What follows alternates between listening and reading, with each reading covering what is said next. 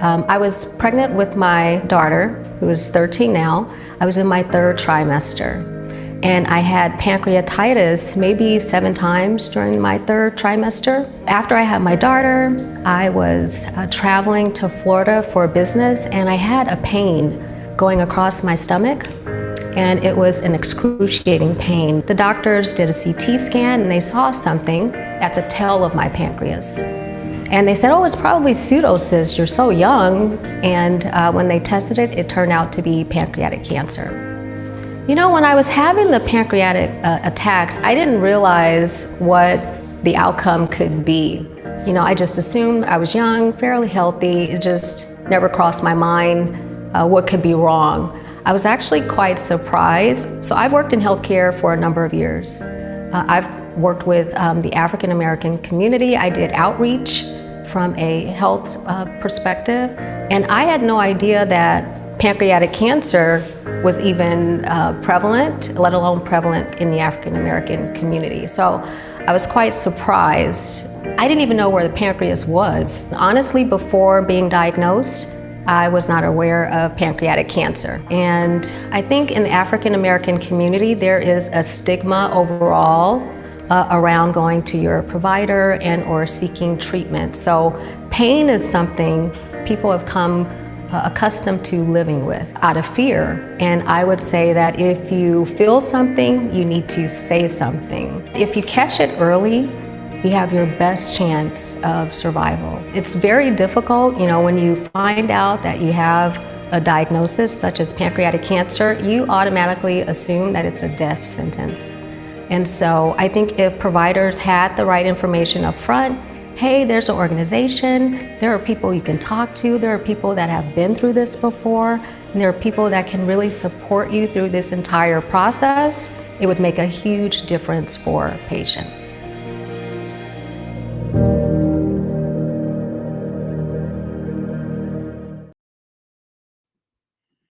What's going on, everybody? Tom Quiet here, live and amplified. Thank you so very much for everybody joining me today. This is our third annual 24-hour podcast fundraiser marathon for the Pancreatic Cancer Action Network. Back in 2021, just kind of a brief story for y'all. My mother passed away from pancreatic cancer, and it's been in her honor for the last 2 years, I guess, technically, we have decided to do a annual podcast marathon fundraiser to raise funds for pancreatic cancer research.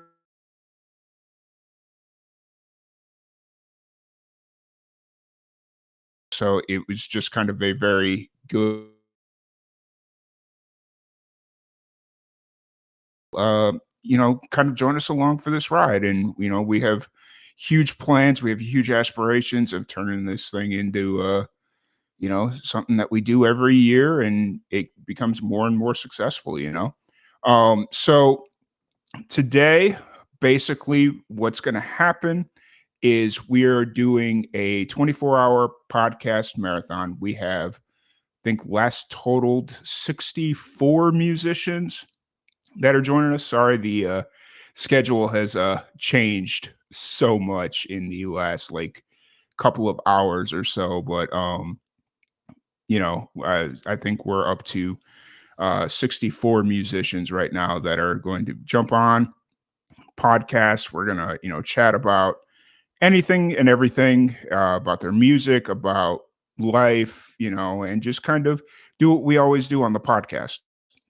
It's one of those deals where people ask me all the time, like, hey, why did you decide to do a podcast marathon?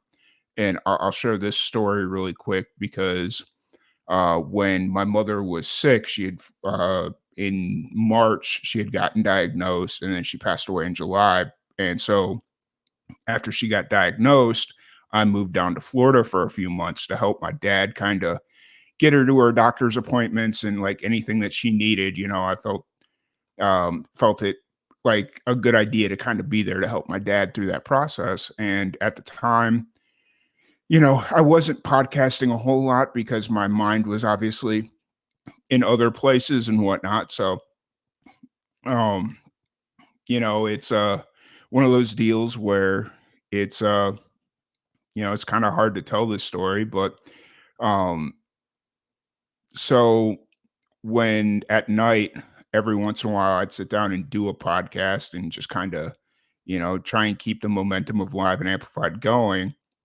And my mom would sit out in the living room, and obviously she could only hear one side of the conversation, which was my side of the conversation, like the questions that I was asking or the questions that she could hear. And then after the interview or the podcast would wrap, she would come to me and say, "Hey, I was listening to you talk to whoever the musician was. Can you fill me in? Like I'm kind of interested." And so we would sit up for another 5, 10, 15 minutes and just kind of talk about the conversation that I had. And I just remember one of the last things that she said to me before she became um what's the word? What's the word that they use where she couldn't speak? Like she became very um immobile. She couldn't speak, anything like that. One of the last things that she told me was to never give up on the podcast. And so when she told me that, like this fundraiser was the first thing that popped in my mind after she passed away. Like every year we're going to do a podcast fundraiser. We're going to get this thing rolling. We're going to kind of do our thing here. So it is in her honor and anybody's honor that has passed away from pancreatic cancer or has suffered from pancreatic cancer and had to make that fight. It's not easy. It's not fun for anyone. So, it's one of those things. So if anybody's interested in donating, this year we've made it a little bit different. You've got the QR code right there. Yep, right there. You could scan that to donate, or we made a little landing page, lnacares.site. Kind of taking everybody's feedback from last year. We wanted to make it super easy for everyone to jump on and kind of, do their thing. So if you feel so inclined to donate, we'd really appreciate it. You could scan the QR code or visit the website, or if you're watching live on Twitch, there is a hot link down in the panels section. So if you're familiar with Twitch and you're watching there, there's like a little button that says donate. You can click that. And if you're watching on Facebook or where else are we streaming to? Facebook, YouTube, LinkedIn, and any of those places, you can scan the QR code or visit our landing page, lnacares.site, and you can donate through that. And it all goes through our Tiltify page. That's a new thing for us. It's helped us so very much. And, we're really excited about all those things it has to offer. So while we wait for our first musician to sign in, I'm going to queue up a quick little video here, and we'll be back in a little bit.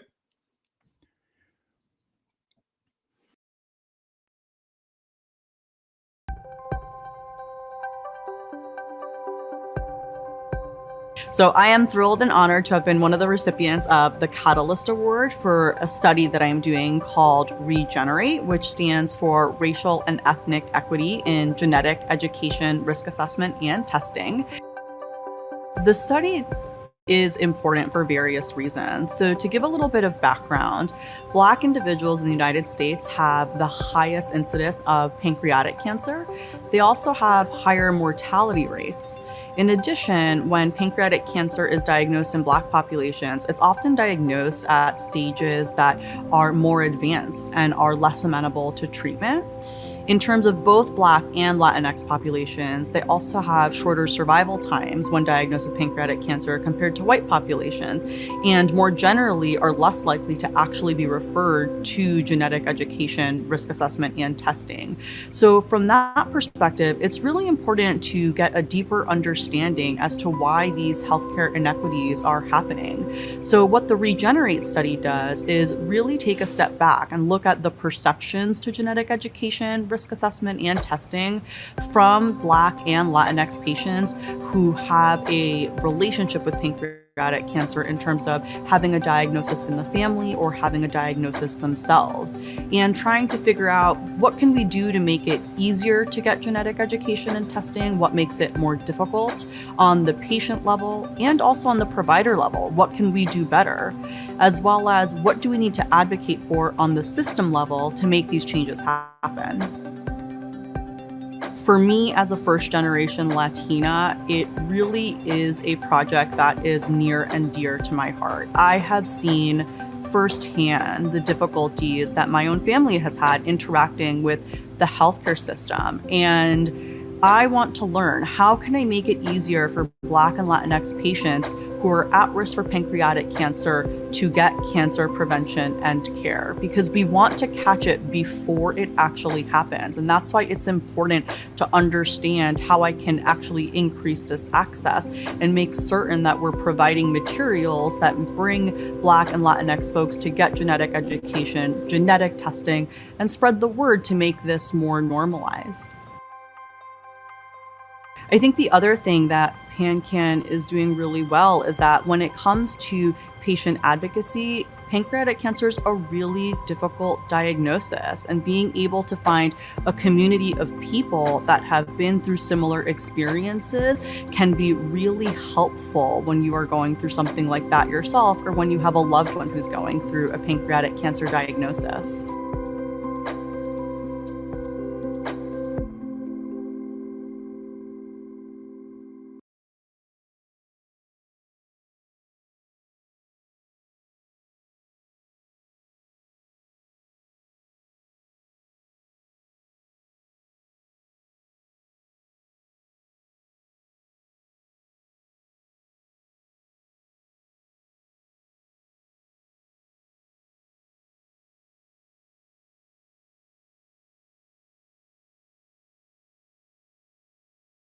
My name is Pamela Jackson. So I found out, I was pregnant with my daughter, who is 13 now. I was in my third trimester, and I had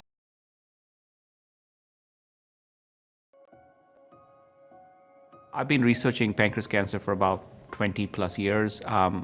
When I began my career, I was looking for an area to specialize in, and I met my mentor who was working in pancreas cancer. He was one of the few people at that time who was researching this disease, and it really felt like this was a place where I could make a difference in my career. And so I started working with him, and I have been working and researching pancreas cancer ever since. Early detection, in my opinion, has really the most important role to play in terms of improving survival and outcomes in this otherwise deadly disease. When we look at patients who are diagnosed at an earlier stage and are able to successfully undergo surgery, those patients typically live a lot longer and do better than the ones, unfortunately, who are diagnosed at a more advanced stage of their disease.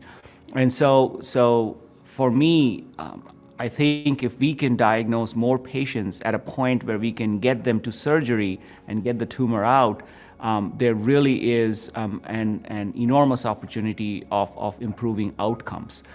The challenge with pancreas cancer has always been that unfortunately most of our patients present with what we call metastatic or advanced disease. And in that case, the tumor is not operable. The surgeon can't take it out.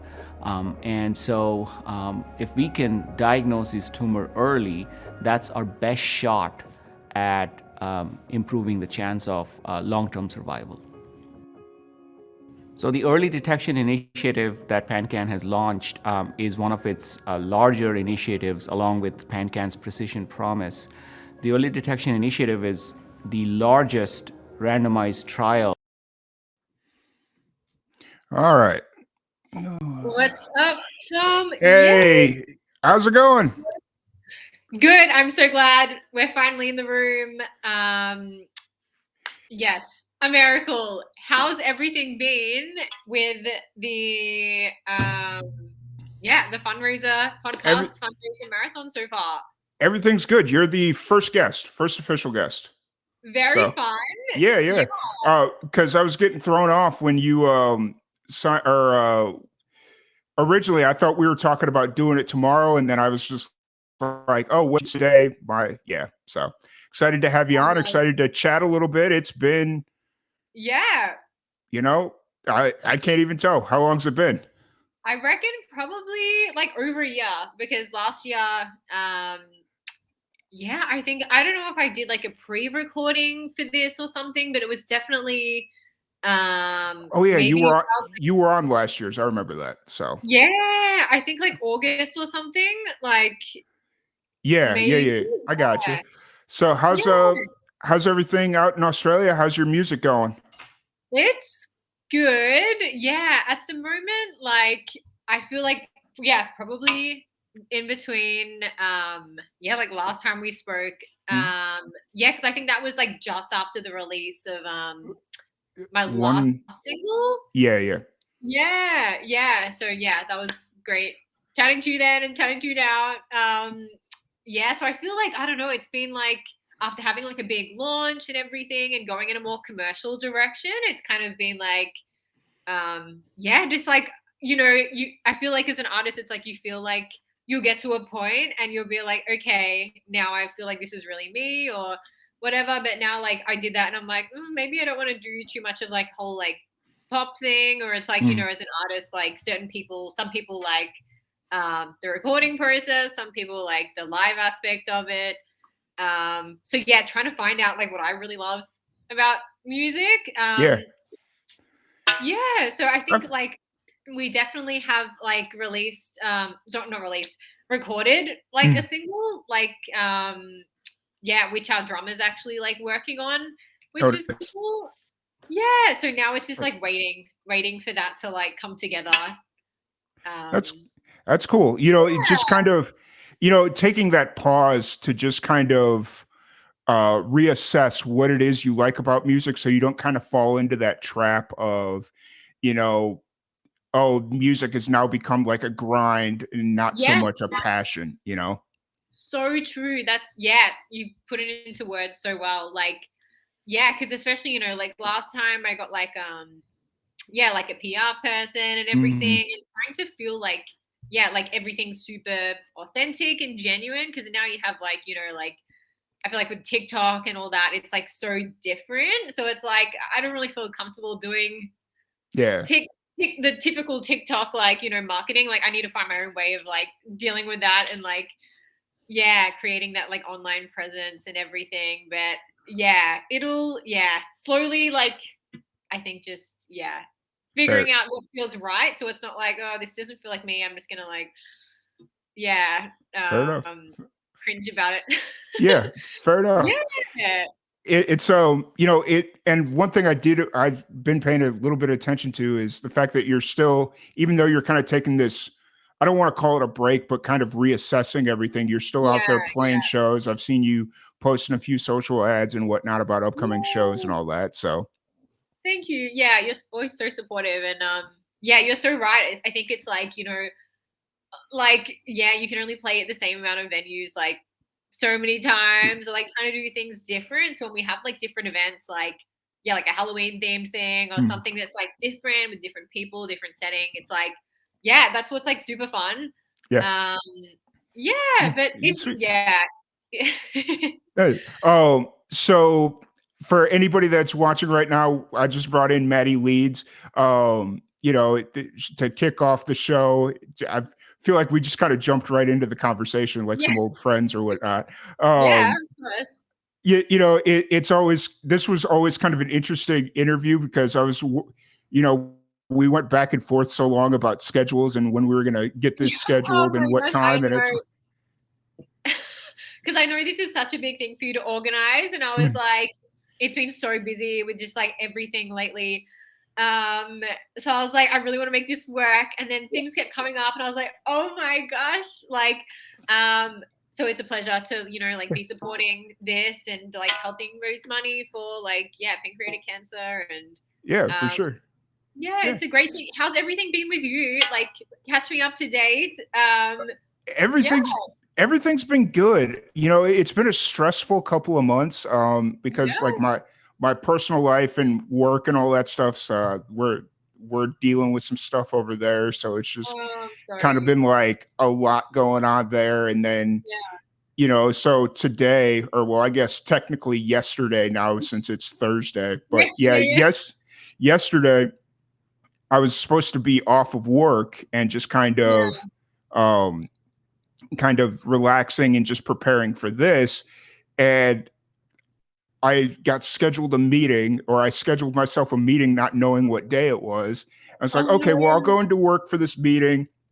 That'll be it. And I ended up working like almost 5 hours. And I'm like, why did I Oh. do this? Yeah, it's like I totally get it. It's like, like commitments come up and you're like, yes, I'll do it. And then the time comes and it's like, oh, I don't know how we're gonna make this work. Or yeah, that's really stressful if you've had like a lot going on with that and you're like, I just want time to just like focus on one thing or like prepare for this. And when you like have, lack of time, it's like super chaotic because it's like, how can you get that extra time? Like, 100%. So the one thing that we've always talked about every podcast interview, whatever it is we've done, was our love for random 90s and early 2000 Nick and Disney shows. Yes, I love it. Have you had a chance to watch the new Rugrats series? No, I feel no, I haven't. I think maybe it was on like on the plane, like the last time I was like traveling and I was like, oh, it just feels so different. And I feel like there's been a big thing like or like a big shift, especially since like over the last year with like Jeanette McCurdy. I mean, it's not super 90s, but like her book coming out and like Dan Schneider and allegations and people being canceled, even like Drake Bell from Drake and Josh, like it's really like it paints a whole different like picture and it's like, oh, this is like your childhood and they're great shows. Like so yeah, I was talking to my friend because like we're big Drake and Josh fans, not maybe big fans of actually Drake at the moment. But like we just want to watch the show and just like forget all about that and just like enjoy it for what it was. But no, I haven't seen the new Rugrats series. Have you seen it? I watched an episode, I just watched like one episode because I go on a love and hate relationship with Paramount Plus, which is the streaming provider that you can. Plug to Paramount Plus. Yeah. I actually don't have it anymore. Is there anything that's been like added? Oh my gosh, wait, I'm interrupting you and I'm going on a spiral. Sorry, I'll let you continue and then I have No, you're good. You're good. You watched one episode. Yeah, so I watched one episode and I don't know, maybe it's just because I'm a lot older than I was when I watched the series, but it just didn't have the same feelings or vibes. And I was just like, okay, maybe when I'm if I'm ever up with at my sister's place babysitting my niece, I'll turn it on and let her watch and So but that's so cute. How old's your niece? 1. She's 1. Oh wow. Oh, that's so cool. And interesting seeing, because there's so many reboots and everything now. So like hearing about like younger kids experiencing like like music wise and like culturally like things that we might have grown up on, but now it's like a whole new thing to them. It's like, I mean, probably like generationally, like happened probably with like our parents and like kept going, but it's crazy. Yeah, it really is. So obviously these interviews are super short and sorry we couldn't get on earlier and no, you're all good. Yeah. So if anybody wants to, where are you kind of at with the music that you're currently working on? You said you're kind of in that process still. Are you thinking first quarter next year or where are you kind of at on that? Totally. Yeah. I did have like a deadline for that one song. Like I think every time I try and record something, yeah, I'm like, how's this feeling? Like, I really want to like make sure it's got like a whole vibe and Mhm. yeah, like really fine tuning it. So like it's actually yeah, like almost like finalized at the moment. So I set a deadline for, like there's not really too much rush because I want to kind of hopefully do like an EP or mini EP thing. I know I've always said that, but I'm like, I'm sick of singles. So hopefully to like bring it together. Yeah, so I put a deadline for like end of this year. So Okay. I'm sure it'll be done by then. Sweet. So yeah, probably like early next year, maybe. Awesome. Um, Awesome. Well, yeah. definitely, once that kind of is ready to promote, let me know. We'll have to set something up. Oh, And, you thanks, know, Tom. I 100%. had a conversation with somebody the other day about Yeah. trying to get reconnected with some of the Australian musicians and whatnot. So, Yeah. but Yeah. if anybody wants to check out your music or any of that stuff, where's the best place to find you online? Thank you. My Instagram, you can probably find it from like the Live and Amplified. PanCAN post is Mad Dog Maddie's Mad Dog, MADDOG, MADIII, 4 eyes because I couldn't get the one. Mhm. Or just my name, Maddie Leeds, in the like the live stream on Spotify, Bandcamp. Yeah, you'll find me, I'm sure. Awesome. Awesome. Well, once again, thank you so much for jumping on. It was short but sweet. Always enjoyed Yeah, chatting with you. well, great to see Um, you. and we'll definitely stay in contact about the new single and all that stuff. And Thanks. we got our next musician in the queue. We got Samantha Sharp joining us. And so we're going to play a little musician roulette here and bring in our next musician. Yes. Awesome. Good luck with the rest of the Yep. 24-hour marathon. Yep. Thank you so much. And you have a Thanks, great rest of your Tom. day. You too. See All ya. right. Bye. All right. Here we go. Hey, how's it going? Oh my gosh, so good. Hi. How are you doing? I'm very well. How are you? I'm doing really well. I'm glad we were able to get this booked up. You know, it's I think you had mentioned it on Instagram that you were kind of on a hiatus there, and this is kind of like your return to Yeah. you Yeah, it's did been a little while. nice, nice. And so quick question, just so I know how things are kind of flowing. When you're sitting in that waiting room, can you hear what's going on in Yeah. the okay. Yeah, Just I watched the podcast while I waited. okay. Awesome. good. Awesome. I was sitting there, I was like, I don't quite remember if that's the case, but I think that's what it is. So as long as they're getting like verbal cues that we're wrapping up this interview and bringing in the next, then we're good. So Yeah, it was good. It was like watching it on Twitch probably. It was the yeah. same sort of yeah, it's good. Yeah. Sweet, sweet. So Samantha Sharp joining us. How long it's been a year. You were on last year's PanCAN, I believe. Or I think it was the year before. first year. Has it been 2 years? Jeez. I think so. Okay. Wow. My my mind is just like, oh hey, over here you got things. So excited to chat. How have things been going for you? Good. Can I tell you a brief story that's unrelated? Yes, go for it. Today I went for a walk and I spotted a kitten in a tree. Nice. And we got the kitten down, and now apparently I have a kitten. So Okay. we're gonna find out if it belongs to someone, obviously. But in the meantime, it's safe at my house. So now I have a kitten for a little bit, maybe. So I'm having a good day. Nice. That's really cool. It's when you find stuff like that, or it's always like that unexpected surprise, and sometimes you imagine it only be there for a little bit, and then it ends up just becoming your kitten.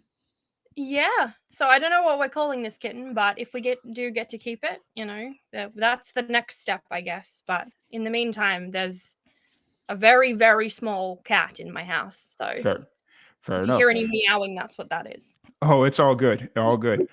So how's things going with your music? Good. I did, as you mentioned, I took a little bit of time off. I had a really big headline show, my first ever headline show, a couple of months ago. But I made the decision to do every single thing myself, from writing the music to making the merch by hand, some of it. So I got a bit burnt out. But I'm working my way back to it now. I've got some gigs lined up. So yeah, it's just it's been a bit of a weird year. So Fair. I'm taking it slow for now. So kind of taking that leap into just doing everything yourself, from I'm assuming you said like the music, some of the merch, and I'm sure even some of the promoting you just kind of jumped in and did yourself. What It was all of the promoting. all of the promoting? What was the hardest part for you? Like, what did you find like the most mentally draining? Probably the promoting side of it. The being top of mind for people all the time and reminding people to get their tickets, because it was a ticketed show. So I was sort of pushing people a lot to remember to actually buy them, because people don't do that. I'm guilty of that too. It's really hard to get people to buy things, and I forget until the last minute. But yeah, I think it was just like a combination of everything, because there was a lot of lead up as well. And then once it was done, it was just like, okay, now what? Yeah. My sister and I, we handmade these like bespoke candles that were all named after my songs. And we Nice. like, I wrote all the music, but I also performed all the instruments on stage as well. So it was like, I probably did too much. I probably needed support, but it's a learned lesson, Yeah, well, it's one of those things that it's always kind of jumping in head first in a situation like that, where you got this opportunity. You can't always afford to pay somebody to do the promoting. You can't always afford to print a whole bunch of merch, and so you just kind of do what you can, which is great. That's very DIY of you, and do it yourself and all that stuff. But it's also a good opportunity to kind of figure out what other aspects of the business that you really enjoy, the music business, I'm meaning. And you can find out, like, yes, you're a musician, you could sing, you could play, you love it, but as a way to kind of fund your music business, maybe you find out you like promoting, and you just kind of that becomes like the side hustle, or you find out, oh, hey, the merch thing was kind of fun, making candles, or like whatever it is, that was kind of fun. And so it kind of gives you this opportunity to stick your feet into different aspects of the business to kind of keep yourself in the business without taking yourself out, if that makes sense. Beside the business while I'm in it. Yes, I was all of the hats. So yes.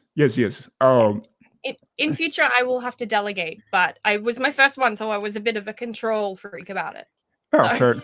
It's one of those things where that's okay. Like you sometimes you just have to, you want to take it on, and then you learned, like, okay, promoting, don't like it. Let's pass that off, different aspects and whatnot. Because like you mentioned, remaining top of mind isn't the easiest thing in the world, because you almost have to be an annoying person to be like, hey, buy my tickets.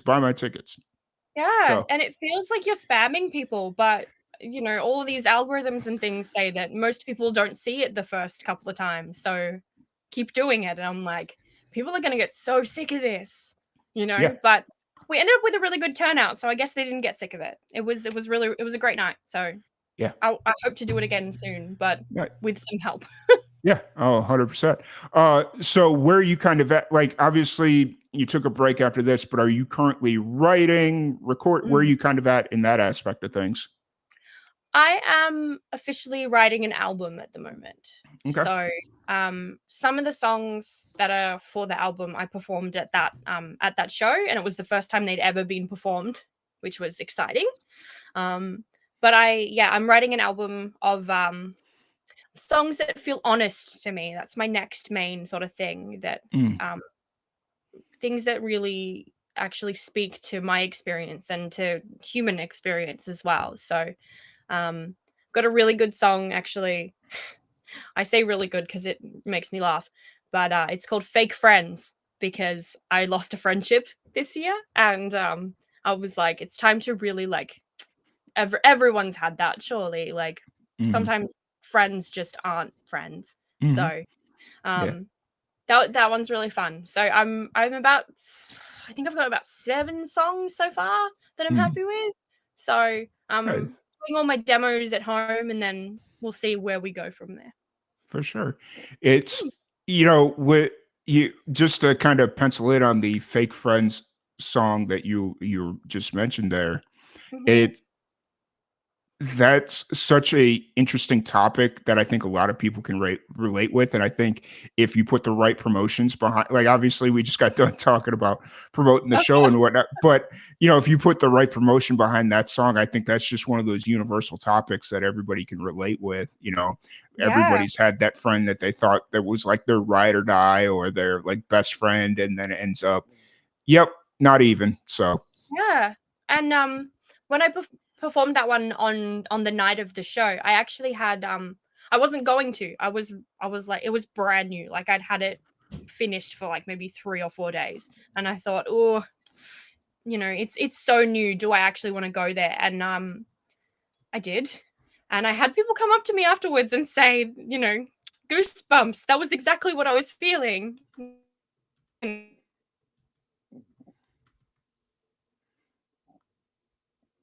Only one who's got shitty friends. gotcha. Awesome. Sorry, you broke up there a little bit, but, Sorry. no, you're good. You're good. So as you're kind of in this process of working on this album or this project, what's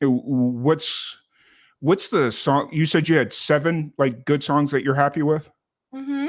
What's that song selection process been like for you? Is it yeah? Um, I wrote quite a few of them. I was working with a mentor in songwriting, and they work within a label in New York City. So I did a lot of songwriting like courses through this particular program, and I wrote 5, I think, or it might have been 4 with them, and had them sort of vetted by these. We had like listening sessions, that Mm, kind of thing to weed out what was going to be better. mm, And I scrapped some of those. But mostly it's just been about what makes me actually feel something.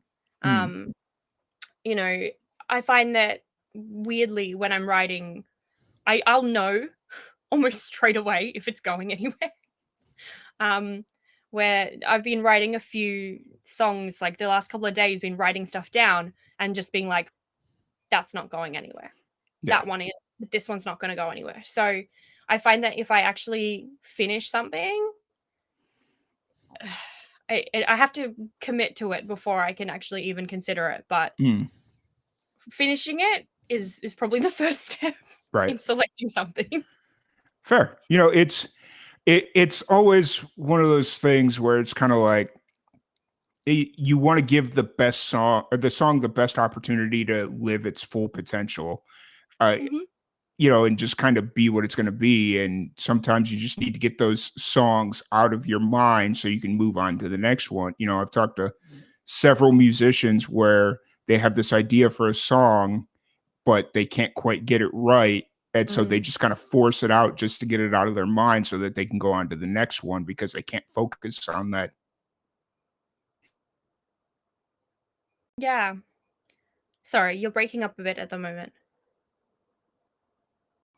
Oh, No, hold I on. lost you for a Yeah, second then. Sorry. Just just we're getting through it. we're So, getting through it. Just to add to what you were saying, I may have missed the end of it, but there's a quote I really like. And I can't remember who said it, but I feel like it was attributed to Ed Sheeran at some mm, point. But it was that songwriting is like turning on a faucet. A lot of brown water is going to come out first, but you just got to wait for the clear stuff. So, nice. Hey, that works. It's that kind of coincides perfectly with what the little bit at the end I was saying. mm, So, uh, okay. s- so kind of what obviously we've been talking about, your new project, your kind of hiatus.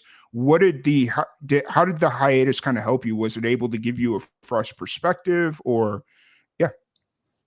um, yeah, I think so. It's sort of given me it's given more meaning to some of the songs that I'd written quite a while ago. Some of these ones for the album in particular, the first one I ever wrote for this particular project and that I've kept, was about overcoming struggle, basically. And then I've had this hiatus, and that was a struggle. So now it's like that song really feels like it's speaking to me again. Mm.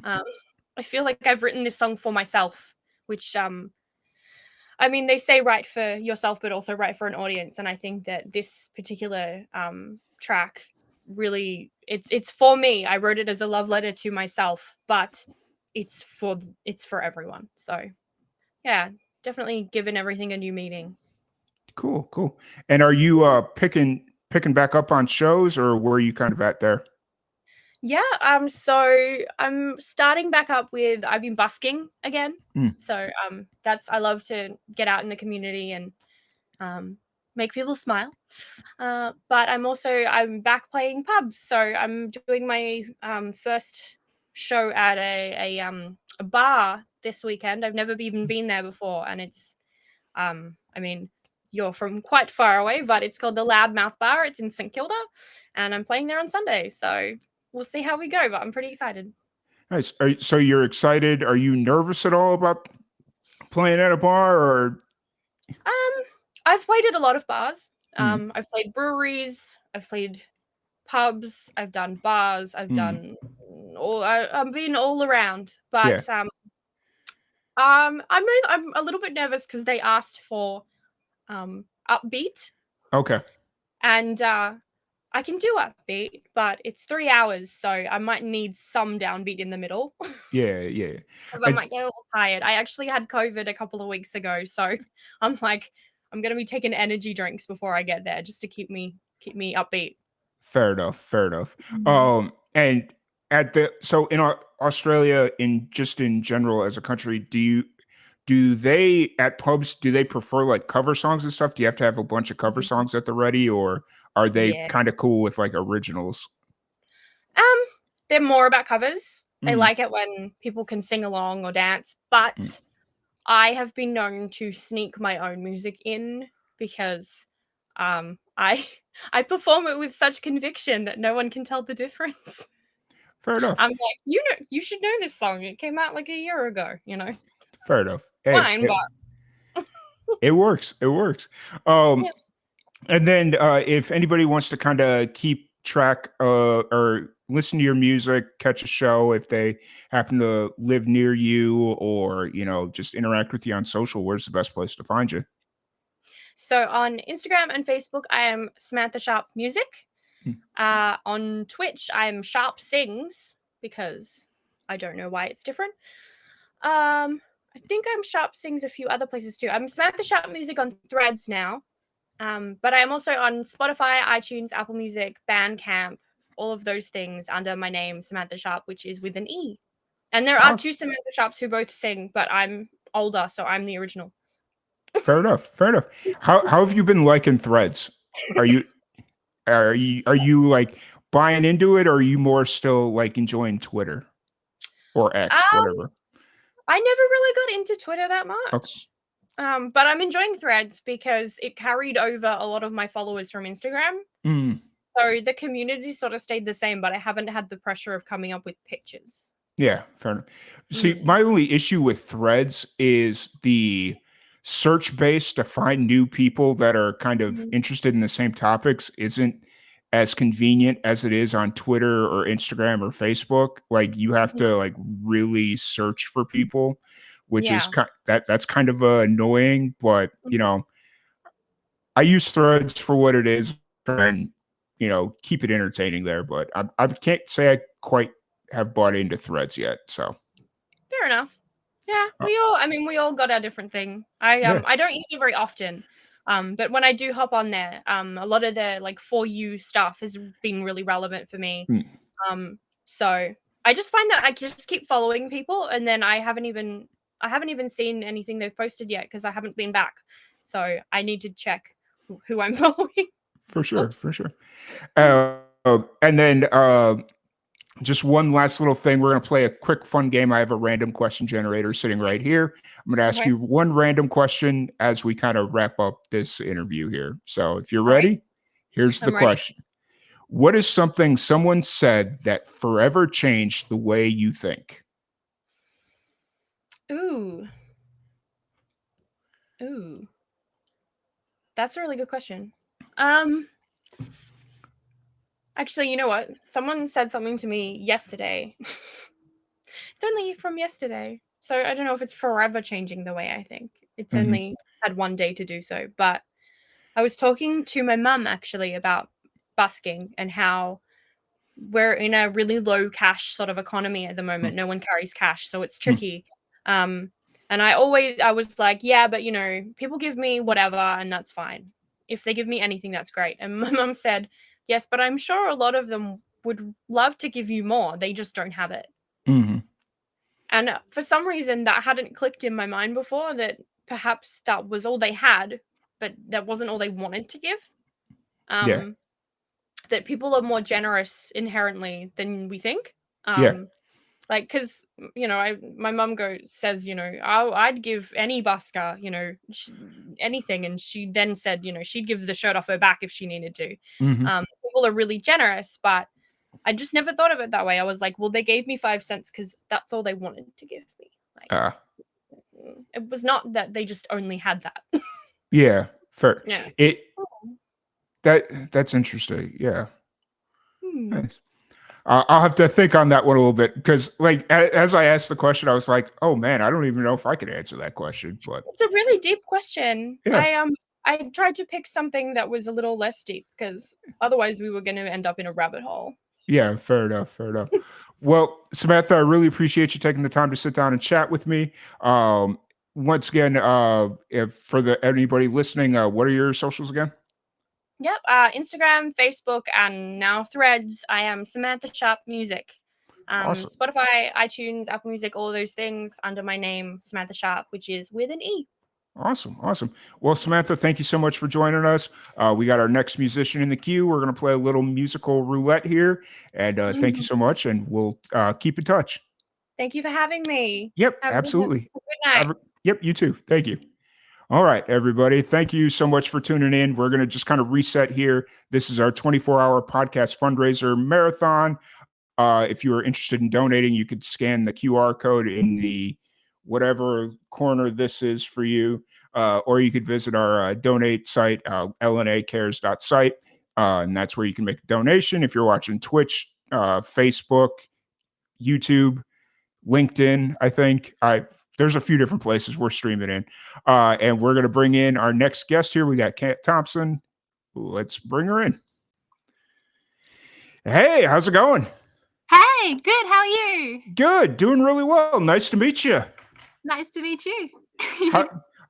So got Kat Thompson here with us. How's everything going over in Australia for you? Good, good. Nice to see that everything's slowly coming back to normal. Yeah.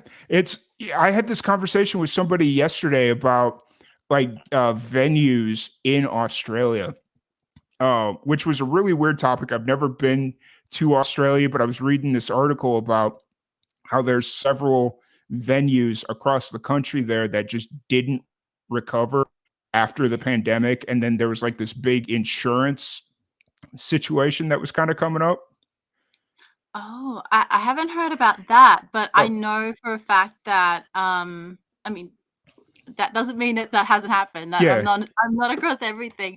But what I do know is that quite a few venues and sadly events and festivals that were alive and thriving pre-pandemic they're just not back. And I know even like things like booking agencies and people who are part of the infrastructure of our industry that allow for live music to get to the audiences, like those companies some of them haven't even come back. So it's so sad, and we need all the pieces of the puzzle for this industry to work effectively.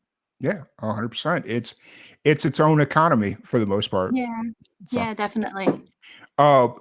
so this is our first time getting the chance to sit down and chat. We've met kind of coincidentally on Instagram. I think I had reached out to you and kind of explained what was going on because, I'd been following you for a little bit, and then I realized that you were based in Australia. And as I was putting this together, I was like, wait a minute, I need people that could do the crazy hours that nobody in the US will do. So, so I reached out to you and got it set up. For anybody that's listening or watching, what's kind of your story? What got you into music? I've loved music for as long as I've been alive. So, kind of, I mean, I can't, these are obviously secondhand tales because I don't personally remember this, but my mother tells me that when I was a child, I was like The Bodyguard, I think, had come out around that time. And Mm. so Whitney Houston was singing, obviously, and she's incredible. And so there was a 2-year-old me screeching all of the Bodyguard songs at the top of its lungs. And probably sounded terrible at the time, but for, I guess, 2-year-old me, that was like, yay. So as far as I remember, I've always loved music. And as far as I remember, I've been torturing my family with it since. Yes. And what was obviously you brought up like The Bodyguard, and I think that was kind of a lot of younger kids in the 90s, like that, or 80s, 90s. When did Yeah, Bodyguard even come out? I'm like, I don't know "Wait, when it came out. I just know that it was like my parents had a video of it or yeah, something, okay. and yeah, Uh, so but I remember like in the 90s, that was like a lot of people's introduction to Whitney Houston, which is really funny and interesting because before that, she had like a storied career. And the fact that she's known for this movie by a lot of people is very interesting. So, that's um, cool. when uh when you started, so you that was kind of your introduction to Whitney and music and singing. What was kind of the light switch that you realized, like, hey, this is something I'm passionate about, I need to jump on this? Honestly, I don't know when, because it was just something I've always been wanted to Mm, do. Like when I was 6, and I would walk home from school and or go to the park with family and stuff like that. There was a music store that we would always walk past, and they had one of those old pianos that, when just the roll plays on mhm, the inside, and so mhm. the keys all just move by themselves and it plays music.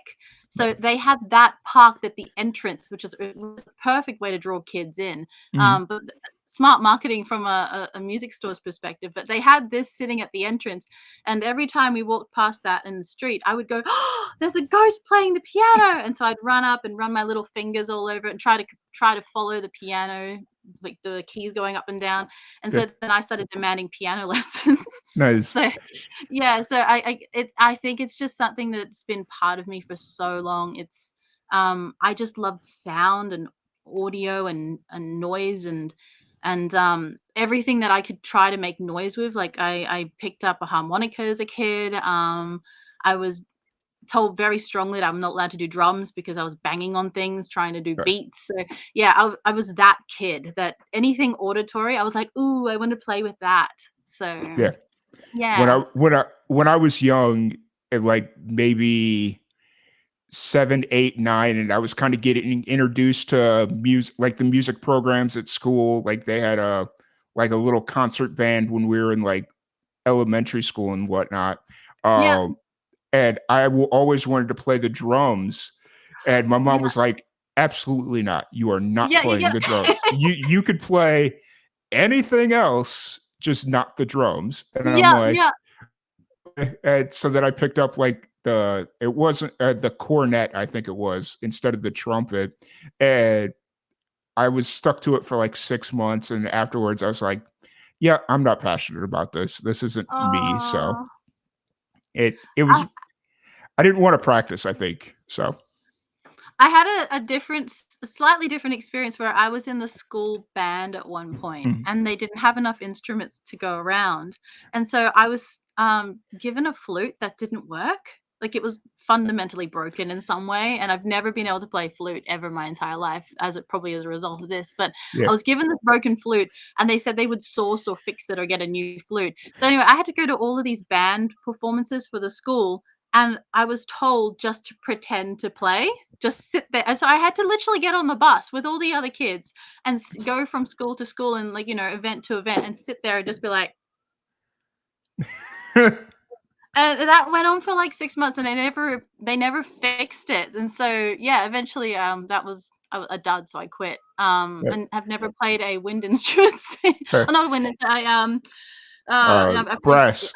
Yeah, brass brass. instruments since. Yeah. Yeah. So yeah, that was an absolute fail. But strings and anything with strings I love playing. And obviously piano. Mm. So yeah, I guess I could have gone down that road, but never did because of that experience. Yeah.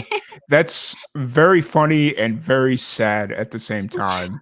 Because, like, I mean, I understand from, like, now looking back, like, as an adult looking back at that, it's like, at the end of the day, no, like, it's not compromising the overall integrity of the band because at such a young age, it kind of sounds like what it's going to sound like. But Yeah, when you're that young and they're basically telling you, oh, just kind of pretend that you're playing, it's like, what? I want to play yeah. though. It, Yeah, definitely. And it just felt so weird to just sit there. Everyone else is making noises, and I'm sort of going, I hope this looks like I'm doing it right because I don't right.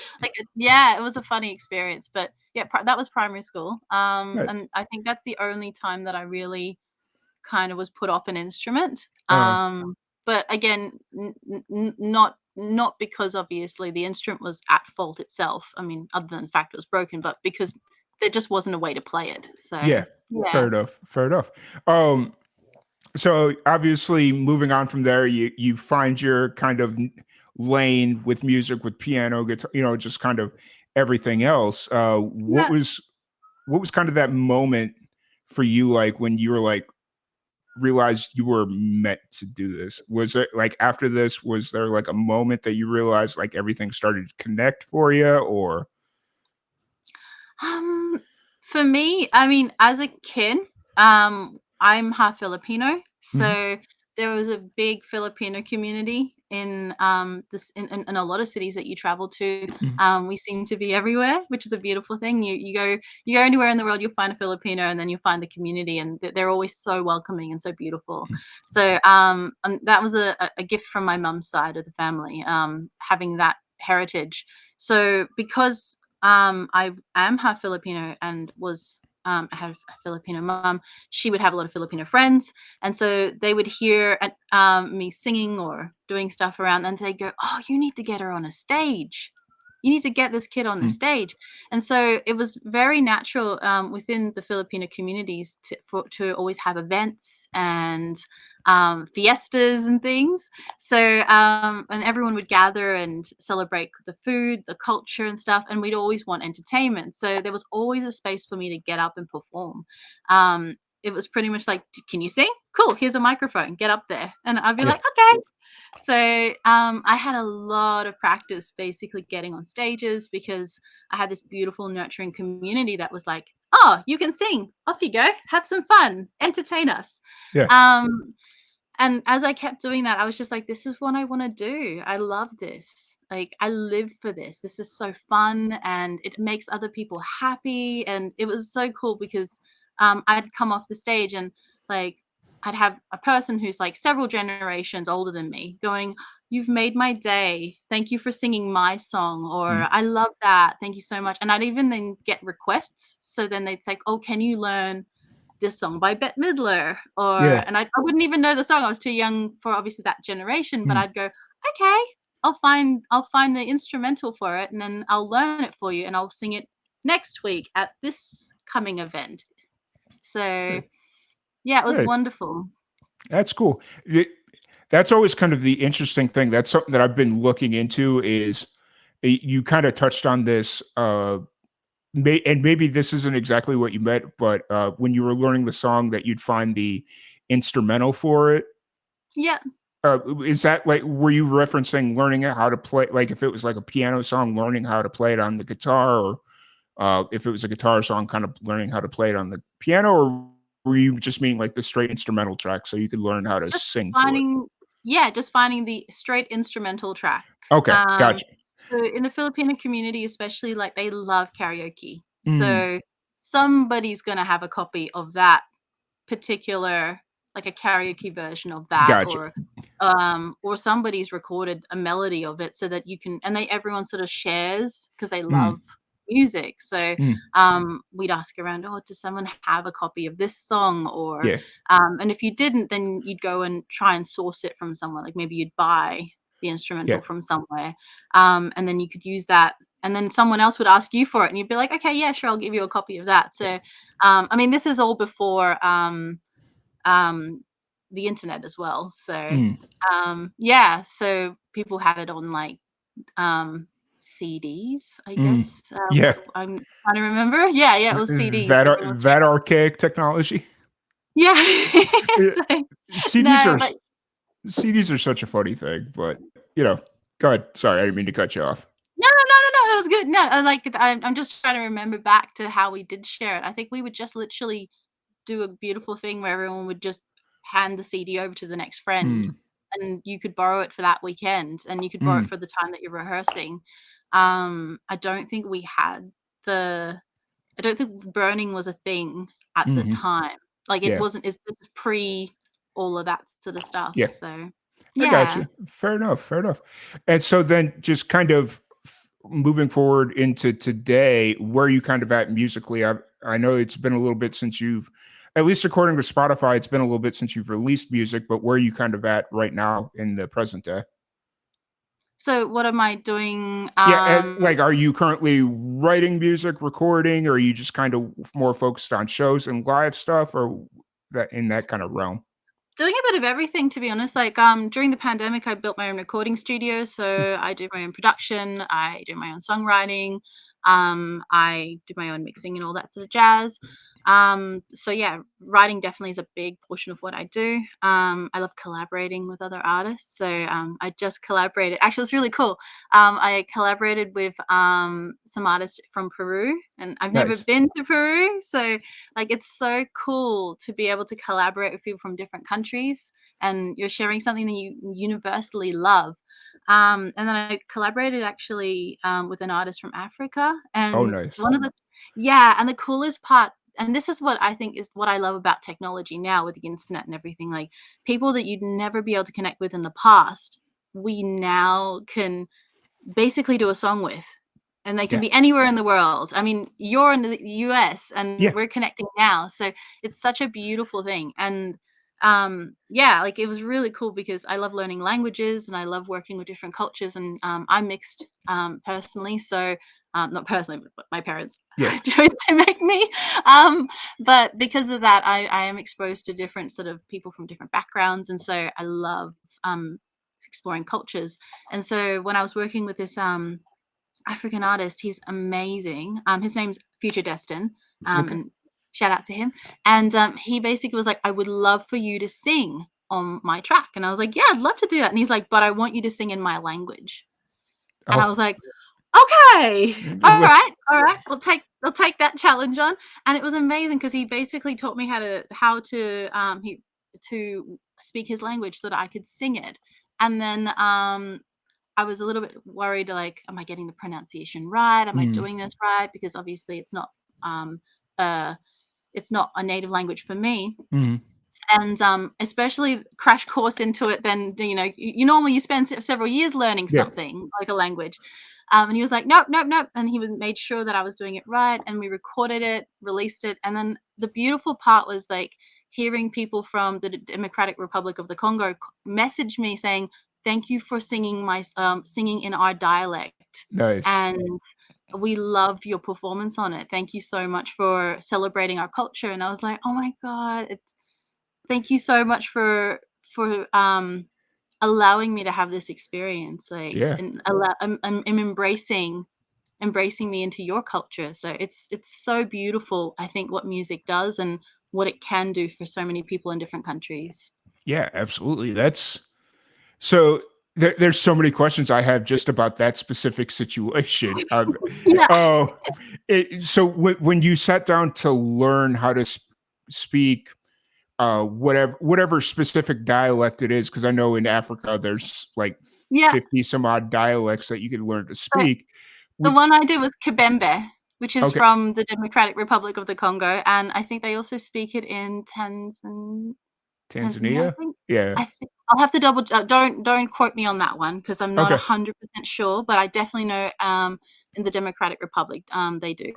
Awesome. So, So of the Congo. when you were kind of going through that process of learning how to speak the dialect, you said it was more of a crash course. Did they teach you like Yeah.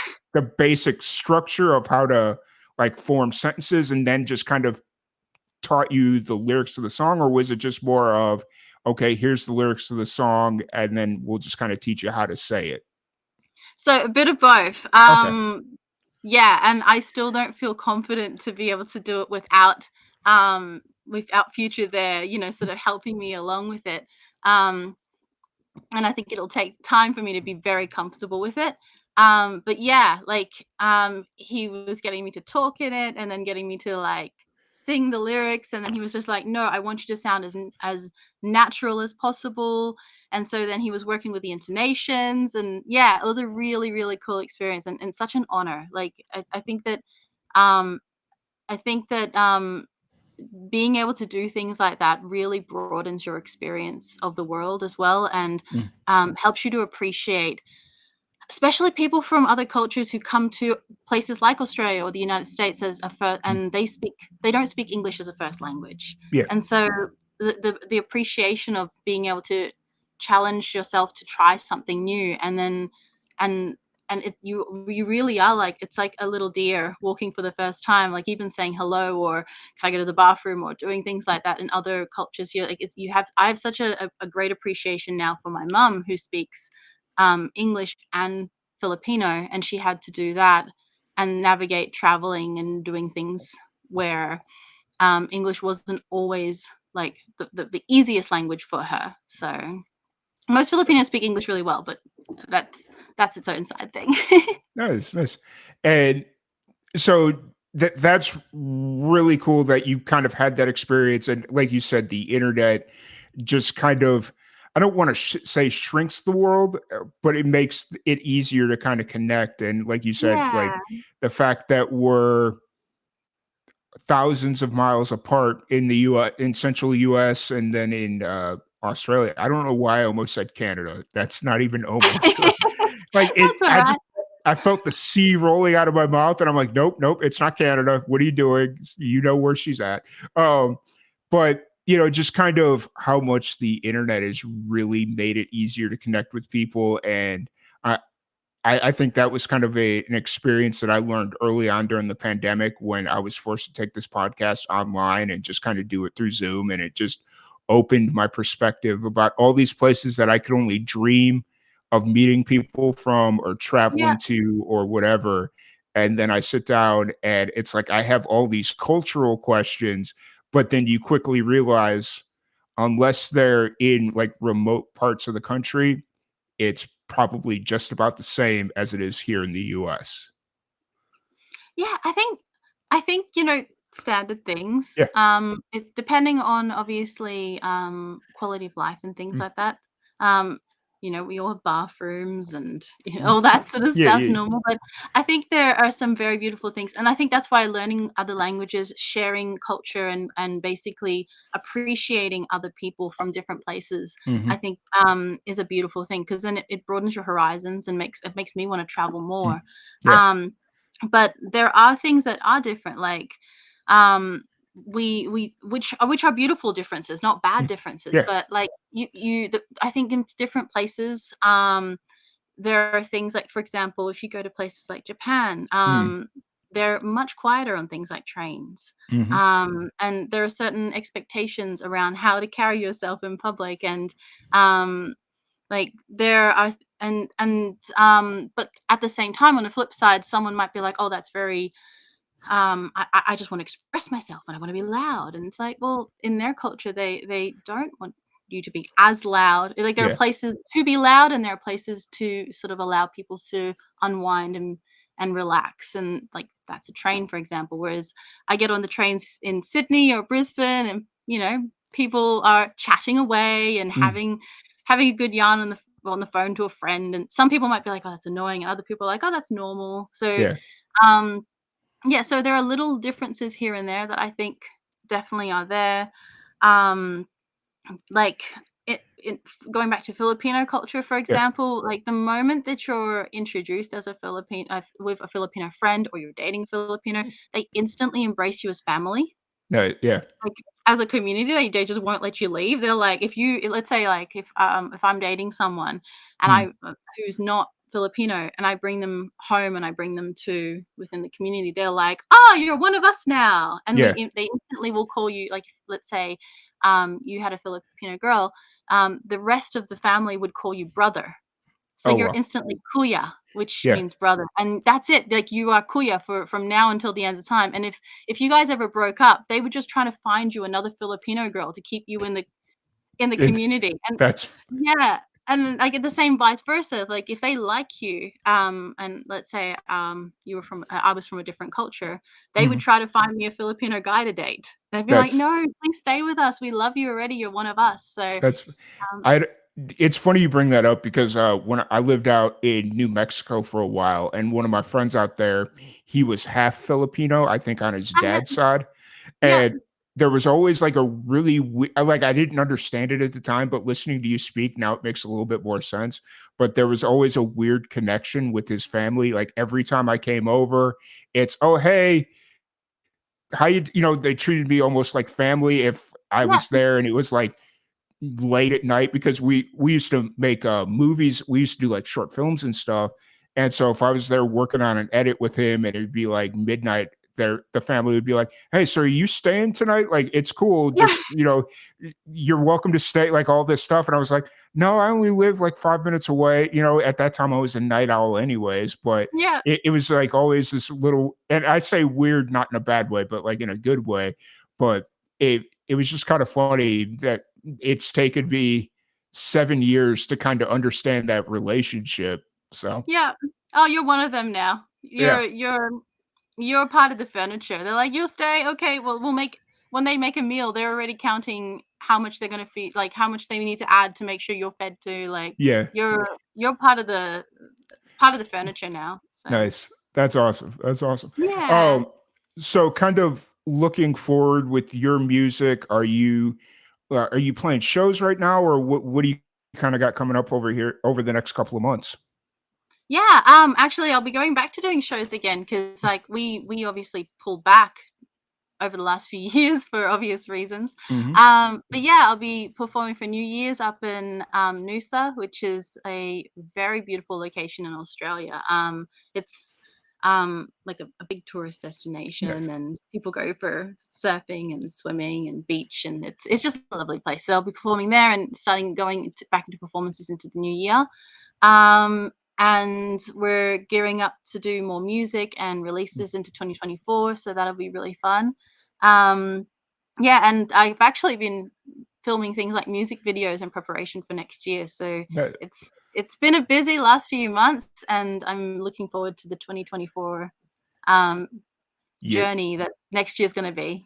Yeah, that's So awesome. That you like the fact that you kind of obviously you were still like releasing music during the pandemic and kind of keeping yeah, your chops going, but just to kind of take the time to like really be methodical with what you're doing and very tactical, you yeah, know, and obviously those are very strong words to use, but just kind of being very thoughtful with what you're doing and how you're doing it, and just, you know, so that way when 2024 does come around, it's like, okay, it's not playing catch up, you're ready yeah. to go. And then now in 2024, as you're releasing this stuff, you can start looking at 2025 and beyond.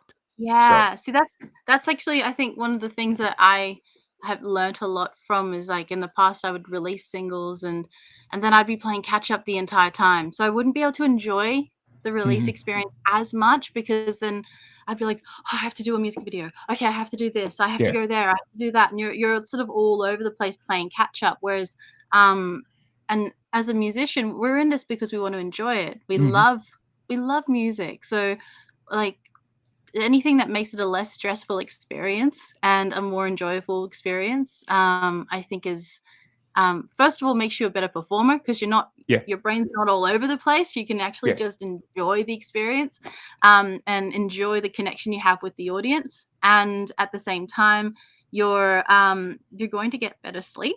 yeah, So you'll just yeah. overall be a better person because you're That's not a going to be, fact. yeah, tired and stressed. So Yeah, I think, yeah, like, we do music, we do the arts because we're passionate about it. So whatever makes us better at the end of the day, I think is always a good thing. And preparation is definitely something that I've found makes me perform better.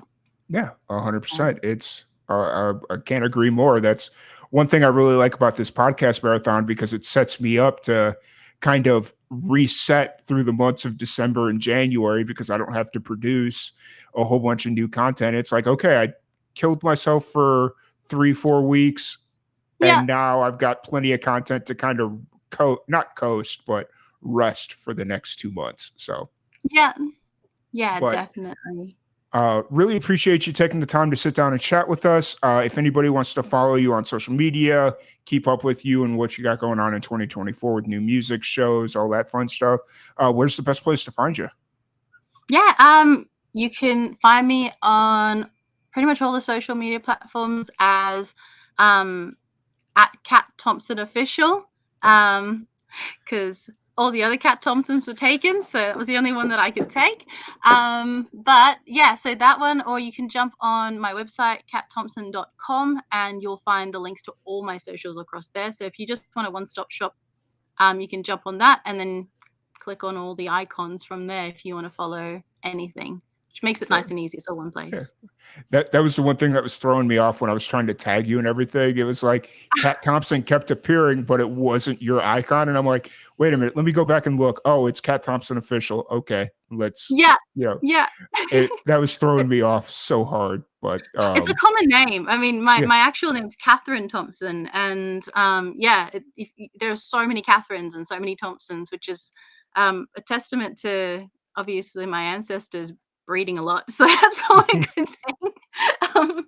But yeah, it's a very common name. So yeah, if you look up katthompson.com, all the links are there to all my socials, or Kat Thompson Official, which is across everything. So yeah. Awesome. Well, once again, thank you so much for joining us. It's been an absolute blast. Please keep us in mind as you approach the release of your upcoming album in 2024 or upcoming music. Music, not necessarily. Yeah. I would love to have you back on to kind of dive a little bit deeper in on that and, just kind of talk about everything else you got going on. But Would love that. And yeah, thank you so much for having me on board. Thank you also for this event. I think it's wonderful what you're doing. And thank you for sharing your story yesterday. I actually watched the video about oh why you started this. yeah, And I think thank you so much. It really is special what you're doing. I thank you. think that um I think keep going because Yeah, it will grow as well over time. And what you're doing in memory of your mum is such a beautiful thing. So yeah, yeah, for everyone who's out there, if you're listening, please donate. This is for a wonderful cause, yeah. and the Thank more we have of people supporting, the sooner we'll come to an answer yeah, for this. So yeah. Thank you so much. I really appreciate that. This is always a very emotional time for me because it's like, kind of bringing up a whole bunch of, I don't want to say bad feelings or bad memories, but just hard memories. yeah, And, yeah, just kind of having to relive a couple of key moments throughout that entire bat of the was it 4 months, 5 months, whatever it was that my mom was dealing with pancreatic cancer. And it's just like, but this is a very, like, every year it gets a little bit easier to talk about. Like, it's almost secondhand now where it's like, okay, like, this is the story. Let's try and find an answer. And so yeah. hopefully as we kind of progress, it's like, you know, it'll get easier to tell the story. But right now it's like, yeah. So Uh, I, it's I it's always closer to home, like, yeah. and yeah, it's nothing ever. It gets easier, but they're always forever here, and Hmm. that's the love will always be there. Hmm. And I think the thing is, we just do our best to work towards a long-term solution. Yeah. And I, yeah, but I, yeah, you're very. I think you're very brave. Brave. mm. I'm struggling to speak now. Oh, you're good. But yeah, I think you're very brave. I think she would be so proud of you. And yeah, like, just keep going. You're Yeah. amazing. Thank you so Yeah. much. But Kat Thompson, thank you so much for joining us. I really appreciate all the kind words and taking time to sit down and chat. My pleasure. We're gonna do a little roulette here, and we're gonna bring the next musician here in. And thank you so much. Pleasure. Have a Uh, wonderful 24 hours. yep, I Have will. fun. I'll let you know if I make it. So awesome. Thank you so much. Awesome. Awesome. Well, thank you everybody for joining us. I really appreciate all the support that we've had. We are 1 hour in officially. We've hit the 1 hour mark. We're going to roll a little video here, and then we got our next musician ready to jump in. Noon Shift, also from Australia. We're bringing out all the Australian musicians here. But once again, thank you so much, so very much.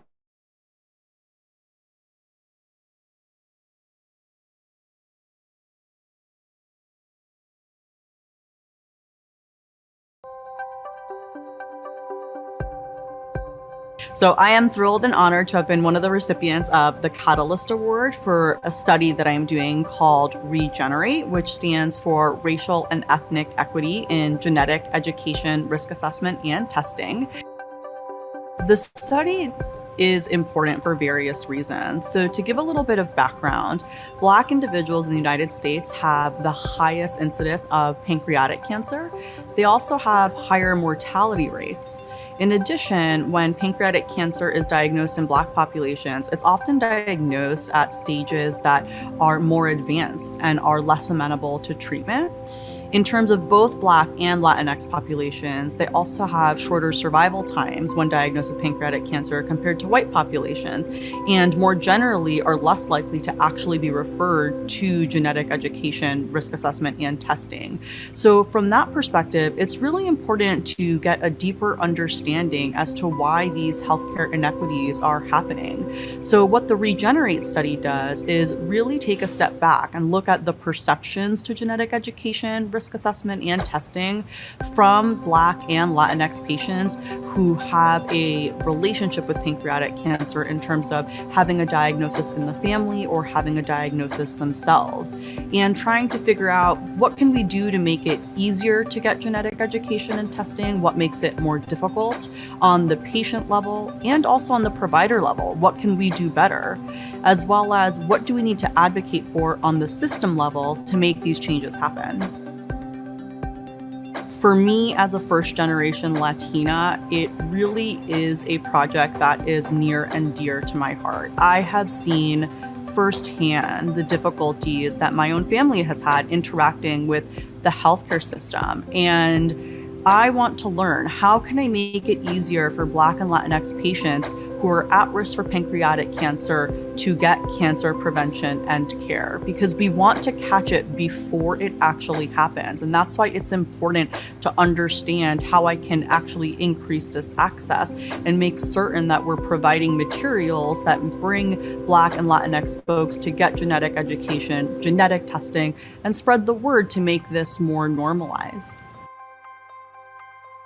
I think the other thing that PanCAN is doing really well is that when it comes to patient advocacy, pancreatic cancer is a really difficult diagnosis, and being able to find a community of people that have been through similar experiences can be really helpful when you are going through something like that yourself, or when you have a loved one who's going through a pancreatic cancer diagnosis.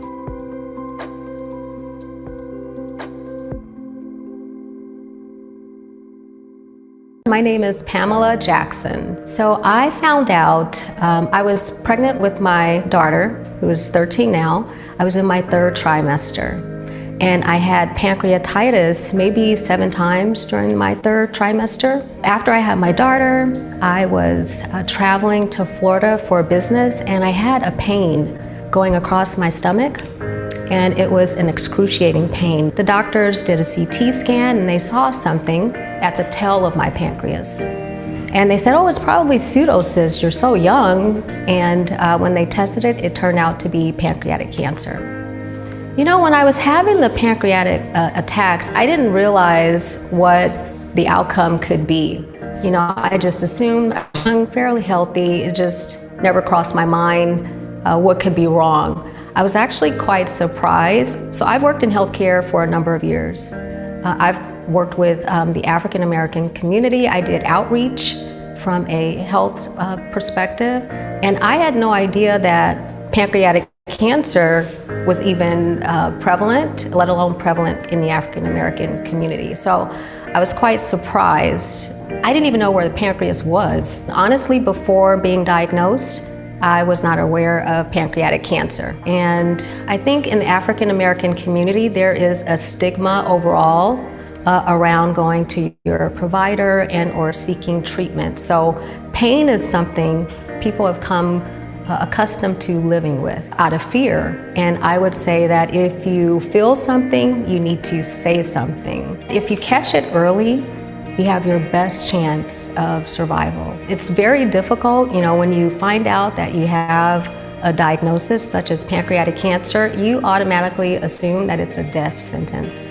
And so I think if providers had the right information up front, hey, there's an organization, there are people you can talk to, there are people that have been through this before, and there are people that can really support you through this entire process, it would make a huge difference for patients.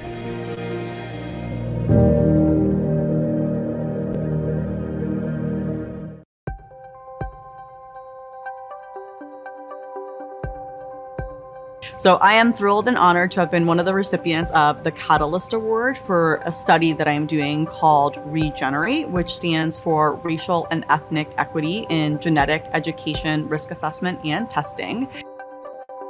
The study is important for various reasons. So to give a little bit of background, Black individuals in the United States have the highest incidence of pancreatic cancer. They also have higher mortality rates. In addition, when pancreatic cancer is diagnosed in Black populations, it's often diagnosed at stages that are more advanced and are less amenable to treatment. In terms of both Black and Latinx populations, they also have shorter survival times when diagnosed with pancreatic cancer compared to white populations, and more generally are less likely to actually be referred to genetic education, risk assessment, and testing. So from that perspective, it's really important to get a deeper understanding as to why these healthcare inequities are happening. So what the Regenerate study does is really take a step back and look at the perceptions to genetic education, risk assessment, and testing from Black and Latinx patients who have a relationship with pancreatic cancer in terms of having a diagnosis in the family or having a diagnosis themselves, and trying to figure out what can we do to make it easier to get genetic education and testing, what makes it more difficult on the patient level and also on the provider level, what can we do better, as well as what do we need to advocate for on the system level to make these changes happen.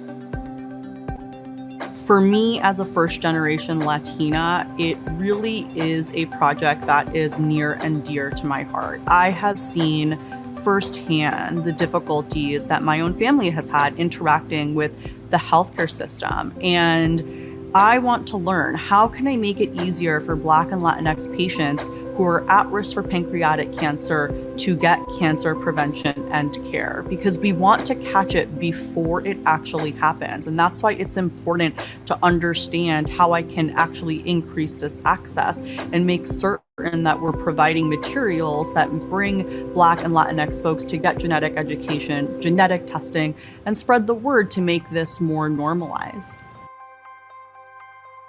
I think the other thing that PanCAN is doing really well is that when it comes to patient advocacy, pancreatic cancer is a really difficult diagnosis, and being able to find a community of people that have been through similar experiences can be really helpful when you are going through something like that yourself, or when you have a loved one who's going through a pancreatic cancer diagnosis.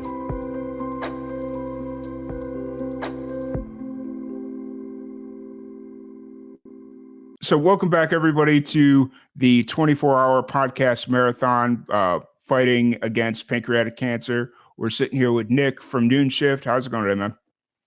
Yeah, good, mate. How are you? Doing pretty good. Just kind of getting through the day. That's after the week that I've had, it's like that's all you could really do at this point. So, 100%. Yeah, get through it, eh?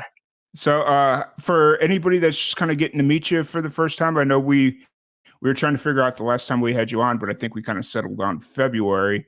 Kind of break down your story. How did Noon Shift kind of come together? Yeah, totally. So I guess it all started almost 10 years ago when we all met in the junior guitar ensemble and started playing together. And since then, we've never really looked back. Yeah, it's been a lot of fun. People have come and gone throughout the years. We've played a lot around Sydney and recorded a couple of EPs, worked on an album, working on a new one now. So it's been a great journey so far, I got to say. Nice. One thing I've been meaning to ask is how's Sydney kind of bounced back from the pandemic? Yeah, I'd say it's mostly better. I think, I guess no one's really talking about the pandemic as much. Maybe like the cost of living crisis is like more of a thing that's on people's minds when it comes to like, going out and getting tickets and buying drinks and catching Ubers and stuff. So that feels like more of the barrier these days. Fair enough. Are you guys, as like Sydney's, you guys haven't lost that many venues, or are you guys still losing venues? Because I read an article not long ago that a lot of the local venues in Australia were closing down. I think it was more insurance stuff that was kind of going on, but I was reading an article that you guys were losing a lot of venues. Yeah. I think we've had a couple. We've definitely lost a couple in Sydney. We've had a couple on the brink. One of the local pubs near us that's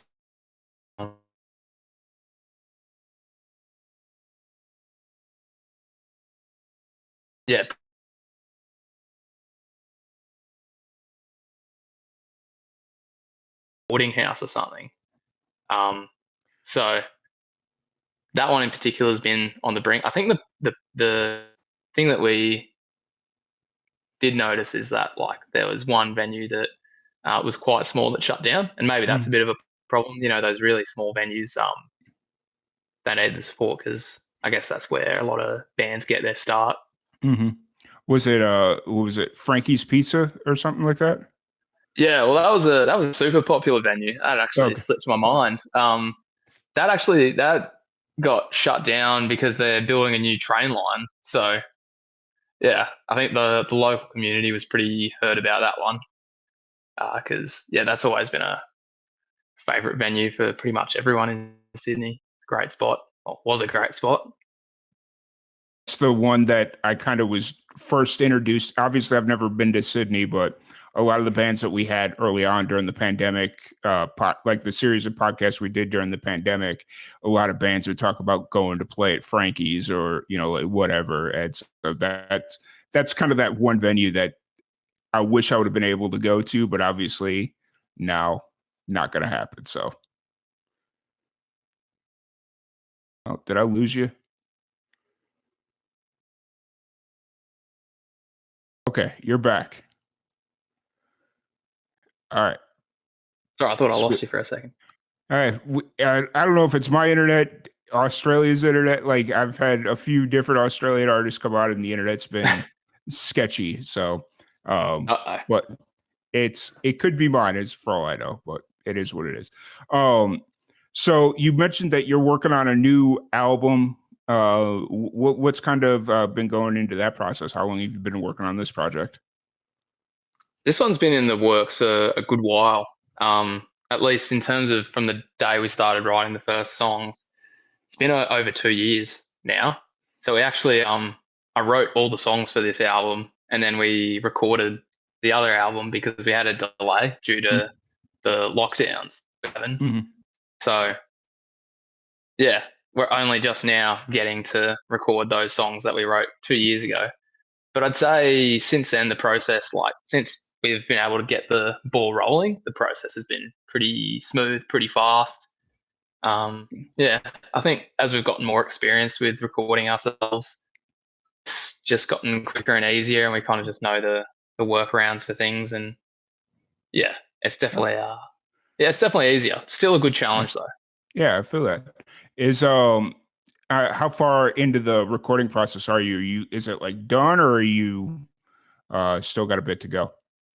Very, very late stages. We've done pretty much everything except the vocals. About maybe 70% of the way through the vocals. I'm actually, after we finish this call, I'm about to head on home and record a bit more. So yeah, it's very much a work in progress with that, but we're chipping away at it slowly. We're hoping to finish maybe a month. That's what we're aiming for. But with these things, you can't rush them too much, but we try our best. Yeah, for sure. You definitely don't want to rush it, but since you're Nah. doing it yourself, it's like you feel like you can move as fast as you want to move. And sometimes it's really hard to ignore, like, oh, I've got like 7 hours. Let's just get this done. But you just got to kind of let the process take its time and, so. Yeah, it can be a tricky thing. Sometimes you record something and then you end up going and listening to something else you recorded. So Mhm. I might be listening, instead of spending the time that I was planning to spend on recording vocals, I might start listening to the vocals I did yesterday. And I realize, oh shit, that needs to be redone. Yeah. So it's kind of, you feel kind of lazy because you're just sitting there listening to stuff. But at the same time, sometimes you do that to just slow down for a second and listen over things, make sure it's all smooth before the world Yeah. hears it, Yeah. It's being proactive in the process. It's like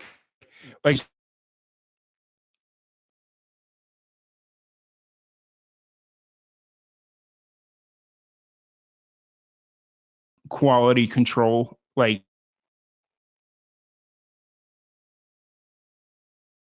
sure that you're putting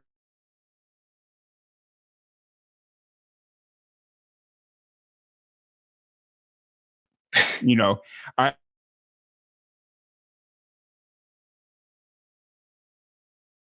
see checks, and it's like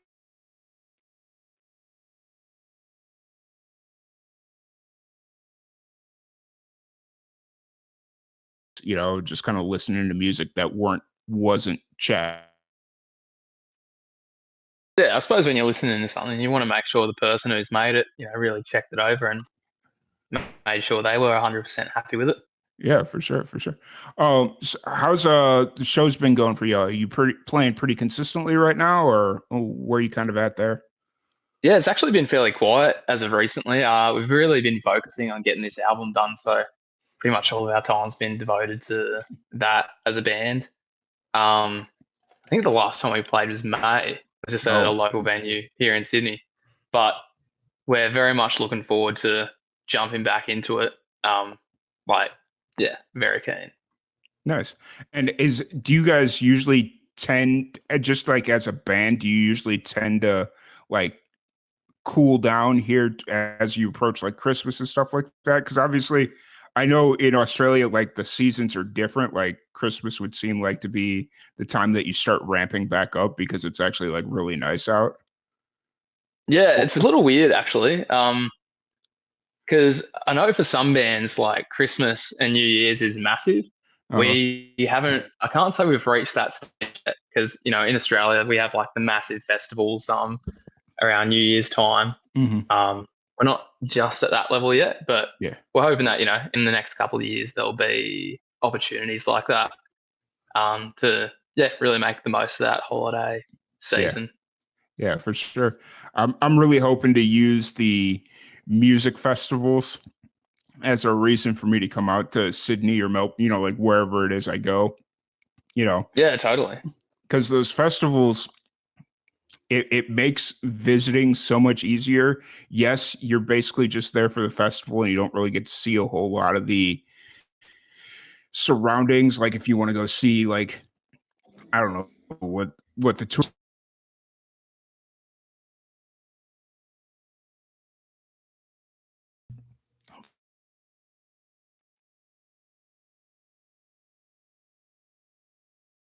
spot, and it's like, cool, I don't have to travel from between Melbourne, Brisbane, and Sydney. Yeah, sorry, I think I missed a bit of what you were saying there. Had a bit of a dropout happen. Oh shit, sorry. No, No, all good. basically all I was saying was the festivals are cool because it kind of brings all the musicians in one place, and I don't have to travel, like especially somebody that's coming from out of town. Yeah, totally. What Aussie bands would you say you're most excited to see if you were to come to Australia I and do mean, a festival? right now I'm kind of like reassessing the scene because a lot of the bands that we were originally working with and we'd built a really good rapport with aren't really playing together anymore. Like they're all Ah, either right. on hiatus or they broke up or they're doing different projects now. So it's like we're kind of reassessing the scene. but definitely y'all.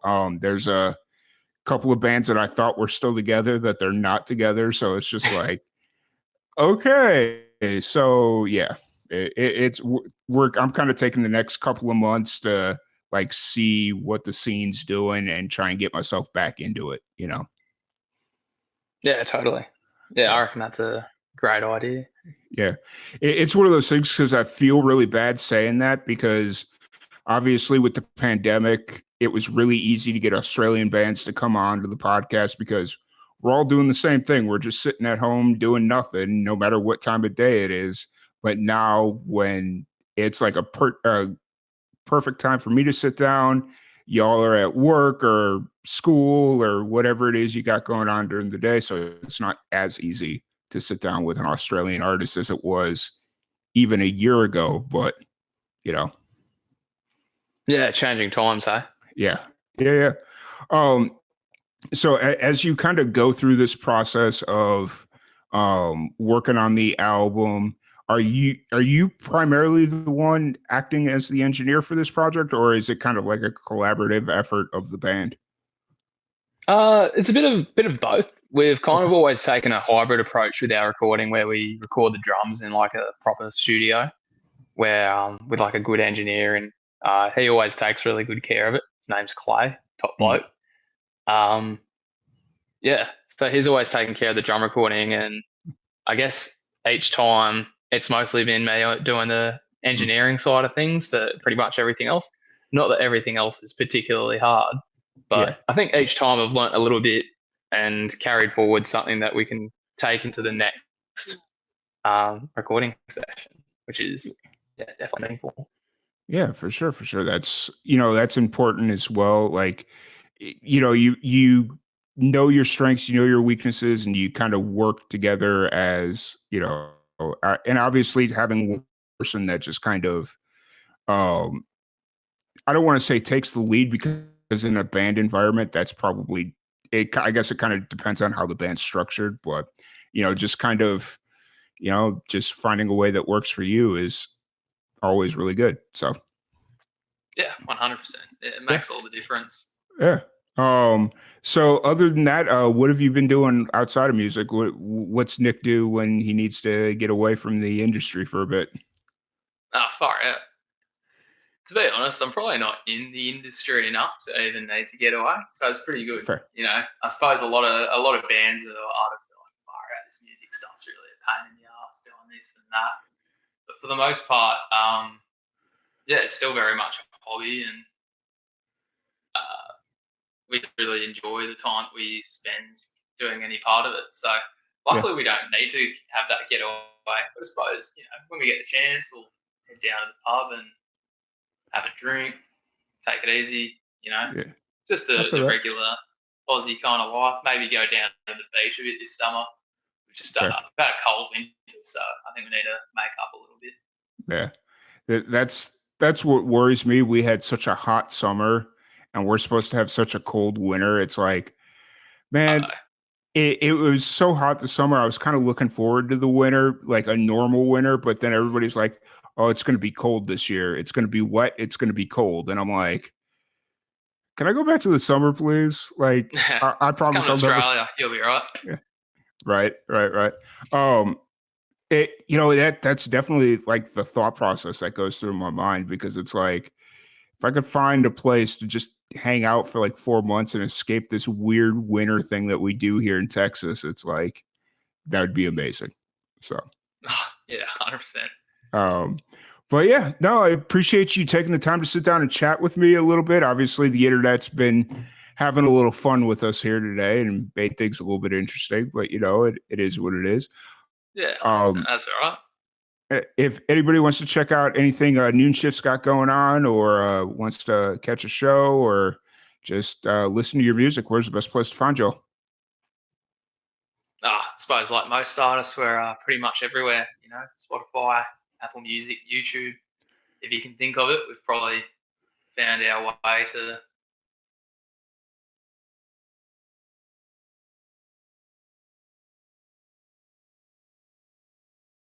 Did Noon Shift the name for the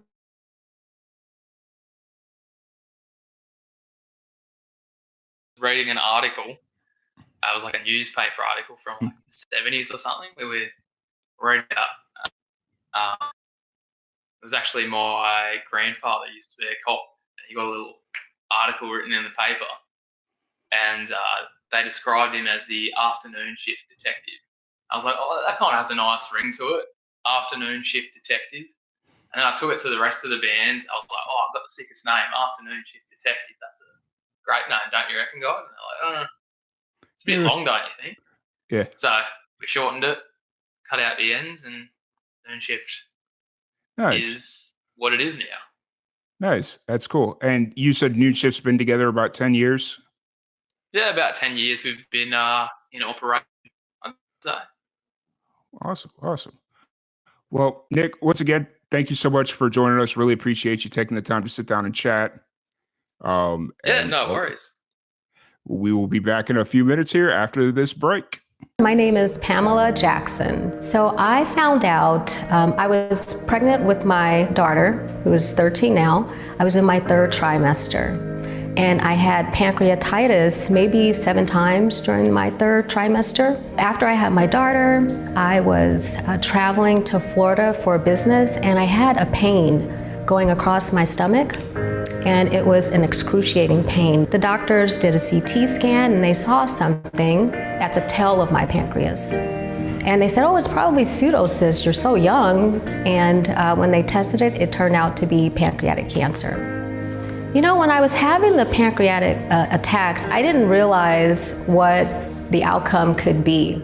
You know, I just assumed I was young, fairly healthy. It just never crossed my mind what could be wrong. I was actually quite surprised. So I've worked in healthcare for a number of years. I've worked with the African American community. I did outreach from a health perspective, and I had no idea that pancreatic cancer was even prevalent, let alone prevalent in the African American community. So I was quite surprised. I didn't even know where the pancreas was. Honestly, before being diagnosed, I was not aware of pancreatic cancer. And I think in the African American community, there is a stigma overall around going to your provider and or seeking treatment. So pain is something people have come accustomed to living with out of fear. And I would say that if you feel something, you need to say something. If you catch it early.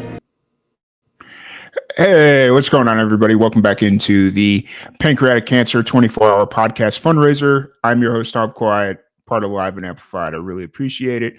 Everybody that's watching, we're going to bring in our next guest, Shayla Kay, here in just a second. But if you want to donate to the fundraiser, you can scan the QR code. Oh, right here. Yep, right there. Or you can visit our drop page, lnacares.site.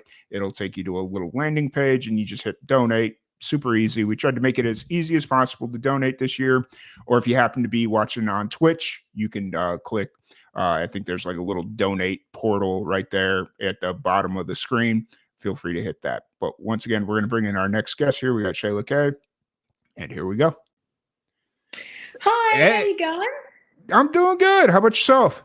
I'm good, thank you. Thanks for having me a part of today. Yeah, absolutely. I'm really excited to sit down and chat with you.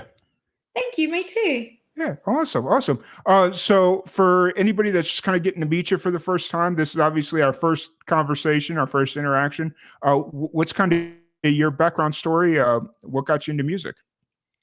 So I started music and writing songs from a very young age, and I just have always loved it. And then when I was 15, I started doing gigs and all that. And then a few years ago, I started releasing my own music. So it's just been, a long time coming releasing music. Yeah. Awesome. When you were 15, performing gigs, were you doing like covers and stuff like that, or? Yeah, covers, because at first I didn't start to put originals in, but as I got a bit older, I started to do more originals in my gigs as well. So yeah. At that time, what kind of covers were you playing? Who were you covering? Who were you listening to? Stuff like that. I was just doing some of the stuff that was on the radio at that time, and then some of my biggest inspirations at that time was like Tori Kelly and Alessia Cara, people like that. And yeah. Awesome, awesome. And then what was kind of the light switch for you that was like, okay, I need to jump in, start writing my own music? Was there like a specific moment or did it just kind of naturally progress? Well, I had always been writing songs when I was a Okay. little girl, but it wasn't until I started learning to play guitar where I started to take it really seriously and started to work out, the whole melody and the chords and everything. And then I've had that love for it. And ever since then, I just never stopped. Finding that passion when you do get the opportunity to kind of sit down and write music, kind of what is your process when it comes to writing music? Oh, it's different every time. Sometimes I think of an idea for lyrics. Most of the time, it's lyrics first, and Mm, then it's the rest of it after that. But usually, just something that's gone on in my life. I think of something, about that situation, and then it just continues from there on. fair Yeah. enough. Fair enough. And like speaking of like writing, where are you kind of at in your music right now? Are you currently writing, recording? Where are you kind of at right now? I've got a new single coming out next week, Mm, which is the last single until I release my new album, which comes out at the beginning of next year. So I've just finished recording all of that a couple weeks ago. So I'm excited to release all of those new songs. And yeah, that's awesome. What's the recording yeah. process been like as you kind of work towards this album? Oh, it's been really fun. It's been a great experience to see the songs that I played on guitar come to life, whether it's with a band or, a different atmosphere and Mhm. everything. And it's just been a really amazing experience. That's cool. That's cool. And so the song that's coming out next week, what's the title of it? What's the kind of the story behind it? It's called Purple Walls, and it's about people in your life when you're going through a hard time, those people in your life that support you and, give you the strength. And I wrote it actually because when I was young, my bedroom walls were purple. So Hmm, I just kind of wrote it as like looking back, like how you view things when you're young, and then older, just sort of the different parallels. And so I just thought to call it Purple Walls because it summed it up. Yeah. for sure, for sure. And so when you kind of set out to start working on this project, did it kind of start off as just writing music and then it was like, oh, hey, this kind of works as a project? Or were you very tactful in and like, okay, I'm going to sit down and I'm going to start working towards this project? Oh, well, I'd been writing all the different songs for years. Like the first song I wrote was when I was 14, and then the last song I wrote was when I was 21. So it just kind of ended up being the songs throughout the whole time that once I put them all together, I thought that it would suit like they all connected. And Hmm. yeah, so it was a long time coming. That's really cool. Hey. Eh, so as you kind of approach, I don't want to say finish line because once you release, just as well as I do, once you release music, that's just the beginning. Because then you got to promote it and you got to kind of do all Definitely. this stuff. So what's kind of running through your mind as you enter this next phase in the releasing process? Just making sure I can get it out there and, share the stories behind it and just, yeah, just sharing them as much as I can with people. Yeah. Fair enough. Fair enough.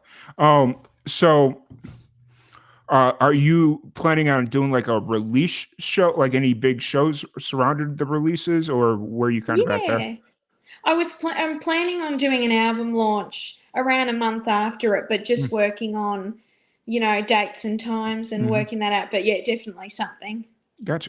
Was there a specific inspiration for this project? Were you listening to anybody like specifically as you were kind of going through this writing process? But I know you also said that it was like a lot of time was going through like a lot of years. Was there Yeah. yeah. But a lot of different people. Well, when I was growing up, Mm-hmm. the one of the main people that got me into music was Taylor Swift from like a young age, Mm-hmm. and then as I've gotten a bit older, I've sort of started to listen to more R&B soul sort of music, and then it's sort of my writing changed with that too. So a bit of an inspiration from lots of different people. Yeah. Awesome. Awesome. Um and so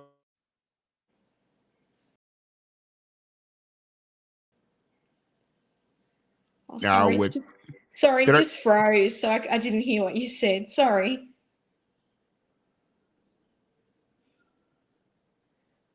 Oh, sorry. It's now I can't hear you. Sorry. no? Can you hear me now? Oh yeah, yeah. Sorry Okay. about that. No, a great day for my internet to start acting weird. Oh no, it's always like that, isn't it? Right, right. Oh, but no, so Taylor Swift was kind of that big first inspiration for you, as far as like Yeah, this project specifically? yeah, yeah. For the earlier stuff, and then more like Alicia Keys and different R&B sort of artists that inspired the end part of it. So a Mm, bit of a mix of inspirations. awesome, awesome. And so with this, as you approach the release date and all that stuff, are you already focused on the next project, or are you kind of just like full force into this one and just get this out and then we'll see what happens afterwards? Oh yeah, I'm still focusing on this main album at the moment, but I've still got different ideas of what I could do for future singles or future albums and stuff. So, because I don't know, I just can't help but keep writing. So I've always got ideas of what next to do. But yeah, Fair enough. Fair enough. So when you kind of step away from when you need to kind of step away from music and just decompress, what does Shayla K do? What are some of your hobbies outside of music?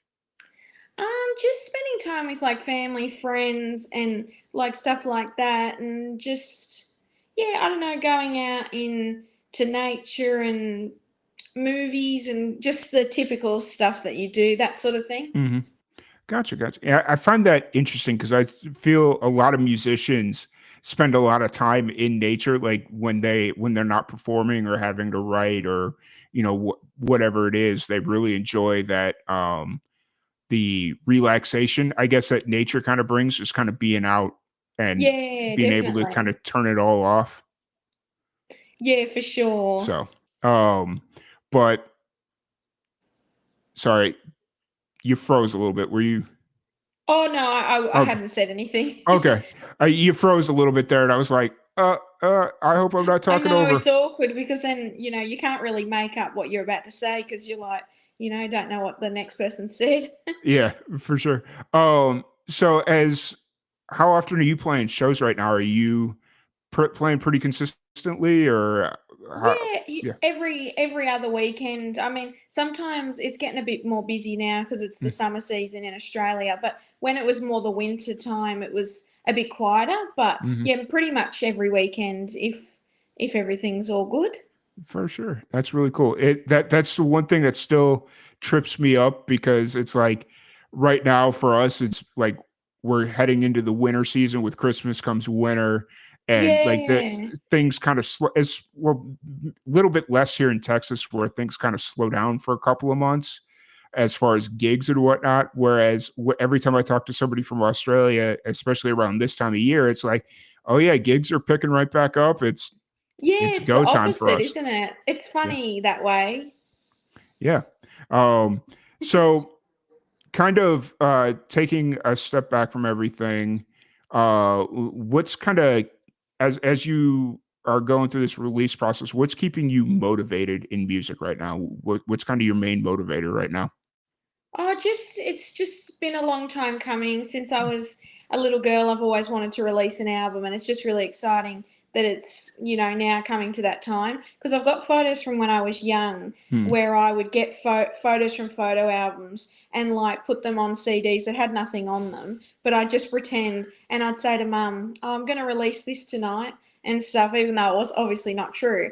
But so it's just exciting to see that I'll actually be able to say it and it'll be real this time. Hmm. So yeah, That's it's just an exciting time.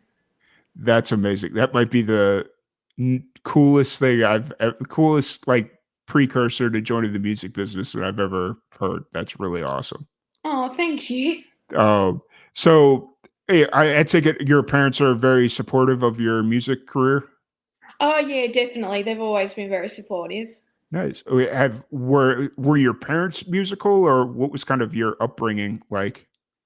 Yeah, yeah. Dad is actually a drummer and Okay. he has been in bands, through the years and stuff. So when I was growing up, I'd also see him in bands and stuff. So that made me, gravitate towards it as well. So yeah, definitely. For sure, for sure. And then just kind of just to help promote the upcoming release, if people want to check out your music and all that stuff, where's the best place to find you? Oh, so you can find me on Spotify and Apple Music to listen to my music under Shayla K, and then on like Instagram, Facebook, YouTube, all the social media platforms, it's just Shayla K Music. And yeah, my new single Purple Walls is coming out November 22nd next week. So yeah. Awesome, awesome. It's how does it feel to kind of have this last single coming out before the project? Like, how does that feel for you? Oh, it's exciting. It's just I don't even know how to explain it. It's just like since it's always been a dream of mine, Mhm. it's amazing to be able to say that I'm releasing an album, and even just releasing songs is really exciting as well. So I'm very excited. Awesome, awesome. So one thing we're going to do here before we wrap up for today is we got a fun little game. It's called That's So Random, and I have a random question generator, and I'm going to just ask you 3 random questions, and Okay. it'll be fun. Okay, so here we go. That's so random. Do you prefer packing light or being over prepared? Over prepared. Mum and I, yeah, we pack for any season, whether you're thunderstorming or it's 40 degrees. We're packed. We're prepared. For sure. What is your current guilty pleasure song? And by guilty pleasure, a song that people wouldn't expect you to like or you'd be ashamed to admit you like. Oh, I don't know. I can't think of one. Let me try and think for a second. I don't know. I feel like most songs people would expect that I'd listen to. I don't know if Hmm. there's anything sort of. Yeah, I don't know. I mean, if you count all the Disney soundtracks, if you count that a guilty pleasure, I love those. So I don't know Yeah. if you count that as a guilty pleasure, but yeah. Oh, you're frozen again, I think. Back. Can you hear Oh, me? oh yeah, I can hear you, but you're still Okay. frozen. Okay. As long as you can hear me, that's all that matters Yeah, I at can this hear point. you. Awesome. No, you said the Disney soundtracks as a guilty pleasure, and that was kind of like as somebody that was an intern for at the Disney parks and just kind of had to listen to all Oh, that I'm so stuff. It was jealous. I love all things Disney. yeah. It's like I understand the guilty pleasure part, but a part of me, my childhood is like, no, those songs are awesome. What are you talking about? Yeah, I more mean in the way of that I feel people wouldn't expect that I'd listen to it because I listen to all like the older, like the 1950s Disney Mm, songs. This is more what I'm talking about. gotcha, gotcha. And then we'll do one last question here from That's So Random. If you could travel back in time, what year would you travel to? Oh, I'd like probably sometime in the 60s because I really Mm, like that sort of music around that time. And I just feel like it'd be interesting to see the difference there, or the 80s because the 80s looked fun as well. So it was somewhere within those decades. yeah, for sure, for sure. Awesome. Well, that's so random. Kind of a fun little game that we Yeah, play that was here. So fun. yeah, but I appreciate you taking the time to sit down and chat with us. Just for one more time, what are the social handles if anybody wants to check out your music and support your music? You can find me on Instagram, Facebook, YouTube as Shayla K Music, and then just on Spotify and the streaming platforms as just Shayla K. Awesome, awesome. Well, Shayla Case, thank you so much for joining us. I really Thanks appreciate so you much taking for the having time. me. Yeah, absolutely. And we'll be right back here in just a second. We're going to play a little musical roulette here and bring in our next guest. Thank you. Yep. Awesome. Have a good one. You too. Bye. Awesome. Awesome. Well, thank you everybody for joining us. Thank you for tuning in and supporting the Live and Amplified 24-hour podcast fundraiser marathon. If you are interested in donating, you could scan the QR code right here. Bing, bing, bing, bing. Or you can visit our landing page at www. I don't even need to say the W's, but lnacares.site. It's a quick, easy little landing page for y'all. Uh, And if you are interested in donating, you can visit one of those two places. Or if you happen to be watching on Twitch, you can donate. I believe there's like a little donate portal icon thing. You just hit that and it'll take you to our Tiltify page. I do want to take a second to thank everybody for supporting us. I want to take another second to thank the Pancreatic Cancer Action Network for everything that they do, for supporting people with pancreatic cancer and their families, and, you know, just fighting the good fight, trying to find a cure for this nasty, nasty form of cancer. Yeah. So, sorry, the next artist just joined the queue and it threw me off. But once again, I really appreciate everybody. So for anybody watching, we're streaming across the board. We're streaming on Twitch, YouTube, Facebook, LinkedIn. We're all across the board here. And feel free to jump in, ask questions, donate, whatever it is. Really appreciate it. And we're gonna bring in our next guest, Sharkbait. Hey, what's going on, guys? Hey, man, how's it going? It's going good. You guys are crazier than I am. It is early, dude. Hey, it's all good. I appreciate you taking the time to sit down and chat with us for a little bit. No dramas, man, anytime, honestly. Yeah. So, Shark, for anybody that's watching, we got our friend Sharkbait. We had him on our rock show, Live from the Pit. Guess it's been a few months ago at this point. I'm trying to remember off the top of my head. And you released your new single since then. How's the reception to the new single been? Yeah, No Place came out probably just after we spoke last time. I think it's been really, really good. Yeah, super positive. Still to release music video for it. That's coming in next kind of week or two, I think. So that should be super dope. You'll see that on all our socials as well, though. Awesome. How's the process of making the music video been? Oh, it's been really good. Max does a lot of our editing for us, so he's thrown it. He's like done all the kind of post work. We had a couple of the crew. We've got like a really solid little crew that helps support us as well. So they did a lot of the filming for us too. So it was pretty sick, wasn't it? To be fair, yeah. Yeah, I think the hardest part was cleaning the space, but that seems to always be the case. Can't just find a space that's ready to go. It's always piled to the rafters with stuff that needs moving out first. And that was probably the hardest part of it. And that's usually like the trade-off, isn't it? They'll be like, hey, you could use this place, but you got to clean it out first. Yeah. And it's like, okay, fine. And then you think it'll be a super quick process, and it's like 3 days later, you're not even halfway through. It's like, okay, well, I think you guys won this deal. Thanks. So No Place to Call Home. That's the new music video that'll be coming out here really quick. For anybody that's just kind of getting to meet you, what's the story behind No Place to Call Home? So No Place to Call Home. It's kind of a pop punk emo kind of song. It's all about the homelessness in our city. It's Doncaster, where we live. We've just got city status here, and it's a lot of kind of gentrification of the. It's like a market town basically where we live, and it used to have giant market stalls, and all that's gone now. It's like a car park and indoor market where it's just. So there's a lot of people just been driven out of work basically, and we've had a massive rise in homeless. Where I used to work, it were floor to ceiling windows to look outside, and every day it was tragic seeing it.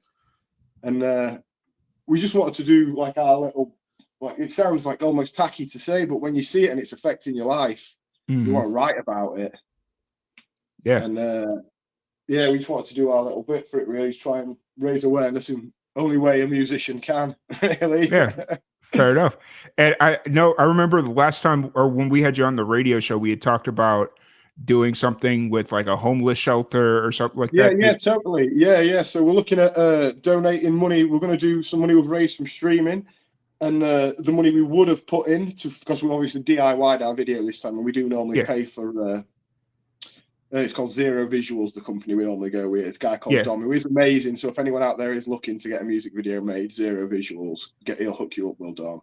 But yeah, the money we'd normally kind of put into that, we're donating to a homeless shelter in the area. So Awesome. we're just going to wait and put music videos out so we can get a bit more of that streaming money, hopefully. Yeah, for sure. You know, and that's the one thing that music videos tend to be really good for, and especially, you know, not only for socials, but you could put it as I think, isn't there a way you could like hook it up to your Spotify as well? Yeah, I think you can get all that sort of cut, yeah. Or Max is gonna nod. or Yeah.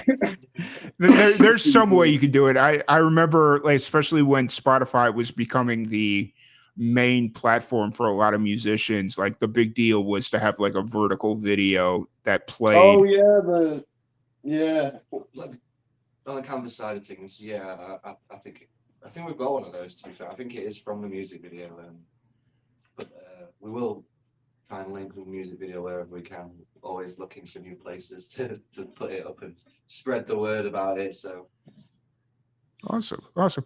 And so where you guys kind of at right now? Obviously, you're like in the thick of releasing. You got the music video coming out here. Are you focusing on the next song? Are you working on the next song? Where are you kind of at right so now? we've got next two finished and recorded. Mm-hmm. So the next one, I think it's going to be called Play It Cool. It's only got a working title at the minute. Okay. So we think it's going to be called Play It Cool. It's a bit different to the last one. It's a bit more fun. It's like a classic party anthem, really. We're looking at doing a video for it at the minute. Again, I think we're shooting it ourselves for this one. And we were looking at doing something a bit zany with it, like a sock puppet music video, where we're going to build all the sets out for it and everything. Nice. So that should be quite good fun to film as well. It's I feel like we're committing to it, saying it now as well. Fair enough. But, yeah, that should be good fun. Doing outside the box thinking stuff like that is always kind of fun and cool. I remember thinking back, like as you said, like a sock puppet type thing. When I was in New Mexico, I had this idea for a YouTube series called Shitty Puppet Theater. And so basically it was like I had a friend make a bunch of shitty looking puppets, and it was just going to be like this comedy looking thing. It never ended up going anywhere, and I'm kind of mad at that it didn't, but yeah. Yeah, that's a wicked idea, man. So obviously we addressed this earlier in the chat just a little bit ago, but it is currently 8 a.m. or just about 8 a.m. for you? Yeah, 5 to 8. Yeah. Just enough time to do this and then get ready for work. Fair enough. I appreciate you all for jumping on here. You know, it's amazing what people would do when they come on for a good cause, and it's like I really appreciate you all for jumping on so early. So no man, no dramas. Yeah, it's good to be here. We've been up for hours. We're used to this. Fair enough. So, what do y'all do for your? What are your day jobs?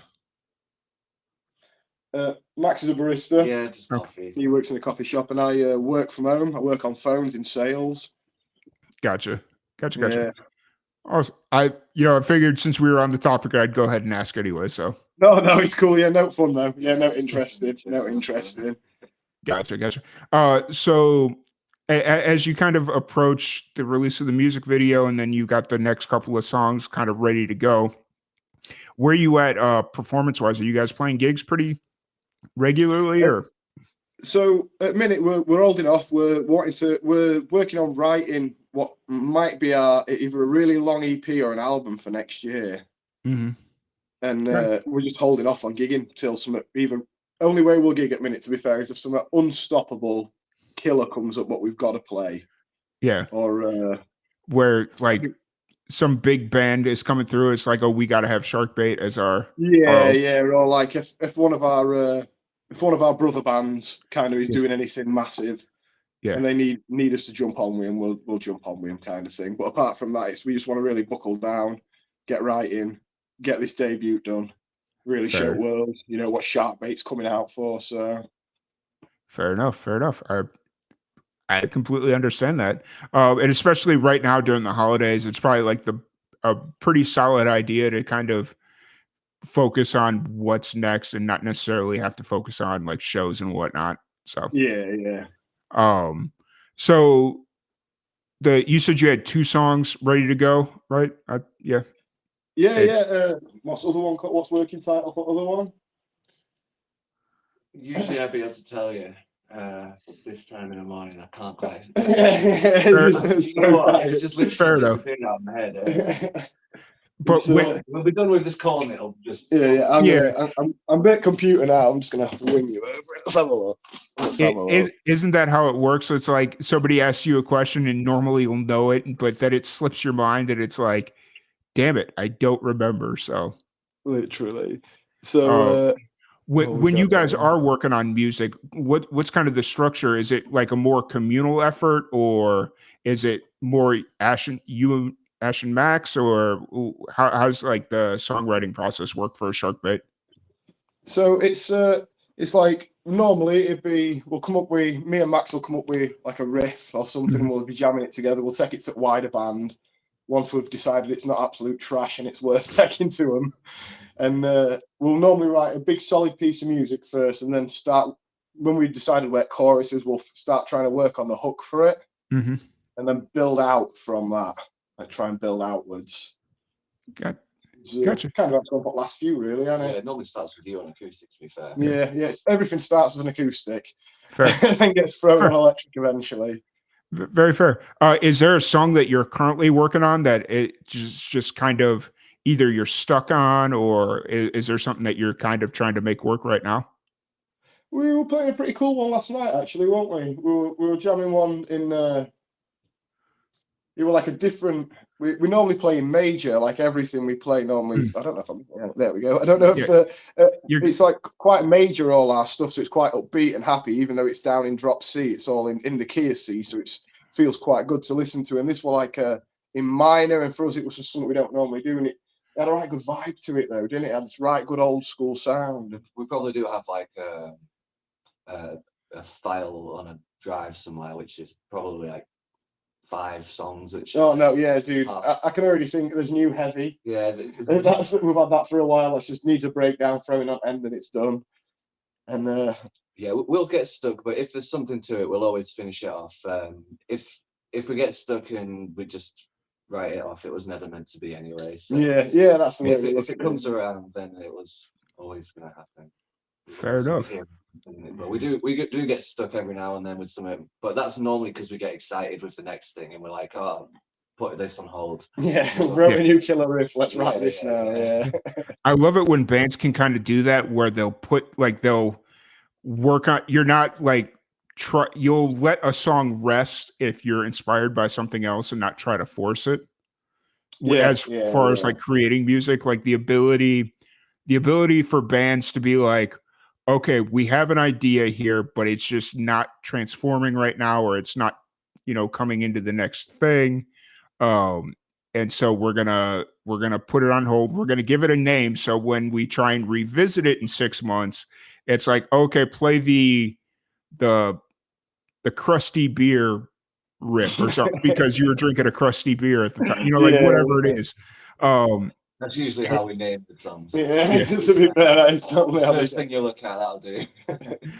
I walked into my buddy's band room and they had like I don't know how your like practice space or whatever is set up, but they have like 2 whiteboards, all their finished songs, so they could work out like set lists on one side, and then on the other side it's like a list of like random names of like riffs and stuff. So in that way, when they say, hey, I want to work on this song, they just say, hey, go to Green Potatoes, or like whatever it was. And some of those some of those names on that board are like, I'm not reiterating that out loud, but that is a hilarious name. That is funny. They get some zany working title songs, don't they? We've got a few like that. It's better than just new song 1, new song 2, new song 3. A new song reference, like you got to put some kind of indicator on there so you know exactly what it is. It's because if you start just have a board of new song, insert 1 through whatever, and it's like, wait a minute, what song was this? But if you had a song titled Crusty Beer Riff, it's like, oh, that thing I was playing when we were drinking. So that's so funny. And then kind of progressing forward, you got the 2 new singles, you got the music video. Do you have a hard date set for the music video yet, or are you just kind of waiting for it to finalize and all that stuff? We probably do, but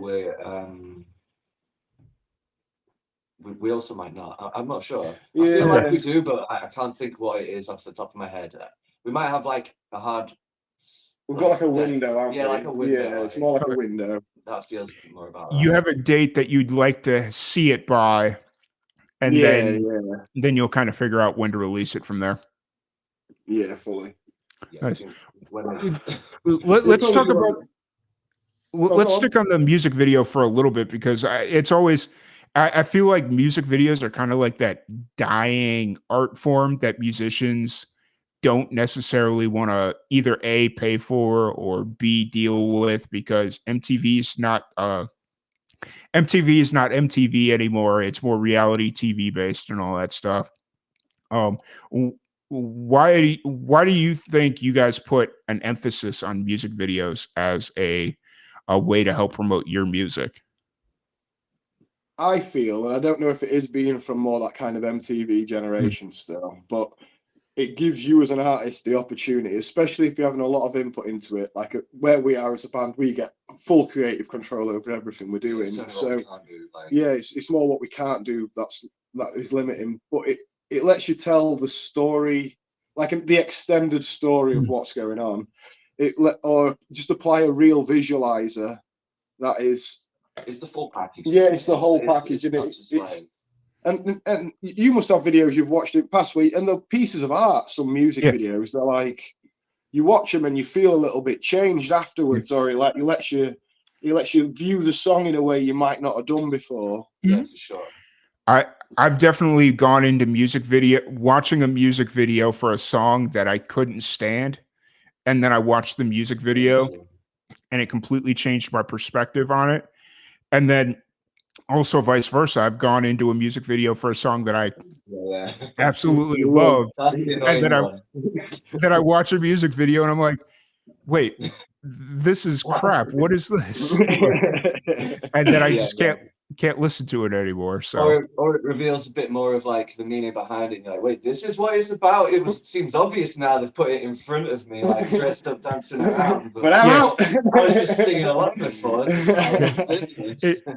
Because it's funny you say that, because it's like there's definitely those moments where you kind of get it caught up in the song, whether it's your favorite artist or a new artist that you're just kind of discovering, and you get lost in the song, not necessarily paying attention to the lyrics, and then you go watch the music video and it's like, wait a minute, nope. That guy's a murderer. Oh my God. I'm not here for this. I'm gone. Thank you. So no, but I really appreciate y'all taking the time to be very tactful with music videos and try and keep that art form alive. And there's definitely, having grown up in that MTV generation where every day after school it was got to go watch TRL, got to go watch the music videos and see what today's top 10 is. Even though thinking back, I don't think there was much fluctuation in the top 10 week to week or day over day. I remember on Kerrang or Scuzz, we had one called Scuzz over here as well. It'd always be like, in top it'd be Marilyn Manson every time. It'd always be like the same kind of five. Yeah. Like Korn, Marilyn Manson, Slipknot. Even still, like the production quality of what they put in back in the day was just insane, to a point where you could probably hate the music and you'd still almost be able to find something in watching the music video alone, just because they put that much effort. Yeah. We still appreciate a good music video. We probably shoot ourselves in the foot a little bit and spend more time and effort than we should on doing it, but. I mean, the other side of it is, especially modern era, if you shoot a music video, it's how many shorts can you cut that up into as well? Well, that's what I was just about to say, is music videos nowadays, back in the day, it was kind of the law of diminishing returns. You put out a music video and it just runs on MTV for a bit, and it was just kind of promote the album. You weren't actually making any money off of it. But nowadays, if you have your social media game in check with Facebook now paying out dividends, and TikTok and YouTube and all these platforms that are cutting in the artists on some of that ad revenue, and music videos could actually turn quite a little bit of a profit for you. Yeah, I'm not sure we're at the profit stage yet, but there's different meanings to profit, isn't there? If profit means you've got content for your social media for next month, that's profit. I mean, Yeah. and again, to people who watch the video, if they like the song, they're finding the song. Yeah, and that's what's more important anyway. It's like, over money, it's music at the end of the day. Yeah, for sure. But you also have to be able to fund that music. So if there's a way where you could like, even if it's like 10, 15 bucks or whatever it is, and it's like, okay, that covered a round of beer at the bar while we're writing this next song. Hey, that's a win in and of itself. So big time. To be fair, we are pretty lucky. We are saying we don't do any money, but like our streams have paid for his studio sessions and stuff. So yeah, nice. We really that's can't awesome. complain that much. Yeah, that's awesome. But yeah, for sure, I completely understand. But really appreciate you taking the time to sit down and chat. I know you all got to get to work and all that fun stuff. Thank you for waking up early, being the early morning warriors. And if anybody wants to check out your music and all that stuff, where's the best place to find you? Find us on Spotify, Sharkbait Band. Find us on YouTube, Sharkbait Band. And find us on Facebook, TikTok, all them. Go back to Spotify there. We're on Apple Music and all the rest of them. Just Sharkbait Band and you'll find us. Awesome. Well, once again, thank you so much for joining us. We'll be back here in a little bit with T. Striker. See you later, guys. Take it easy. Awesome. Thank you. Bye.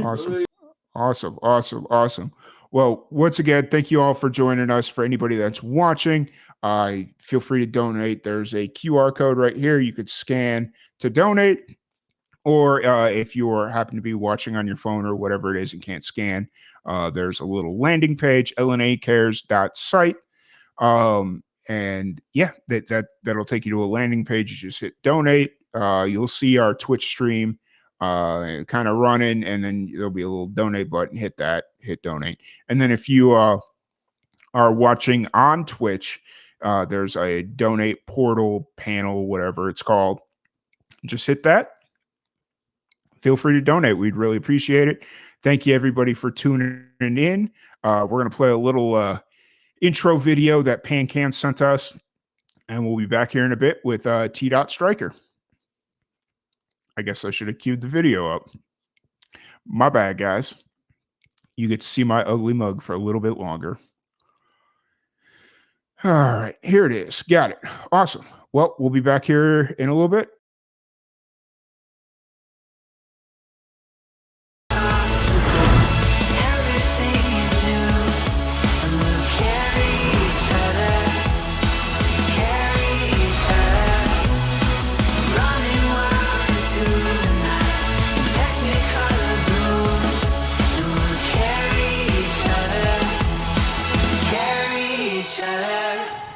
Hi everyone, I'm Julie Fleshman, President and CEO of PanCAN. I'm coming to you today from PanCAN's Scientific Summit in Boston, where I'm surrounded by some of the most brilliant scientific minds in the field. There is such a buzz here, an incredible energy, excitement, and intensity.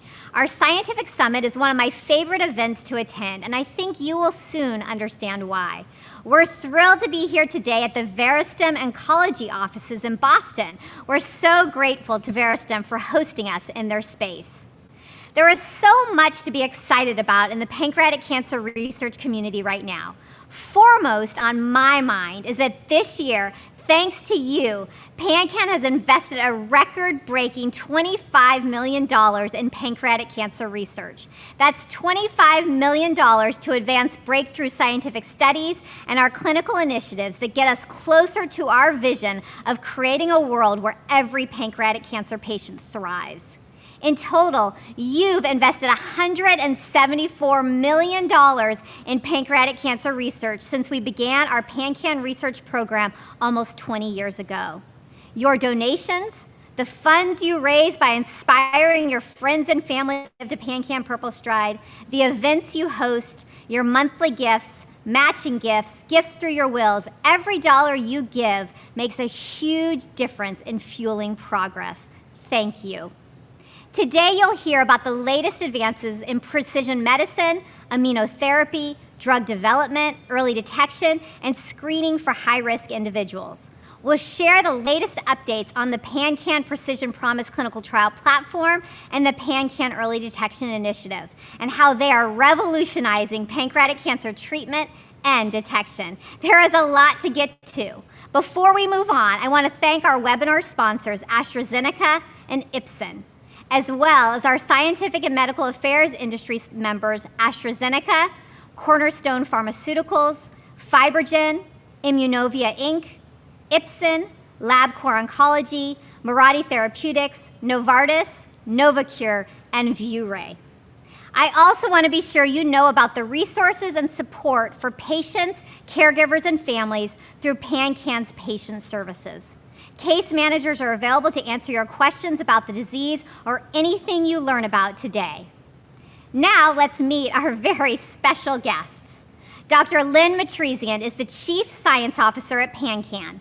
Lynn leads some of our important research initiatives, including the PanCAN Early Detection Initiative and PanCAN's Research Grants Program. Dr. Andy Lowy is a surgical oncologist and chief of the Division of Surgical Oncology at UC San Diego Health. He has received multiple PanCAN research grants and is a principal investigator in PanCAN's Precision Promise. Dr. Lowy is also a past chair and current member of PanCAN's Scientific and Medical Advisory Board. Dr. Anirban Maitra is professor of pathology and translational molecular pathology and the scientific director of the Sheikh Ahmed Pancreatic Cancer Research Center at MD Anderson Cancer Center. He has received multiple PanCAN research grants, including a Career Development Award many years ago, which helped start his career in pancreatic cancer research. Dr. Maitra is a member of PanCAN's Scientific and Medical Advisory Board and also sits on the advisory committee for PanCAN's Early Detection Initiative. Dr. Nicolette Rodriguez is an instructor of medicine at Harvard Medical School and co-director of fellowship initiatives for trainees unrepresented in medicine in the Department of Medicine at Brigham and Women's Hospital. PanCAN is providing funding for the Regenerate Study, which stands for Racial Ethnic Equity in Genetic Education, Risk Assessment, and Testing. Dr. Rodriguez is the project lead for Regenerate. Dr. Jonathan Pachter is Chief Scientific Officer for Veristem Oncology. Veristem Oncology received the 2022 PanCAN Therapeutic Accelerator Award, supported by 1440 Foundation and the Gail V. Coleman Kenneth M. Bruntel Research Fund. This new PanCAN grant has one ultimate goal: to get better treatments to patients more quickly. Stay tuned and we'll explain more. So Dr. Matrisian, I want to start with you. Let's talk about PanCAN's research strategy. Can you talk about how we decide what are our funding priorities and how do we make those decisions? Yeah, Julie, our research strategy really derives from, I think, our overall philosophy that we meet patients facing pancreatic cancer wherever they are in that journey. So our patient services, PanCAN's patient services, takes calls and emails from individuals and gives them the best information we have. So on the research side, we try to get them better and better answers all the time. Let's move the field so that we have better information to give them. So on the research side, for example, patients call us and ask about new treatment options. So we have research programs that then look for the next new treatment options. They call and they ask about supportive care. How can they manage their symptoms? And the research on that side really requires looking at big data and surveys and getting patient input on that. And so we have research initiatives that look at that. And then, of course, we have individuals who call and ask about their risk of pancreatic cancer. And so we have early detection initiatives and programs to really try to understand that risk better and to be able to detect pancreatic cancer earlier when it can be treated better. And then finally, in order to really have that kind of research going on in the field, we need investigators. We need people doing that research. So we put a lot of effort on the development of people's careers, getting them early, make sure they're well trained and that they're doing good research and they have the resources they need to do good research in the field. Yeah, great. I mean, really, ultimately, we want to change patient outcomes. And so we want to build the field, and then we want to ensure that we're funding across the entire research spectrum, to find an early detection test and to create better treatments for patients. So at PanCAN, we believe that, just as important as funding the research is bringing the community together, and we call that our community for progress. Thanks to events like PanCAN Scientific Summit, which we're all attending this week, PanCAN researchers are collaborating, sharing ideas and findings, and really helping to grow the field and always keeping the patient at the center. So tell us more about the Community for Progress and how our annual Scientific Summit plays an important role in that. Yeah, well, Summit is such an exciting and a fun time and such a big part of this Community for Progress. So I think about it that researchers are often specialists. They know something very well and very deeply. So they have one piece of the puzzle. And what we need to do is put the different pieces of that puzzle together so we get a better idea of what the whole field looks like. So it's opportunities like Summit where we bring people together. They meet each other. They become lifelong friends often with each other. And that grows the field because we're transferring knowledge and information between them through this by putting these puzzle pieces together. Yeah, and this panel is actually a great example of that. We've got a gastroenterologist, a surgeon, someone from PanCAN, a pathologist, and someone from pharma. I mean, really bringing all the different disciplines together, and that's how we accelerate progress. So, Dr. Matrisian, I noted earlier that we invested a record-breaking $25 million in research last year, which is just so incredibly exciting. And our total investment now to date is $174 million. So talk a little bit about this investment. Yeah, well, I love those numbers. I think it's really amazing. And it really goes to so much thanks to our supporters, our donors for allowing us to do that. And we take it very seriously, the responsibility of investing that in research that will really make a difference. So we really have two buckets that we fund, two ways that we fund research. And one is grants, and those grants go to universities and investigators in research institutes across the United States. And those are ideas that come to us through grant applications.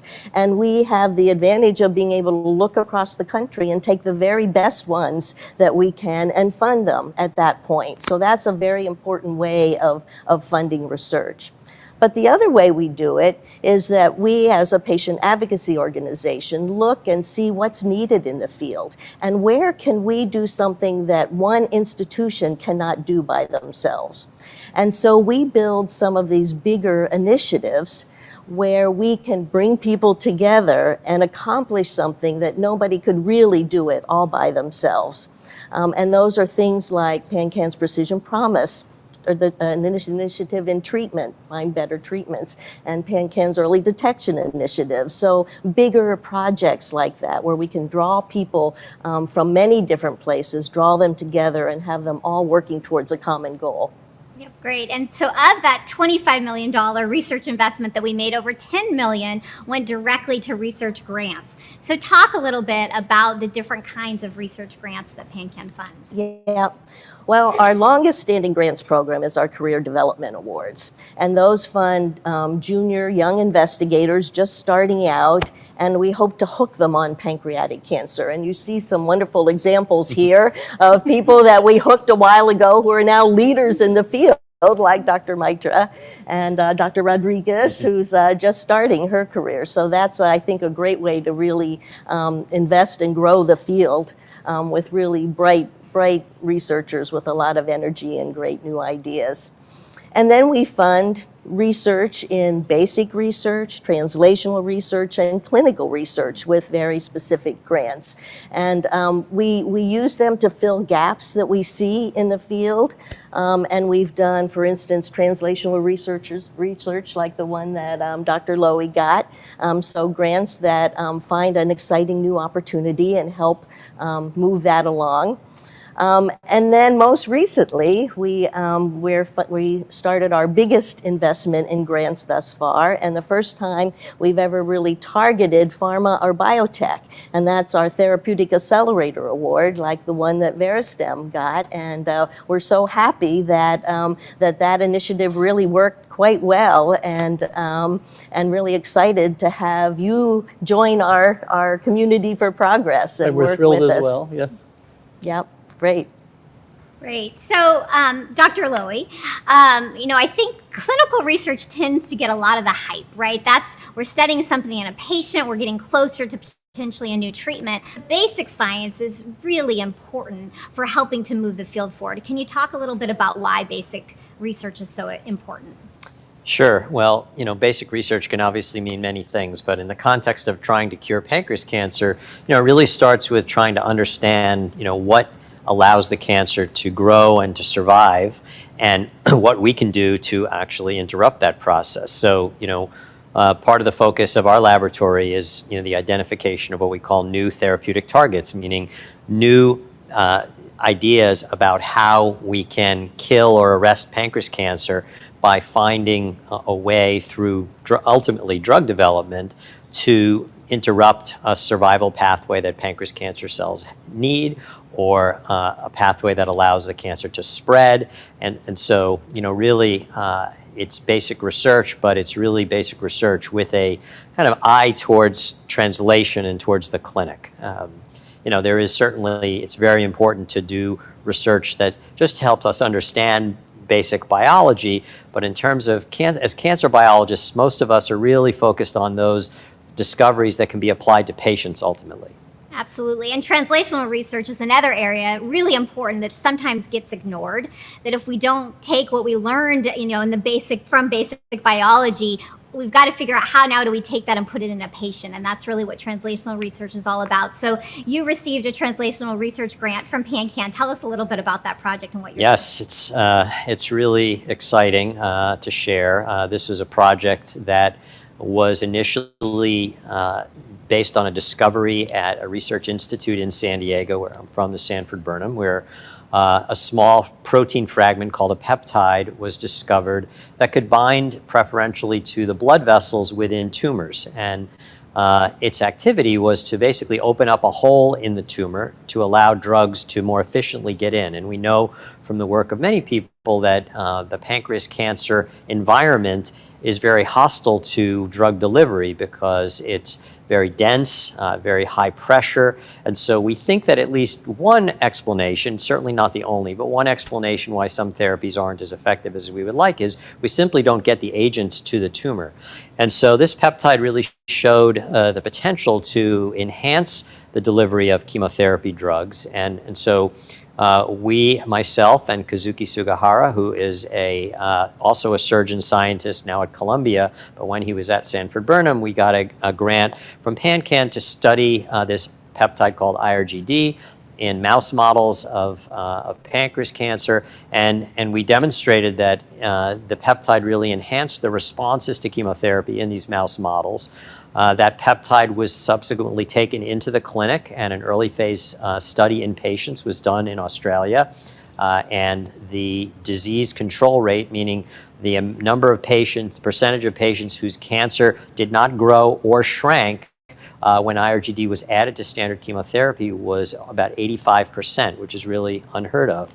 And on the basis of that and other data that we published recently on the mechanism, the IRGD peptide is now going to be studied in a phase 2/3 clinical trial funded by the National Cancer Institute and run by SWOG, which is one of the NCI cooperative groups that runs trials across the country. It's going to be led by one of our investigators from UCSD. And so this PanCAN translational grant has led to a national study where patients from across the country will be able to enroll, and if it meets its endpoint, it would go to the phase 3 portion, which would allow essentially comparison to the standard of care and hopefully ultimately registration. So couldn't be more excited and more grateful to PanCAN's research, for PanCAN's research funding, which really made this possible. Yeah, well, it's a beautiful story, exactly Yes. how it's supposed to happen. Yeah. And really shows, too, how we're able to leverage our donors' dollars, with what was a smaller grant for a translational research grant turned now into a big study at the NCI. Absolutely. This will be multi-million dollars of investment by the National Cancer Institute to study this. Yeah, no, that's amazing. And so you mentioned Sanford Burnham, which is another institute in Southern California, close to UCSD. And I think one of the questions we get a lot from donors is collaboration. Are the researchers collaborating? And I think the researchers absolutely collaborate in the pancreatic cancer space. But can you talk a little bit about that with this particular project? Sure. I think all of us, and I'm sure Dr. Matra, Dr. Rodriguez would agree that there is something unique about the pancreas cancer field in terms of how collaborative it is. And I think, part of it stems from the fact that we have such a difficult enemy to tackle, and we all recognize that none of us can do it on our own. And so, really from its inception, from the time when PanCAN began the mission to grow the field, there's always been this collaborative spirit, willingness to share ideas, willingness to share reagents, with one another, and get-togethers like the Scientific Summit only, further promote that. Feeling that, anyone's success is all of our success towards the mission that we all have, which is to conquer this disease. Yep, no, I think that's really true, and a great example of why our Community for Progress is so important to PanCAN's strategy. So Dr. Pachter, Lynn talked about the Therapeutic Accelerator Award that Veristem got our inaugural award, so we're so thrilled. Congratulations to Veristem. Can you talk a little bit about what does this award from PanCAN mean to a company like Veristem? Yeah, first of all, I'd like to say on behalf of Veristem, we're so thankful to PanCAN and to the donors, and we're also energized by this. So I think one of the realities in the biopharma industry, I think, is that in an ideal world, we would be able to test our drugs against all different cancers at the same time and see where we can benefit patients. But unfortunately, we have limited resources, and therefore we need to make choices. And I think, unfortunately, pancreatic cancer is a tough disease, and therefore it has a lower probability of success. And often the biopharma industry could be hesitant to go there. I think our main focus at Veristem right now is treating patients with ovarian and lung cancers because of clinical signals we've seen, but we've had a long-standing interest in pancreatic cancer through some of the preclinical and clinical collaborations we've had and the data that have resulted. I think the request for applications for the Therapeutic Accelerator Award came at a perfect time, because we've seen in our clinical trials that our agents can be especially effective. Our agents are VS6766 and defactinib, which I can tell you more about, but that they're really effective when patients have KRAS mutant tumors. And pancreatic cancer we thought of immediately, because probably more than 90% of patients have a KRAS mutation driving their tumors. So that would be a perfect opportunity. And this award has really enabled us to accelerate this. We're totally energized within the company, and we're starting a trial very soon in the field of pancreatic cancer to test these agents. Yeah, no, I mean, again, that's sort of everything we hoped for when we put this RFA out, that we were going to encourage a company that was not prioritizing pancreatic cancer to prioritize this disease. It's a perfect fit, yes. I'm just so thrilled that that's indeed what it did. Yes. Tell us a little bit about the grant. What is it funding?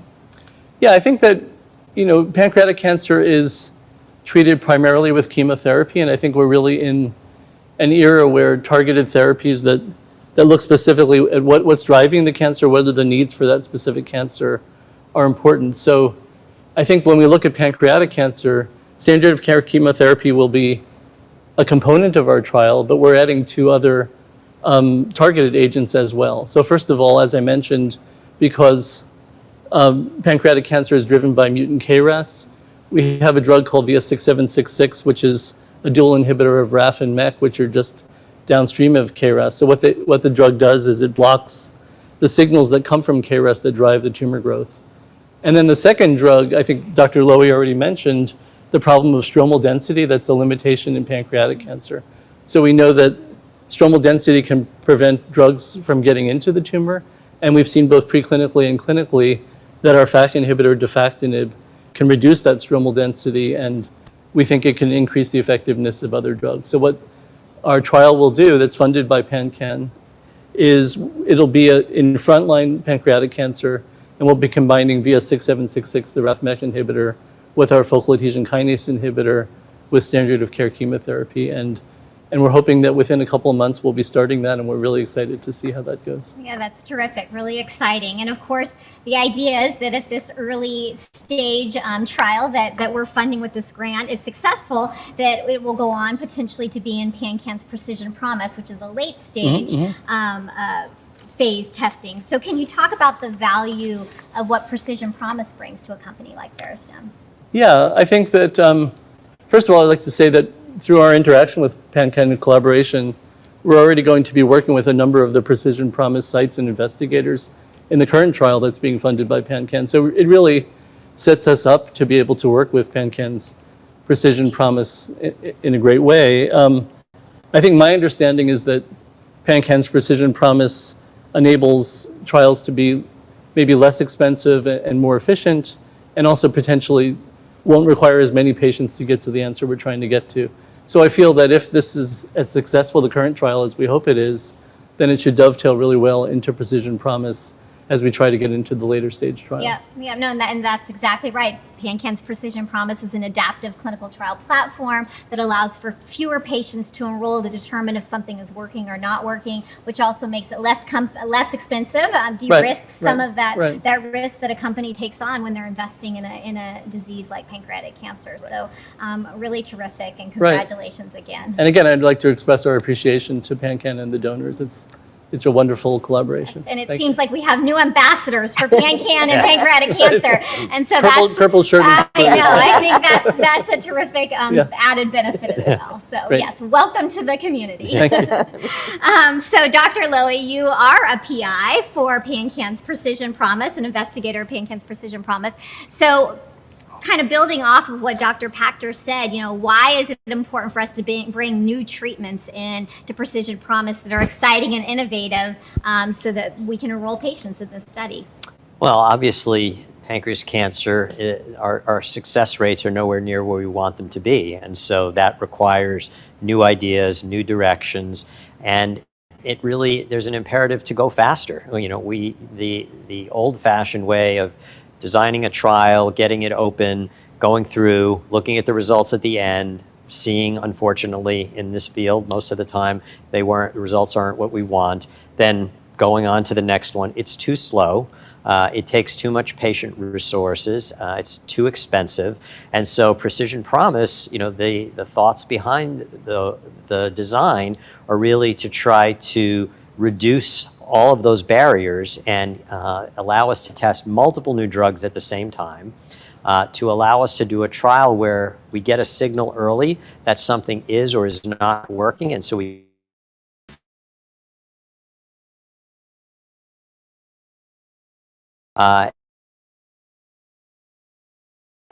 and write a new trial. We're going on forever until we've cured this disease. And so drugs will come in, they will come out, they will graduate to the next phase, or they will be discarded as not effective. And it's cost efficient, it's patient efficient, and so it will hopefully get us where we want to go much faster. Yeah, and so we have 20 sites now across the country that are enrolling patients in Precision Promise. We're adding another 10 sites over the next 6 months or so. And monthly, all of the investigators from all of the sites also get together, part of our clinical trial consortium, to talk about how things are going in Precision Promise and also talk about new ideas. Can you talk about why that part is also an important part of Precision Promise and bringing the... Well, it's certainly those group discussions, first of all, help keep up the momentum and help keep everybody engaged.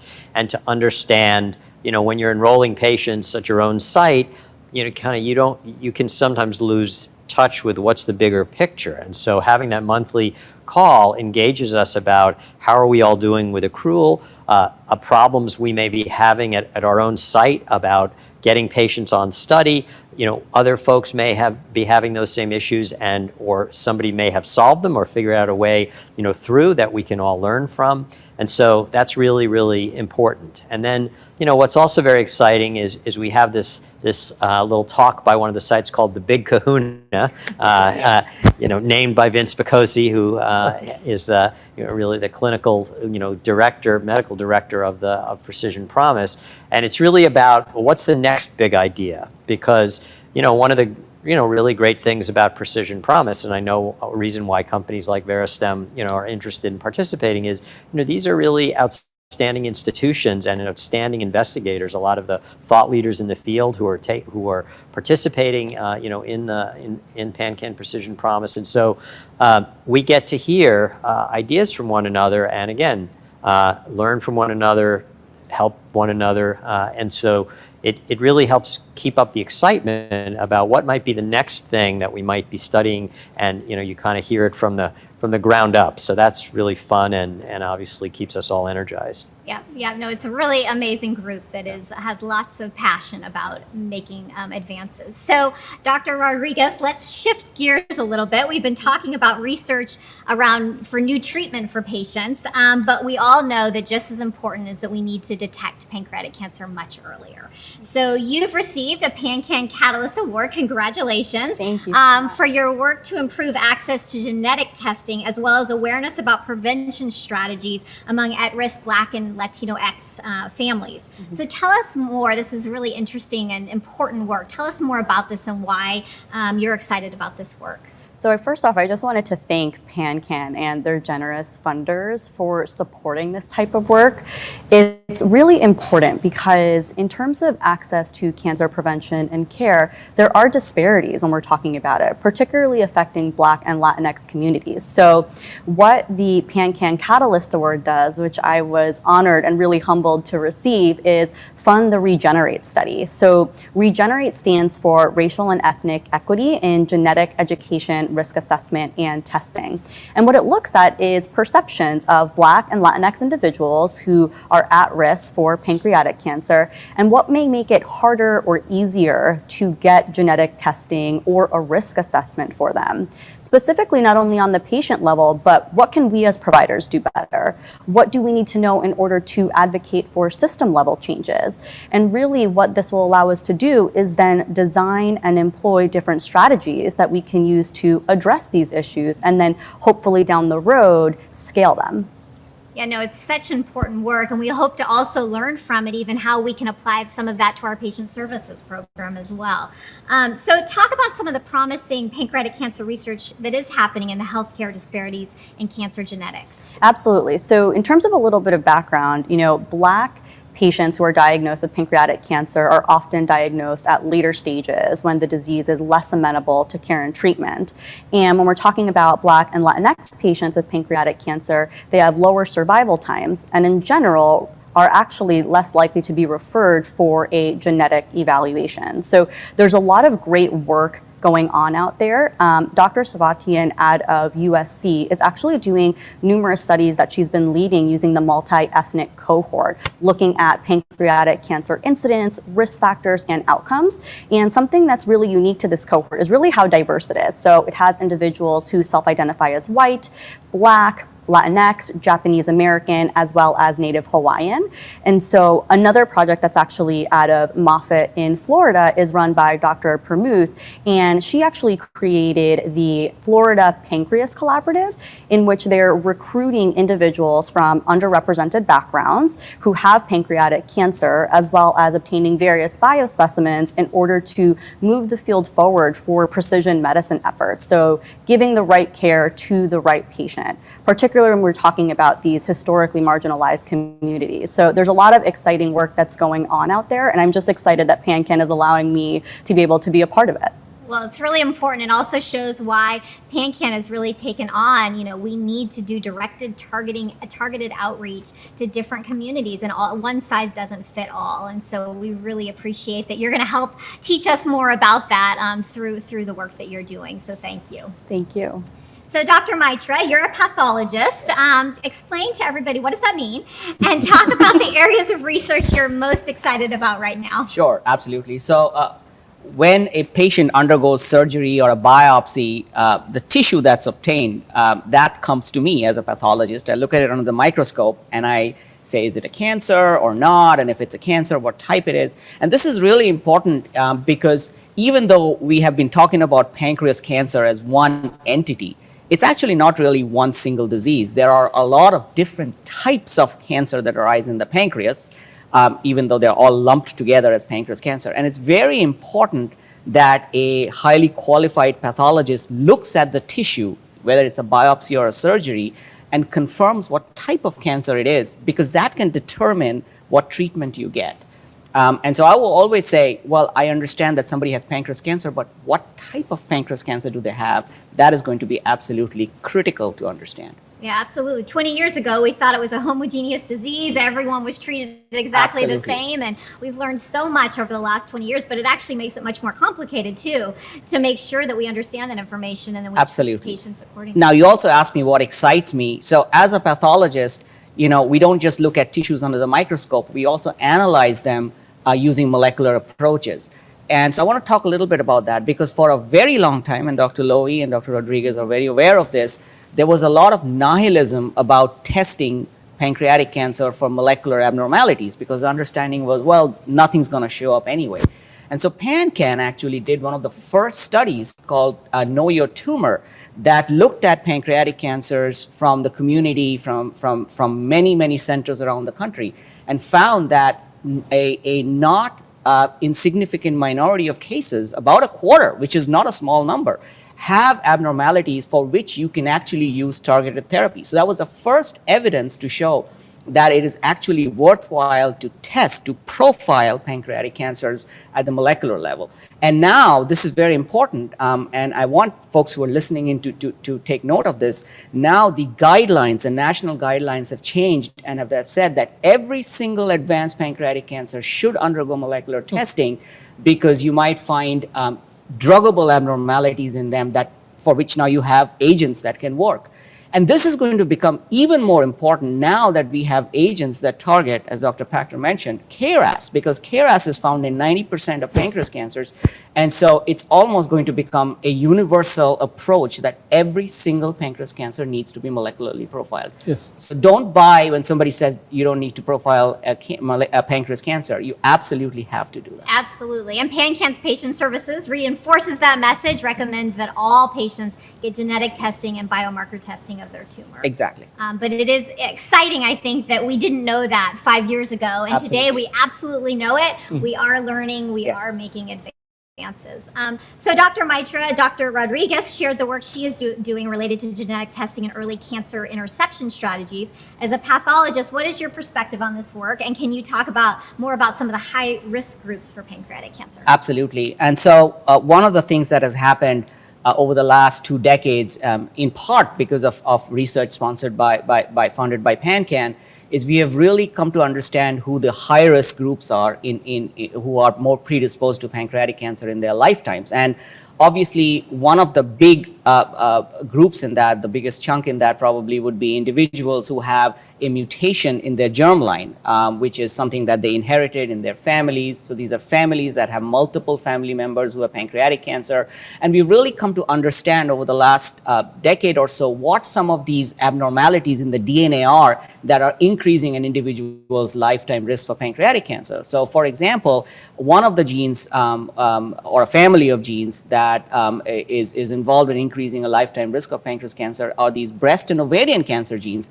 And they're called BRCA because they were first found in breast and ovarian cancer. But now we know that they also increase the lifetime risk of pancreas cancer. So if there is a family that has BRCA mutations running in them, it's important not only to test unaffected family members for breast and ovarian cancers, but also remember to make sure that they are undergoing some surveillance for pancreatic cancer. And it's interesting because I'm always surprised how often this is not known even by primary care physicians, that BRCA mutations do increase the risk of pancreatic cancer. And there are other such mutations.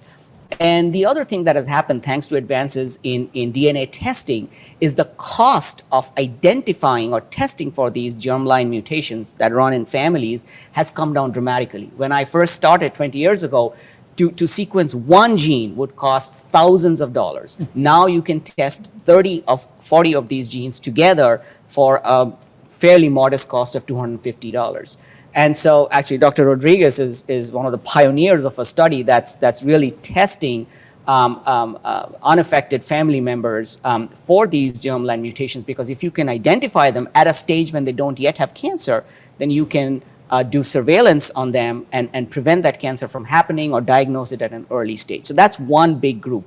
The other group is individuals who have these lesions in the pancreas called cystic lesions. And Dr. Lowe is actually one of the national leaders on that. He can probably speak to this as well. But these are individuals who have these fluid-filled sacs in the pancreas called cysts. And there's a lot of us who are wandering around, we're walking around with cysts in our pancreas and we don't know it because they're not causing any symptoms.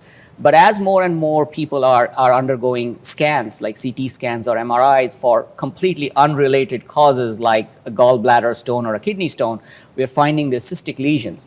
And thanks to, again, work that PanCAN has funded and Dr. Lowy and others have done, we now know that the vast majority of these cystic lesions actually don't have a risk of progression to pancreas cancer. You can leave them alone. But there is a minor subset that does.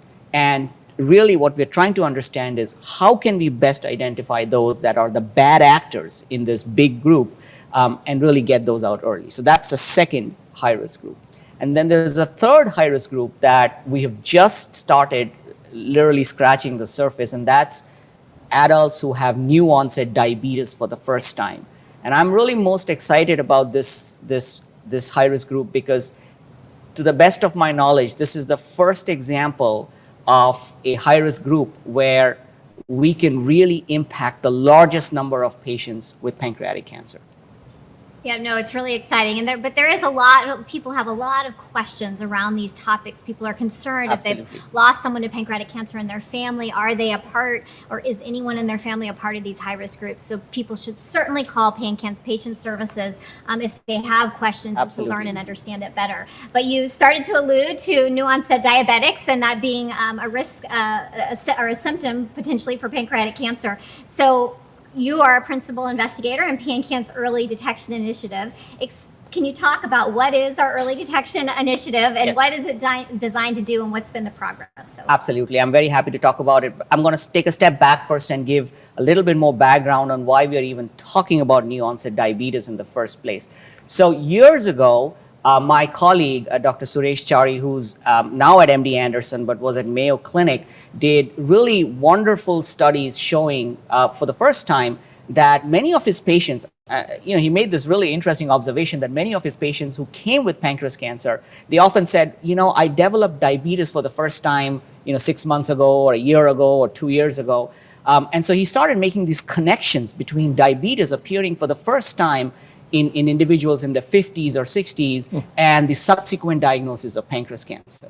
So this became a link that he published now 15 years ago and has now been validated by many other groups in the United States and worldwide. And we now know that when this new onset diabetes is paired with other features like weight loss, which typically doesn't happen in the usual diabetes, because in usual diabetes, your physician says, please lose weight and your diabetes will get better, and it does. In this case, unfortunately, the weight loss doesn't make the diabetes get better. So this new onset diabetes paired with weight loss has now emerged as a signal, if you so will, of a pancreas cancer that has not yet manifested itself with the usual symptoms of jaundice or abdominal pain. So it's sitting there, it's hidden, but it's sending this new onset diabetes sort of as a warning sign. We now know that in individuals above 50 years of age, there is a 7 to 8-fold higher risk of having a pancreas cancer being diagnosed in the next 3 years versus those who don't have new onset diabetes. Now, I want to caution that the overwhelming majority of new onset diabetes is still new onset diabetes. I don't want the listeners to panic, but it's important that if the new onset diabetes appears to be atypical, and especially if it's associated with weight loss and the diabetes is not getting better, this is something you need to think about and to speak with your physician.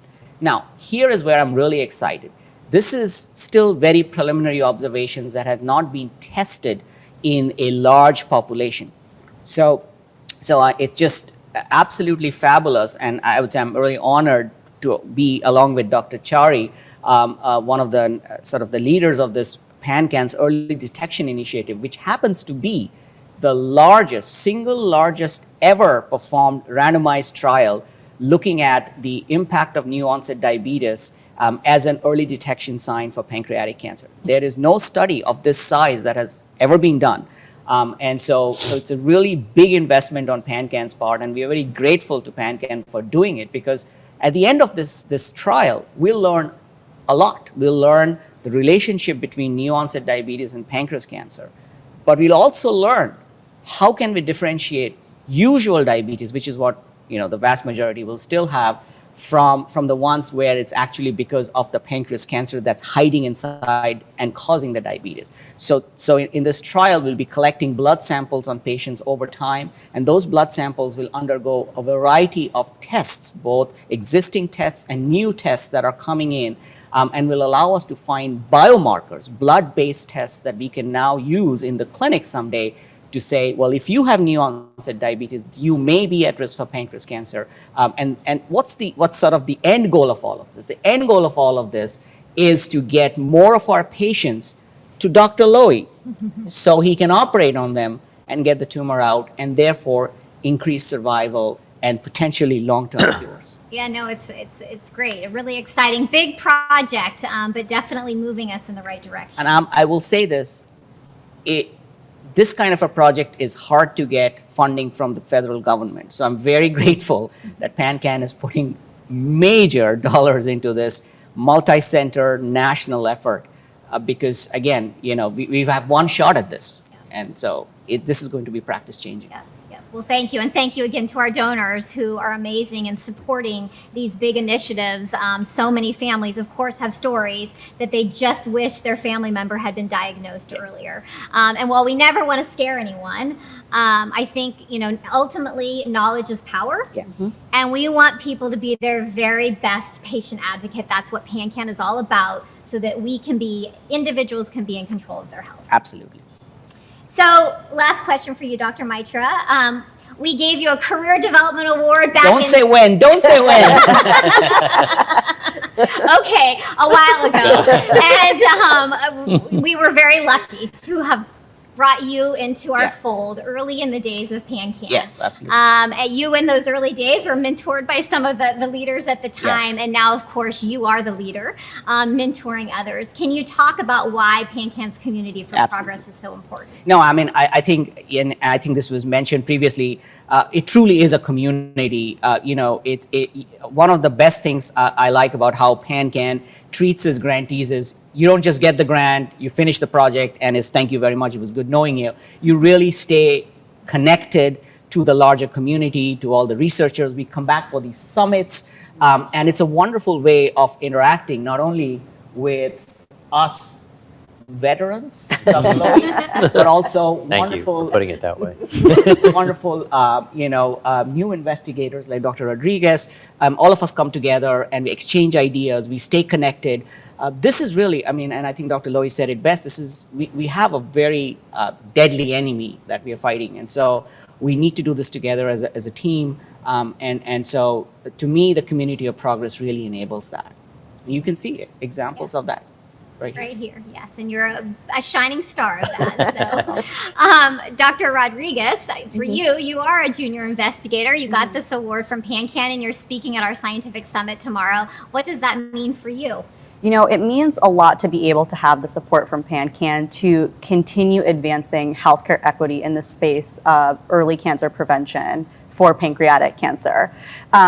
Early on, when I was thinking about the question for Regenerate, Dr. Mitra actually, alongside my mentor, Dr. Sapna Singhal, provided critical feedback to me. What types of questions should I be asking? How should I approach these questions? What type of study design should I be thinking of? So being able to get feedback, work with, and collaborate with senior scientists who are leaders in their field is really critical at this stage of my career, not only in the short term, but also in the long term, figuring out, what obstacles might I face? How can they potentially help me navigate those obstacles? And in the future, potentially be collaborators and sponsors. So being able to talk about studies like Regenerate at the PanCAN Summit and gain feedback from senior scientists and leaders and talk to them is not only inspirational on a personal level, but really a catalyst for academic growth. Yeah, no, and I think that's one of the most amazing things that I see is the camaraderie, lifelong colleagues and friends that come out of the meetings that we host and bringing everyone together. So we're so glad to have you part of our community. And I'm so excited to be here. Thank you. Welcome. And so, Dr. Lowy, I'm going to give you the last word. You've been a part of PanCAN for many, many years. You've received grants from us. You've sat on our Scientific and Medical Advisory Board, and in fact, you're the immediate past chair of our Scientific and Medical Advisory Board. From your perspective, you've attended many summits. Why is Community for Progress, PanCAN Scientific Summit so important? Well, it's all about keeping the train moving forward. And the Community for Progress is, it's like a train where you're stopping and we're pulling more new passengers on, like Dr. Rodriguez. And by, being able to work with and be mentored, as she just gave the example, by people like Dr. Maitra, you're growing the next generation and still being able to benefit from us veterans along the way who can share, our experiences in both, the field, career development, et cetera. But now, the community keeps growing because now we're involving folks like Dr. Pachter and pharma who are really critical partners, because at the end of the day, drugs mostly get developed by pharma, not in academic laboratories, with some exceptions, but having them in partners with us is really the way to make things go faster and faster. And so the larger the community gets, the more collaborative it gets, the better things are going to be for the quality of the research, the speed of the research, which ultimately serves our patients. So, the community, along with, the collegiality and all the benefits of making lifelong friends, but it really impacts and accelerates the work, which is really what we're all here to do. And so it's really a vital part of what PanCAN has grown and continues to grow. Absolutely. Not one person and not one institution is going to solve this problem. That's right. It's going to take all of us working together, collaborating, and continuing these discussions year over year. And that's how we're going to get to where we're going. So what an amazing panel. Thank you for just all of the information, your tremendous support. Dr. Rodriguez, congratulations on your recent grant. Congratulations to Veristem on your grant. Dr. Lowy and Dr. Maitra, you're just long-term service to PanCAN. I couldn't be more grateful. And of course, Dr. Matrisian for your leadership at PanCAN. So thank you all. It's going to be a terrific week ahead. Yes, look forward to it. Thank you. Thank you. Thank you. Thank you so much to all of our experts for joining us today. You provide so much hope to patients and their families. I'd also like to thank Veristem for being such gracious hosts here at their headquarters in Boston. A special thank you to all of you who watched today. I hope it's clear that you are funding progress in pancreatic cancer, and we are so grateful. Remember that PanCAN Patient Services can help answer any questions you have. Contact PanCAN Patient Services, and a case manager can help you. Also, you can keep progress going in pancreatic cancer research. Please make a gift today on our website at pancan.org. None of what you heard about today would happen without you. You and your donations are so appreciated. If you are interested in investing in a specific research project, please contact Lisa Gray at lgray@pancan.org. Until next time, thank you for all that you do. Well, I guess I cut that one a little bit short. Sorry about that, guys. Welcome back into the Live and Amplified, presenting the 24-hour podcast fundraiser marathon to benefit the Pancreatic Cancer Action Network. We have our next musician in the queue, T. Stryker. We'll bring him in just a second. We have a couple things to go over here really quick. If you are watching and you are interested in donating to the Pancreatic Cancer Action Network, there's a few different ways that you can do it. If you're watching on Twitch, below the video, there should be like a donate portal thing. Just hit that and you should be good to go. And if you are not watching on Twitch, there is a scan here code. Just scan here, hit, and it'll take you right to the donation landing page. Or if you don't have a QR code scanner, you can just type in our landing page website, lnacares.site, and it'll take you to our landing page. You just hit donate, bingo bango, easy peasy. So let's bring in our next musician. We got T-Dot Striker. Hey, how's it going, man? Hey, Tom, how are you? Doing pretty good. Glad to have you on.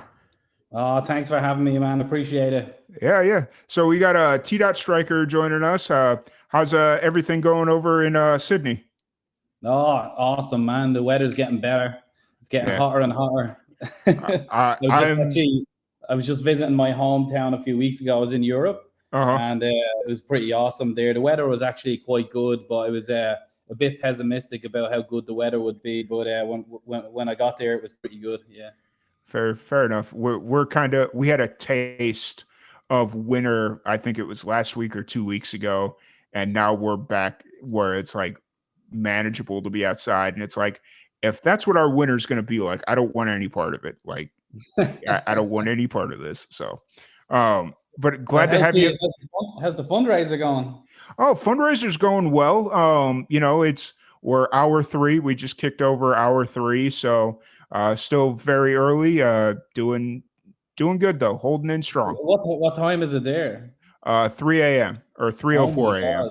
So like the Matchbox 20 song. Yeah, it's funny because all this week it felt like I was fighting something off. Like I could just tell on the inside it was like there's like a bug or something that's trying to kick my butt a little bit. And all the way up until last night when I got off of work, it's like, man, this thing is just not. I don't feel 100%. I don't know what's going on here. And I woke up at 11 p.m., like an hour before we were going live, and it's like whatever it was just vacated my body.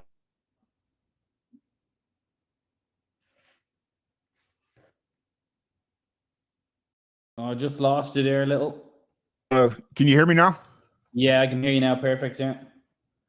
Anyways, so yeah. So tell me about this new project that you're working on. This T-Dot Striker project. Yeah. So just always wanted to do it. Basically, sort of releasing song by song. I've released one song already. It's called Choice, and it's on Spotify and all the normal streaming platforms and that.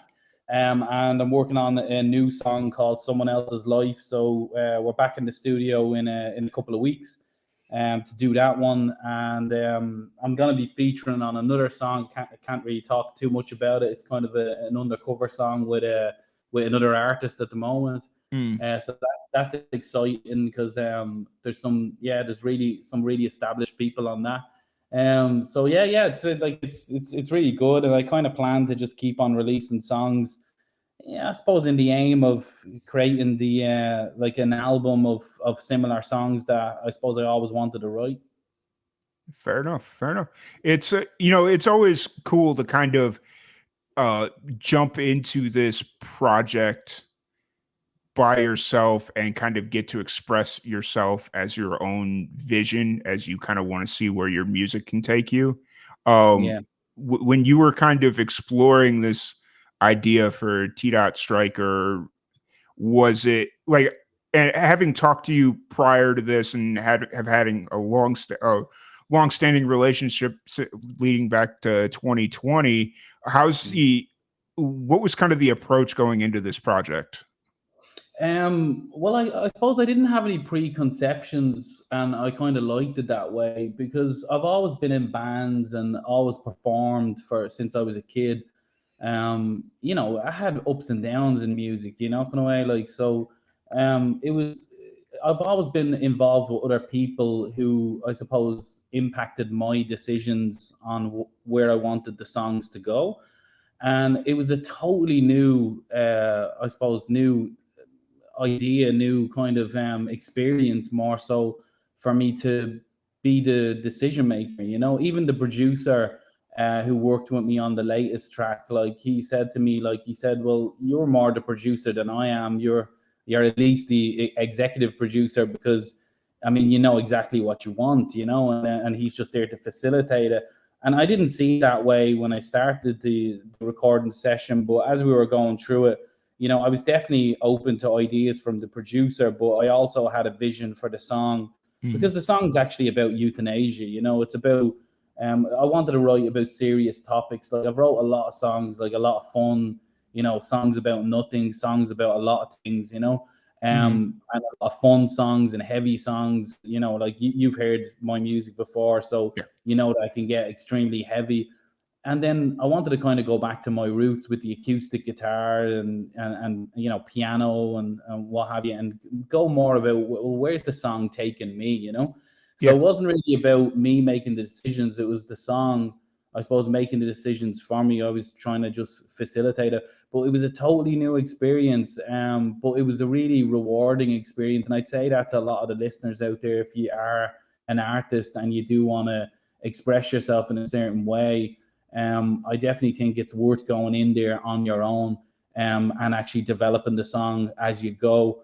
Now, a lot of actually musicians who play on the track are actually friends of mine, and actually some have played with me before, you know. So it was really, even they said the experience was very different, and they really enjoyed it. You know, kind of like the bass player basically said, like, mate, he kind of said, this is what you were meant to do, you know. He says, I think that, you know, these are songs, so these are, if not the best songs you've ever written, they're definitely high up there, you know. And it was really enjoyable. Yeah, it was just good to get the reaction like that, you know, kind of way. And I suppose just find the true meaning in the song, because as I said, the song's about euthanasia. It's about really the day after, you know, you wake up and, you know, someone in your life you've helped to I suppose end their life, and that's what it's called, choice.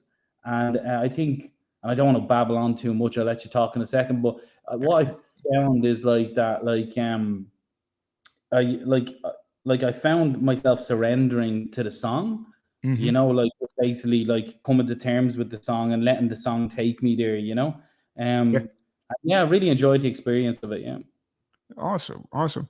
And you know, having heard some other music by you prior to T. Dot Striker and all that stuff, and just kind of seeing you flourish in this new project that you're doing has been absolutely amazing. I've enjoyed everything that I've heard, and you know, I'm glad that you're kind of finding not that you didn't have your stride before, but that you're kind of finding your stride now as a independent solo music. I guess technically yes, a solo musician, but you know, it's been really cool to kind of watch this new project transform.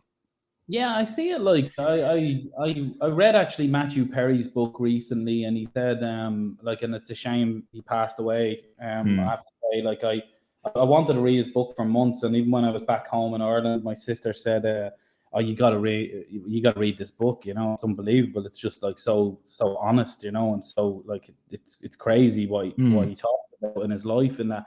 And he said in a part of the book, not going to give away the book, Jesus, it's a big book anyway, but like he says it in a part of the book that that he went and he did, you know, like drama like roles rather than the comedic roles, you know. And he said that he really wanted to only take scripts with that, and he said, like, funnily enough, he won Emmys for the drama roles, and he didn't get, you know, he didn't get the same for the comedic roles, you know.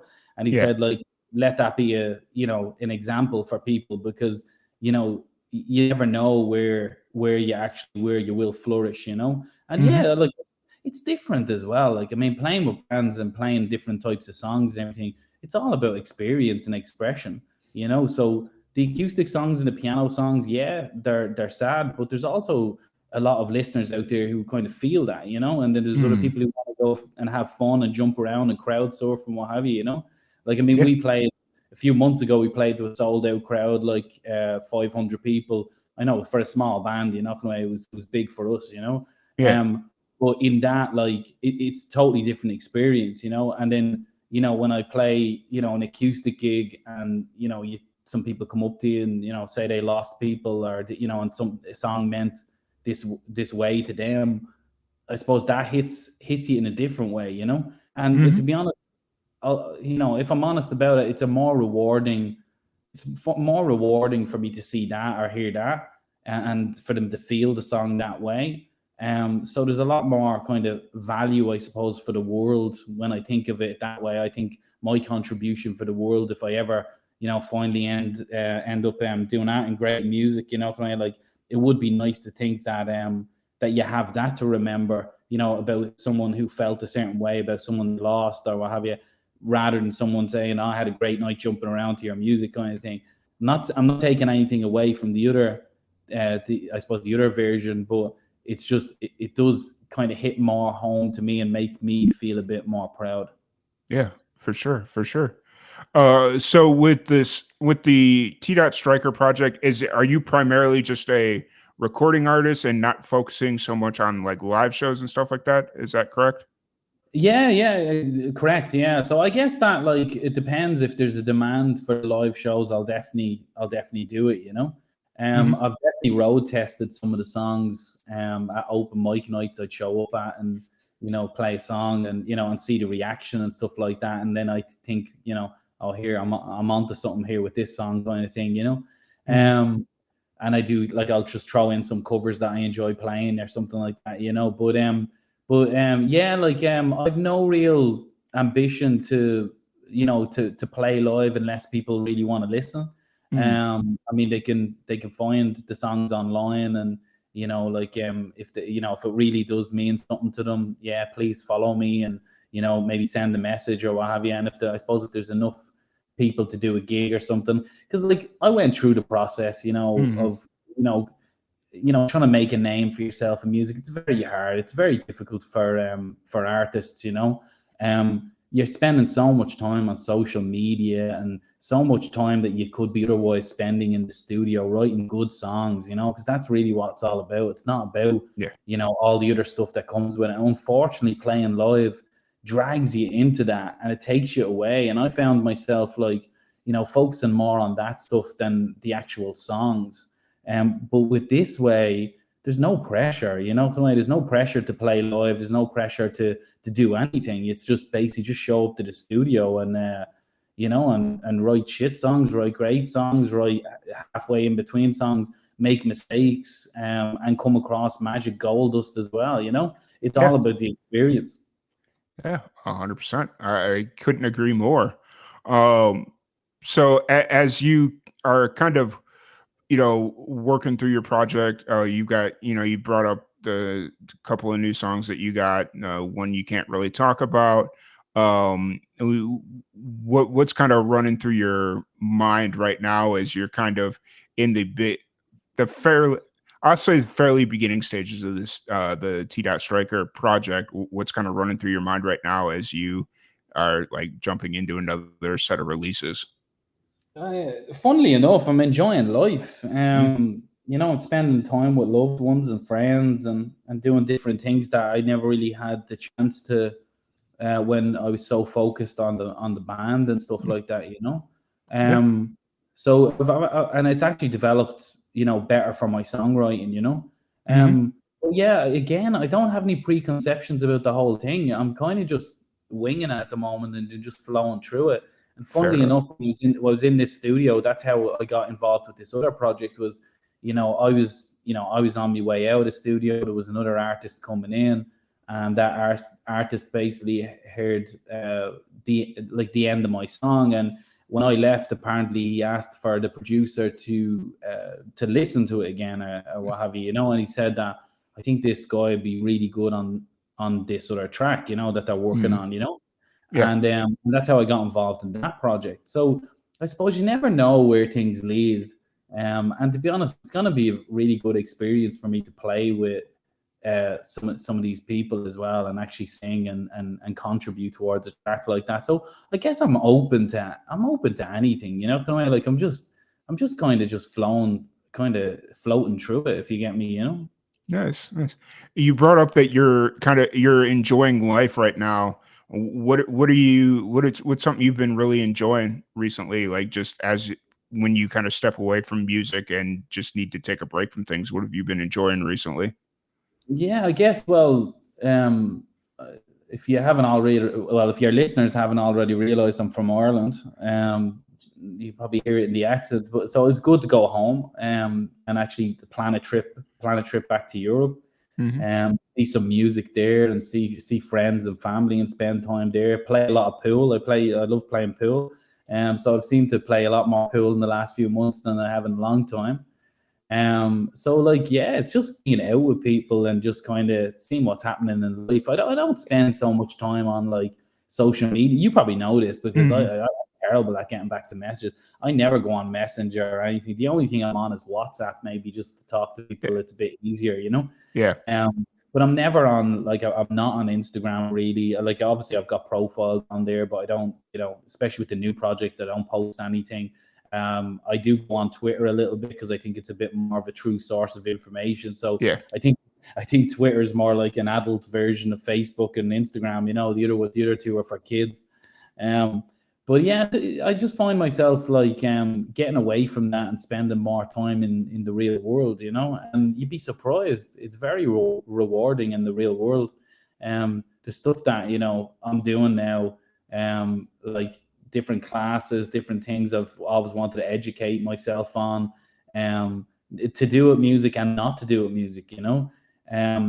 And yeah, and I mean, look, like you know, it's not as if I can, like, I'm doing this full time. Like, I have I suppose a very well established career in my job, you know.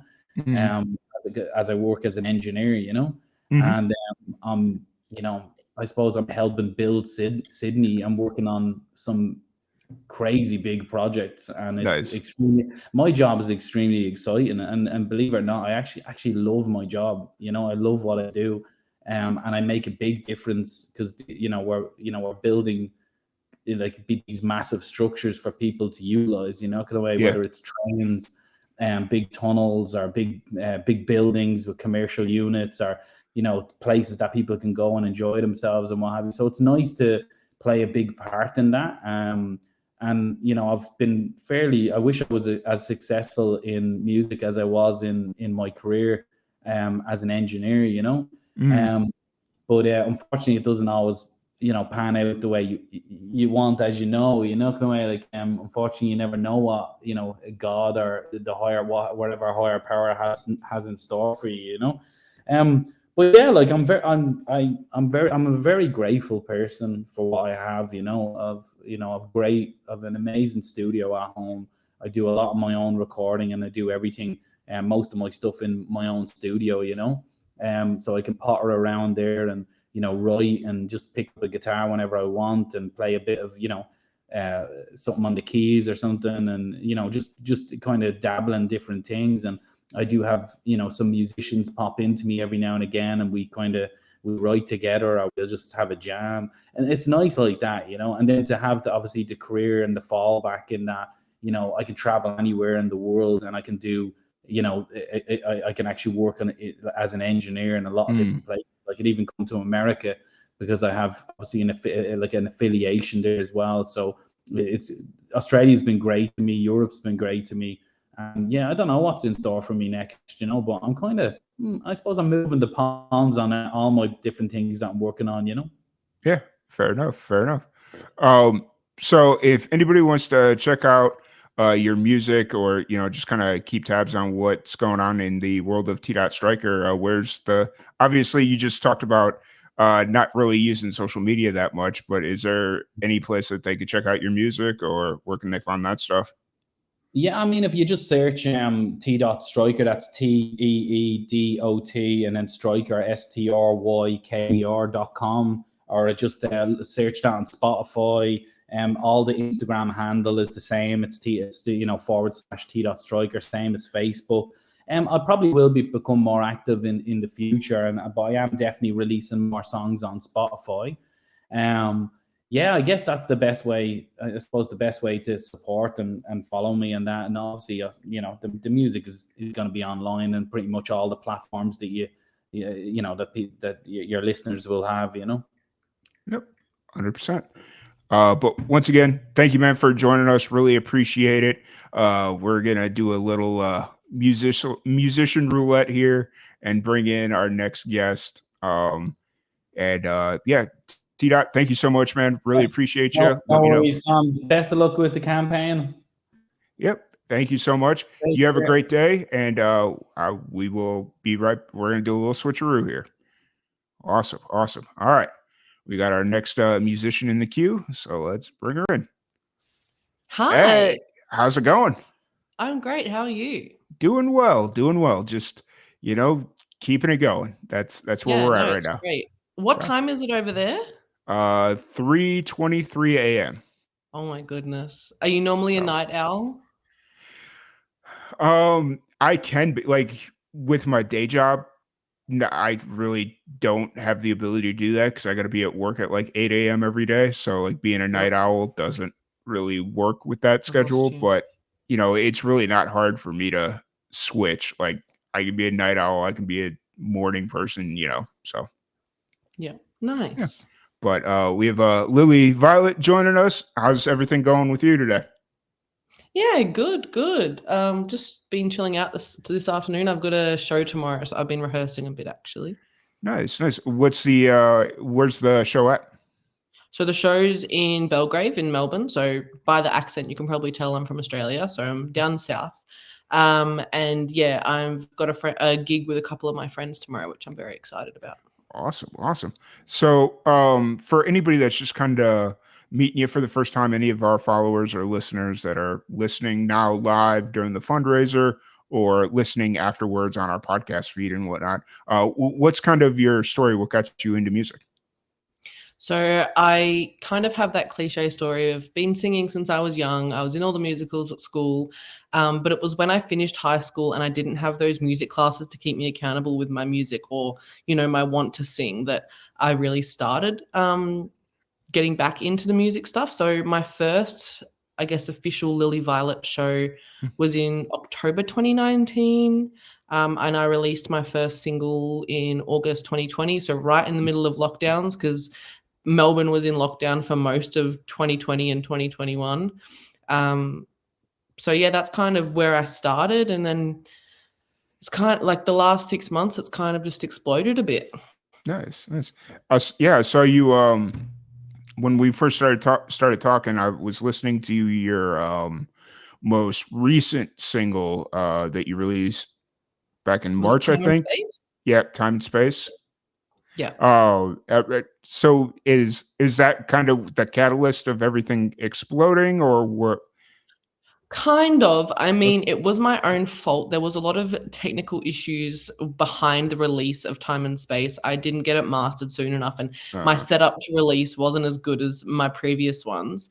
But it's been a lot of people are slowly getting more and more comfortable leaving the house, Yeah. even though, it's taken us 2-3 years, but people are slowly getting more and more excited to see new music. And I don't know what, other countries are like at the moment, but we have so many artists, especially in Melbourne. There seems to just be artists everywhere. And I've seen even a couple of my friends will be chatting to you at other times over the next 24 hours. And it's just been like, I've really found my community in the last 6 months. I found a lot of really Nice. supportive people. Whereas beforehand, I guess I didn't know where to find other like-minded artists, but it's been the last few months, it's been really, really good finding people who kind of understand the whole system of the music industry, especially as an up-and-coming artist. Yeah, for sure. It's kind of funny that you brought that up. You said that we have a couple of your friends that are coming on here later. Yeah.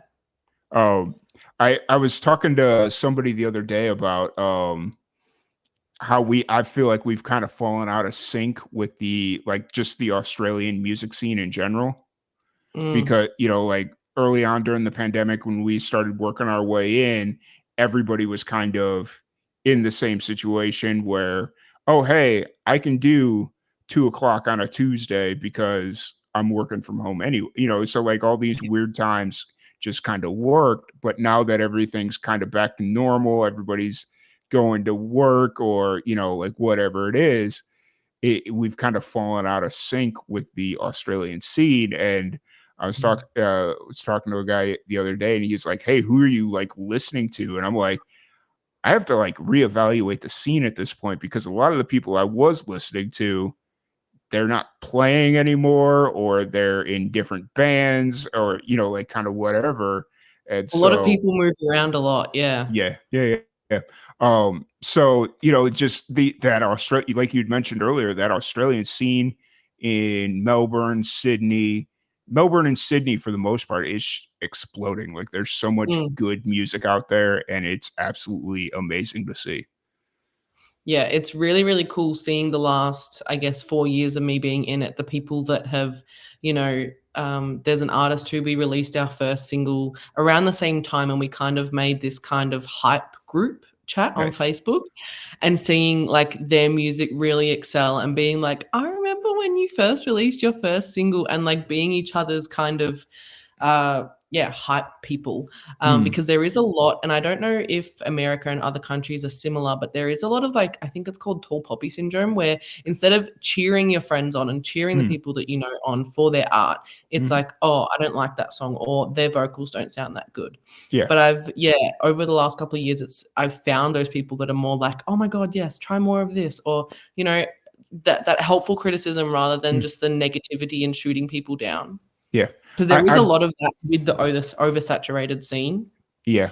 There's definitely a lot of that going on in other areas across the scene in general in America, but here in Texas, I was back in, like, I think it was exactly a month ago. I was at a music festival down near San Antonio, which is about 2.5 hours away from me, and it was like the most cathartic musical experience I've ever had in my life, because it was just all musicians that were there to support each other, and Yeah. like that there wasn't a minute that went by where I wouldn't be walking around the grounds and you wouldn't see two complete stranger musicians just sitting there chatting, writing a song, or one of them was trying to finish a song and couldn't get the chorus, the bridge, the whatever right, and they'd be sitting with a complete stranger working through whatever the situation was. So there are those pockets of musicians that are like there to help build their music scene, and it's really cool when you get to see it. So Yeah, because there is so much of that, like, I guess, competitive side. I've been to a few events recently that haven't been as, amazing as that sounds, but, like creating those relationships. I went to a event, it was like a networking event about a month ago, and there was, rap artists, there was an opera singer, there was pop artists, there was hyper pop, there was everything, and every single person in the room loved every single act. Everyone was there because they wanted to enjoy the music. And it's so often that, you do lineups, and it's happened to me a few times where, I'm second on the lineup, right? There's 3 acts.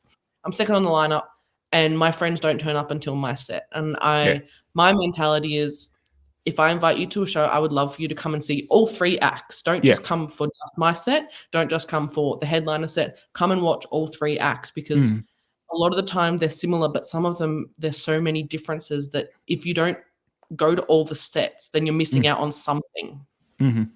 Yeah, it's something that a lot of musicians understand. Like if you're a musician, you understand the concept of going to support the entire show, not necessarily just a musician. Yeah. And I've been guilty of it. Like I'm not gonna lie, where I get Me invited too. to a show, where where you get invited to a show, and it's like starts at 7, where it's like, oh, I get off at work at 6. I can try and be there by 7, but I'd rather eat first, or like whatever it is. And then you Yeah. get there at 8 for your friend's set, and then at the end of the day, you're so tired, and it's so like, I mean, there is extenuating circumstances, but for the most part, I do like to try and stay there for the entire set. Yeah, I mean, I work a full-time job too, so I try and make it, if I have a friend that's up first, I'll rush to get there. But yeah, sometimes if it's during the work week, I tend to be that friend, but I'm trying really, really hard to not. And I'm seeing a lot of like shows, and I'm in a organization that's starting up, where we're going to try and make it so that, we give a set times, but we want to encourage people to come to all the artists rather than just their friend or their brother or their cousin or whatever. Come and see everyone, because everyone has just as much talent to bring to the front. Absolutely. Absolutely. So looking at your music now, where are you kind of at as far as like creating music? Are you writing, recording, releasing? Where are you kind of at right now?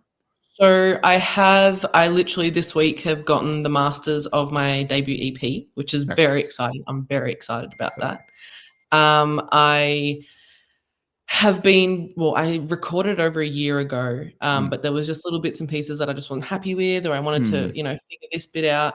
And I love it so much. The next single should be coming out, I guess, probably around February. Sorry, let me just put my laptop on silent so no one can bother me. I'm really excited to release the music because the way that I wrote the EP is like a story. So from start to finish, it's a story. And I love music where it is like a story. So, the first song explains one thing, and then by the end of it, you've been told a small novel in, 20 minutes. And so I'm really excited to be releasing new music, but I just need to figure out a timeline for it at this stage. Between Christmas coming up and other shows coming up, like my end of this year and start of next year, I think I've got like 5 or 6 shows, as well as traveling. Yeah. Well, it's so like I was talking to somebody earlier in this fundraiser about it's okay to take a step back and not rush out these projects, because like obviously, especially now when you're at this phase where you've got the masters and everything's kind of ready, it's very easy to be like, hey guys, new project dropping next week. But it's better, like this year it's not in the cans, but we have 6 weeks left in the year. It's like it's with Christmas and all the holidays and all that stuff. It's like wait till 2024, take these 6 weeks to think about a valid, solid release strategy. And then while that strategy is unrolling in 2024, then you can kind of focus on 2025 and just which is really weird to say since we're not even in 2024 yet, but I know, but that's how you got to think about it when you're releasing music, because you've got to have that 12-week plan, and you've got to have your press kits and your contacts lists and who you want to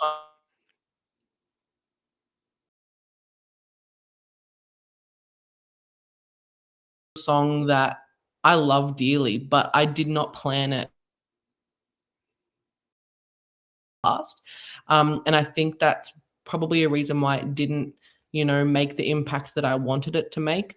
But it still made an impact. Like there's still, I remember the first time that I saw on my Spotify for my first single that my music was being listened to in different countries. Like that was a huge thing to me. I was like, oh my goodness, what the heck? This has made it to Amsterdam.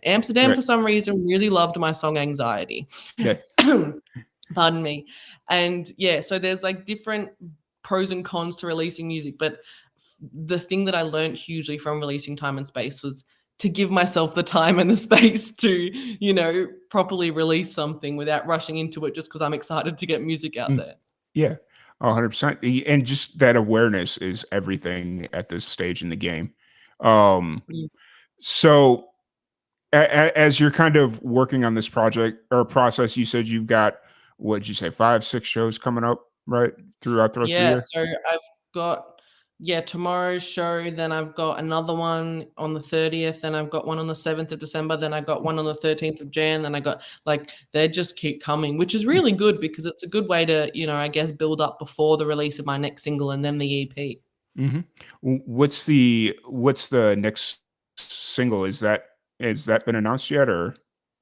No, it hasn't been announced yet, but it is one that I've been playing at shows for a while. So, the people at the shows who come, they do get, I do tell them, this is coming up next. Gotcha. And there is that, building that excitement around the song, which is really cool. Nice. And I love the fact that independent musicians nowadays are kind of test driving their music, like they're out there playing it before it gets released, because that kind of helps build buzz, whereas somebody like Taylor Swift or Beyonce or whoever could just could tomorrow drop an entire album of stuff nobody's ever heard, and it's going to do well. It's a really tricky thing. Like I was talking to a friend a couple of months ago because, all independent artists have that, that little bug in the back of their brain that's like, you should quit. This is not successful. And I was talking to a friend about it and they were like, you know, musicians nowadays, we have to be musicians, songwriters, managers, as well as content creators, as well as run successful social medias, as well as doing everything. And it can get really exhausting. And I think something that, you know, Australia's had a couple really good supportive organizations come up, especially during the pandemic for artists, because there is so much more expectation for us to do so much preparation before releasing music, and even just financially. Like, the financial side of music, unfortunately, isn't as brilliant as, you know, it should be, because these people are writing music from their heart. It takes hours to write a song. It takes hours to record a song. And it is, you know, my music is very personal. My music is very, you know, there's a lot of emotion behind it, and I do it for a reason. Yeah, 100%, 100%. Oh, so if anybody wants to check out your music, shows, any of that fun stuff, interact with you on social, where's the best place to find you? So my Instagram, Lily Violet Music, and my Facebook is Lily Violet Music as well. My music is on Spotify, so Lily Violet as well. And I think that's pretty much, and TikTok. I've also got a TikTok, but I'm not as active on TikTok as I am Instagram. Instagram tends to be my go-to. Yeah. Awesome. I think that's the for course for anyone on TikTok is nobody uses it enough. I literally, during our last break, I was sitting here, I was like, oh, I got to record a TikTok. Got to tell the people at TikTok that we're doing this because I haven't posted anything on TikTok. Yeah, So. TikTok's hard because, you know, people, a lot of it is just comedy. Like, there is those every now and then where it's a musician that like blows your brain away, like blows you away. Yeah. And then a lot of it also is, you know, up and comers, but then there's also just like people doing like funniest home video skits. Yeah. So it's very hard. Whereas Instagram, like, you can create it so that your feed is people who you're interested in supporting and all of that stuff. Whereas the For You page is, you know, just random stuff everywhere. Yeah. Yeah. That's TikTok in a nutshell. So, Yeah, exactly. But Lily Violet, I really appreciate you taking the time to sit down and chat with us. If there's ever anything we can do for you, please let me know. Love to help you promote the upcoming single, the upcoming releases, you know, like however it ends up folding out for you in 2024. So anybody that's listening, go follow Lily Violet on all her socials, and then be on the lookout for your releases in 2024. And once again, thank you so much for hanging out with us. Thank you for having me. Thank you so much. Have a great fundraiser. Good luck. Yeah. Thank you so much. And we're going to do a little musical roulette here and bring in our next guest. Beautiful. Thanks. See ya.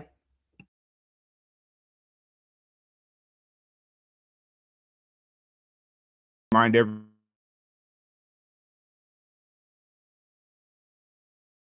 fundraiser, we are approaching hour 4. We are making headway here. But if you're interested in donating, right there, there's a little scan here, QR code, or you could visit the website, lnacares.site. Or if you're watching on Twitch, there's a little donate tab right there. You can donate there as well. But we're going to bring in our next musical guest, Nicole Shortland. Hey, how's it going? Hi. Good. How are you? Doing really well. Doing really well. How's everything going for you? How's everything going for you? Sorry, I was trying to fix something here. Yeah, no, all going really good. We've just had a litter of puppies downstairs, so lots of music and lots of puppy cuddles, so that's good. Nice. So we have Nicole Shortland with us for just to kind of bring everybody up to par. If they're just meeting you for the first time, kind of tell everybody what your story is. What got you into music?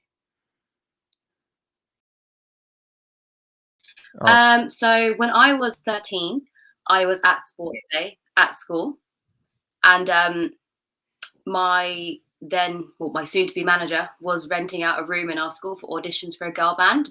I went in and auditioned with grass in my hair, along with 2 other girls from sports day, and we ended up signing with him as like a management company and production and publishing deal. When I was 13, the other girls were 16. We then got a record deal with Mercury, Universal.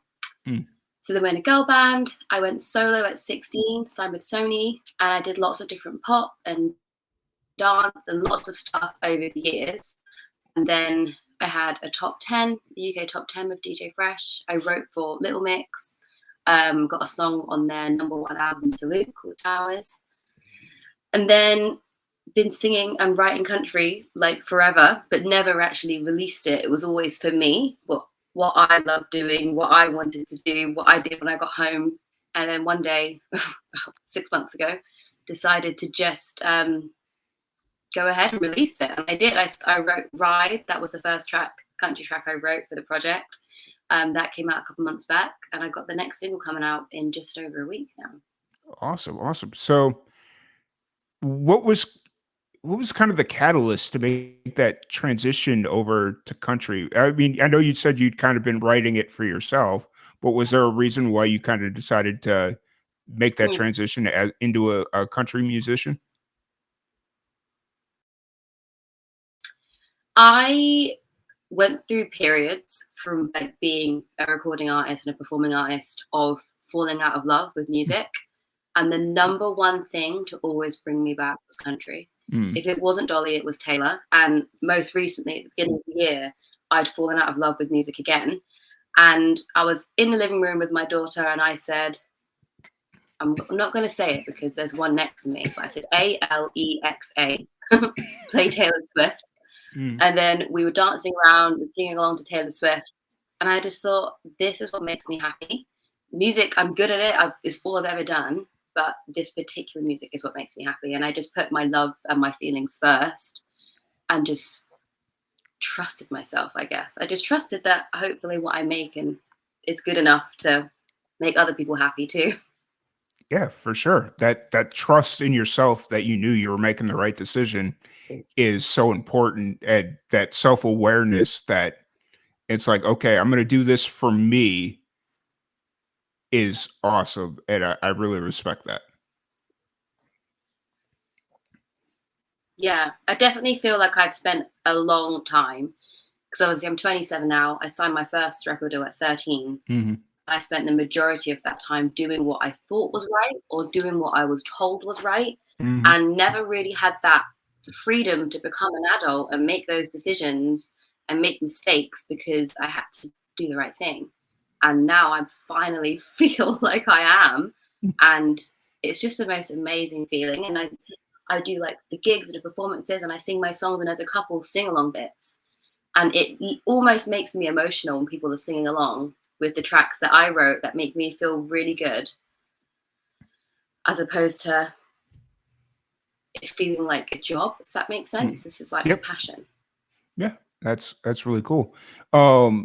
So signing a record deal, that's so young. You said you signed a record deal at the age of 13. What was like, so was there anything that you kind of like took away from that experience, that once you kind of started going in for your playing music for yourself, that you vowed that you'd never repeat? Was there any like mistakes that you made during that period?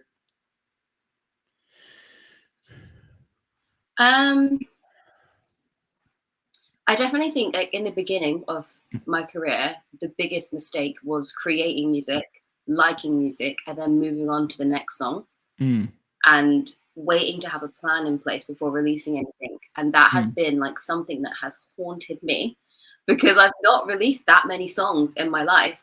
I mean, quite a lot of songs, but I probably have the best part of 900 songs, good songs, unreleased, that I just never got around to creating a plan for. And so every time I write a song, I'm like slotting it into where it's going to come out. And I think the next track, so Out of Town Girl, is the last song that I wrote, the most recent song, but it's jumped the queue. It's now come second because I'm like, this is a good one. So I think the main thing I've taken from it is that kind of sitting on music and that waiting for the right time. You have to create the right time for your songs, you have to create the right time for everything in life. And that's something that I definitely realized. And plus, there are a lot of jobs, like in a label, especially a big one like Universal and Sony. There are a lot of jobs and a lot of people that get you to that point of releasing a song. And I've been figuring out that there is a lot to do. And I don't even know necessarily which gaps I need to fill in. So I'm figuring that out too. Yeah, for sure. It's all, especially now, it's kind of like a learning process of figuring out where what you want to do as far as like covering certain aspects of the industry by yourself and what it is you enjoy versus what it is. It's like, yeah, I'm going to push that. If I can afford to pay somebody else to do that, I'm going to do that, because running promotions or ads or, like whatever it is, isn't my strong suit, or writing EPKs or press releases or whatever, so. Yeah. So There's definitely a big difference between business and the one. Yeah. So looking forward to the new release that you have coming out in about a week or so. What's the story behind this song?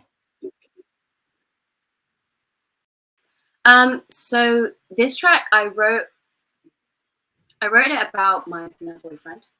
And as I was writing the song, I just felt like there needed to be a story behind it. And so I just sat down and I was just picturing it like it was a movie. And I was like, where could this story go next? And when I was writing it, it was like a really simple guitar loop from Xavier. And I kind of made the track like that. I reached out to him and showed him what I'd done with it. And he was like, wow, this is awesome. Can I work on it some more? So I sent him over the vocals. He's added loads of other layers to it. And it's gone from being this really basic storytelling track to this really beautiful, powerful song. It's about a girl that goes into a random bar, meets a random guy who happens to be on quite a crazy life journey, and deciding to leave everything behind and just jump on board and take that risk. And it's really cool, because I know that I wrote it from my feelings, but the story is slightly different to reality.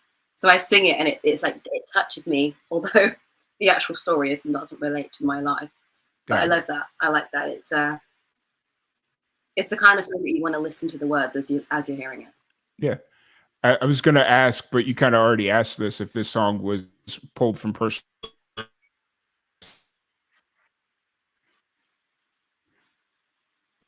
Pulled from what? Sorry. I'm sorry. I just saw.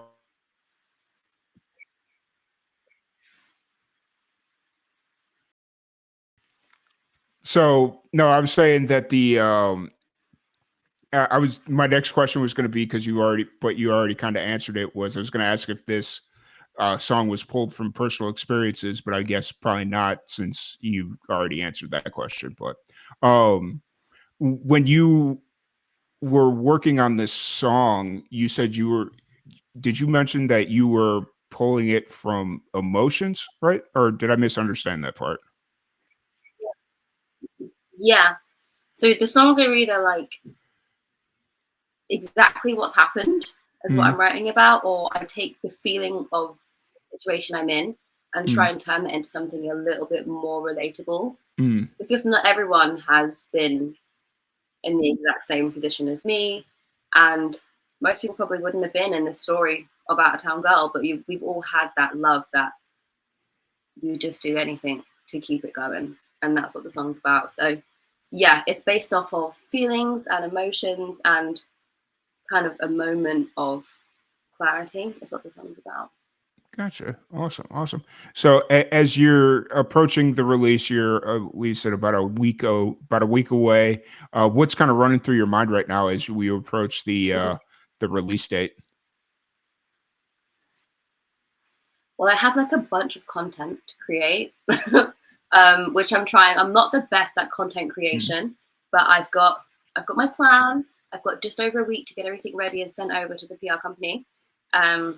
And then just, to be honest, excitement. I'm so excited to have now just 2 songs out there, because I've got around about 13 songs for this project ready to go. And when you look at my name, when you search Nicole Shortland as opposed to Nikki Ambers or Little Nikki, who I was before, there's one song.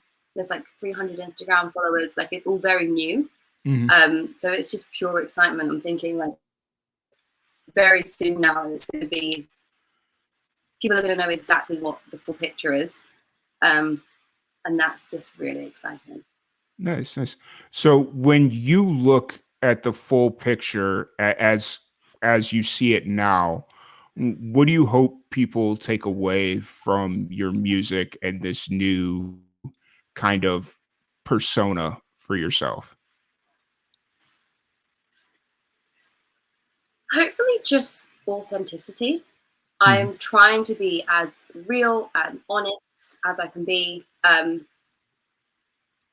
hopefully they can see that and learn who I am as a person through my music, as opposed to, I used to feel before, like when you're doing R&B or dance, or for me anyway, I had to get into character to perform and get into character to record and to write. I was becoming Nikki. Mm. Whereas now that it's just what feels right and what's true inside Mm. me. I hope that people that listen and people that invest their time into me and my music can see that and see who I am, because that's literally all I want to do. Yeah. Is just be honest and real with my sound and with what makes me feel good. Awesome. That's really cool. That like I'm all about authenticity and just being authentic to yourself and not trying to fit into what's popular or what the cool kids are doing nowadays. God, I sound like an old man. But you know, it's really cool to kind of watch this transformation happen. Obviously, you have a lot of years of like experience working in with the record labels and all that stuff, but just to kind of now really be able to sink your teeth into a project that you're passionate about because you're passionate about it. I I can't wait to see where this album, where this project, where like however whatever words we want to use to describe it, I can't wait to see where it takes you. Thanks. I'm really, honestly, full of this like buzz and energy and this feeling that I'm doing the right thing. I just feel like this is good and this is right. Yeah. So Yeah. I'm happy. I can't agree more. So as you kind of look forward, when you need to kind of like step away or just kind of decompress, what are some of your hobbies? What do you do outside of the biz or outside of the industry to decompress? Um, so I have a little daughter. She's 3.5. She comes to most gigs. She is involved in the writing process. She's there like for everything. So she's the main focus of my life. And then other than Vienna and music, it's the dogs. So now between us, we have about 10 dogs, I think, Oh, wow. and some puppies and a couple of cats. And all the dogs do their own thing. So I have whippets who like to run and race. And then I have huskies and a Belgian shepherd who like to pull the bike. And then we do agility and just a bunch of dog stuff, a bunch of getting muddy. My mum raises calves for a living. So we're down at the farm with the cows a lot and feeding the little baby cows. And just basically, if it's not music and makeup, it's like animals and mud. So it's Nice. one or the other all the time. Hey, they're that's Yeah. like that. Honestly, oddly, they go hand in hand. Having interviewed as so many musicians, just kind of when they're not being out on stage, singing, performing, having to promote themselves on social, being out in nature in some form of fashion, which being out on the farm is as much being out a part of nature as it is going walking through the trail or whatever it is. And just kind of having that opportunity to disconnect and just turn off the I don't want to say turn your brain off, but turn off the high frequency need to always be at your best is, that I think Yeah. being it just kind of all goes hand in hand. Yeah. And I think the creative brain sees the world a little bit differently. Mm. And from my experience working and being around creatives, we get tired a lot, like mentally tired from taking in so much information. And for a lot of us, writing, performing is a great outlet for that. But equally, like you say, being around animals and nature, and I love trees. Being around all those things, like another really good way to kind of unwind and let loose and let the world pass you by and just enjoy the moment, I think. Yeah, 100%, 100%. So, if anybody wants to check out your music or interact with you on social, catch a show, whatever it is, where's the best place to find you? So Instagram and Facebook is Nicole Shortland Country. All my music so far, the one song so far, soon to be two, are on Spotify and YouTube. So there's Ride, which was my first single, which is Spotify, Apple Music, all the streaming services. But everything is on my Instagram and my Facebook. I post them at the same time. I have Twitter. I have I think it's X now. I have X. I have 2 followers.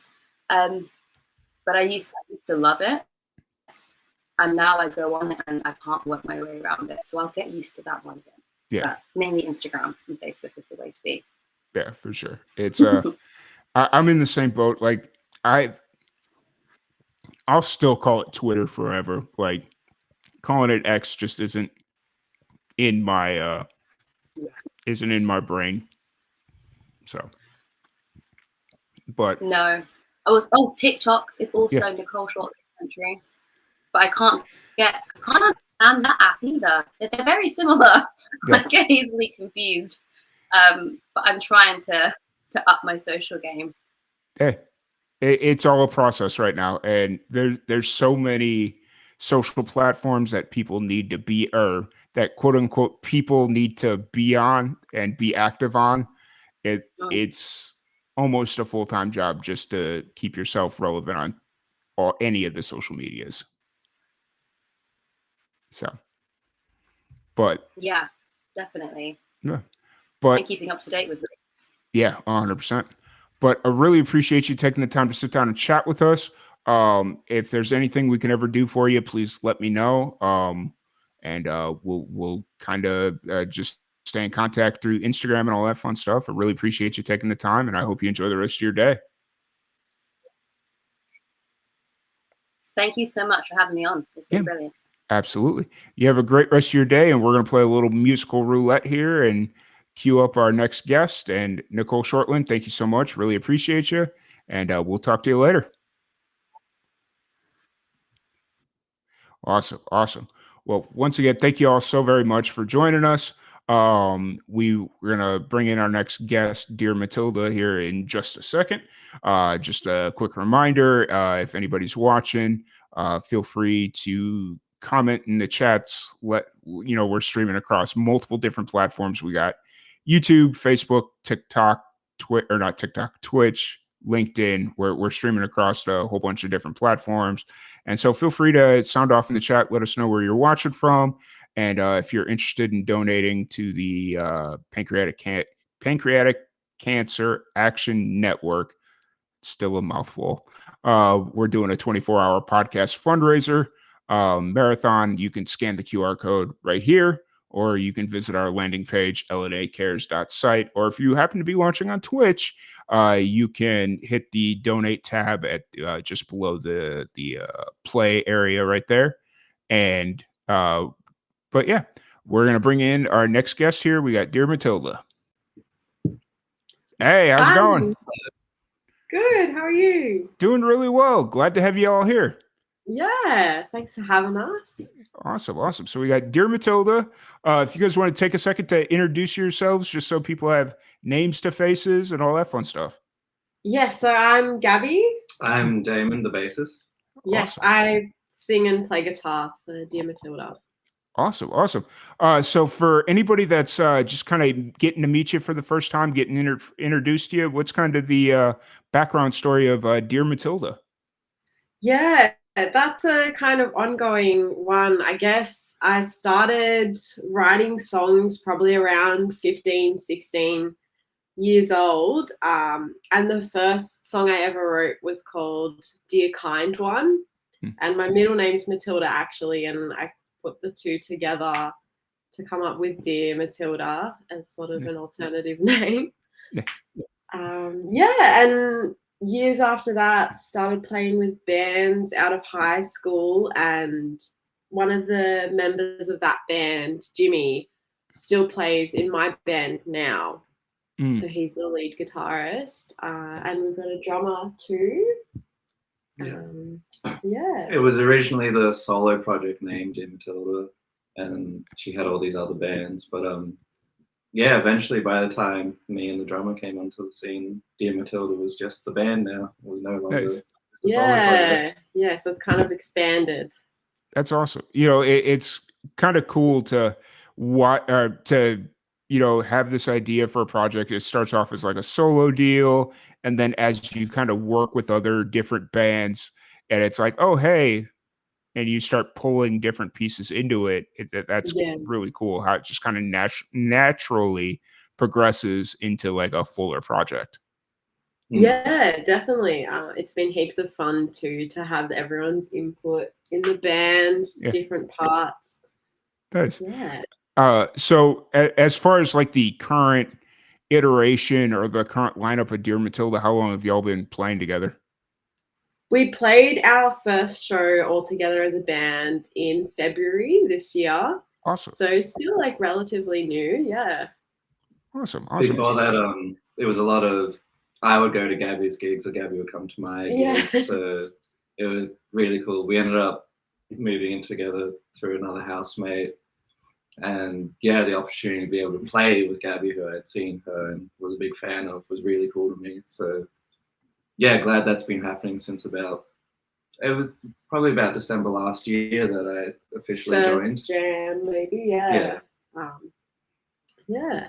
Nice. That's cool. And so when you all started kind of playing together and the current lineup started to take form, were you looking at do you kind of consider that the start of Dear Matilda the band, or do you Yeah, I've thought about this too, because I guess I started as soon as I started performing at like open mics. My parents would take me along to like the local open mic when I was about 16, 17.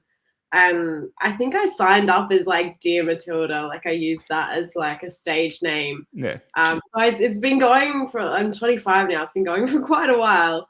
But yeah, I'd say that this is definitely like a new era of Dear Matilda, the band starting this year. Yeah. That's fair enough. And when you made the kind of that transition, did you kind of reevaluate what kind of music you were going to make as Dear Matilda? Obviously, bringing in different members, new members, you could do a little bit more than as if you were a social or not a social artist, but a single artist. As the new members kind of came in, did you kind of transform what the band was or what your intentions were? Yeah, I definitely think so. I did have the intention of when the members joined that I guess it also happened organically, like the songs we picked to play at the first gig were more rocky, whereas like I've written a lot of like folky country songs as well. But these ones were more like rock and punk vibes. So we kind of started with them because they were like a good band place to start with, and then been really enjoying that and wanting to go more into that. And we've been in the studio a bit this year, and hearing those songs come to life with just like distorted guitars and heavy drums and stuff has been really exciting. That's awesome. It definitely has changed to when I was just playing by myself, for sure.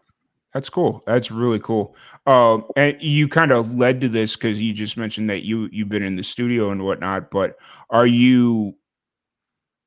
where are you kind of at in that process? Are you still recording, or are you getting ready to release, or where are you kind of at in that process? We've got 2 days of studio time left. We've just been in there for the past 2 weeks. Nice. All the drums are tracked, all the bass is tracked. It's all the lead guitars and just a few vocals left to go. Yeah. And then we'll have a 5-song EP to work with for the next year. Yeah. That's cool. That's really good. And the hope is to have it ready to go by maybe not the beginning of next year, but next year at some point. Yeah, I think beginning of next Yeah. year we can start with releasing some singles from the EP. But Yeah, mapping it all out, planning it out. Yeah, it's going to be really exciting. We worked with this same studio about the middle of the year, yeah, July. they did Anymore. And they worked on our single that is out called Anymore. Mm. And they had a really quick turnaround time too. Like, still amazing quality, but like, sometimes it can take ages to get your song back. Obviously, there's a lot of work that goes in mixing and mastering it, but they were just insanely, quick. Efficient, I'd say. Yeah.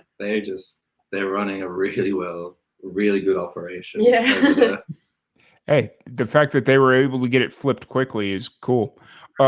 So the single that you currently have out now, what's kind of the story behind that? Yeah, that was written a long time ago, about 2019. Mm-hmm. And then it's a bit of a heartbreak song. When my ex and I broke up, just needed escape to release out all the emotions and stuff as we do. And yeah, just wrote this song Anymore. And it was one of the band's favorites that we'd been playing. And I wanted to get into the studio, and I said, we'll do one song first, just see how we gel together and what we can do better next time. So did the one song Anymore and released that just last month. Nice. Awesome. And will this be a part of the upcoming EP, or is this just like a standalone thing? Excellent question. We hadn't thought about that. It's sort of a good fit, I think, considering it's not the same studio, but similar sound. Yeah, well, that's a 50-50, I have to say. I don't think we've got an answer yet. Fair. You've given us the idea. Yeah. I had to ask, because the idea of standalone singles is definitely a good way to kind of keep your name out there, but also if you're on the obviously a 5-song EP, that's like a really good EP to have out there, and you don't want to upset that balance. So it could go, like you said, 50-50. I think either way you're going to do the right thing. So yeah. Yeah. So you said you still got a couple of days left in the studio. How have you been enjoying getting into the studio and working on new music? Yeah, it's been really exciting, and a lot of the songs, are a lot more new than Anymore was, even when I wrote it. So some of them have only been written maybe 3 or 4 months. Yeah, 3 or 4 months ago. So yeah, really great to have that inspiration be fresh to work on those songs.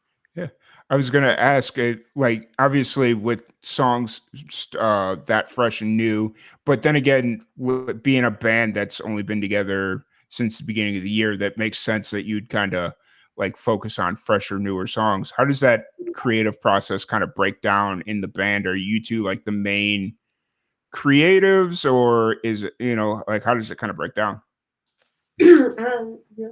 Yeah, well, I sort of relevant to it. I will hear as Gabby writes the songs because we live together, so they'll be fresh in my mind. I think with one of the songs, Clock's Ticking, I came out and wrote a bass line for it before she was finished writing the chorus. But yeah, often it's mostly entirely Gabby, or our lead guitarist Jimmy has a lot of good inputs on songwriting. I try to stay away from songwriting. I'm more interested in the song being ready, and then I can put a good arrangement into it because that's more exciting to me. And I also, if I was to contribute lyrics, I don't think they'd ever make it into the studio. I think they'd be thrown out first thing. Fair. I completely understand. And so with the creative process, are you guys usually drawing from like, are you usually, Gabby, drawing from like personal experiences, or are you just kind of more of like a random idea pops into your head and that's what you tend to write about? Yeah, it's definitely a combination of things. I would say the main thing is life experience and having an outlet to express the things that are going on in my life or kind of put them into words. That's like, yeah, one of the biggest things, but I kind of get inspiration from anywhere, like yeah, anything that I can think of.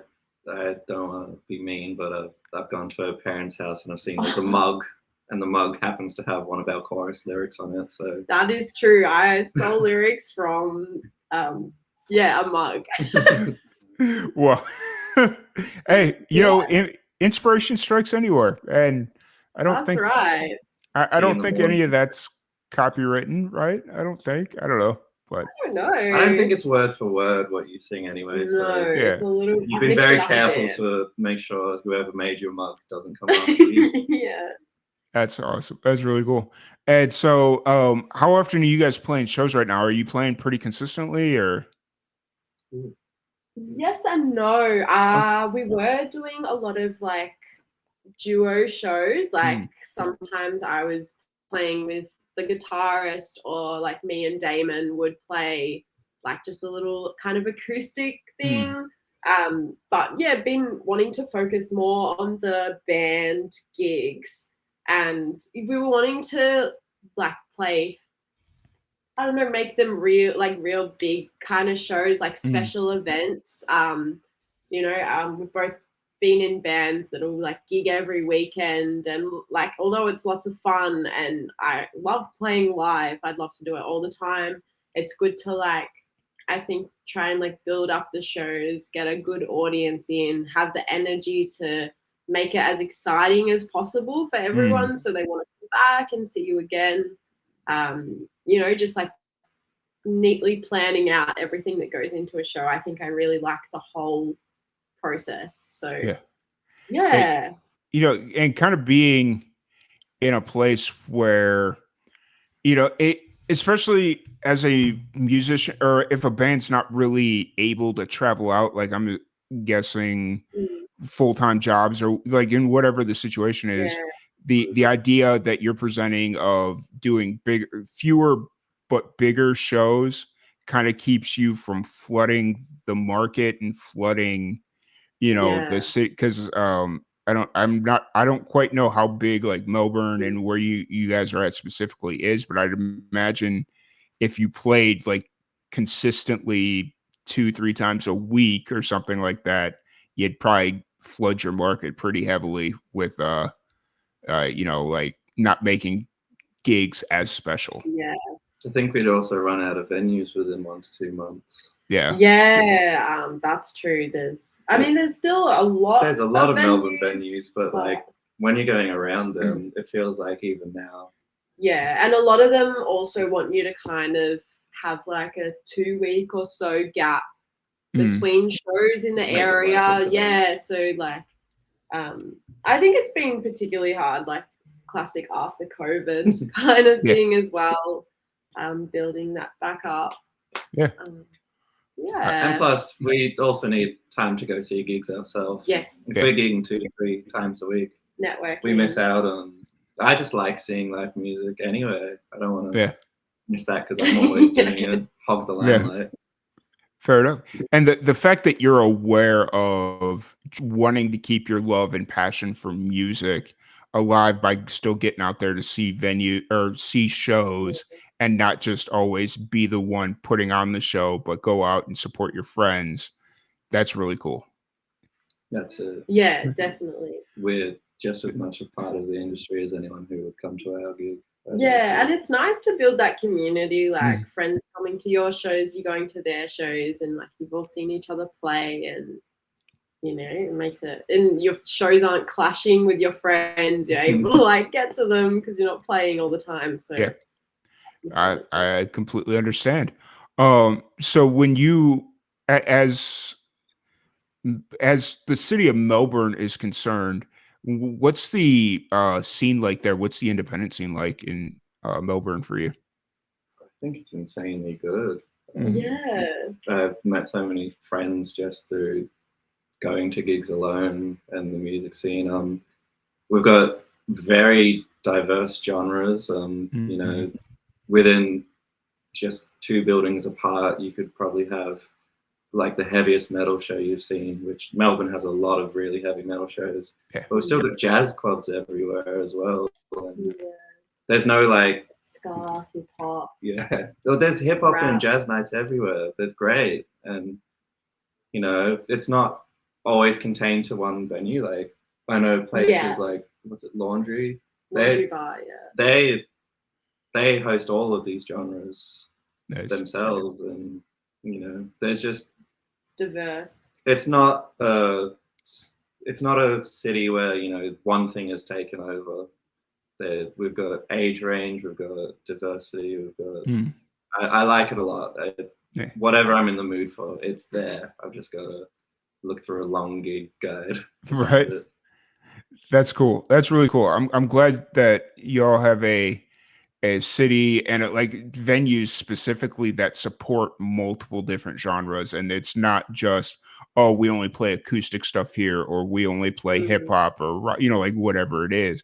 The fact that one night they'll have the heaviest of death metal bands, and then the next night, you know, a solo acoustic act. That's vital to any independent music scene. That's it. Yeah, definitely. And just giving everyone the opportunity and platform, like no matter what kind of music you play as well. Yeah, 100%, 100%. So if anybody wants to check out Dear Matilda and check out your music or your upcoming releases or catch a show or, you know, just interact with you on social, where's the best place to find you? Yeah, Instagram's a good spot. Dear Matilda Music, you'll find it on all platforms, Facebook, Instagram. Pretty heavy on TikTok, doing that. What else? We got stuff on Spotify, Apple Music, all that kind of thing. Yeah. Cool. Well, once again, thank you so much for jumping on here. Really appreciate you taking the time to sit down and chat. Absolutely enjoyed our conversation. And as you kind of get ready to release this next batch of songs, this EP, feel free to reach out. We'd love to have you on, dive a little bit deeper, maybe get the full band on, whatever's in the cards. So awesome. Thank you so much for having us, and best of luck with all the fundraising. Yeah, good luck. What's it? 20 hours left? Just under 20 hours. So we're making headway. I'm happy. Yeah. And we're just Good kind of luck. pushing. Yeah. Thank you so much. Really appreciate you taking the time to sit down and chat. And we're going to do a little switcheroo here and really appreciate it. Thank Thanks you. so much. Yep. Thank you. Have a good one. See ya. Yep. All right. Well, thank you all so very much for joining us here. We are into hour 4 of our 24-hour podcast fundraiser. If you're interested in donating, you can scan here or go into our site here, lnacares.site, and that'll take you to a landing page, and you can donate right there. But yeah, we're going to play a little break video thing here, and we've got Adam's Parade coming up next. My name is Pamela Jackson. So I found out I was pregnant with my daughter, who is 13 now. I was in my 3rd trimester. And I had pancreatitis maybe 7 times during my 3rd trimester. After I had my daughter, I was traveling to Florida for business, and I had a pain going across my stomach, and it was an excruciating pain. The doctors did a CT scan, and they saw something at the tail of my pancreas. And they said, oh, it's probably pseudocyst, you're so young. And when they tested it, it turned out to be pancreatic cancer. You know, when I was having the pancreatic attacks, I didn't realize what the outcome could be. You know, I just assumed I was young, fairly healthy. It just never crossed my mind what could be wrong. I was actually quite surprised. So I've worked in healthcare for a number of years. I've worked with the African American community. I did outreach from a health perspective. And I had no idea that pancreatic cancer was even prevalent, let alone prevalent in the African American community. So I was quite surprised. I didn't even know where the pancreas was. Honestly, before being diagnosed, I was not aware of pancreatic cancer. And I think in the African American community, there is a stigma overall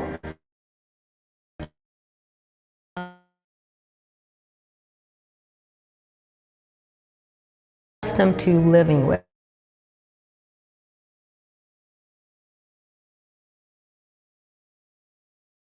You have your best chance of survival. It's very difficult, when you find out that you have a diagnosis such as pancreatic cancer, you automatically assume that it's a death sentence. And so I think if providers had the right information up front, hey, there's an organization, there are people you can talk to, there are people that have been through this before, and there are people that can really support you through this entire process, it would make a huge difference for patients.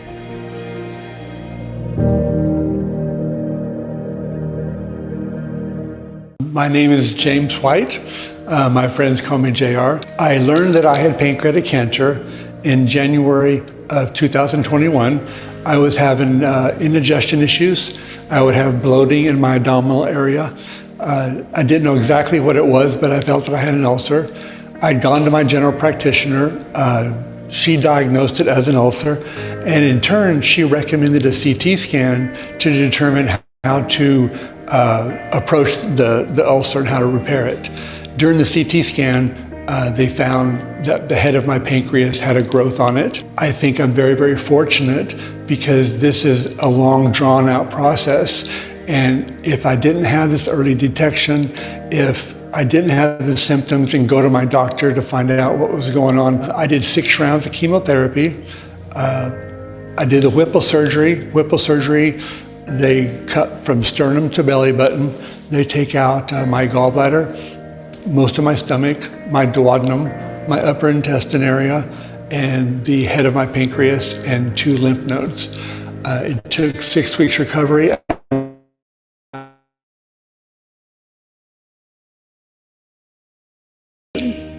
NED, no evidence. I feel more compassion, more empathy for people in this type of situation. Pancreatic cancer is an awful disease, and it is a lot more prevalent than people realize. It's very hard to find somebody who has not been touched by a friend, a family member, a relative who's got pancreatic cancer. What I would like people to know about pancreatic cancer is that it is there. They need to be aware of it. They need to detect it early. They need to see their doctor when the symptoms arise. If you can catch this early enough, it is survivable. I'm proof it's survivable.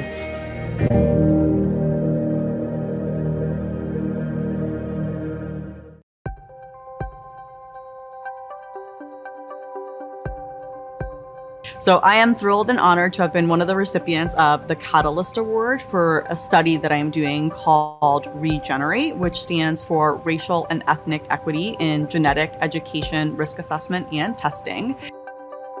The study is important for various reasons. So to give a little bit of background, Black individuals in the United States have the highest incidence of pancreatic cancer. They also have higher mortality rates. In addition, when pancreatic cancer is diagnosed in Black populations, it's often diagnosed at stages that are more advanced and are less amenable to treatment. In terms of both Black and Latinx populations, they also have shorter survival times when diagnosed with pancreatic cancer compared to white populations, and more generally are less likely to actually be referred to genetic education, risk assessment, and testing. So from that perspective, it's really important to get a deeper understanding as to why these healthcare inequities are happening. So what the Regenerate study does is really take a step back and look at the perceptions to genetic education, risk assessment and testing from Black and Latinx patients who have a relationship with pancreatic cancer in terms of having a diagnosis in the family or having a diagnosis themselves, and trying to figure out what can we do to make it easier to get genetic education and testing, what makes it more difficult on the patient level and also on the provider level. What can we do better? As well as what do we need to advocate for on the system level to make these changes happen? For me, as a first-generation Latina, it really is a project that is near and dear to my heart. I have seen firsthand the difficulties that my own family has had interacting with the healthcare system, and I want to learn, how can I make it easier for Black and Latinx patients who are at risk for pancreatic cancer to get cancer prevention and care? Because we want to catch it before it actually happens. And that's why it's important to understand how I can actually increase this access and make certain that we're providing materials that bring Black and Latinx folks to get genetic education, genetic testing, and spread the word to make this more normalized. I think the other thing that PanCAN is doing really well is that when it comes to patient advocacy, pancreatic cancer is a really difficult diagnosis, and being able to find a community of people that have been through similar experiences can be really helpful when you are going through something like that yourself, or when you have a loved one who's going through a pancreatic cancer diagnosis.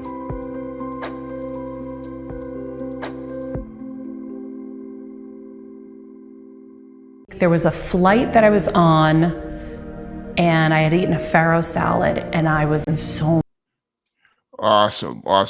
How's it going today, everybody? Welcome back into the Live and Amplified 24-hour podcast fundraiser marathon to benefit pancreatic cancer research and support. That's the word I'm looking for. Sorry, y'all. Once again, just really quick before we bring in our next musician, if you are interested in donating, you can scan the QR code right here, or you can visit lnacares.site. Or if you happen to be watching on Twitch, you can visit the on the Twitch screen there. There is a donate. There's a donate portal there, and you should be good to go. But we're going to bring in our next musician. We have Adams Parade. We have Luke. Let's bring him in. Hey, how's it going, man? Hey, man, long time. Long time. It's been a good minute, hasn't it? Yeah. How's everything been going? Pretty busy at the moment, man. We've been writing and writing an album at the moment. We just got to the end of it, so we got a whole bunch of demos to go through. Yeah. Right. So are you just kind of writing music and then you'll just kind of cherry pick what you want on the album, or were you specifically writing to the album? Well, we're not going to really pick them. So tomorrow, and I was actually going to send you a link. I'm not very tech savvy, but I was going to send you a link.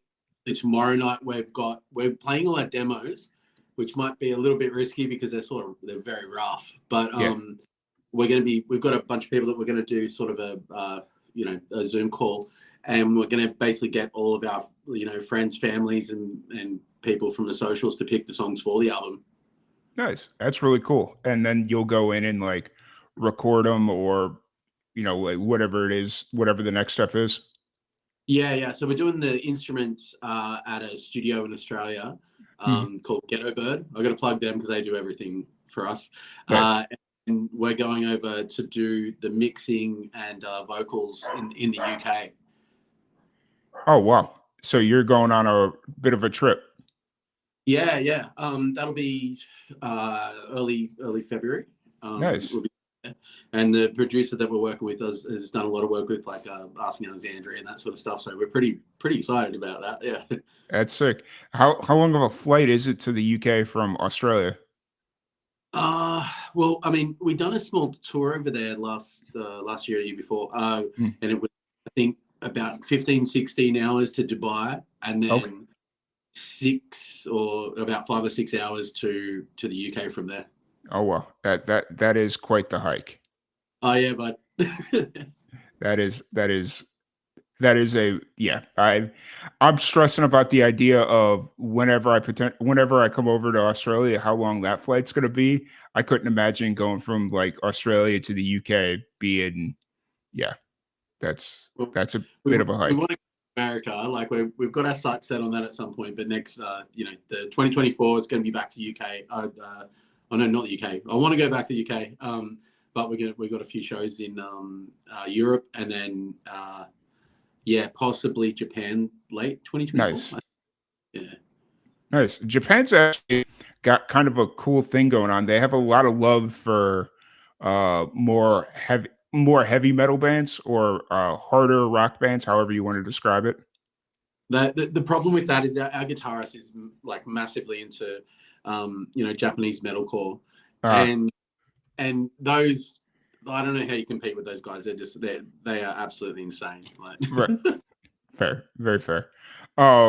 So you mentioned that this next album you're gonna kind of have your friends and your peers and like your supporters kind of pick what songs that they want. How long have you been working towards? How long have you been working on these demos? I probably spent about 6 weeks, I think. So, which doesn't seem like much, but I stopped working. I built this little room. It's all soundproof and stuff, so I could just work on the songs. I'm not by any means an audio engineer, so I was just concentrating more on the songs than anything else. The guitarist would send me some stuff. So we started with, the way that I started was with, we had about 160 little bits and pieces of just garage band recordings. And I went through all of those and just sort of looked at if anything had any potential. Then I went through 480 voice notes in my phone. Yeah. It would be about 8.5 hours. So I think for a normal person that's at work and stuff, it probably would have been about 6 months work, but I've done it in about, I'd say probably, maybe 4 or 5 weeks. Nice. Yeah. Hey, when you're passionate and you're trying to get something done, you'll get it done as quick as it takes.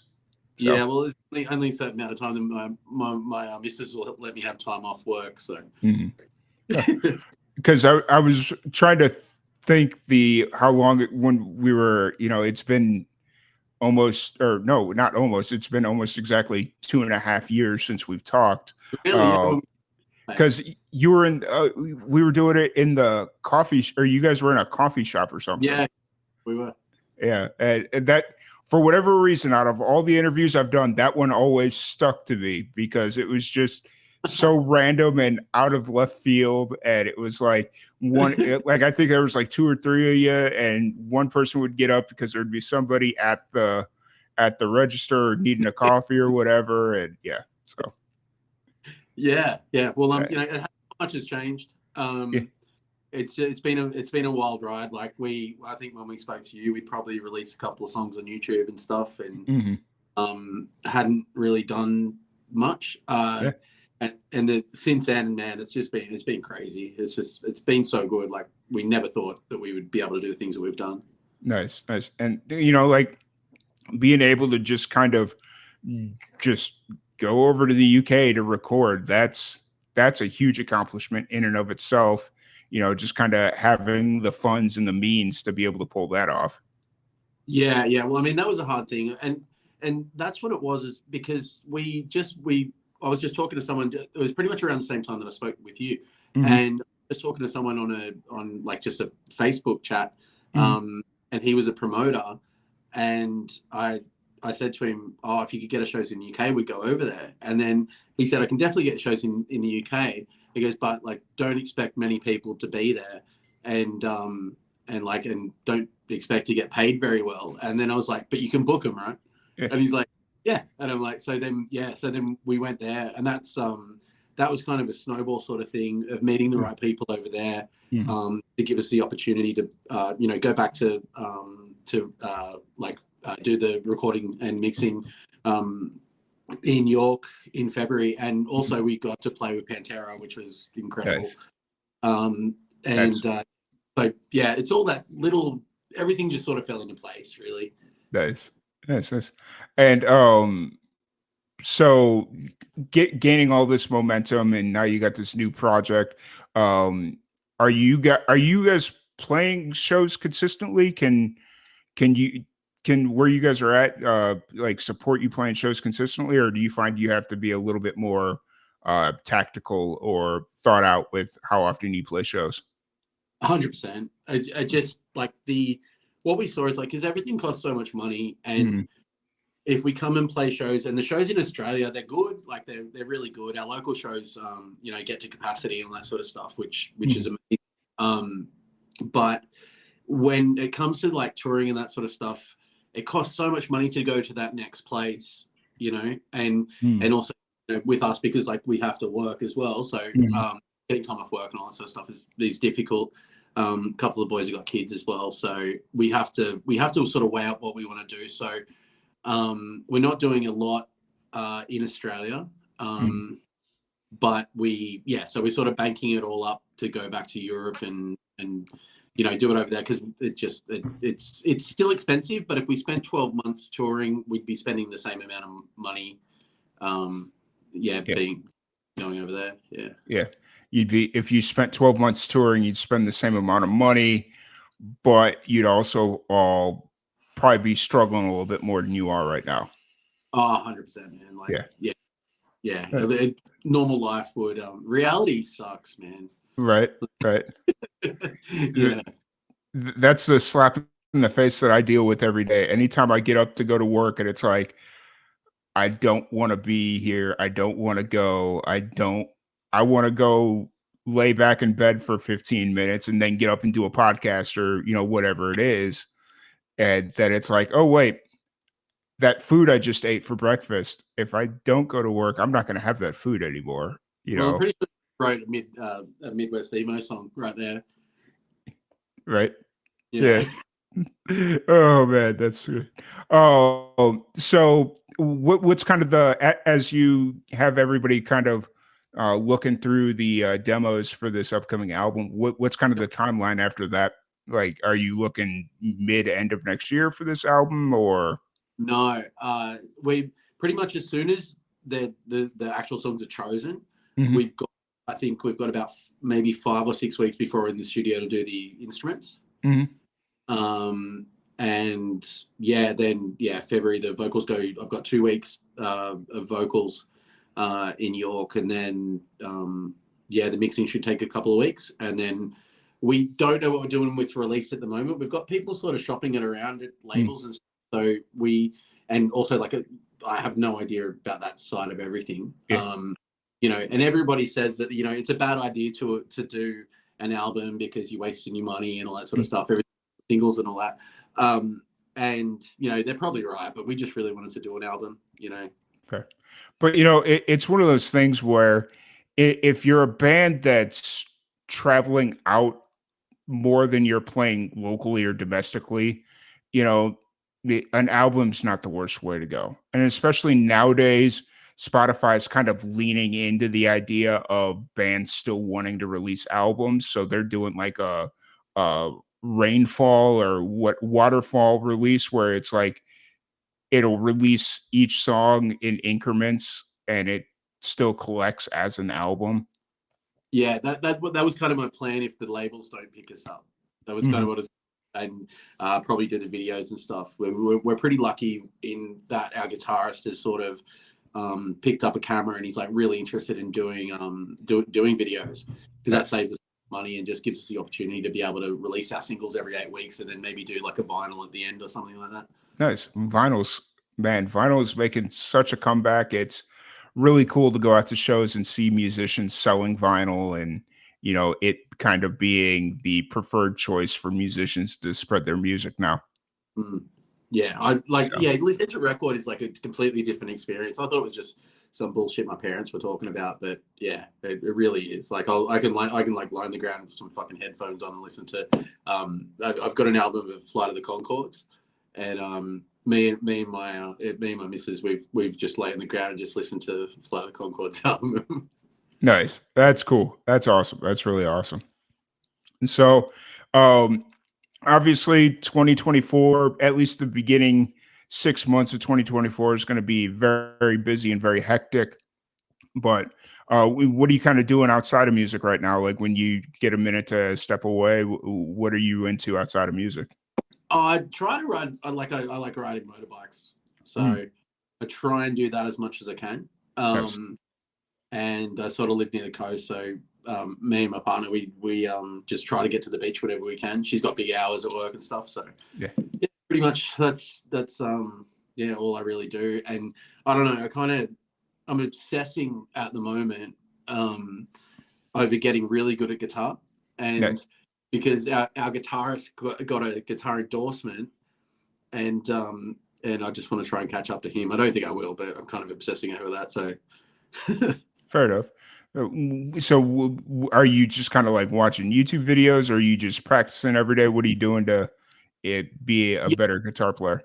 well, I was thinking about getting like lessons and that sort of stuff, but all of my money's just been basically poured into this. Mhm. I pretty much just looking at songs and things that I just can't play. There's no way that I could actually play them, and then just trying to play them. And I can get to like 30% of that sort of stuff. Mhm. And then I just want to, slowly raise the bar. I hope. Fair enough. Fair enough. Fair enough. And then, yeah, man, it's been such a great time chatting with you. Like you said, 2.5 years. It's been way too long. I feel like we talk and then we kind of get that start talking about the idea of doing a podcast, and then something comes up and it's like, okay, well, next time. And then Yeah. next time ends up being 2.5 years later. Yeah, well, I mean, not to be a downer, but like the whole pancreatic cancer sort of, raising money for that. Like, two of my grandparents passed from that as well, Oh, so that wow. was sort of, pushed me to sort of make the time as well. And also, I got not that many people will get it, but I got asked to do Cameo, Mhm. and so I'll like donate all my money to the your charity from now till the end of the year. Oh, wow. That's amazing. Stuff as well. I don't think it'll be much because I'm not exactly famous, but every buck will help. Yeah, for sure. I really appreciate that, man. Yeah, it's kind of sad because before we started the stream and whatnot, I was kind of looking to see exactly when our last interview was, and I Yeah. pulled up the video and I saw that it was like literally the week before I found out my mom had pancreatic cancer. Mm. And you get like you just kind of look at yourself and it's like different mind frame, different person, and then you kind of go like a month after and then a year after, and it's like, damn, I was a completely different person at that point, you know? Yeah, no, it's a heavy thing, man. Like I got a phone call last week or the week before, I think, saying that my mum had lung cancer. Oh wow. Yeah, and it does. It changes a lot of stuff. Hopefully she'll be all right. They haven't actually been able to get in there to like see what it is, but that's what they said it was. So they're hoping it's a chest infection anyway. But yeah, but it does. Like that, because I live about 12 hours away from where she lives. So I was in the car in the morning, and they put my mind at ease now. But yeah, going through all that, it does. It puts everything in perspective. Mhm. And just like, yeah, you're just happy to have like every day, Yeah. with them, or even just you feel sort of so thankful for yourself to be able to just have it as well. Like just have the fucking day, pretty much. Yeah. Yeah. It was I just remember the day that I got that call. It was I was 8 hours from home, like from where I live currently. I was at a buddy's place out in New Mexico, and I was doing like I normally do when I spend the weekend out there. We were doing like radio stuff and whatnot.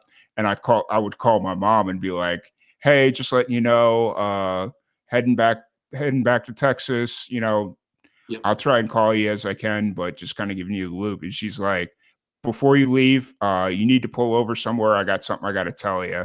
And I was like, okay. I thought like my grandma had died, like something like Yeah. that.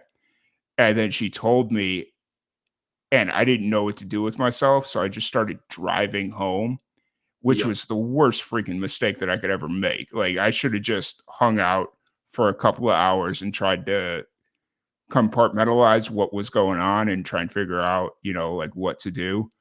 I got a speeding ticket and I bitched the cop out. It was hilarious, like looking back at it. So I like it sounds like you're pretty close with your mum.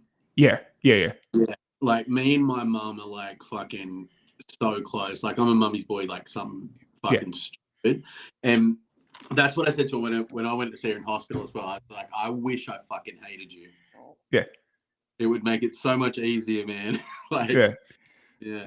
It was, it's not cool. It's not fun. It was it was just an experience altogether. And I really appreciate you taking the time to share your story and, like all the stuff you've been through and taking time to sit down and chat. I know it's been 2.5 years since we talked, but I've got a few different of your songs in my playlist and they come on from time to time. And it's awesome. Thank you.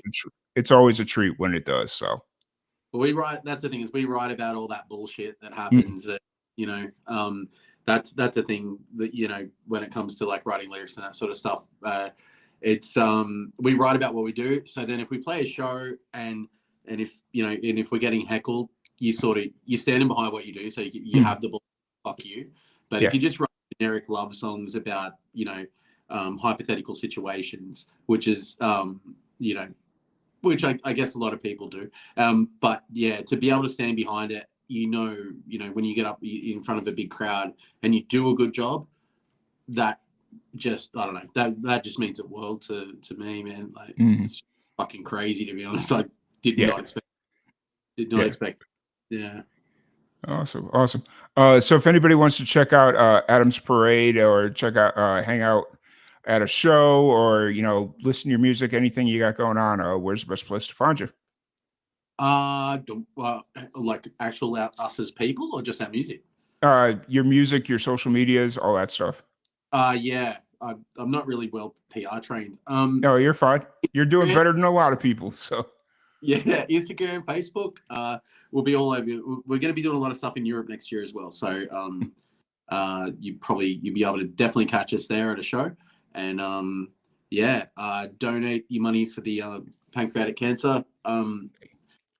Is it a foundation or something like that? Yeah, it's the Pancreatic Cancer Action Network. It's they fund a lot of clinical trials to find a cure, and then they also provide support for families with like grief counseling and stuff like that. Yeah, I think that is such a great thing to have. That it's not just towards the research, but the after effects and the people that are around it as well. Like they definitely helped my family out, at least during the early stages of everything, and then once everything kind of transpired, they really stepped in and was like, hey, if you need anything, here's the people to call. So it was great. Yep. So get a cameo from me. Just get me to tell off your boss.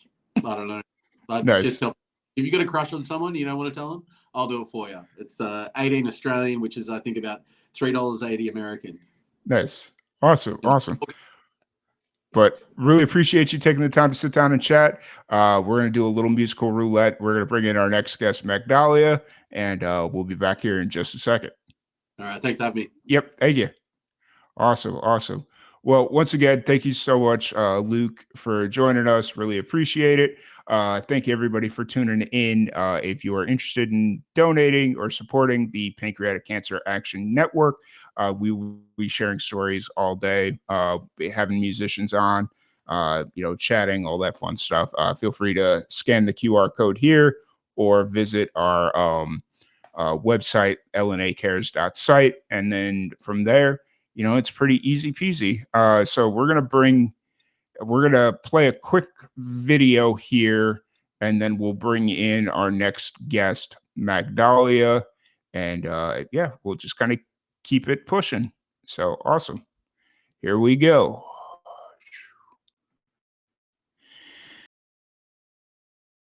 I'm Maria Menounos. Earlier this year, when I was diagnosed with a neuroendocrine tumor on my pancreas, I was terrified. But we caught it early and I was able to change the course of my illness. November is Pancreatic Cancer Awareness Month, and I've partnered with PanCAN to spread the word that early detection can improve survival for everyone. Genetic testing, knowing your family history, and being your own best advocate can save your life. If symptoms persist, so should you. Change the course today by visiting pancan.org. Welcome into our pancreatic cancer podcast fundraiser. We have Brody joining us. How's it going today? I'm going well. How are you? Oh, doing well, doing really well. It's starting to get to that nice time of year where it's cool out and the oppressive heat is kind of gone. So I'm kind of enjoying being outside right now. So it's warm here, but gotcha. Yeah. So excited to have you on. Excited to chat a little bit. You know, we just kind of randomly met via Instagram a couple days ago, and it's just kind of interesting how quickly it tends to just kind of unfold. And yeah, it is. So how, kind of for anybody that's kind of getting to meet you for the first time, kind of what's your story? What got you into music? Well, I mean, I started singing when I was like 8 years old. My mum wanted to sing when she was younger, and she didn't get to take any lessons. Her dad let her play the glockenspiel instead. And so she was like, I'm going to let my daughter do some singing lessons. And from there, apparently I was okay. So since then, I've been starting to write when I got to uni and release a little bit. So yeah, it's all really thanks to my mum and I guess my grandpa for not letting her follow her dreams. Gotcha. And for anyone that hasn't kind of heard your music yet, how would you kind of describe what kind of music do you make? Usually I describe it as like a bit of folk pop. Okay. A lot of like just there's some depressing stuff in there, although I am trying to release some more upbeat stuff in the near future, because that has been one of my things is that's all a bit slow, but a couple upbeat ones now, so that's really good. Fair enough. And so when you were kind of going through the process of, you know, learning that music was something that you were passionate about and you were finding out you could play music, you could sing, all that stuff, who are you kind of listening to influentially? Like, who are some of your influences? The main reason I wanted to sing was two people, Taylor Swift and an Australian artist called Delta Goodrem. She was like the first person that I listened to that wasn't like the Wiggles. And since listening to both of them, I was like, oh, I really want to be able to sing. All I wanted to do was sing Love Story, but my singing teacher would never let me because I was like 9 years old. Sure. And she was like, you've never experienced love. You don't know you couldn't sing that song, which was totally valid. Yeah. But now my influences still Delta Goodrem and Taylor Swift, but also I love Florence and the Machine. And I love Katie Turner, Ethel Cain, those types of people, a lot of alternate music. Alternate music with a story and a big voice is my kind of go-to. Nice. And how long have you been performing professionally, I guess is the best. I was trying to figure out how I wanted to word that one. How long would you say you've been performing professionally? Probably, well, I started kind of like writing and performing under my stage name Magdalia in about 2020, which was a terrible time to start doing that. I announced the name and then straight into COVID. So but I've been performing for a long time, but professionally, I would say 2020, but really probably 2021 because there was no performing really in 2020 at all. Fair. That's, I mean, I have a love-hate relationship or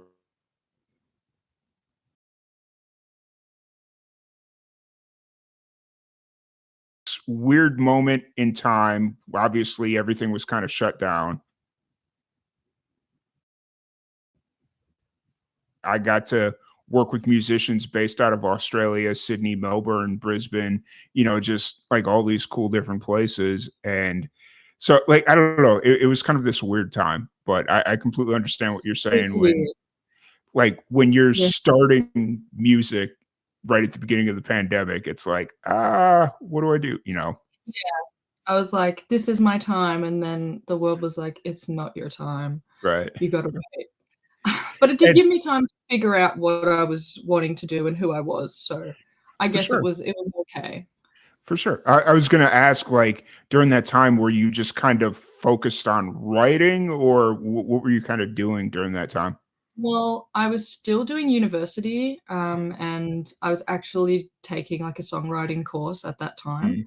Mm. So at that point, I was trying to figure out how to write music, and then I was doing that course, which really helped me. So I'm probably lucky I didn't release some of the stuff that I had written just pre 2020 because it wasn't that great.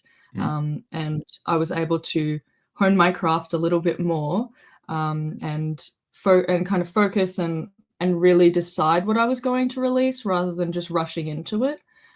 So I guess in that way, the pandemic definitely helped me not release anything I'm embarrassed about at this point. Fair enough. Fair enough. And speaking of kind of releasing music, I know you released a single back in May, correct? Yes.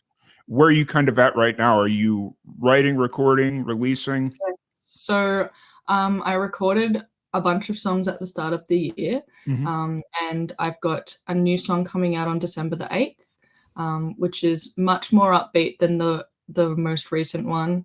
The one I released in May was for Mother's Day, Mhm. and I wrote that for my mum, for her mum. So her mum passed away when she was about 13, Mhm. and she wrote a letter to her later on as a therapy exercise, and eventually gave that letter to me, I guess just showing it to me for some reason, and I wrote that song basically verbatim from that letter. So it's super depressing. But this one coming out on December 8th is a little bit more upbeat, maybe not like happier, but still a bit more boppy, which is nice. Nice. You gotta, as a musician, you kind of always have to have that balance, right? Where it's like you've got those emotional, sad songs, and they work really well.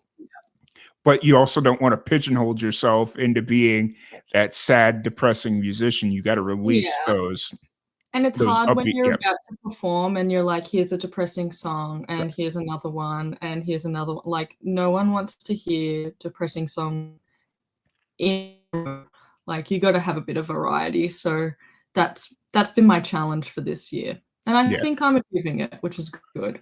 yeah, for sure. You know, it's kind of interesting that the song you released in May, you said was for Mother's Day, which is Yeah. why we're here. Because my mother passed away from pancreatic cancer in Mhm. 2021. And so it like when you just said that, I was like, oh, that's very interesting or in Yeah. sync to why we're all here. Yes. So I will definitely have to go in and take a deeper listen to that Yeah. because as we kind of started talking to set this all up, I was going through your music and I was listening to a little bit of everything that you had, and obviously less than 24 hours later, I didn't get a whole lot of opportunity to listen to this stuff super in depth. But you know, I'm gonna have to go back and listen to that one, like, Yeah, and well, just it was really. written. My grandma did pass away from breast cancer, Oh. and my mum obviously at 13, and kind of back in the day there wasn't a lot of mental health, Mhm. and I know she said that my grandpa said to her, "You'll forget about her, but I'll never forget." So I don't think she had that emotional, um, I guess, support that she Mm. needed. So I know that she felt super let down, and I guess abandoned by someone that, and she didn't understand when she was 13, that obviously that wasn't her choice to leave. But Mhm. so that letter that she wrote was a lot of closure for her. And then I guess for me to write that song, I know she was very emotional about it, and it gave her another sense of closure as well. Um, and it's really hard on Mother's Day to Mm. when you don't have a mother, Mhm. who's around to kind of deal with that day. So yeah, I wanted to release the song at the time for those people. Mhm. Yeah, the cancer thing is, yeah, it was hard for her, I know. Mhm. And I appreciate you sharing this story. And you know, it's always hard, but we kind of do things at our own speed to a mentally, physically, emotionally recover, but still keep their memory alive. And I think that's kind of why I decided to do this fundraiser, was just kind of like that last little thing to keep my mother's memory alive. So, Yeah. So with the song that's coming out in December, what's kind of the story behind this song? Well, it's funny actually, like I keep being asked that, and I actually don't remember writing it, to be honest. Like I have no real recollection of writing it. It just kind of popped up and I wrote it, and then since then I've performed it a few times, and every time I perform it, someone comes up to me and is like, I really, really like that song. So I decided to release it, but having looked at the lyrics again and trying to kind of go back into what I was talking about. It's just about, it's kind of like a bit of a doomed love, really. It's you know, when you're trying to fight for something but it's just not working and you're growing apart, and no one's really at fault. It's called Fault Lines for that reason. And yeah, it's just that kind of stuff happens, relationship where no one's really done anything particularly wrong, but it was never going to last anyway. So yeah, it's supposed to be a bit upbeat, but still got that depressing element to it. I understood completely. So with all these songs that you recorded at the beginning of the year, was it like always the thought to kind of make it like a singles driven project, or do you have the aspirations of like one day releasing all these as like a full length project? Yeah, so the intention is next year to do an EP, and hopefully a couple of those will be on there. But at this point, it's just singles because I'm really trying to kind of update my repertoire and make sure that it's not all just slow, depressing stuff. That when people go like you to look into my songs, it's not all just like, oh my gosh, it's another slow song, another piano ballad. So yeah. Fair enough. Fair enough. And then the only other last little thing that I wanted to talk about, because it was one of the things that grabbed my attention when I first ran across your page, was the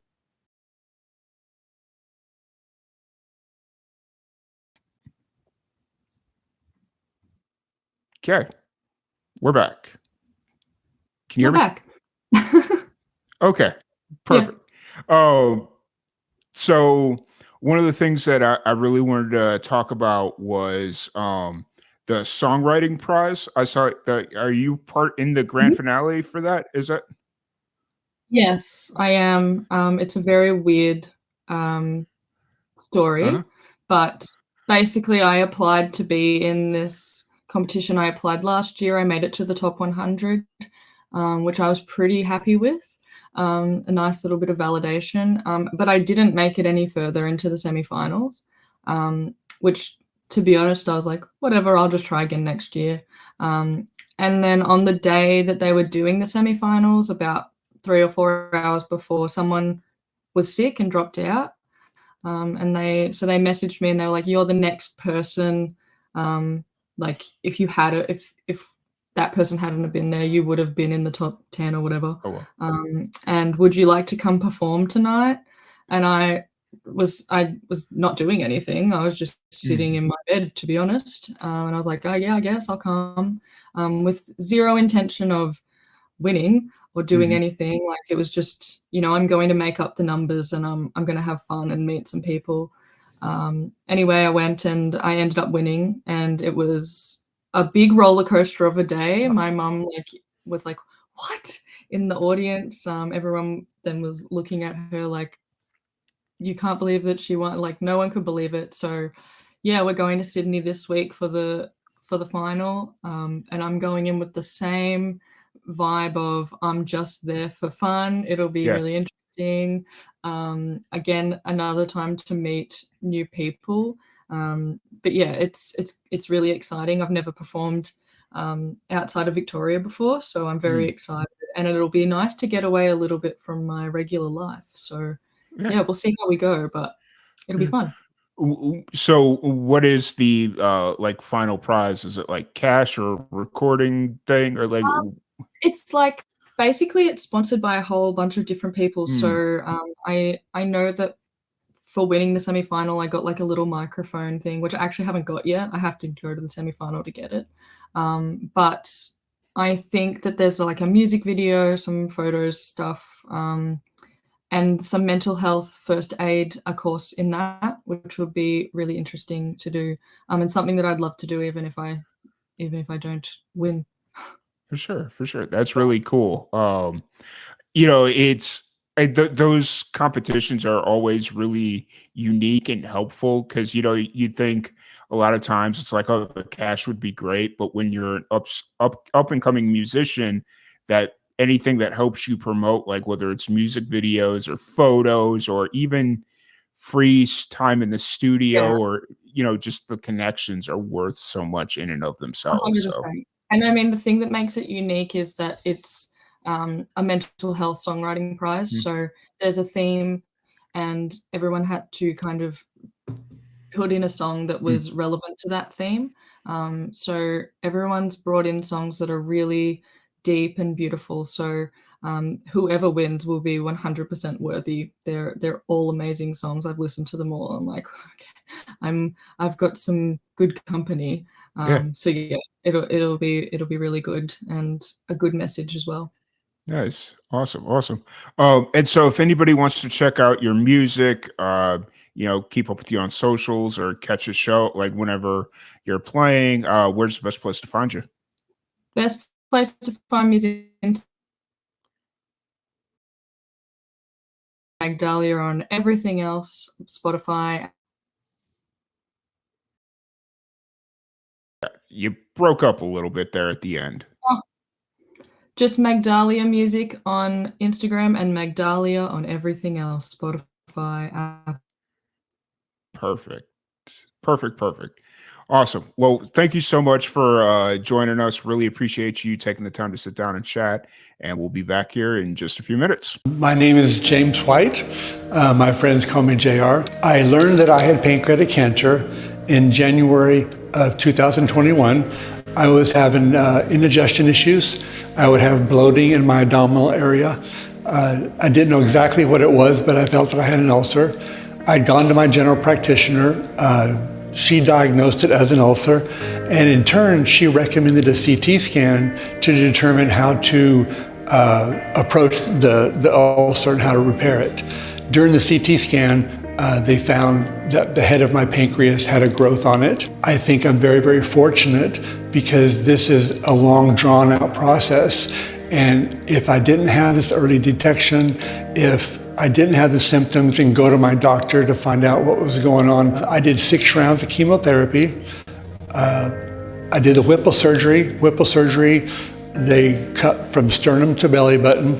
They take out my gallbladder, most of my stomach, my duodenum, my upper intestine area, and the head of my pancreas and 2 lymph nodes. It took 6 weeks recovery, and I went back into chemotherapy again. As a February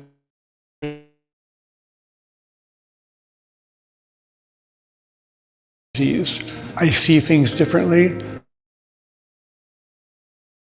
For people in this type of situation, pancreatic cancer is an awful disease, and it is a lot more prevalent than people realize.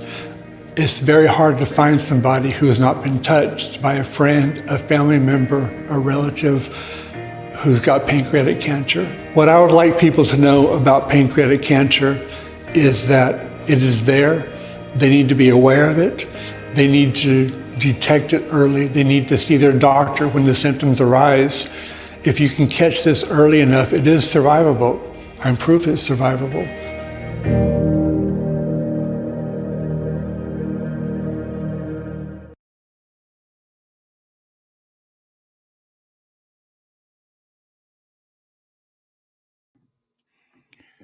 Welcome back in, everybody, to the Live and Amplified 24-hour podcast marathon. We are currently waiting for our next musician to jump into the queue here. I will let you know when that happens, but I'm going to just sit here and talk to y'all for a minute. If you are interested in donating, QR code, scan it, right here. Or you can visit LNAcares.site. That is our drop page or our URL or whatever you want to call it. That is another easy way to donate. Or if you happen to be watching on Twitch, there's a little donate button down in the bottom hand corner there. It should be pretty simple to navigate to, and it'll take you right to our Tiltify page, and you can donate there. So we tried to make it as easy as possible this year, 3 different ways to do it. And yeah, so while we wait for our next guest, let me see if I can get a hold of them.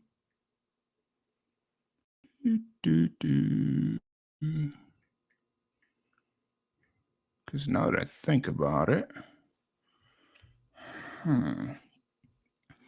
well, I hope everybody's having a great day. You get to watch me fumble around a little bit. Oh, there they are. All right. Let me message them.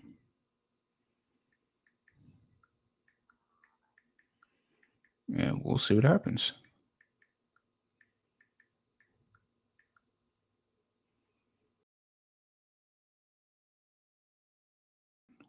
All right. So I just messaged them. I'm going to queue up another little promo video here, just so it's not me fumbling through like a drunken idiot. But we'll be back here in a little bit. Let's play this. All right. We'll be back. My name is James White. My friends call me JR. I learned that I had pancreatic cancer in January of 2021. I was having indigestion issues. I would have bloating in my abdominal area. I didn't know exactly what it was, but I felt that I had an ulcer. I'd gone to my general practitioner. She diagnosed it as an ulcer, and in turn, she recommended a CT scan to determine how to approach the ulcer and how to repair it. During the CT scan, they found that the head of my pancreas had a growth on it. I think I'm very, very fortunate because this is a long, drawn-out process. And if I didn't have this early detection, if I didn't have the symptoms and go to my doctor to find out what was going on, I did 6 rounds of chemotherapy. I did the Whipple surgery. Whipple surgery, they cut from sternum to belly button.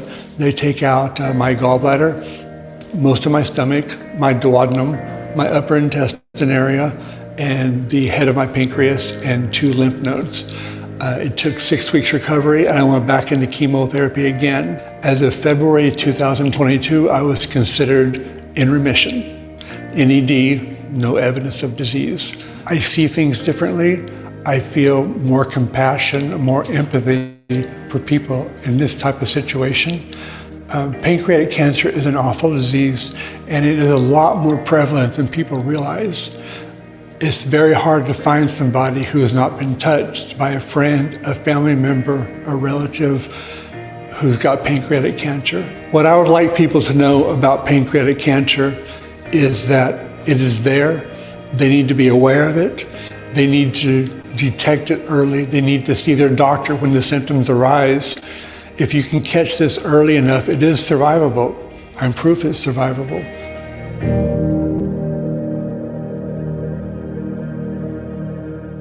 There was a flight that I was on, and I had eaten a farro salad. I was in so much pain. I mean, when I say I looked at the clock, I had 3 more hours on the flight, and tears were streaming down my face because I'm in such excruciating pain, and I didn't know what to do.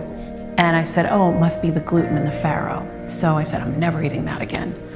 And then in November, I had excruciating pain again, like buckled over, can't do anything. And I went to the hospital. They scanned my abdomen with a CT scan. Report came back, everything was unremarkable. So next to each organ, they write unremarkable. Pancreas, unremarkable, spleen, unremarkable. So I went back to life. I started feeling so much better. And then of course, November was the CT scan where they didn't see it. At that time, It was there. It was 2 centimeters. They missed it. CT scans don't catch things as easily as an MRI would. And then by January, I was at Pernuvo doing the outside facility MRI where they found the tumor. And so from there, now I know I have a tumor on my pancreas, and it's 100% confirmed. And so the next morning, my husband and I just woke up in the fetal position, just bawling because I knew I had a baby on the way. And so I went to see Dr. Tim Donahue at UCLA, and he, performed surgery February 16th. He removed the tail of my pancreas, my spleen, 17 lymph nodes. At the same time, I also had a massive fibroid that was growing rapidly, and so they had to take that out. So it was I think it was 10-hour operation where they just took everything out, and pathology came back. Cancer hadn't spread to any of the lymph nodes, thank God. And that's when I knew I was safe. I think early detection for pancreatic cancer is, an essential. It's a no-brainer because it takes so many lives, because by the time people find out they have it, it's so advanced. I wanted to partner with PanCAN because I want to help spread awareness and to help people understand that early detection, paying attention to your body and the signals it's giving you, not numbing them, not band-aiding them, really paying attention and going to the doctors, and you have to keep beating down those doors until you get the scans you need. We don't know the end of the story, but why are we going to try to predict it either? There's nothing powerful that comes from that. There are people with pancreas cancer that are living now with 10 years with adenocarcinoma. That's why I'm here, is so that people know that. People know that people who have stage 4 pancreas cancer are still living 10 years in and even more. We need to know that so we have hope.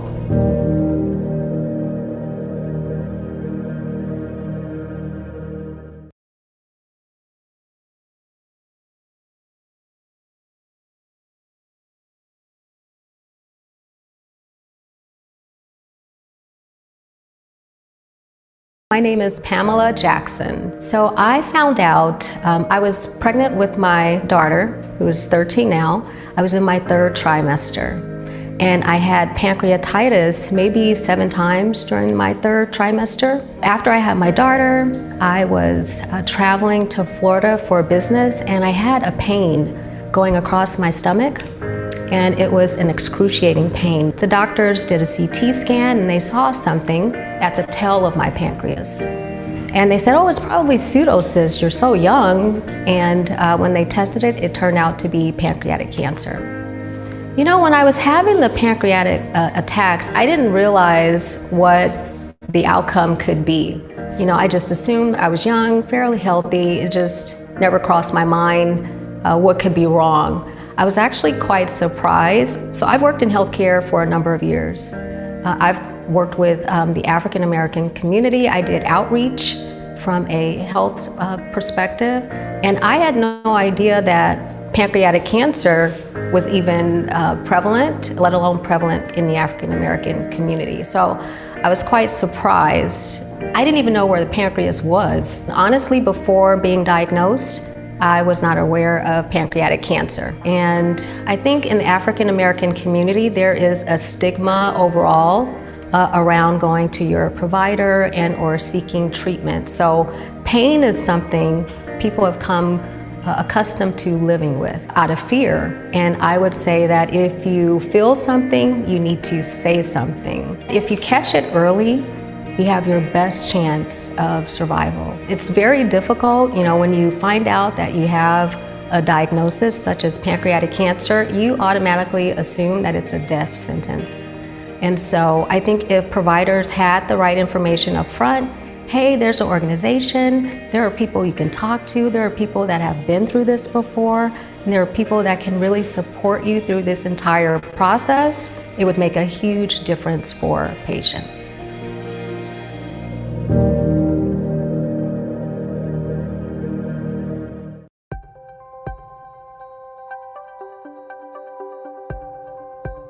So I am thrilled and honored to have been one of the recipients of the Catalyst Award for a study that I'm doing called Regenerate, which stands for Racial and Ethnic Equity in Genetic Education, Risk Assessment, and Testing.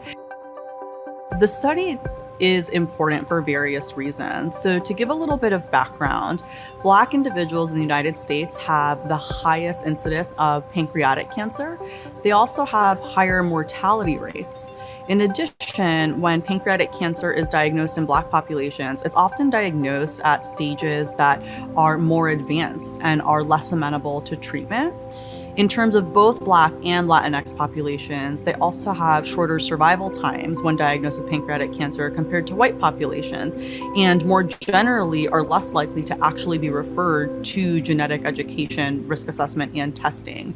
So from that perspective, it's really important to get a deeper understanding as to why these healthcare inequities are happening. So what the Regenerate study does is really take a step back and look at the perceptions to genetic education, risk assessment, and testing from Black and Latinx patients who have a relationship with pancreatic cancer in terms of having a diagnosis in the family or having a diagnosis themselves, and trying to figure out what can we do to make it easier to get genetic education and testing, what makes it more difficult on the patient level and also on the provider level, what can we do better, as well as what do we need to advocate for on the system level to make these changes happen.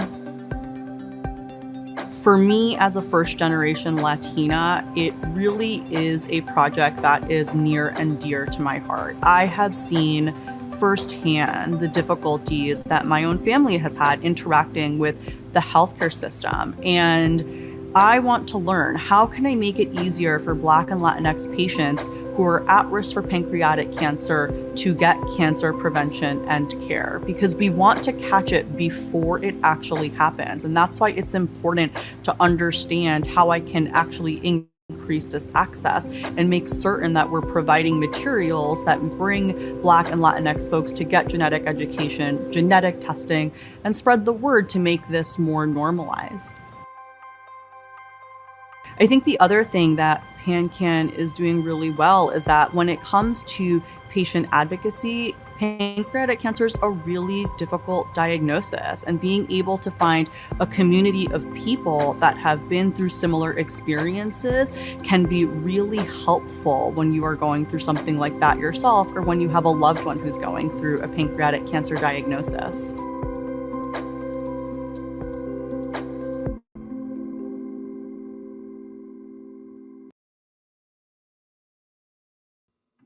Hey, how's it going, everybody? Just trying to work through some technical issues, so I'm gonna queue up one more video for y'all, and we should have our next guest in here just in a moment. Let's see, which video? Let's go with this one. Sharing screen. My name is Pamela Jackson. So I found out I was pregnant with my daughter, who is 13 now. I was in my third trimester, and I had pancreatitis maybe 7 times during my third trimester. After I had my daughter, I was traveling to Florida for business, and I had a pain going across my stomach, and it was an excruciating pain. The doctors did a CT scan, and they saw something at the tail of my pancreas. And they said, oh, it's probably pseudocyst, you're so young. And when they tested it, it turned out to be pancreatic cancer. You know, when I was having the pancreatic attacks, I didn't realize what the outcome could be. You know, I just assumed I was young, fairly healthy. It just never crossed my mind what could be wrong. I was actually quite surprised. So I've worked in healthcare for a number of years. I've worked with the African American community. I did outreach from a health perspective, and I had no idea that pancreatic cancer was even prevalent, let alone prevalent in the African American community. So I was quite surprised. I didn't even know where the pancreas was. Honestly, before being diagnosed, I was not aware of pancreatic cancer. And I think in the African American community, there is a stigma overall around going to your provider and or seeking treatment. So pain is something people have come accustomed to living with out of fear. And I would say that if you feel something, you need to say something. If you catch it early, you have your best chance of survival. It's very difficult, when you find out that you have a diagnosis such as pancreatic cancer, you automatically assume that it's a death sentence. And so I think if providers had the right information up front, hey, there's an organization, there are people you can talk to, there are people that have been through this before, and there are people that can really support you through this entire process, it would make a huge difference for patients.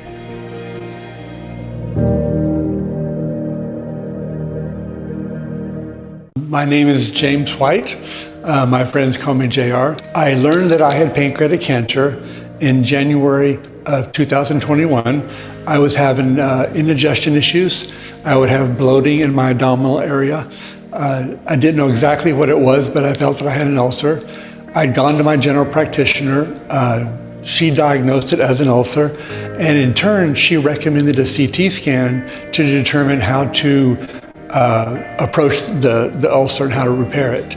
During the CT scan, they found that the head of my pancreas had a growth on it. I think I'm very, very fortunate because this is a long, drawn-out process. And if I didn't have this early detection, if I didn't have the symptoms and go to my doctor to find out what was going on, I did 6 rounds of chemotherapy.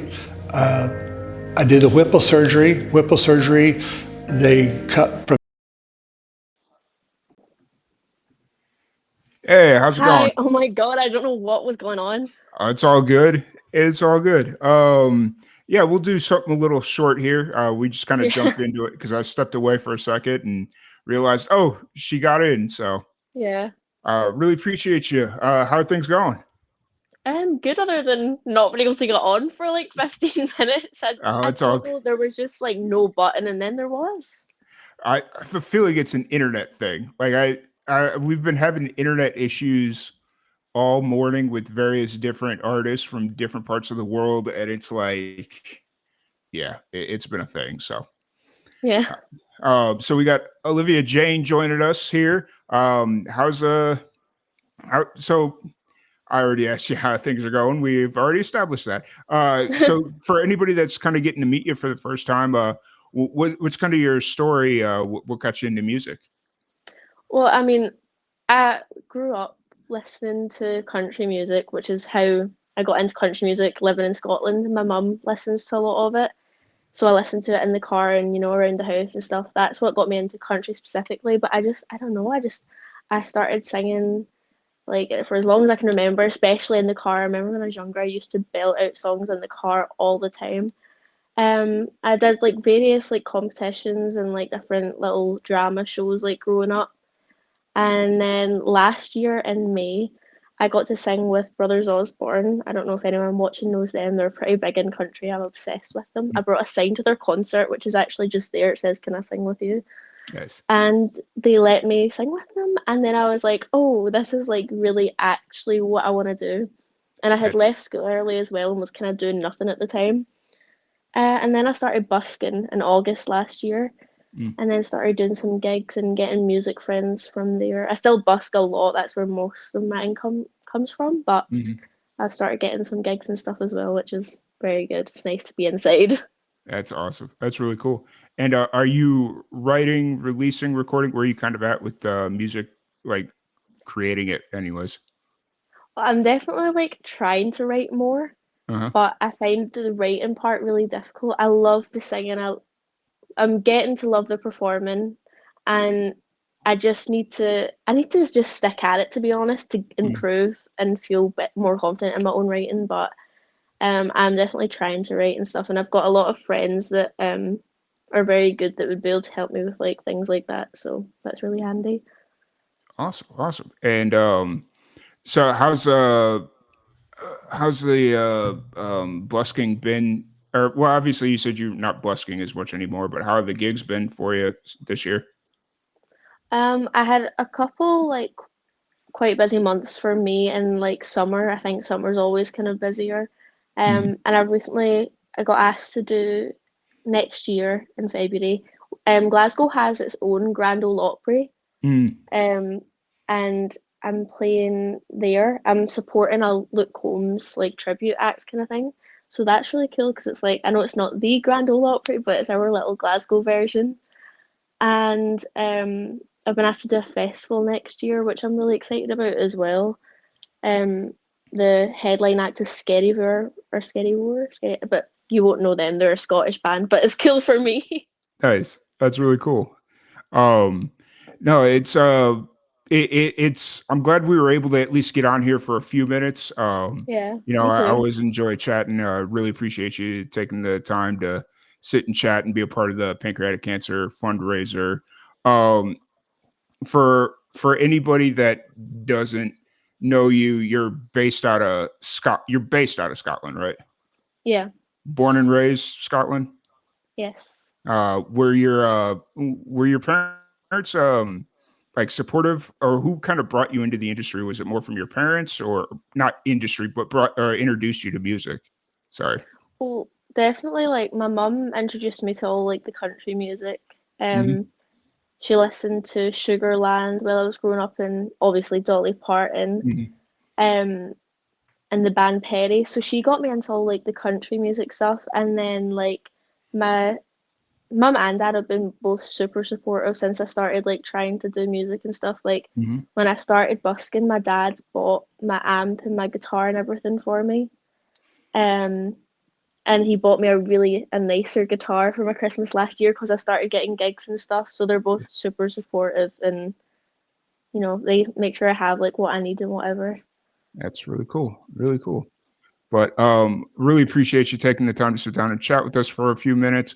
If anybody wants to check out your music or check out anything you got going on, interact with you on social, all that fun stuff, where's the best place to find you? The best place is Instagram. It's pretty much the only thing I'm on. At actually Olivia Jane. Awesome, awesome. And then I know you said you're working on writing more music. Are you recording anything right now? Do you have anything in the process of releasing, or? Not at the moment. There is one song that I was actually meant to record. I won a competition when I was like 15 or something, and I was meant to record it, but then COVID happened. Yeah. So that didn't happen. But I'm kind of glad it happened because I feel like I'll write better songs now. But I do have like one of my best friends, Zenon. He's like a musical genius, and he knows how to like record stuff, and he's super talented. And he actually like last week we were having a conversation. He was like, "I'd love to like be a part of that." So he's super sweet. I love Zenon. Awesome, awesome.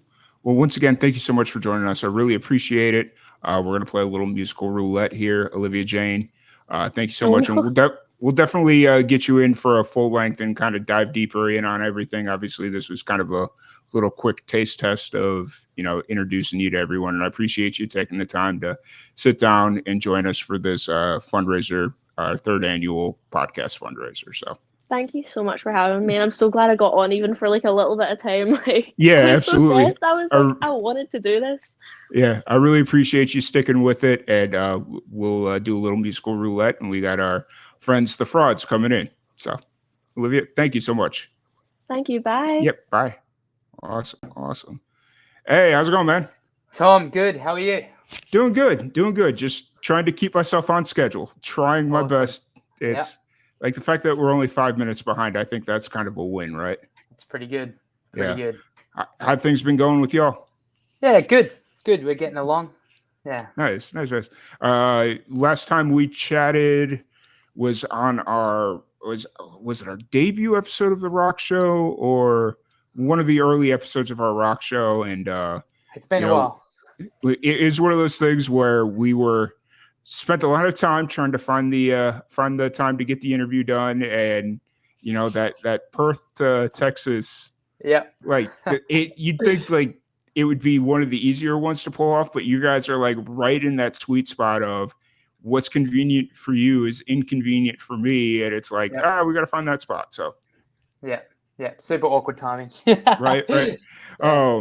So, what are you guys working on right now? You guys got anything in the plans, or what are you guys doing as the Frauds? Yeah, so just released a new single called Haze, dropped on everything on the 6th of November. Nice. So that's a new one that's just come out, and just finished the recording of another one. Nice. That's is a bit of a surprise release. So that'll be coming out very soon. Sweet. Yeah, and a couple of gigs to celebrate it. So Sweet. Are you guys building towards like a fuller length project, or you kind of stay in singles right now? there has been discussions of an EP early mid next year. We've got a couple of very cool shows coming up, Nice. including New Year's Eve down in the southern part of WA. A big show for that. And we're also, hasn't been announced yet or released yet, but we're meant to be doing a Euro trip next year with a Nice. couple of gigs. So we're going touring. So yeah, we're building to some pretty big things in the mid to late part of next year. Nice. I do have to say though, since we've done our interview, I went from never interviewing a band or a musician from Perth. Now I've interviewed like 4 or 5 people. The floodgates open. Yeah. Yeah. And I'm just like, because it used to be the joke that like I used to make the joke of like when people would ask me if I've interviewed anybody from Perth, I'd always say, oh, I didn't think they had musicians up there, because I'd try and get people from Perth and nobody would like Nobody's respond. around. And I was like, okay, I guess you just don't have musicians. And I got introduced to you and a couple other people, and I'm like, oh, okay. I just needed to find that one. So yeah, there's a few of us. It's funny because we don't get a lot of the big acts don't like to make stops in Perth because it's too much of a pain for them. So we miss all the good ones. But I got to see Steve Vai last weekend, which was a highlight. So nice. That's really cool. That's awesome. We get someone every now and then. Yeah. And it's usually good. Yeah. Well, I mean, if they're coming from Asia, like, I mean, I guess that wouldn't be the worst swing to go from like wherever to Perth. No, it's usually it's hard for them to transport their gear from Perth over east because it's quite a long distance. So it usually costs a lot of money for them to kind of get their gear over, and the whole production crew and everything, a big effort. So it's partially understandable, but I feel like plenty of them have the money to be able to do it if they wanted to. But that, or I feel like somebody's smart enough to start a stage and rigging company just to try and bring in bigger acts. Yeah. Yep. It's like, oh, you can't afford that, but I'll let you use my stuff for half the price. Yeah. Could work. It would be a thing. So for this new song that you said, or that you just dropped a couple of weeks ago, Haze, what's the story behind this song? This was pretty much the first song we wrote after a quite a long hiatus from the scene. We all got together, a few new members and all the rest, and I came in with a pretty cool chord progression that I really liked, and the band really liked it too, and everybody piled in, and I think it was about 2 weeks or 3 weeks between writing and jumping in the studio and recording the drums. So it was a really short, sweet kind of process, and it turned out amazing to us. Our producer Troy, he did a fantastic job on bringing it to life. So that's sick. Yeah, that's awesome. And then it's going to be followed up by another single. Have you announced anything about that yet, or is it just kind of? It's funny. I kind of announced it last time I spoke to you. Yeah. It was the one that we took down.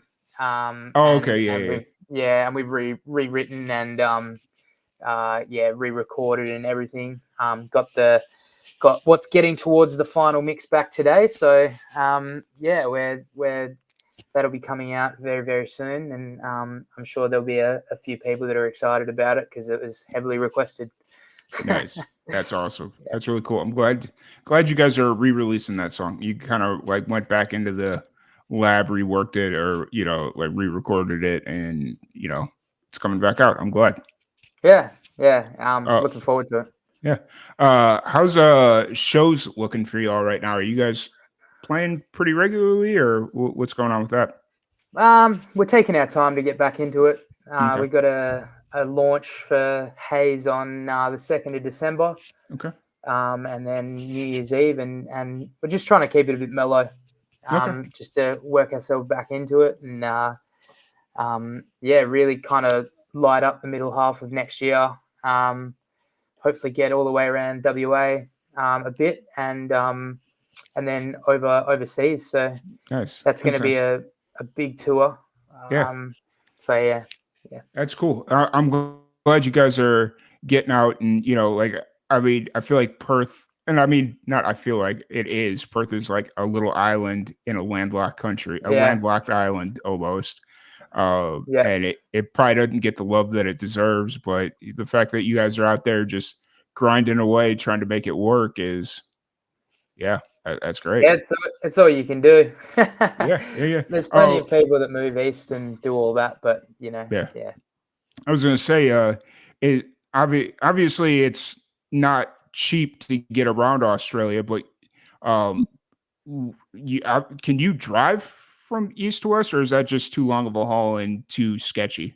No, plenty of people do it. Okay. It's quite the distance. There's a road called the Nullarbor straight through the middle of South Australia, and that's basically 2 or 3 days of dead road and nothing. So Okay. it is a long drive, but you can do it.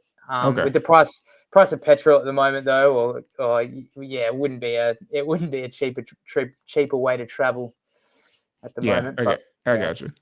Because I've been like every once in a while I'll get on this kick of trying to plan a trip to Australia, just kind of like, hey, if I were to go to Australia next month, what would I do type thing.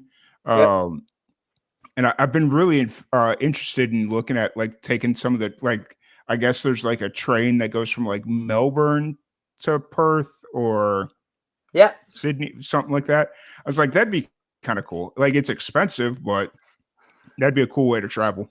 You'd probably see a whole lot of nothing. Fair enough. It's not like a train through Europe where you kind of go through all these little towns and stuff. It's kind of like a train straight over the desert, essentially. So you'd be looking at red dirt for a few days. Fair. I guess it's no different than going through some of the Southwest here in the States, driving through that. It's a lot of desert, a lot of sand, a lot of that. So yeah. So what, outside of music, what have you been up to recently? Just studying, getting towards the back end of my degree now, so putting in the hard yards. Nice. Just being a bit, trying to plan the trip, which is the big kicker, because organizing 6 people is hard enough, and then organizing 6 musicians is even worse. So it's a constant battle, but it'll all be worth it in the end. But just keeping on. Nice. How long's the band in its current lineup? How long have y'all been playing together? Well, our first show together will be December. Okay. So we actually haven't done a gig together yet, but my my goal is to hopefully keep this to be the final lineup. Nice. We've hopefully got a new girl coming in to take on the keys role and the backing vocals and some lead stuff as well. Nice. Because unfortunately we lost Ella, so we are just trying to get ready for bigger things and keeping the group together, and I mean, I think that's the hardest part of being in a band, is keeping the band together, right? I mean, things come up in life, and sometimes it's difficult for people to commit, and some people have kind of bigger commitment to things than others, or or other priorities, and that happens. So it's definitely a struggle, but I think the group we've kind of got together now is a very solid group, and who are all on the same page of what we're working towards, and hoping that we can stick it out and make a few waves. Nice. Awesome. And then obviously we've been talking about the new music that you're dropping, but are you currently writing or working on writing anything, or is that kind of taking a backseat right now? We've got a couple of things, couple of new songs we're planning to bring to the gig. It's kind of a fine balance. We haven't played for a while, and the people that will be showing up to the gig, they'll probably want to hear a few of the old tunes. So it's just finding a balance of how many songs we that are new that we bring in, and how many old ones. And there's old songs that we've scrapped since that we are just not fond of, or they didn't do well when we gigged them and stuff like that. So yeah, we're constantly working. I'm constantly writing. Getting the band ready to kind of gig has been the priority, so it's taken a little bit of a backseat, but yeah, it's definitely on the forefront of my mind. That's awesome. That's as far as like gigging goes and whatnot, what does a gig, what does a live show look like for y'all, for the Frauds? Well, there's been a lot of ideas thrown out for this next one.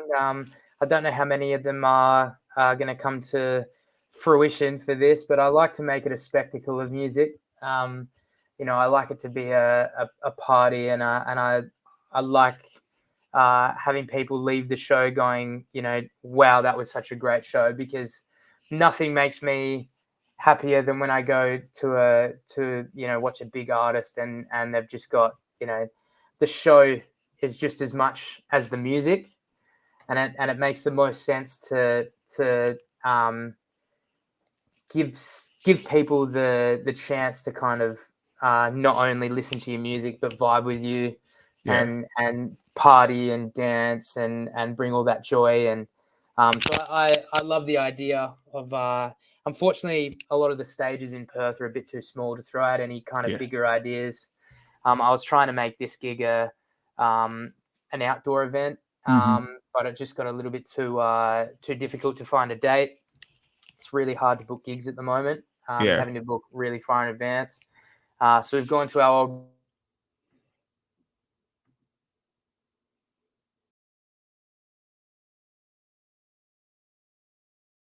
rooms job. So yeah, it's just we're there to play music and have some fun. So yeah. Gotcha. You'd mentioned that gigs are getting harder to book. Is that an Australia thing, or is that more Perth?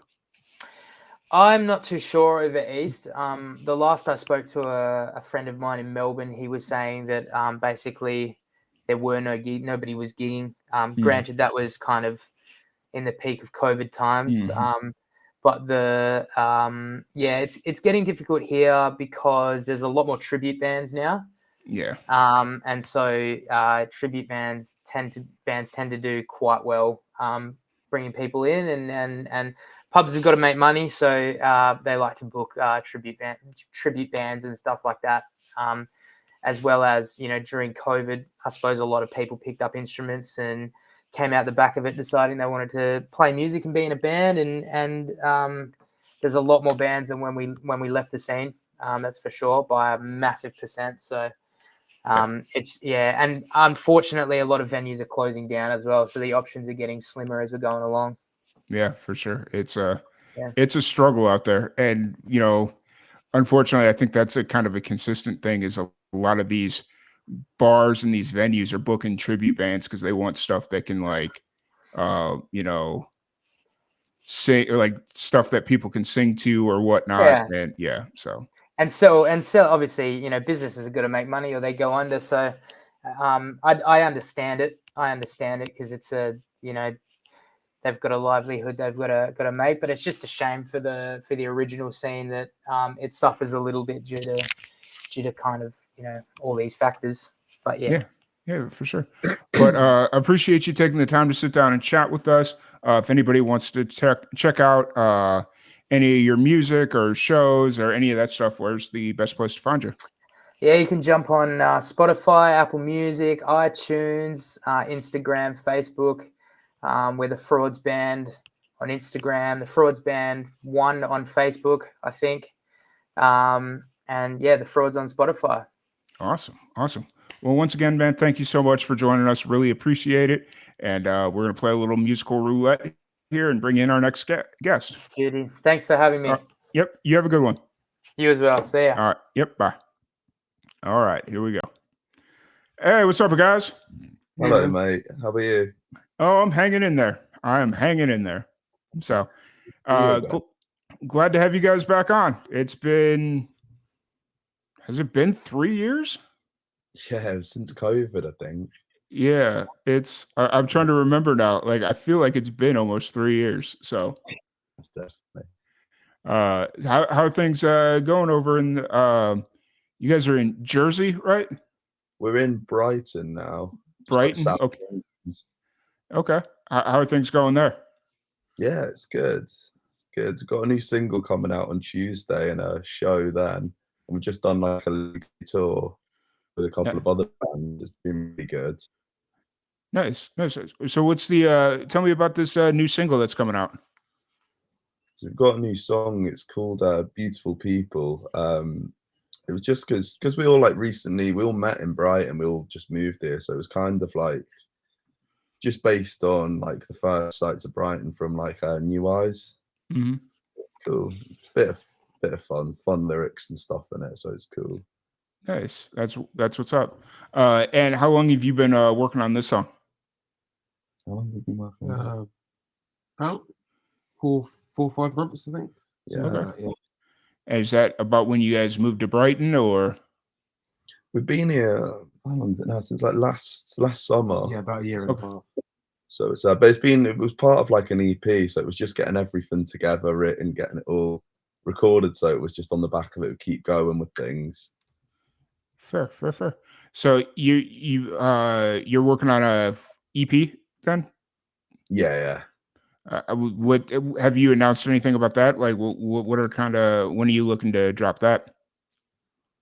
We don't even know, to be fair. Yeah. Like we've got the core of it written and recorded, and then we've got like a few other songs we're writing. So we're just gonna drop a few singles. It's just like since we've moved here, just kind of like ease in and then put the EP out when we're fully ready with the songs.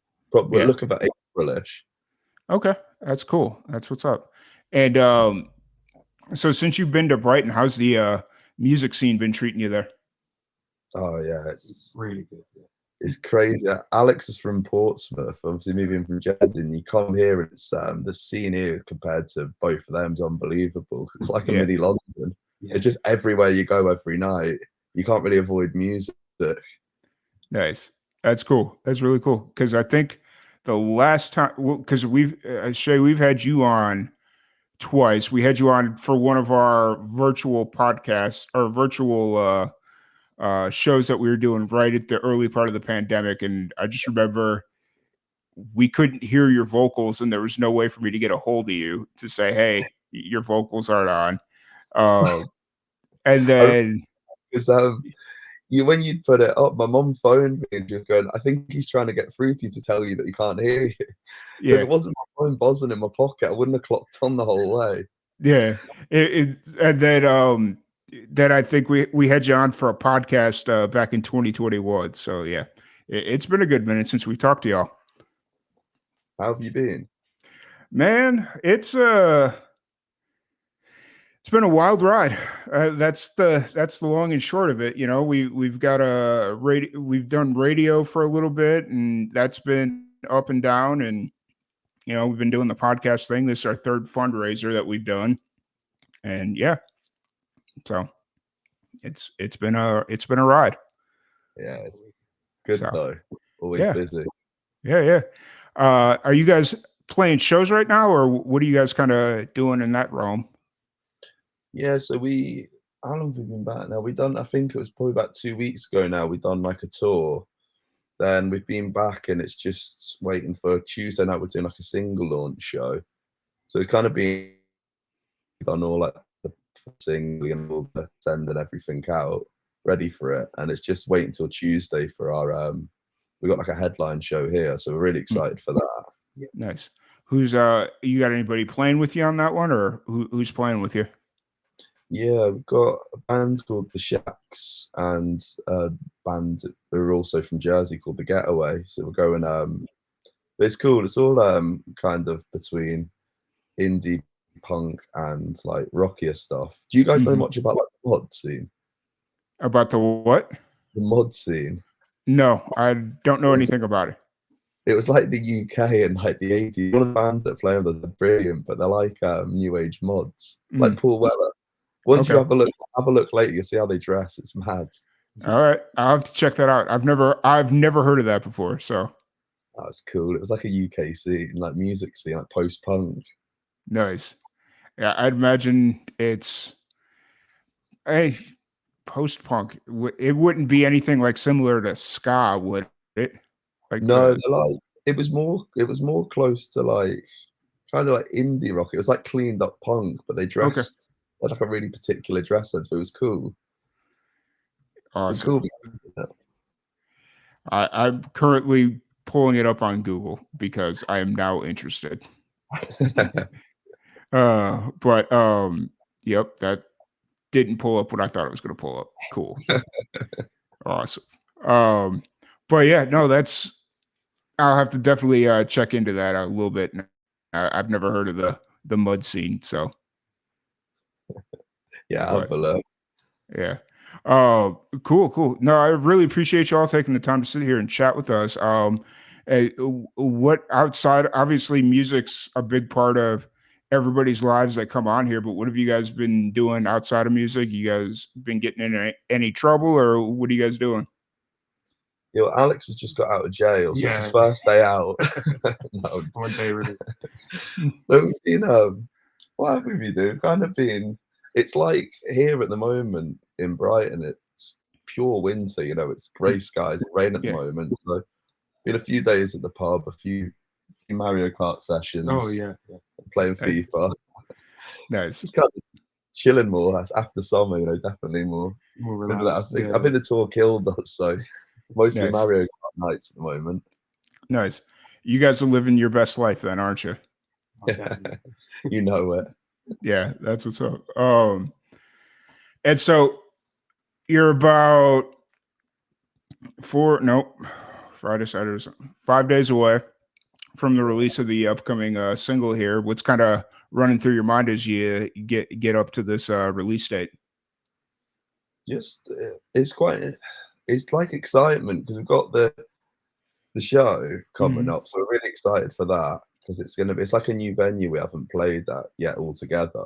But it's going to be the first thing like the guys in Brighton. It's like since we've become a band, we all recorded it together. It's going to be like our first actual release together as a band. So it's just excited to see what people think.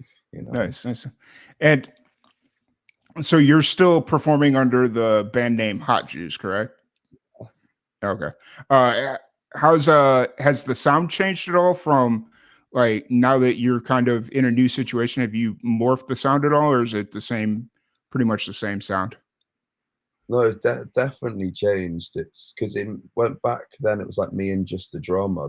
There's 4 of us now here. 2 of them couldn't make it, but like it's been good to be like taking parts from. We want to. I think all like the stuff that when we play it live now compared to like when I say recorded it is a lot different. Like Alex was from like a bit more of a heavy hardcore background, so it's a lot more lively on that. I'm our guitarist because I was playing the solos originally. He's about 1,000 times better than me. Yeah. So just watching him play brings a tear to my eye. It's good. It's just completely like enhanced everything.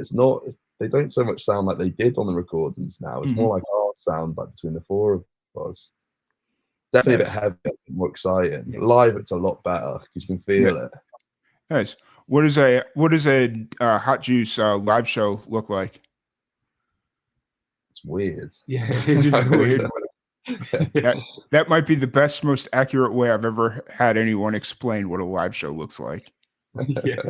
So, but it is. I guess it is what it is, right? We wouldn't want to change it. Yeah. But I really do appreciate y'all for taking the time to sit down and chat with me for a few minutes on our fundraiser. This is a super important topic for myself, my family, my friends, and Live and Amplified in general. So I really appreciate you guys taking the time to chat and hang out and help us raise a couple of dollars for Pancreatic Cancer Action Network. So have you guys had any stories or any situations with anybody with pancreatic cancer? I guess that'd probably be a valid question to ask. So not pancreatic, but I've known a few people with cancer, a few that have survived, a few sadly have gone. Do you know anyone? Yeah, a couple. Yeah, it's just fucking the most horrible situation, isn't it? Yeah, it is. It really is. So, it's just there's no nice way even to put it, is it? It's just the worst feeling. Yeah, it's not easy. It's not fun. It's hard. Yeah, but I appreciate you guys joining us here. One thing that we're gonna do here really quick, just to kind of lighten the mood. I took it to an unnecessarily dark level there for a second, but that was needed though. Needed stuff. Yeah. I got this random question generator, and I'm gonna ask you 3 random questions, and we're gonna see where we're at the end of it. That makes me nervous. I'm ready. All right. So here we go. Would you rather lose your sense of smell or your sense of taste? Ooh, that's difficult. I'd say smell, because I'm so greedy. Yeah, I'm with you there. Definitely the sense of smell. I think there's a lot. I mean, especially after being on tour with them for like 10 days, definitely prefer to lose my sense of smell. Right. Yeah. Fair enough. There's a lot of good things to smell, but the bad things are just so bad that it's like, I'm good. Bunch of animals, honestly, they could make you want to lose it. Right. Next question. If you were appointed the supreme leader of the universe, what would your first rule be?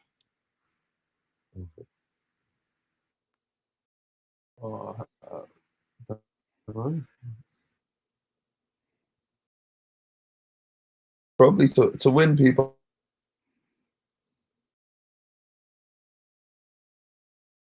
Oh, I lost you there for a little bit.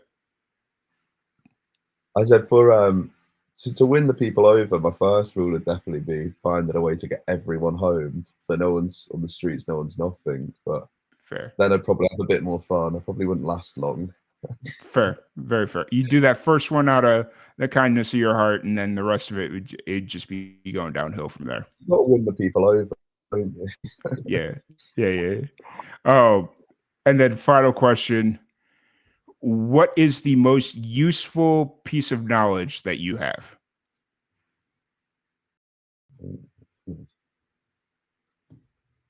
I have no idea. No idea. It's all just left my brain. Fair enough. I'd probably find to get things done compared to when to get things done perfectly. Fair. That is a very useful thing to know. What's yours? The most useful thing I know is I know how to tie a bowline. That's actually a pretty useful thing to know how to do. So what's a bowline? It's a knot. Yeah. I want to know quickly as well, what would your first rule be if you were the supreme leader of the universe? Healthcare is free. Yeah, that's fair. That like literally, I jacked up my knee earlier this year, and I've got about $10,000 in medical debt that I'm still trying to pay off. So, and that's with insurance. You need to come to the UK. Well, you know, had I done it in the UK, maybe it wouldn't be an issue. But you know, so no, it was a bad situation all the way around. I was not anywhere near my home, and yeah, it was bad. Is it healed up now? Because I've seen that on the socials. Yeah, everything's good now. It's been a good minute, so everything's healed up and we're good. But that at the time, I didn't think it was going to be a good outcome. So no, I thought I avoided having to go in for surgery. So Yeah, that's good then. I can only imagine how expensive that would have been. Yeah, Christ. So, but really appreciate you. If anybody wants to check out Hot Juice, check out the show on Tuesday. Any new music, any of that fun stuff. Where's the best place to find you? We've got our website, which is hotjuiceband.com. It's got like links to everywhere. We're on Spotify, Apple Music, all of them, just as Hot Juice, and Instagram, Facebook, Twitter, or whatever it is now, and TikTok, we're hot_juice_band. Awesome. Well, once again, thank you so much for joining us. I really appreciate you. We're going to do a little musical roulette here, and we'll queue up the next artist. But Hot Juice, y'all, I really appreciate it. It was good to see you again, man. Thank you. Cheers for having us. Yeah, for sure. For a gig. What's that? Oh yeah. We'll definitely get that linked up, and we'll try and figure out something there. And then feel free to reach out anytime you need anything. I don't check my Facebook that often, but I'm trying to be better about it. Perfect. Cool. Thank you. Cheers, Yep. man. Thank you. Yep. Well, You guys mate. have a good one. All right. Bye. Thanks, man. Awesome. It's always fun to talk to them guys. Really enjoy talking.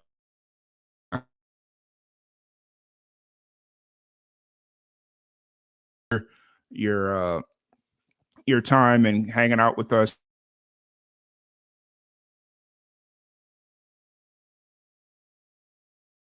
The Pancreatic Cancer Action Network for during our 24-hour podcast fundraiser marathon. QR code right here, or you can visit our little URL that we made, lnacares.site. That is the best way to do it. And we're going to run a little video here while our next musical guest gets in the queue. So we'll be right back.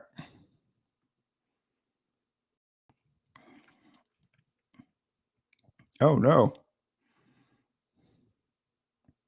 Yeah, we'll play this one. Sorry. All right, we'll be right back.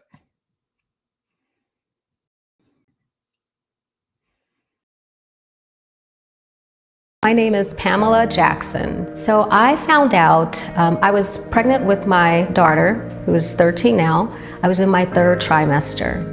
And I had pancreatitis maybe 7 times during my 3rd trimester. After I had my daughter, I was traveling to Florida for business, and I had a pain going across my stomach, and it was an excruciating pain. The doctors did a CT scan, and they saw something at the tail of my pancreas.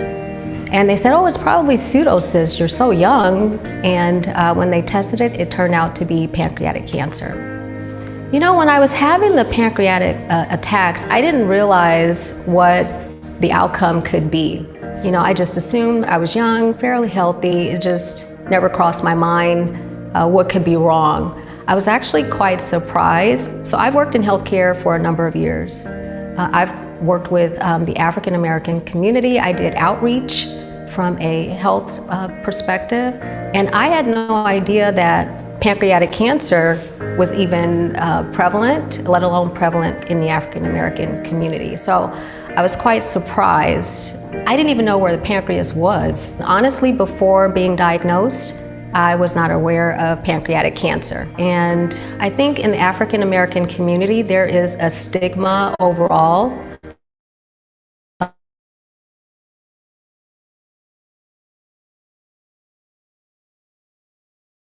with out of fear. And I would say that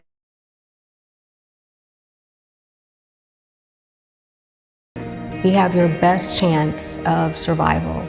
It's very difficult, you know, when you find out that you have a diagnosis such as pancreatic cancer, you automatically assume that it's a death sentence. And so I think if providers had the right information up front, hey, there's an organization, there are people you can talk to, there are people that have been through this before, and there are people that can really support you through this entire process, it would make a huge difference for patients.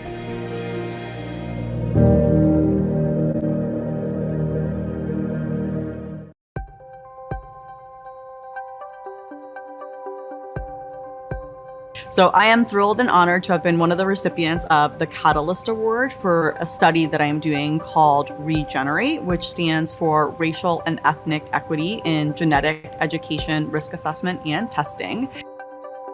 The study is important for various reasons. So to give a little bit of background, Black individuals in the United States have the highest incidence of pancreatic cancer. They also have higher mortality rates. In addition, when pancreatic cancer is diagnosed in Black populations, it's often diagnosed at stages that are more advanced and are less amenable to treatment. In terms of both Black and Latinx populations, they also have shorter survival times when diagnosed with pancreatic cancer compared to white populations, and more generally are less likely to actually be referred to genetic education, risk assessment, and testing.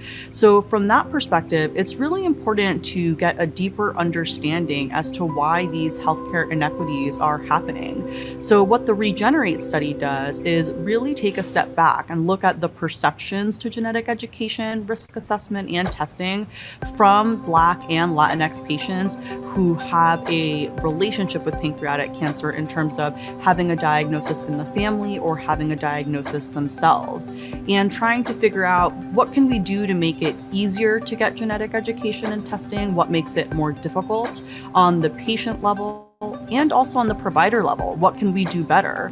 As well as what do we need to advocate for on the system level to make these changes happen?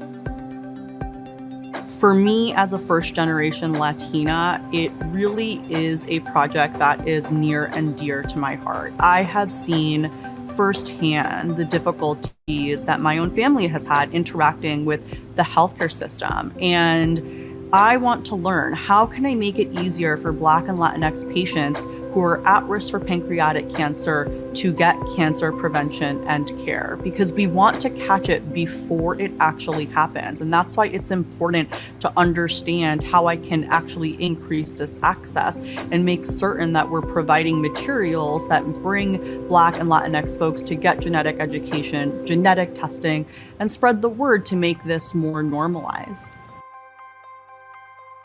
I think the other thing that PanCAN is doing really well is that when it comes to patient advocacy, pancreatic cancer is a really difficult diagnosis, and being able to find a community of people that have been through similar experiences can be really helpful when you are going through something like that yourself, or when you have a loved one who's going through a pancreatic cancer diagnosis.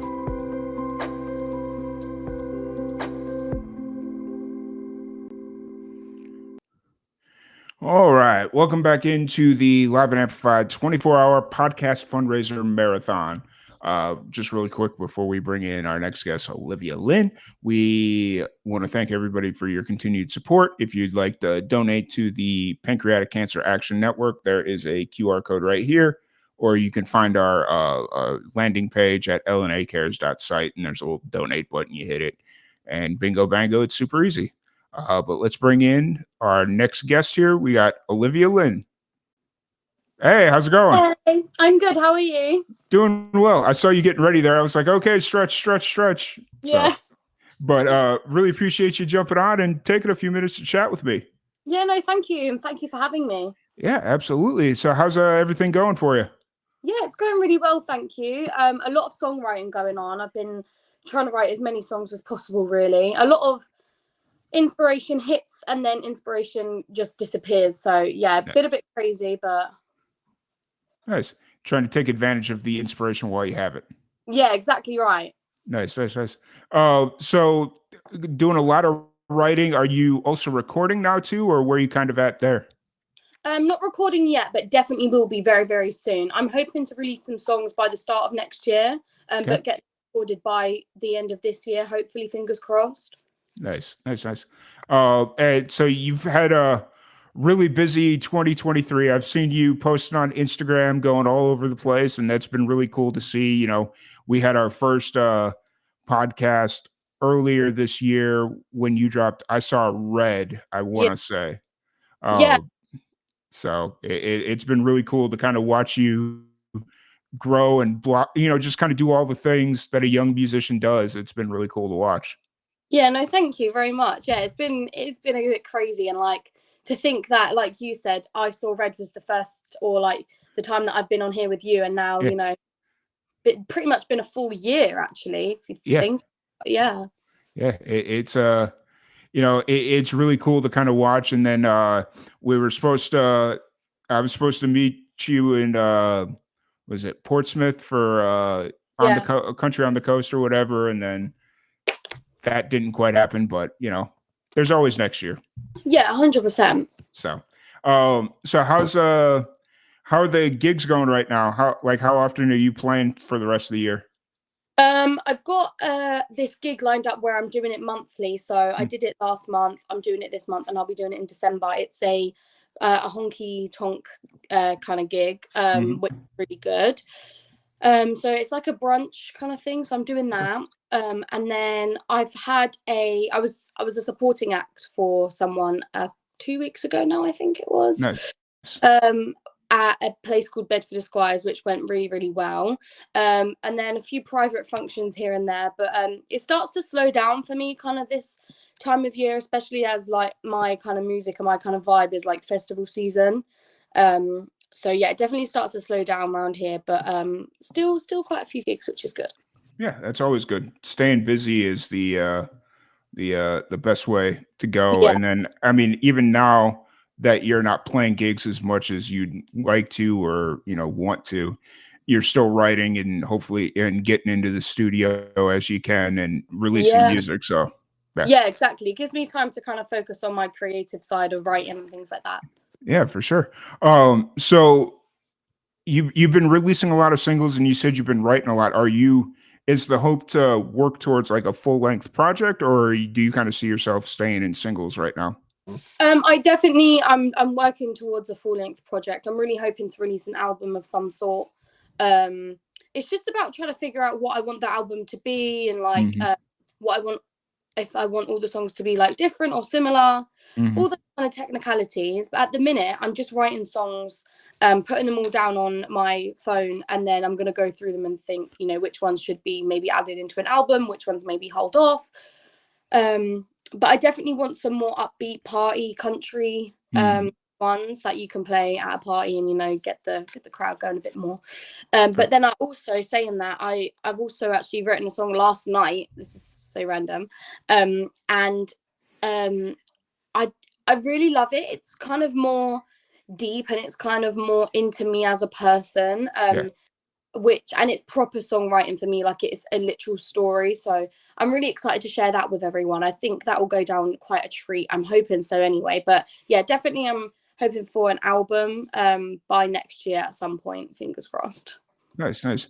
When you go into like, obviously songwriting in general can be a very lengthy process. Sometimes it just comes together really quick. Like, you know, you mentioned you wrote a song last night, but what's kind of your approach when it comes to writing music? Do you find yourself being able to say, okay, I've got time today to go write, or are you just very spontaneous? Because I feel like you'd be a very spontaneous person. Yeah, I'm very much spontaneous. It's very hard when someone says to me, right, can you go and write a song? And I'm like, oh, it doesn't, like, for me, it doesn't work like that. Like, I can't just like write a song.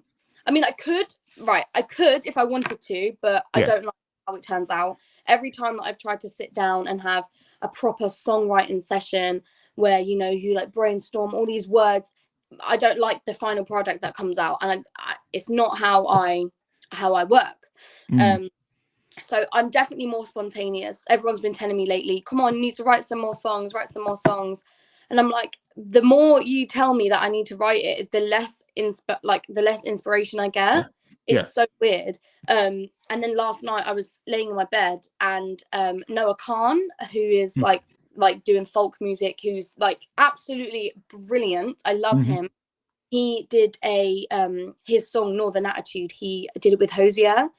And I was listening to it, and I thought, oh, like, I would love to write a song like Noah Khan. Like his lyrics are literally phenomenal, and the type of music he's doing is just beautiful. And then I went on YouTube, I searched up a few beats, and then I just kind of sat there and I proper like got in my mind space, proper like kind of thought real hard. and then I thought of this topic. I'm not going to give too much away. And then I was, you know what, I'm going to write about that, because my whole life I've been told about this topic. And, you know, I think it will be a good thing to write about, because I think a lot of people will be able to relate. So yeah, I think songwriting for me is definitely more of a spontaneous thing, 100%. Nice. That's cool. I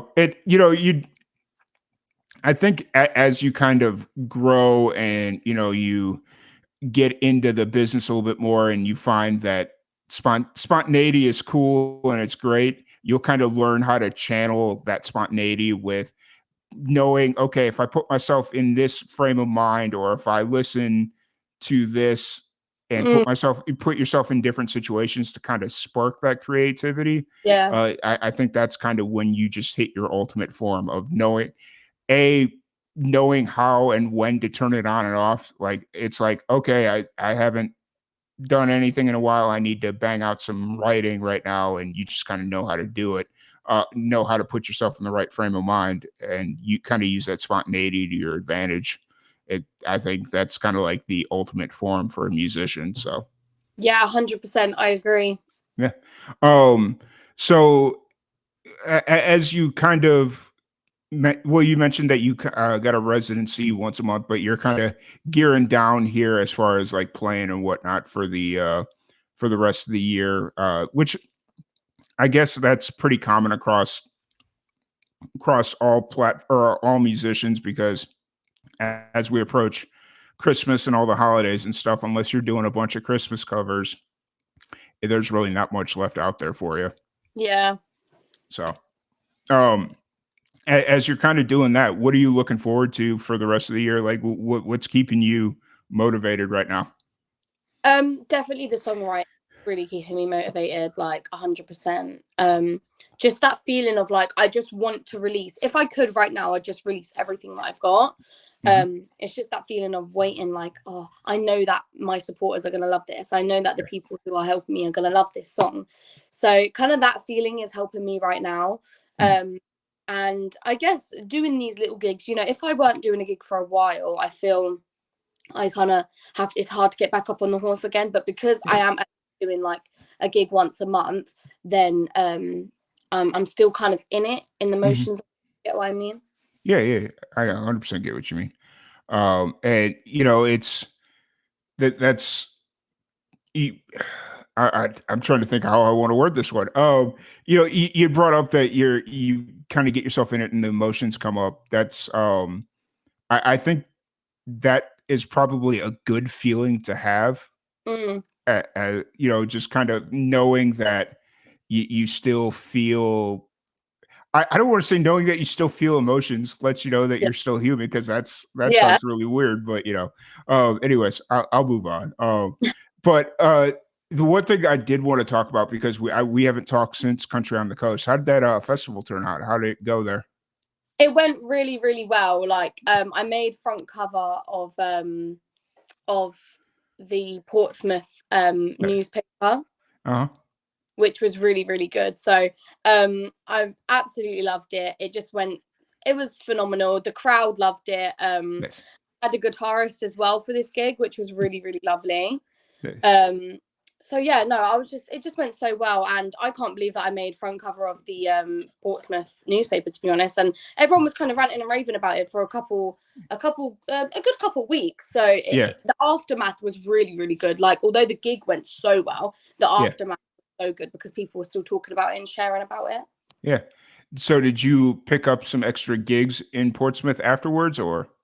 I picked up 2, but they weren't in Portsmouth. They were just people that come to watch me. So, yeah.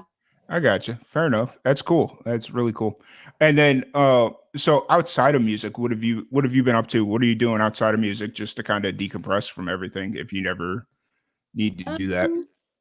Well, I have 2 separate jobs as well. So I'm also a barista, which is pretty cool.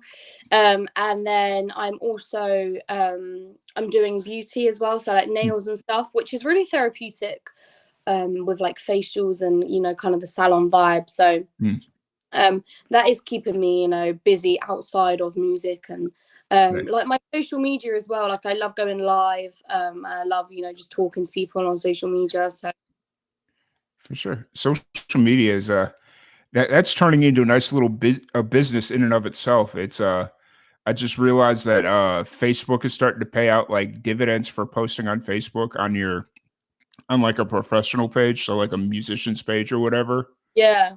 And it's like I got an email the other day saying, "Hey, we're gonna send you this check for, like a couple bucks, whatever it was." And I'm like, "Oh, Okay. Facebook's actually paying out. Okay, maybe I need to start posting more on Yeah, Facebook then." literally, that's what I think as well.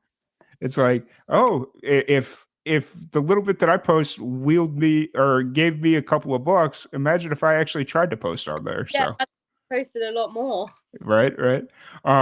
But it's social media is really starting to turn my opinion around a little bit, especially now that they're doing a little profit sharing. Yeah, I think it's really good. Yeah.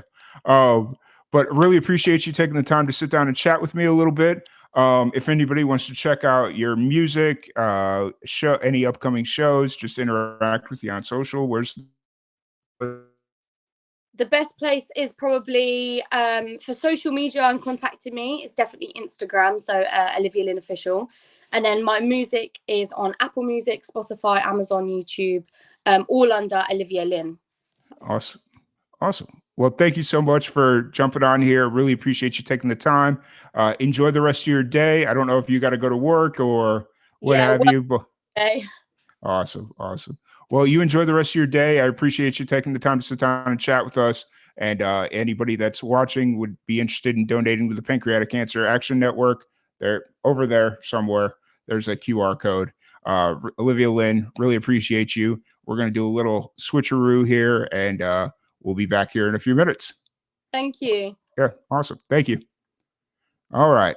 So once again, thank you, everybody. Now I can point to it. There's the QR code. Bam. I'm full screen now.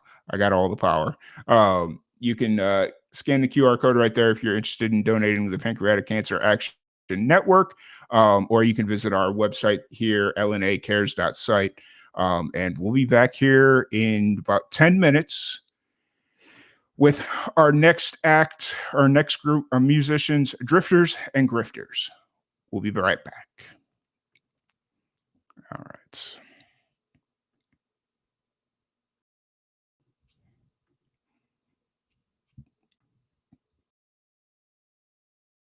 My name is Pamela Jackson. So I found out I was pregnant with my daughter, who is 13 now. I was in my third trimester.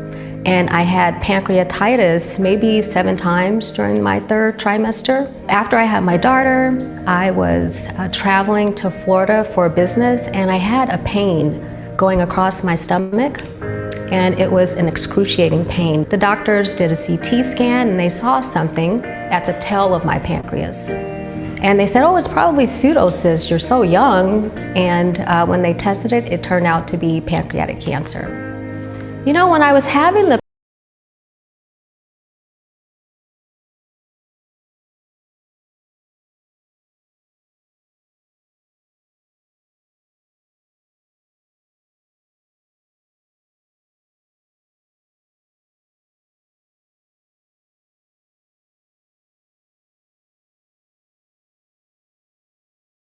I just assumed I was young, fairly healthy. It just never crossed my mind what could be wrong. I was actually quite surprised. So I've worked in healthcare for a number of years. I've worked with the African American community. I did outreach from a health perspective, and I had no idea that pancreatic cancer was even prevalent, let alone prevalent in the African American community. So I was quite surprised. I didn't even know where the pancreas was. Honestly, before being diagnosed, I was not aware of pancreatic cancer. And I think in the African American community, there is a stigma overall around going to your provider and or seeking treatment. So pain is something people have come accustomed to living with out of fear. And I would say that if you feel something, you need to say something. If you catch it early, you have your best chance of survival. It's very difficult, you know, when you find out that you have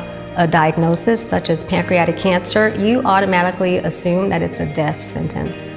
And so I think if providers had the right information up front, hey, there's an organization, there are people you can talk to, there are people that have been through this before, and there are people that can really support you through this entire process, it would make a huge difference for patients.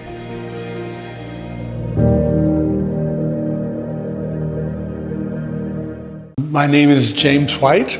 My friends call me JR. I learned that I had pancreatic cancer in January of 2021. I was having indigestion issues. I would have bloating in my abdominal area. I didn't know exactly what it was, but I felt that I had an ulcer. I'd gone to my general practitioner. She diagnosed it as an ulcer, and in turn, she recommended a CT scan to determine how to approach the ulcer and how to repair it. During the CT scan, they found that the head of my pancreas had a growth on it. I think I'm very, very fortunate because this is a long, drawn-out process. And if I didn't have this early detection, if I didn't have the symptoms and go to my doctor to find out what was going on, I did 6 rounds of chemotherapy. I did the Whipple surgery. Whipple surgery, they cut from sternum to belly button. They take out my gallbladder, most of my stomach, my duodenum, my upper intestine area, and the head of my pancreas and 2 lymph nodes. It took 6 weeks recovery, and I went back into chemotherapy again. As of February 2022, I was considered in remission. NED, no evidence of disease. I see things differently. I feel more compassion, more empathy for people in this type of situation. Pancreatic cancer is an awful disease, and it is a lot more prevalent than people realize. It's very hard to find somebody who has not been touched by a friend, a family member, a relative who's got pancreatic cancer. What I would like people to know about pancreatic cancer is that it is there. They need to be aware of it. They need to detect it early. They need to see their doctor when the symptoms arise. If you can catch this early enough, it is survivable. I'm proof it's survivable.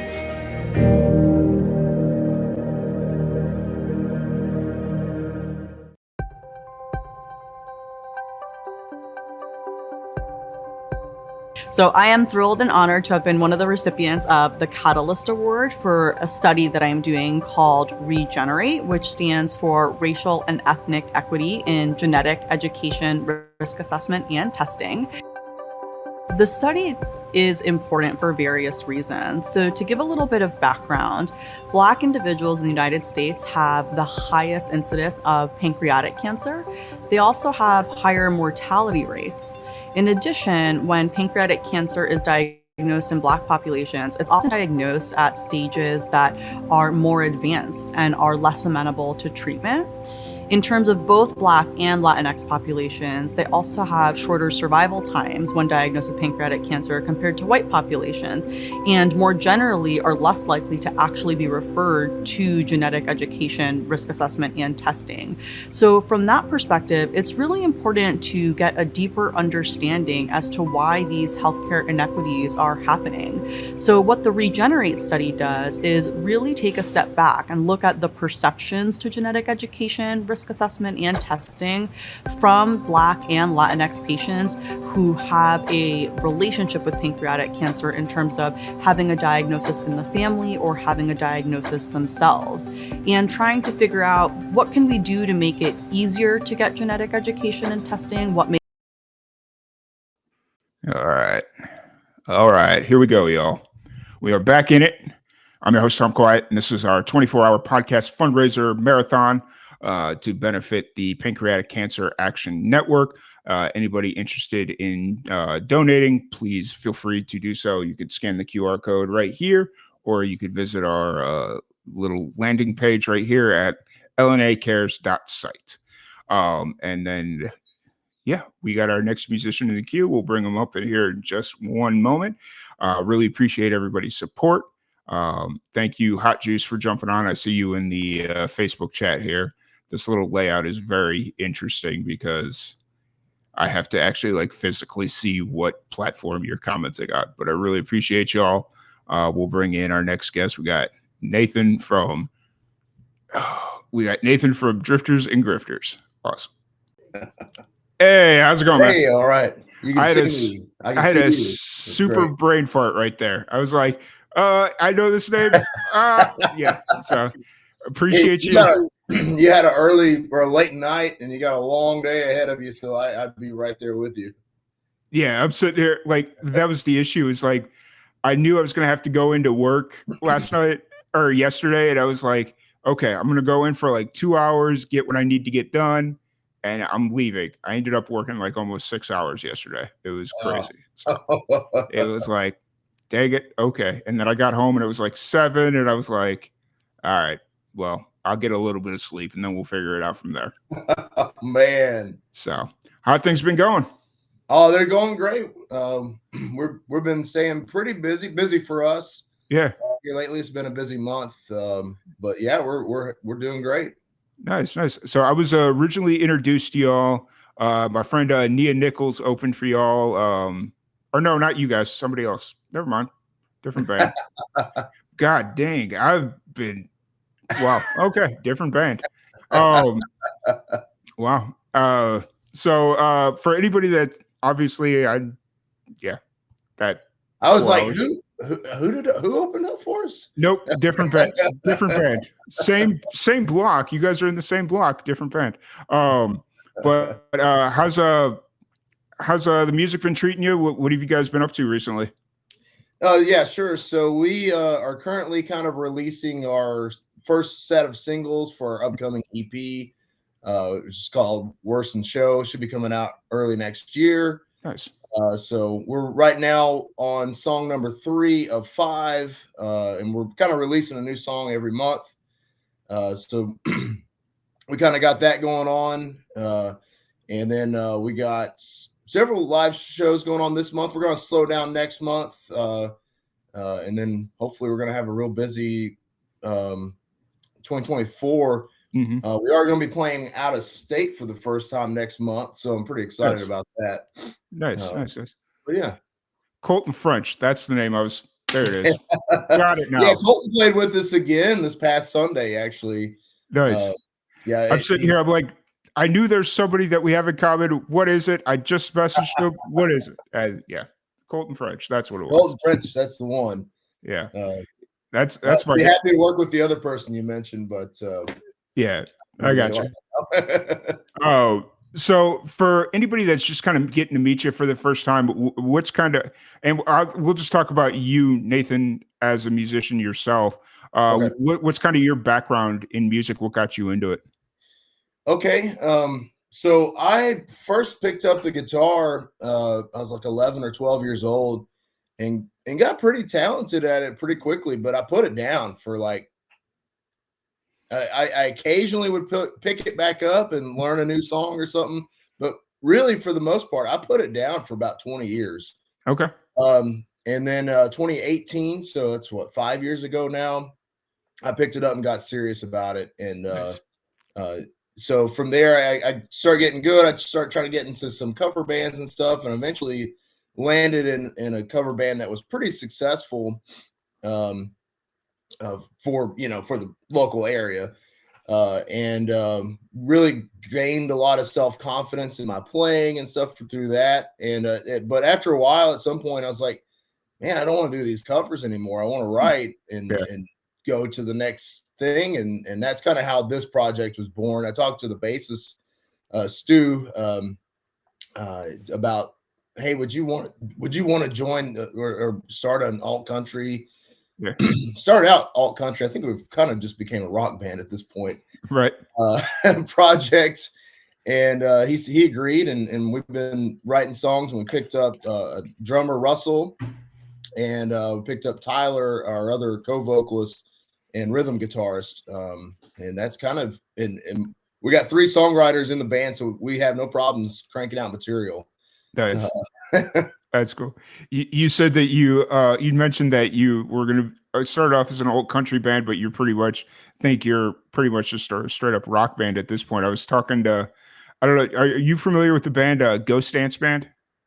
I am familiar. They came to College Station on Saturday. I was planning on going, but suddenly a family birthday party came up, and that I didn't know about, and I had to sadly walk away from it. But I want to catch them eventually.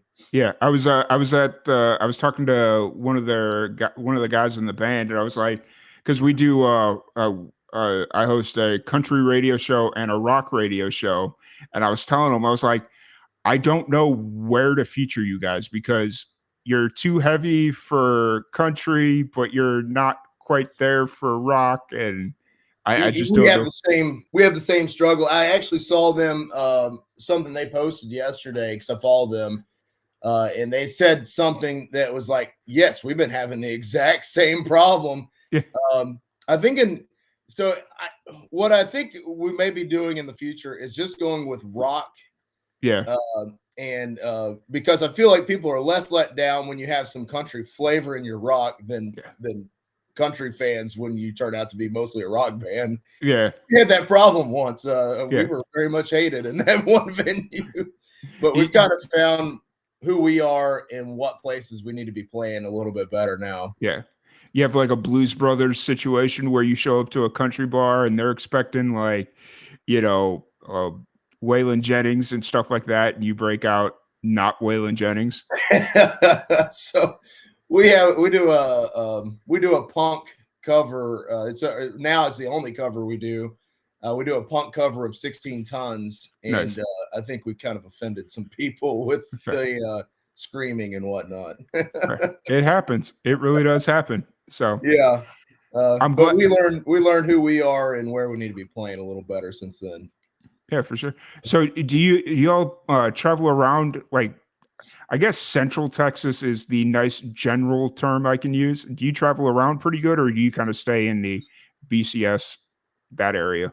So if you're BCS and you do music like us and you're original artist, you kind of have to move around. Mm-hmm. For us, most of that's been in Houston so far. Yeah.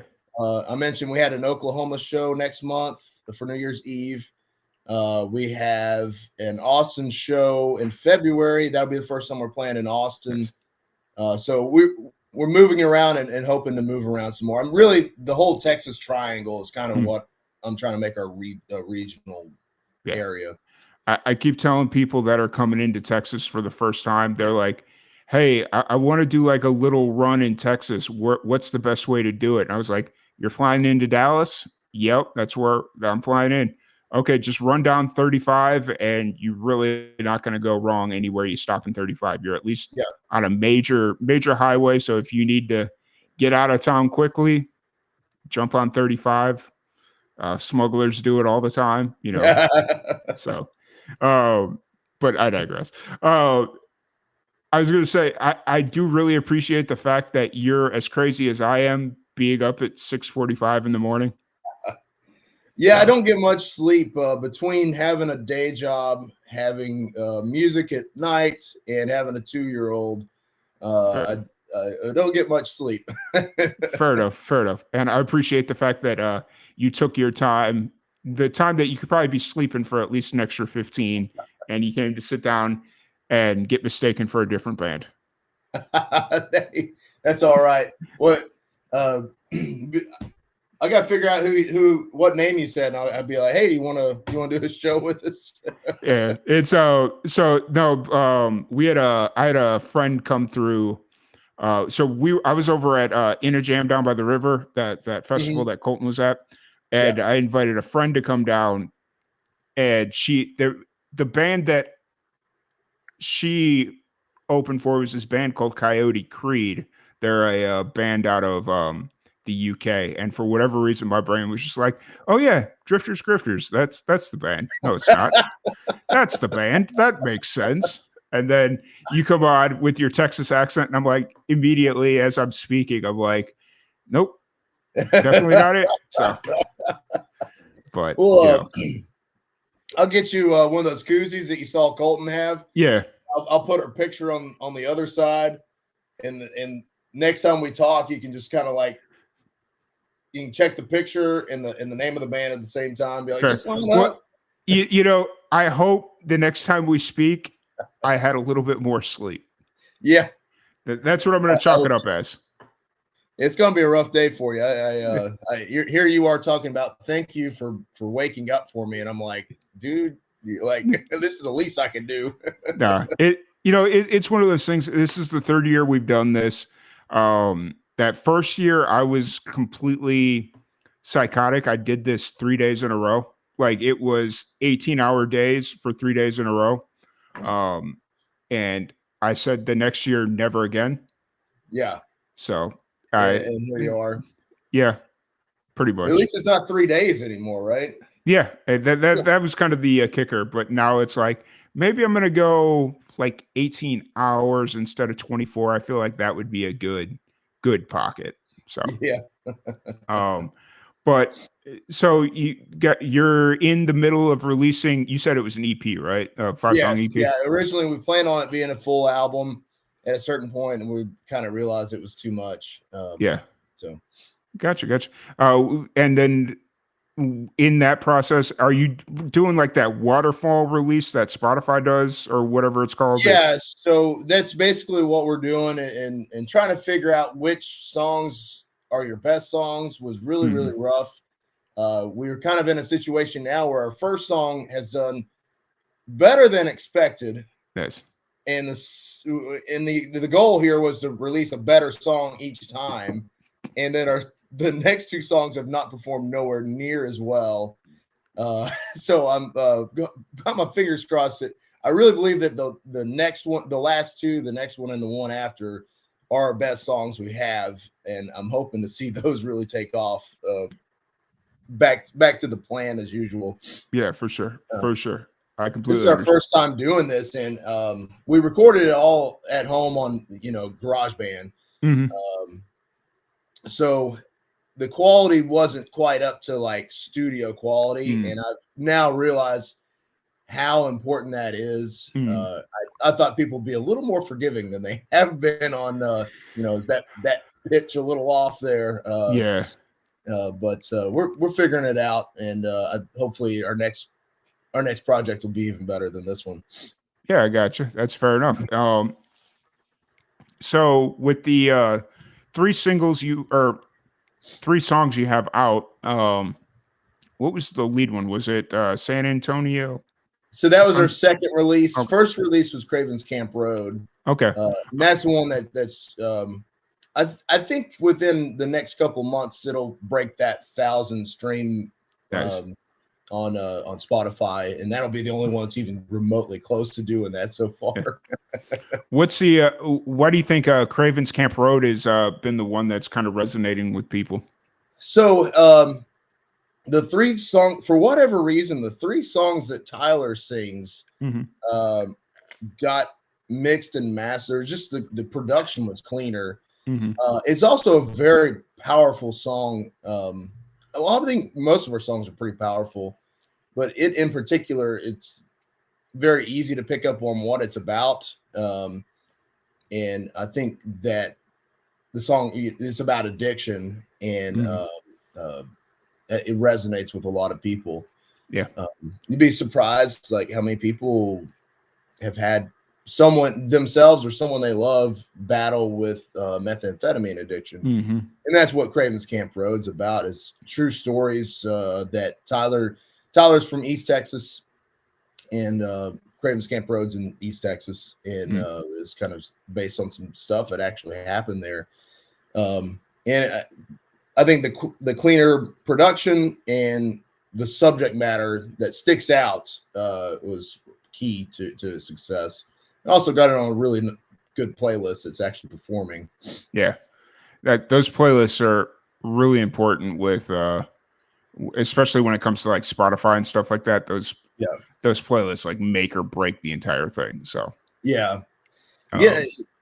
It's such a passive listening experience, though. It's like, how many of these people are actually listening to the song? Like, I'm getting the streams, but like, I don't know.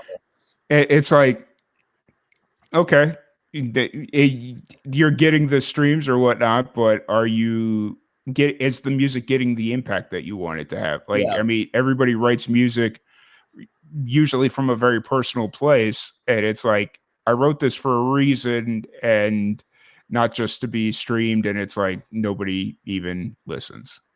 Yeah. So it's tough. It's not something that I didn't know was a thing, but man, once you're in it, and it's tough. yeah, it really is. It really is. So moving, when's the next single drop for this? It'll be early next month. If my memory serves me right, I believe it's December 3rd. Okay. Have you announced anything about it? Like, do people know? No, I haven't. Okay. December 5th. Okay. Yeah, December 5th is when Cheap Cocaine comes out. Cool. And it's probably our second strongest song we got, I think. It's a really good song. Nice. I'm excited about it. Nice. Awesome. Well, once again, I thank you so much for jumping on here and chatting with me for a little bit. Really appreciate your time. If anybody wants to check out your music, a show, whatever, Drifters and Grifters, where's the best place to find you? So we're on all of the social media platforms. I would recommend Facebook probably first, then Instagram second. On social for following us and seeing when our shows are. Streaming for listening to us, we're on all the streaming platforms: YouTube, Spotify, Apple Music. I don't know if anybody listens to us on Apple Music, but it's there. Nice. And then all the other ones that nobody's ever heard of, we're on all of them. Nice. You should make sure you're on Napster, because apparently they pay out the best.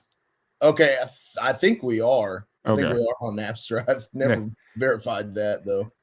Which is always funny. It's like they're trying to pay dividends or whatever for stealing everybody's music back in the day. Yeah. So it's like, okay, we'll pay y'all better than anyone else. So yeah, it still takes you like 1,000 streams to make $1. So yeah. It's pretty disheartening. yeah, I gotcha. And then you mentioned that you have a big a show up in Oklahoma next month as well. Yeah, New Year's Eve we're going to be playing with a rock band. There's a rock band up in Oklahoma called Nine Left Dead. We did a show with them here in College Station. Nice. They loved us, so they're kind of helping us out and getting us all kinds of shows. They asked us if we could do a 3-day run, like last week. And it was like starting in Oklahoma City, and then I was going up to Illinois, and then Nashville the next day. I was like, I'd love to, but our infrastructure is not built to do that just yet. Right. That's a hell of a 3-day run. That's a hell of a 3-day run. It's a little easier for them because they're starting in Oklahoma, at least. Yeah. For us, we'd have to get to Oklahoma, and yeah. Because like even Oklahoma, and depending on where in Illinois it was, it's like that's either a 9-hour trip or a 14-hour trip, or 8-hour trip. I think. Yeah. So I think the place in Illinois they were playing is if it's the same one that they just asked me about. So we might be going up to Illinois next year. Trying to figure that out right now, but it's actually a suburb of Missouri, St. Louis. Okay, so it'd probably be like not Carbondale, but because that's a little far out. But yeah, I roughly know where you're at there. So yeah, so heck of a run, that's for sure. It'd be a good time though. Like, you really see what you guys are made of. See if you're and they're getting some. They play some really cool shows. They're playing with a lot of bands that are kind of like past their prime, but at one point were pretty big, like Tantric and Blue October and stuff like that. That's cool. So that's really cool. It's pretty cool shows. Awesome. But once again, thank you so much for hanging out with us. I really appreciate it. If there's ever anything you need, feel free to reach out. I'm just up the road a little bit in Waco, so yeah, I'm looking to play there, so I might message you sometime and be like, hey, do you know any bands I could reach out to in the area? And gotcha. Yeah, Waco's an interesting scene. I'll just put it that way. So we'll definitely help get you booked, and just shoot me a message and we'll get that squared up. And yeah. But other than that, thank you so much for hanging out with us. We're gonna play a little roulette here, and swap out some musicians, and we'll be right back after this. Good luck. Hope you get some rest tomorrow. Oh, I plan on it. So once again, Nathan, thank you so much for hanging out with us. I really appreciate it. And we'll be back here in just a minute. All right. We'll see you next time. Yep. Thank you. Awesome. Well, thank you everybody for joining us here at the Live and Amplified 24-hour podcast fundraiser marathon. If you are interested in donating, you can do so right there. There's the QR code. You can scan that, or you can visit our landing page, lnacares.site. That's pretty much the long and short of it. We'll be right back here in just about 2-3 minutes. I'm going to step away here, and we'll be right back with our next musical guest. We have Orion coming up. It more difficult on the patient level and also on the provider level. What can we do better? As well as what do we need to advocate for on the system level to make these changes happen? For me, as a first-generation Latina, it really is a project that is near and dear to my heart. I have seen firsthand the difficulties that my own family has had interacting with the healthcare system, and I want to learn, how can I make it easier for Black and Latinx patients who are at risk for pancreatic cancer to get cancer prevention and care? Because we want to catch it before it actually happens. And that's why it's important to understand how I can actually increase this access and make certain that we're providing materials that bring Black and Latinx folks to get genetic education, genetic testing, and spread the word to make this more normalized. I think the other thing that PanCAN is doing really well is that when it comes to patient advocacy, pancreatic cancer is a really difficult diagnosis, and being able to find a community of people that have been through similar experiences can be really helpful when you are going through something like that yourself, or when you have a loved one who's going through a pancreatic cancer diagnosis.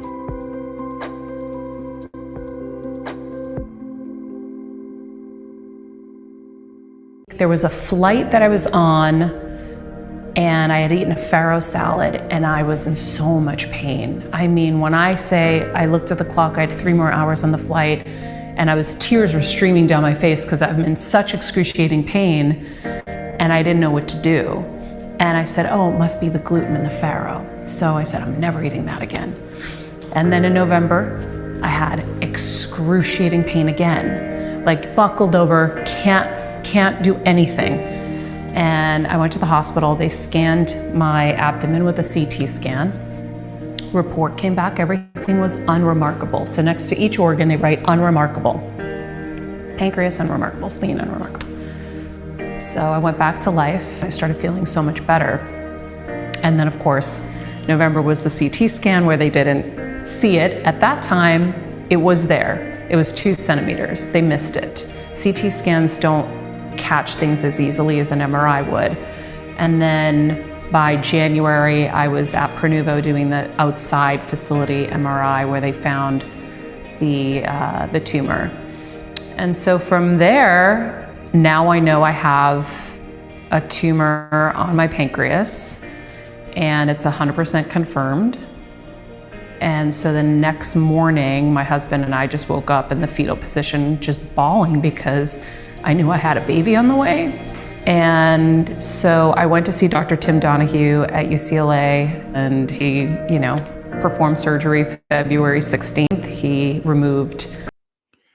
All right. We are back at it. Welcome back into the 24-hour podcast fundraiser presented by Live and Amplified.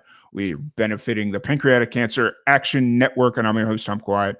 Just really quick before we bring in Ethan, I just want to kind of push the donations. If you're interested in donating, you can scan here with the QR code, or you can visit lnacares.site. That is a little landing page. You can hit the donate button. Happy birthday. It's all good. And then if you happen to be watching on Twitch, you can, there's a little donate caption button below, and you can donate right there. So let me bring in our next guest. We got Ethan. Hey, what's going on? Hey, how are you doing?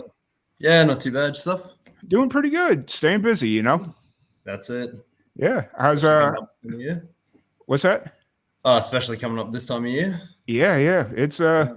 It's early over here and just kind of, you know, trying to keep the juices flowing. So That's it. We just ticked over to 12 o'clock, so I'm on the 17th of the 11th now. So, gotcha. Well, I'm glad you jumped on, and I'm kind of surprised you jumped on a little bit later. No, it's better kind of nighttime for me than daytime because I'm teaching now in the daytime. So fair as enough. well as doing my music. Fair enough. So, for anybody that's kind of getting to meet you, kind of give us a brief rundown of who you are, what you're about, and like what got you into music and stuff like that. Yeah, definitely. So, my name's Ethan, stage name going by Orion, which is actually my middle name. I've been working on a solo project over the last year, working on an album, dropped a couple of singles already. So I've come through from a few bands, rock, punk kind of background, and just moving forward into that alternate grunge with a bit of like an apocalyptic touch feel for the music. So awesome. And then, so with the new project Orion, how long have you been kind of working as under that project? So kind of started off probably about 10 years ago, just as like a, fiddly around, get to play some stuff and write my own stuff without doing too much with it. Yeah. Started taking it seriously over the last year and a half or so, really getting the tracks down and starting to like properly write and record and take it to places to get it pumped out there. So nice. And who are you kind of listening to as you kind of explored this identity of Orion? Who are some of the influences? Some of the biggest influence I've got. So I kind of have like a two-way side of this. I've got the full rock versions of the songs, and they're inspired by While She Sleeps, Rise Against, Bad Omens, all the modern upcoming bands as well, some of the classics in the punk rock scene. But then on the flip side, I do these whiskey versions that are like acoustic and stripped back, and that's more like a neo-acoustic. So looking at Noel Gunderson, Dermot Kennedy, more singer-songwriter style, which is how the songs are actually developed. So awesome. And then so taking a step back from like your current project, what was music like growing up for you? Was it something that your parents were pushing on you, or was it kind of always there? For me, it was always there. I didn't really have anyone musical in my family at all. I had an uncle who kind of came around and used to play guitar a little bit when I was a little kid. He used to play songs, Green Day, Time of Your Life and whatnot to my older sister and I as we were growing up, but I didn't even get to see him too much. So it was kind of something like I'd listen to on the radio and I'd watch video hits and Rage in the morning over here in Australia. And it was just like, it was this drive. Like every time I heard music, it just drove something in me to want to create and make it and just be a part of this community. So gotcha. Be a part of the art. Awesome. And you'd mentioned that so the Orion project has kind of been around for 10 years or so, and you've been really exploring it the last No, you're right. year and a half. Yeah. You were doing like other projects before then, right? Were you doing like full band stuff or? Yeah. So about 3 or 4 years ago, I was in a 5-piece band called Red Door in Canberra, which we did an interview as well back in 2020 during the lockdowns with you guys. Done a couple of grunge bands, nothing ever released or pumped out there as much as what we did with Red Door, but definitely kind of stepping stones to build up that level of experience and that level of understanding of the music industry and how to work and collaborate and whatnot.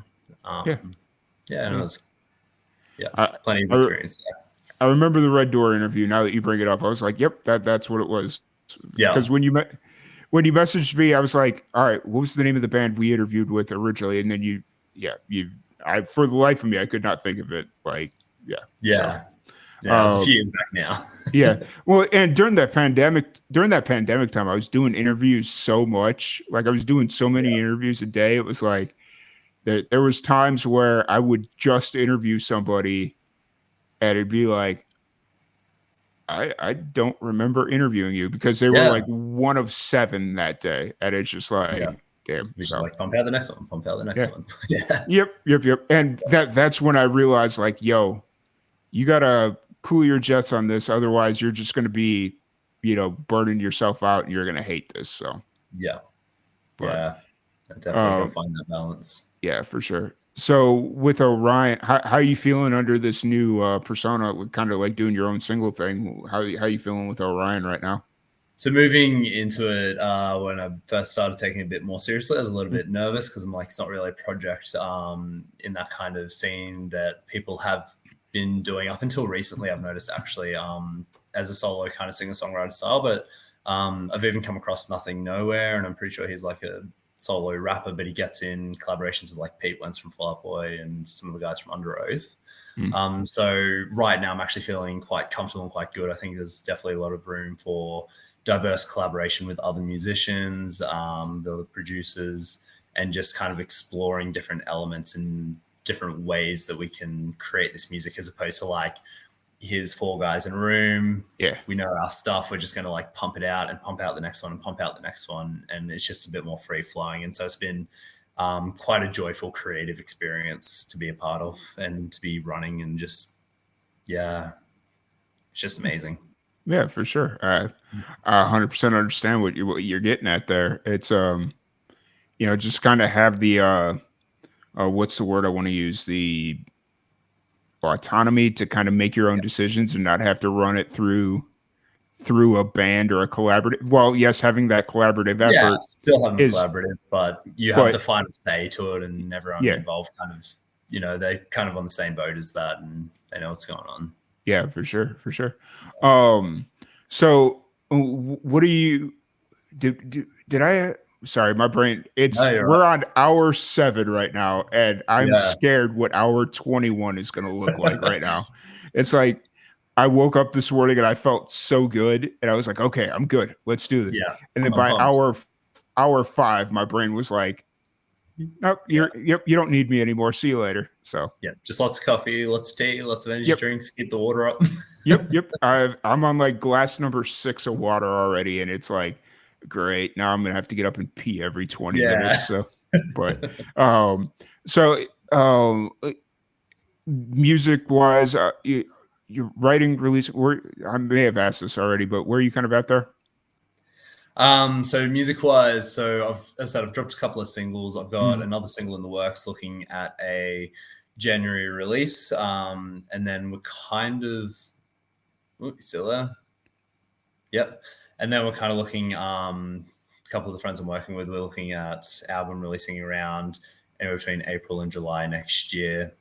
Doing a lot of work over the summer though, summer for us, winter for you guys coming up, because we get that kind of 6-week break there. Over December and January. Nice. Do you find that like music's kind of slowing down for you right now with obviously it's summertime, but like it's also Christmas time and stuff. Does music slow down for you, or does it kind of speed up? I think it kind of speeds up, actually. I've actually got a gig next week doing a cover. So I've been doing a cover band as well this year, just kind of keep the stage performance and stage energy practice up. So I've been frontmanning for a System of a Down cover band. Oh, nice. Pretty intense stuff. But so I've got that gig coming up next month, and then there's a few open mics around where I'm living at the moment as well that I'm trying to get a bit involved with. You get a lot of the buskers out because, sunshine, everyone's doing their shopping, like the Australian heat. It's just, it's kind of a magical time for music, really. Festivals, we've got a lot of festivals coming up, like just good time. That's cool. That's really cool. It's gotta be a fun time. I keep talking to a lot of people about when the good time to come out to Australia is. And they're like, honestly, anytime between November and January is probably your best time to go. Yeah, and definitely. It's like, okay, I'll definitely check that out and see what happens. But it's as I've learned, it's not a cheap trip to make. No, it's not. And you look at it vice versa, and it's the same. It's just like, man, you really got to plan it out, budget it out. It's a lot. Because like you're talking $1,000 alone for just plane tickets. That's not including food or getting around or, you know, all the anything extra else. stuff. Yeah. I'm like, sick. I love it so much. So, yeah. But outside of music, what have you been into recently? What have you been up to? So I've finished my studies. I'm now teaching. I'm now a primary school teacher. So it's like ages from about 5, 6 onwards to ages 12. Nice. So I started that full time this year, and I've got my son who's 7 now, and been doing a bit of writing as well, a bit of poetry, a bit of short stories, just keeping the creative flows going. If music's stumping me, I've got something else to kind of keep my creative flows going.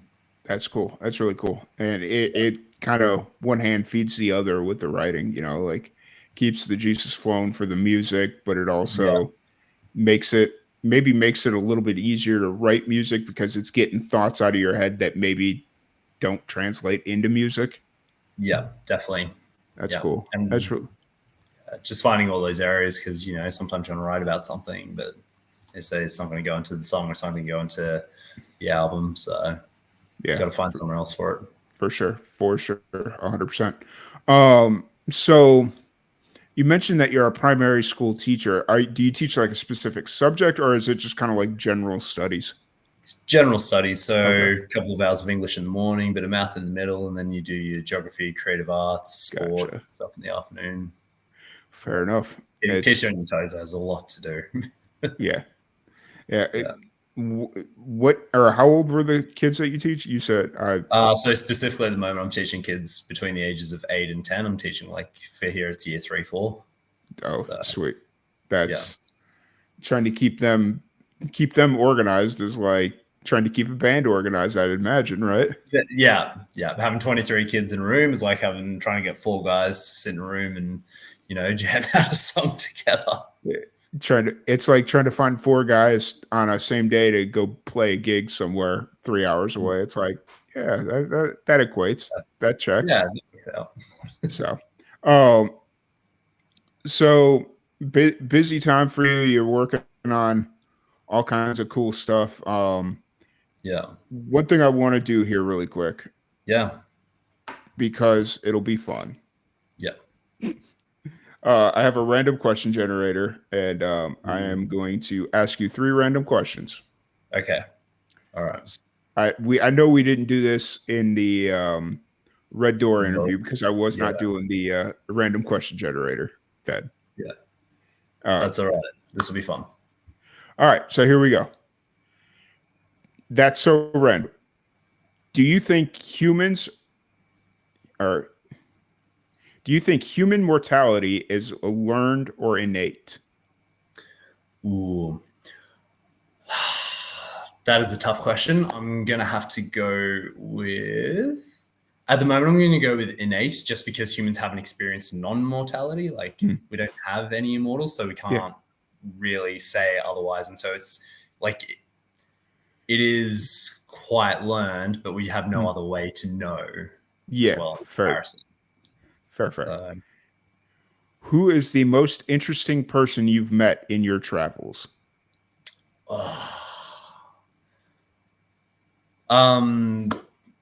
There's one guy who about 10 years ago, he lived in my hometown for the summer, and he called himself Nugget.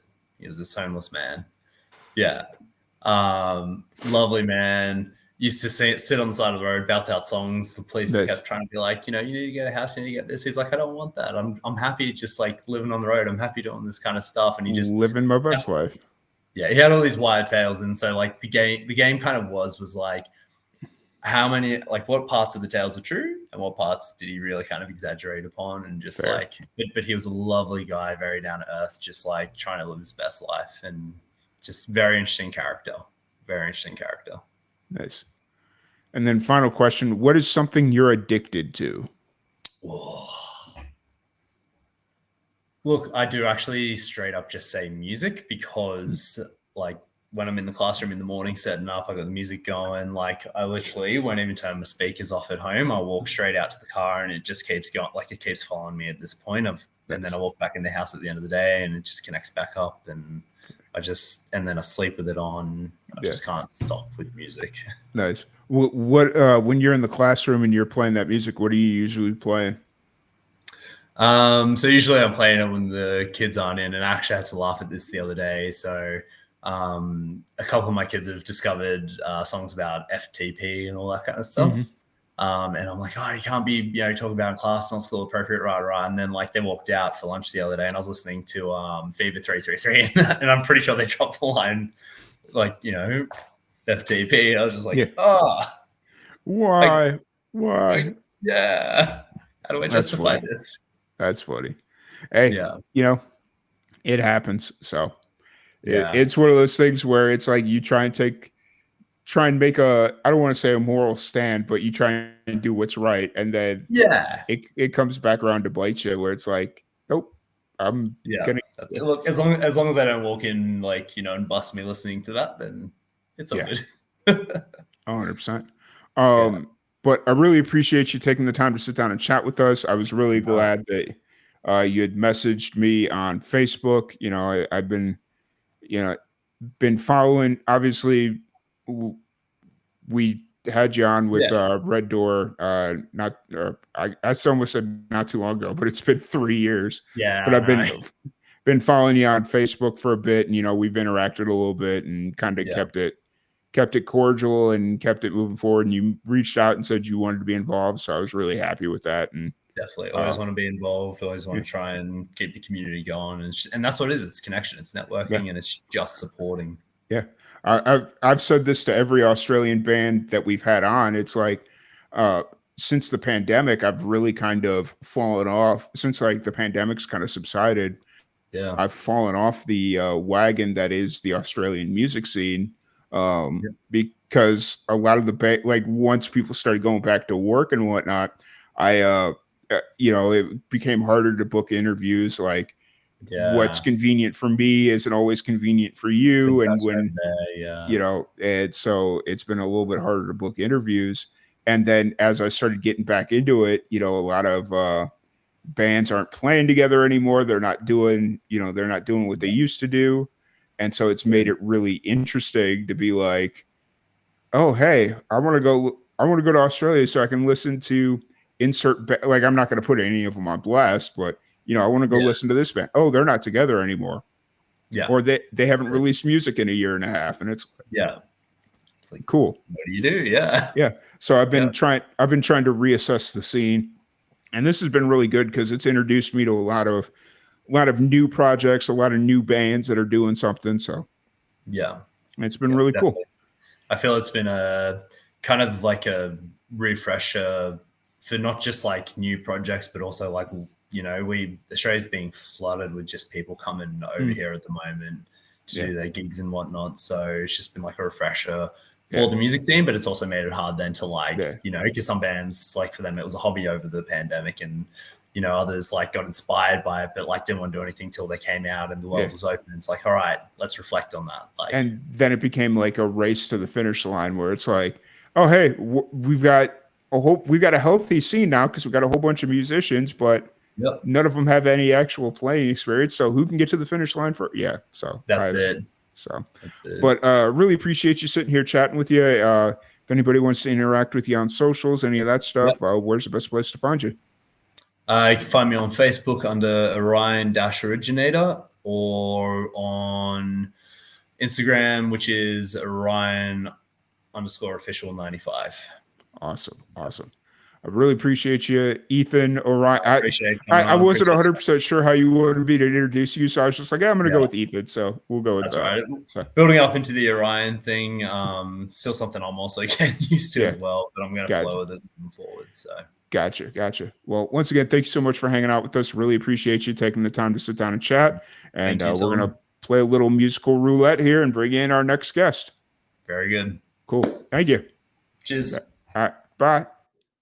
All right. Here we go.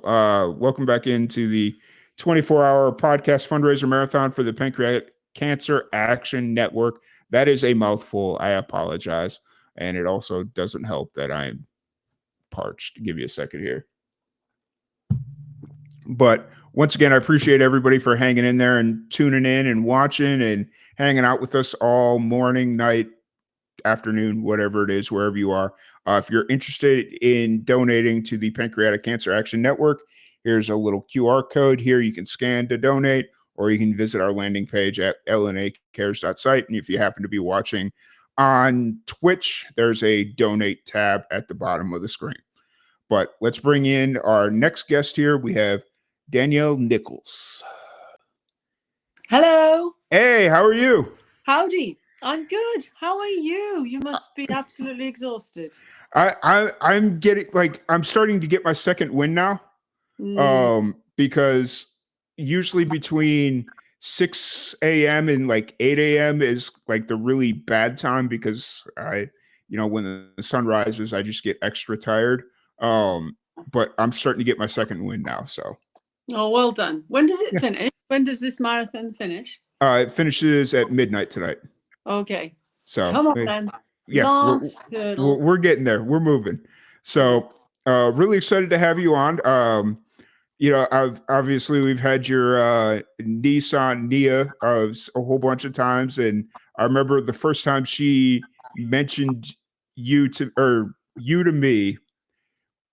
She'd mentioned that she had an aunt that played music, and then she released the single. You guys did was it technically a duet, or was it more of a feature? The single? Yeah. It was a release last Christmas, and it was just, I mean, Nia is like, she's 23, I'm 58, and our musical styles are quite different, even though we're both singer-songwriters, and we both appreciate what each other does. So to try and collaborate was, that was a challenge for us. So we just said to each other, well, if the right song comes up, the right song comes up, and so that was it really. And this song, it just happened to be a great, it was a kind of universal message of love, really, to put it, bluntly. And I was composing it, and as I was composing it, I thought, God, this would make a really nice duet. And I thought if Nia could come in on this, it would be lovely, and she did, and it was Nice. Yeah. That's really cool. I always enjoy listening when like family members can kind of come in and perform together. It always makes for an interesting dynamic, depending on like whether it's aunt, niece, uncle, nephew, whatever the dynamic is. It always makes for an interesting product at the end of it. And I definitely enjoyed it, having listened to it. And when she had mentioned it at one point about trying to get you on, and I was like, okay, we'll kind of find a time to get you on. And I messaged you, I guess it's been about a month ago at this point, right? Yeah. And thank you, by the way, for having me on. I really appreciate it. It's lovely to be included in this. Well done you. Anytime, get me in for a chat. I'm happy to chat. Awesome. Sweet. I appreciate you coming on. Just kind of as a in general question that I like to ask, so for people that are just kind of getting to know you for the first time and meet you, what's kind of your background? What got you into music? Right. Okay, so I'll keep it as succinct as I can. So I've always been a performer. Okay. And rather than going to university, I went to drama college and music and drama college, and kind of thought I'd be going into the kind of Broadway, West End shows that, I wanted to be a kind of hoofer, singing, dancing, all that kind of stuff. Anyway, while I was in college, I got involved in bands, as I did. And I don't know, as the years went by, I just thought, you know what? I prefer just being me on the stage and not trying to pretend to be anyone else. And that's how it all kind of happened. So I really tried to, make it as a singer first. This was like way before the days of the singer-songwriter started to evolve. So for a while I was, going around the record companies, knocking on doors. I had management, trying to sell me as a singer and trying to pair me up with the song that would make it, So that was going on for a few years, and then eventually I just started writing myself, and then I've not stopped and got my band, and I'm a yoga teacher as well to support my living. So I got confused there for a little bit when I was because obviously for stuff like this, I can't do a whole bunch of preparation because I'm not going to quite remember everything. But when I was kind of doing a run through on some of the stuff you had going on, I kept pulling up all your yoga stuff and I was getting really confused as to what was going on. And then I realized that you were a yoga teacher as well. I was like, oh, that makes sense. So Yeah, and it's tricky, it's tricky because the music, for me, it's like I've had a second wind with it now. Oh, this is a long story. We must chat again. But yes, the yoga basically just pays my bills, and then of course the music started taking off again. I thought, now I'm just spinning plates. But how to promote myself is a tricky one because, as you said, you see me on social media or on a website. What am I? Am I a yoga teacher or am I a musician? What am I? So I just kind of coined the phrase, I'm a yoga teacher with a music problem, like I have a problem with it and I can't let it go. Fair enough. Yeah. So with your music, did kind of going from like the singer and then as times evolve, you kind of brought in the singer-songwriter aspect of things. Did your sound kind of change or has it always kind of been the same sound and just different way of presenting it? Yeah, I've experimented. When I was a singer, I guess I didn't really know what would be my style. I had a trained voice, so I could do things like musical songs, Sondheim, stuff like that. I can do quite well. That's my bag really. But so yeah, did my style change? Yes, it did a lot. I experimented with a bit of kind of rock pop. I experimented with a bit of disco. Well, Nice. like dancey stuff in those days. And ballads. Obviously, I could always kind of do a ballad. But anyway, I think now my own style is really established, and it's not where I thought I was going to go, but I'm very happy with it. It's me. It's coming from my heart. It's got a kind of folky, jazzy vibe to it, poppy, very easy listening, very laid back, lots of acoustic guitar. And lots of harmonies, and it's just nice tune. I hope. Yeah. So where are you kind of at with your music right now? Are you writing, releasing? I know you released a single back in what was it, July, I want to say? Yes, that's right. I launched an album called Never a Saint, and that was the title track. Okay. So where am I now? I'm also in another band called the Corgis. Do you know about that? I saw a little bit about that. Yes. So I don't know how well they're known in the States, but in the UK, they were quite a well-known pop band in the 80s. So had a few hits. So I'm also kind of been touring with that band. Nice. But in terms of where I am now, I've literally just rested now. I'm still teaching classes, but no gigs now till January. And I'm right. I did write a song the other day, so I just wait and see what happens. I never force my songwriting. If it comes, it comes. It usually does at some point. And lots. Oh yeah, we're auditioning a bass player tonight. So nice. The band is constantly evolving, and looking forward to next year. Really, it's going to be a busy year, very busy year. Hey, that's always good. Knowing that you have a busy year coming up, and then being able to kind of take a step back and just like, okay, next year's coming up really quick here. It's 6 weeks away, and it's like, okay, I'm gonna take this time right now. Only do what I absolutely have to do, whether that's like a gig commitment that you have, or kind of do stuff with the band or whatnot. But knowing that you have a busy year and then taking a step back, that's not necessarily a bad thing. No, it's not. And I think I'd collapse if I didn't. It has been so busy. So, and I'm no spring chicken anymore. I keep saying, why didn't this happen 30 years ago? But there we go. Better late than never. And it's good to be doing it. But I do need to take a little bit more rest. Yeah. than I used to. Yep. It's one of those things you gotta take care of yourself at the end of the day. Like, I work with a guy that he is so used to going 100 miles an hour all day, every day, and then he hits like last couple of like this last year or so, he's kind of done that, and then he hits a brick wall, and then he becomes useless. Well, not use. That's a very aggressive word, but he's not he has to take a whole bunch of time off because he ran himself into the ground. And it's like, I'd rather have you working 8 hours a day consistently than you killing yourself for working 14, 16, 18 hours for 3 weeks straight, and then you can't work for 2 weeks. Like, yeah. Yeah, it's a fine balance, and I know some people can do that. One of my friends in the corgis, he's like 100 mile an hour all the time. I don't know. I mean, he's I don't know how he does it really, but I think you've got to look after yourself really, and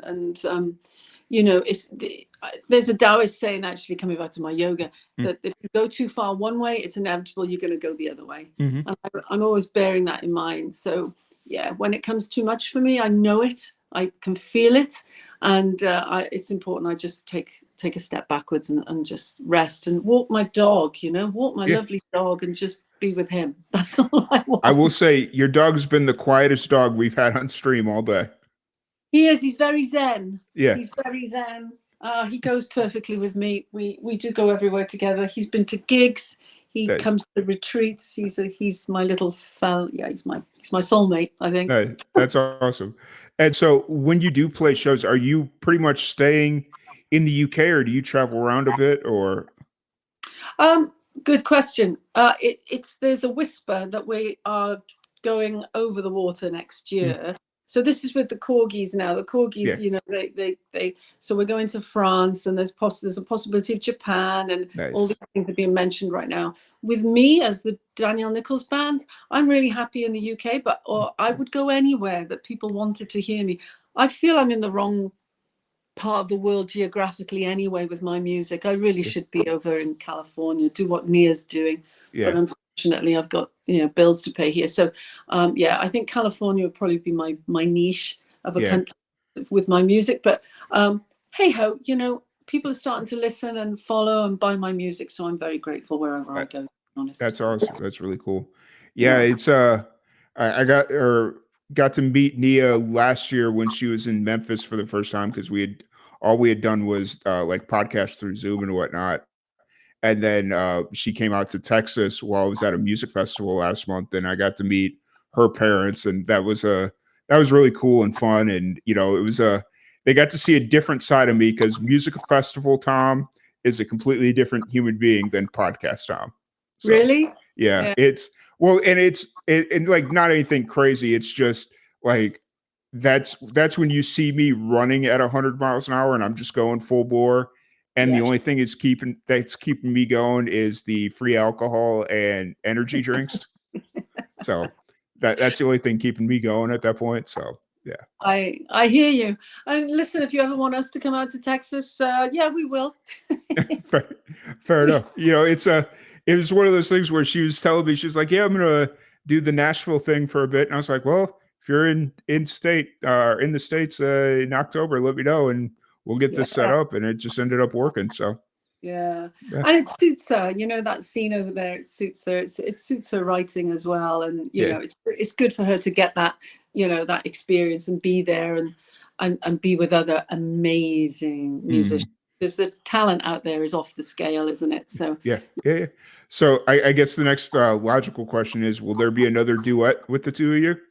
Oh, I'd love there to be, because going back to what you said earlier, our voices really blend well together. It's amazing, because you hear her in her genre, and it's nothing like me and my genre. But when we sing together, the voices really do blend. So it must be a family thing. Yeah. So yeah, of course, I'd love to do something else with her. There's always things in the back of my mind. So it's got to make the relationship a little bit interesting, because you got to sometimes put aside that you're family, and it's like, okay, this is a creative partnership. Yes, we're family. That's right here. But at the end of the day, like, let's create the best song possible. And yeah. And actually, the difference in us, with not only our genres, but the age between us as well. I think that's really interesting, because, we can kind of infuse each other. And, she played with me at one of my gigs this year, and when I launched the album, and it was lovely. It went down so well and they loved her. And I just thought that's so nice. If we can kind of help each other in that way, that's really, really good for us all. So, yeah, for sure. Mm-hmm. So As far as like gigs and whatnot, you're kind of cooling down a little bit and just kind of gearing up for 2024. What do you, when you kind of need to decompress from everything and like discluding like yoga and whatnot, what do you do to kind of escape? What are some of your hobbies outside of, you know, like work related stuff? Do you know, I'm glad you said disclude yoga, because Yeah. it is my job, and people think, oh, you know, yoga, you know, you must be chilled out all the Yeah. time. No, it's my job. I'm Yeah. just like everyone else. I'm a human being and I get stressed. So yeah, yoga's great, but it's also when it becomes your career, it's a different, you know, perspective on it all. Yeah. So yeah, if I'm not doing yoga or meditating and all that kind of stuff, then I like, you know, swimming. I swim in the sea. I live by the coast here, so I swim all the way up until October, and then after that, I need to get my wetsuit on. Gotcha. Yeah, and just being in nature, Tom. That's all I love to do, is just be in nature, walking with the lad, and yeah, and drinking wine, and reading. Oh, I'm boring, aren't I? See, I'm so boring. No, like you have a job, like you have a job and a hobby that are so like, and I'm sure most people don't even think about this. Like it takes such like so much mind capacity to do, like writing music and then everything that entails of performing, promoting, you know, writing, creating, recording, all that stuff. And then you got yoga, which is your job, where yoga is supposed to be kind of peaceful, but then, you know, you got to figure out like all the business side of things, make sure all the bills are getting paid, you're getting, you know, all that stuff. So like whenever you get the opportunity to kind of sit back and like, oh, hey. Yeah, it's a big deal. It really is a big deal. And thank you for getting it. You know, a lot of people don't get it. It is exactly that. And to have my own, to do anything that's kind of not music related or yoga, spiritual related, just to be me and just actually be. And it, you know, it's nice to be normal. It really is. You know, it's underrated. You know, and the adrenaline that I need all the time, not just for music and performing, but for teaching. The teaching. So it is nice just to decompress and be in the background. Yeah, I often tell people at work, because one of the things I started doing over the last few months is, so I work for a TV station and we have like we have like content meetings twice a day, kind of going over like news stories and stuff that's going to get covered. And so what I started doing was 5 minutes before our last meeting of the day, I'll go sit in our conference room and just sit there in silence and just kind of escape the hecticness of the newsroom and everything going on. And people come walking in. He's like, they'll be like, why are you sitting here in silence in the dark? And I'm like, try it once and you'll find out real quick why I do it. Yeah. So, silence is just, it's golden. Yeah. Especially when you got all that stuff going on, it just like melts that stress right away. Like it's gone. We're good. So, but do you find the stress thing becomes quite addictive when you're rolling all the time, rolling, energy. It's like to pull yourself away from it is quite a thing. That's why I'm glad I do my other job, because I just think I have to pull myself away from that adrenaline part of life. But I was going to say, like the thing that I find addicting is the release of like that quiet moment that I really enjoy. Like I love, like there's days where I'll go and it's like, man, I hope I just have a super stressful morning so I can go in there for 5 minutes and just feel everything go away. Like that part's kind of addicting, but for the most part, honestly, because everything I do is so creative, I almost need like in the same vein that you do, I almost need to find something that kind of isn't creative to do. Yeah. Because it's like I got Live and Amplified and that's very creative. And then working for a TV station, I make promos and that's just creative. It's like I need to find something to kind of turn my brain off a little bit from that aspect. So I hear you, Tom. I hear you. That's my life. That's my world. Creative. Always thinking buzz. Yeah. So it's an interesting time. So but really appreciate you taking the time to sit down and chat. And we got Nia coming on here, I think this afternoon. Yep, this afternoon. Oh, So send my love because she's away now. So I obviously just say a love from yes. Auntie Dan. I will do that. I will be sure to do that. But I really appreciate you taking the time to sit down and chat. If anybody wants to check out your music or support any of the shows you got going on or anything like that, where's the best place to find you? Okay, so on the socials, it's Instagram or Facebook and TikTok. Oh God, so it's Danielle.Nichols 2019. Facebook, just put my name in, Danielle Nichols, and it'll come up in many different ways. It'll come up with music, it'll come up with yoga. I've got a website, Danielle Nichols, just Danielle Nichols. It's all there, basically. Awesome. Okay. Just spell my name right and it'll come up. So thank you everyone for tuning in, and thank you, Tom, for having me. Yeah, absolutely. Thank you so much for joining us. Thank you for joining us in the fight against pancreatic cancer. I really appreciate you. And we're going to do a little musical switcheroo here, and we'll be right back here in just a sec. You keep fighting. Yep. Thank you so much. Thanks, Tom. Yep. Bye. Awesome. Awesome. Well, we're just trying to work out a technical issue here. Still. Okay. Sorry. That's the issue is like I'm producing this thing myself. But anyways, so once again, thank you all so very much. Really appreciate you joining us. Feel free to check out our Tiltify if you're interested in donating to the Pancreatic Cancer Action Network. Where's my finger? It's blurred out. Here it is. Scan this QR code right here, or you can visit our website, lnacares.site. That is a little landing page. It looks a little janky, but that's the world we live in right now, and I think you guys will really appreciate it. Just kind of trying to make it a little bit easier for people to donate. And if you happen to be watching on Twitch, there should be a donate button. Hold on one second. I gotta share a link really quick. But yeah.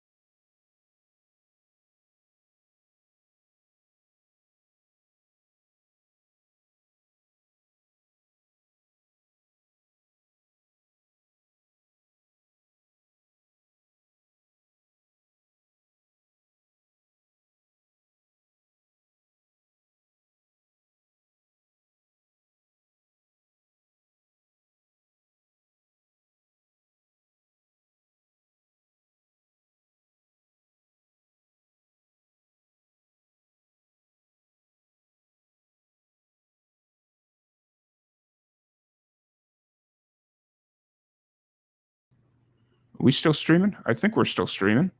It says we're still streaming. All right, we'll roll with it. It says we're still streaming, so good on us. Sorry about that. I don't know what happened there. Hold on. Sorry, I was trying to do something. Copy link.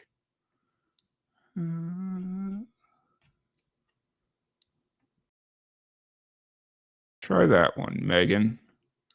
Sorry about that. We're working our way through this one. I apologize, y'all.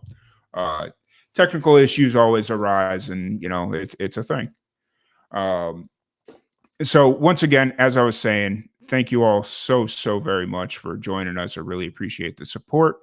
This is our third annual 24-hour podcast fundraiser marathon. It's something that we started doing in the honor of my mother, who passed away in 2021 with pancreatic cancer, or of pancreatic cancer, however you want to word that one.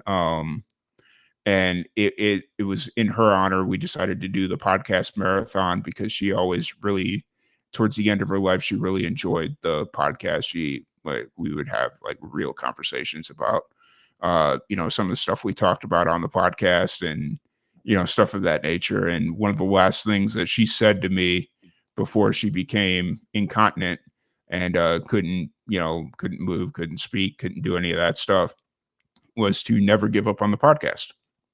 So that's a really important thing for me. And, I really appreciate her and her support while she was here. And so the least I could do is support her in her, hold on. Yeah. Hold on. Oh, I'm gonna queue up a video here really quick just so I can try and work this out, and then we'll be right back.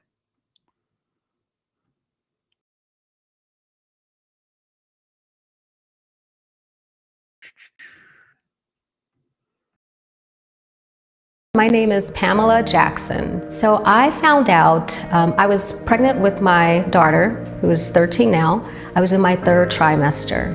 And I had pancreatitis maybe 7 times during my 3rd trimester. After I had my daughter, I was traveling to Florida for business, and I had a pain going across my stomach. And it was an excruciating pain. The doctors did a CT scan and they saw something at the tail of my pancreas. And they said, oh, it's probably pseudocyst, you're so young. And when they tested it, it turned out to be pancreatic cancer. When I was having the pancreatic attacks, I didn't realize what the outcome could be. I just assumed I was young, fairly healthy. It just never crossed my mind what could be wrong. I was actually quite surprised. So I've worked in healthcare for a number of years. I've worked with the African American community. I did outreach from a health perspective, and I had no idea that pancreatic cancer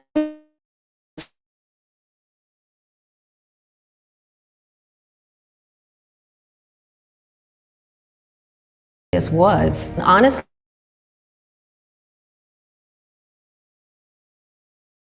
I think in the African American community, there is a stigma overall around going to your provider and or seeking treatment. So pain is something people have come accustomed to living with out of fear. And I would say that if you feel something, you need to say something. If you catch it early, you have your best chance of survival. It's very difficult, when you find out that you have a diagnosis such as pancreatic cancer, you automatically assume that it's a death sentence. And so I think if providers had the right information up front, hey, there's an organization, there are people you can talk to, there are people that have been through this before, and there are people that can really support you through this entire process, it would make a huge difference for patients.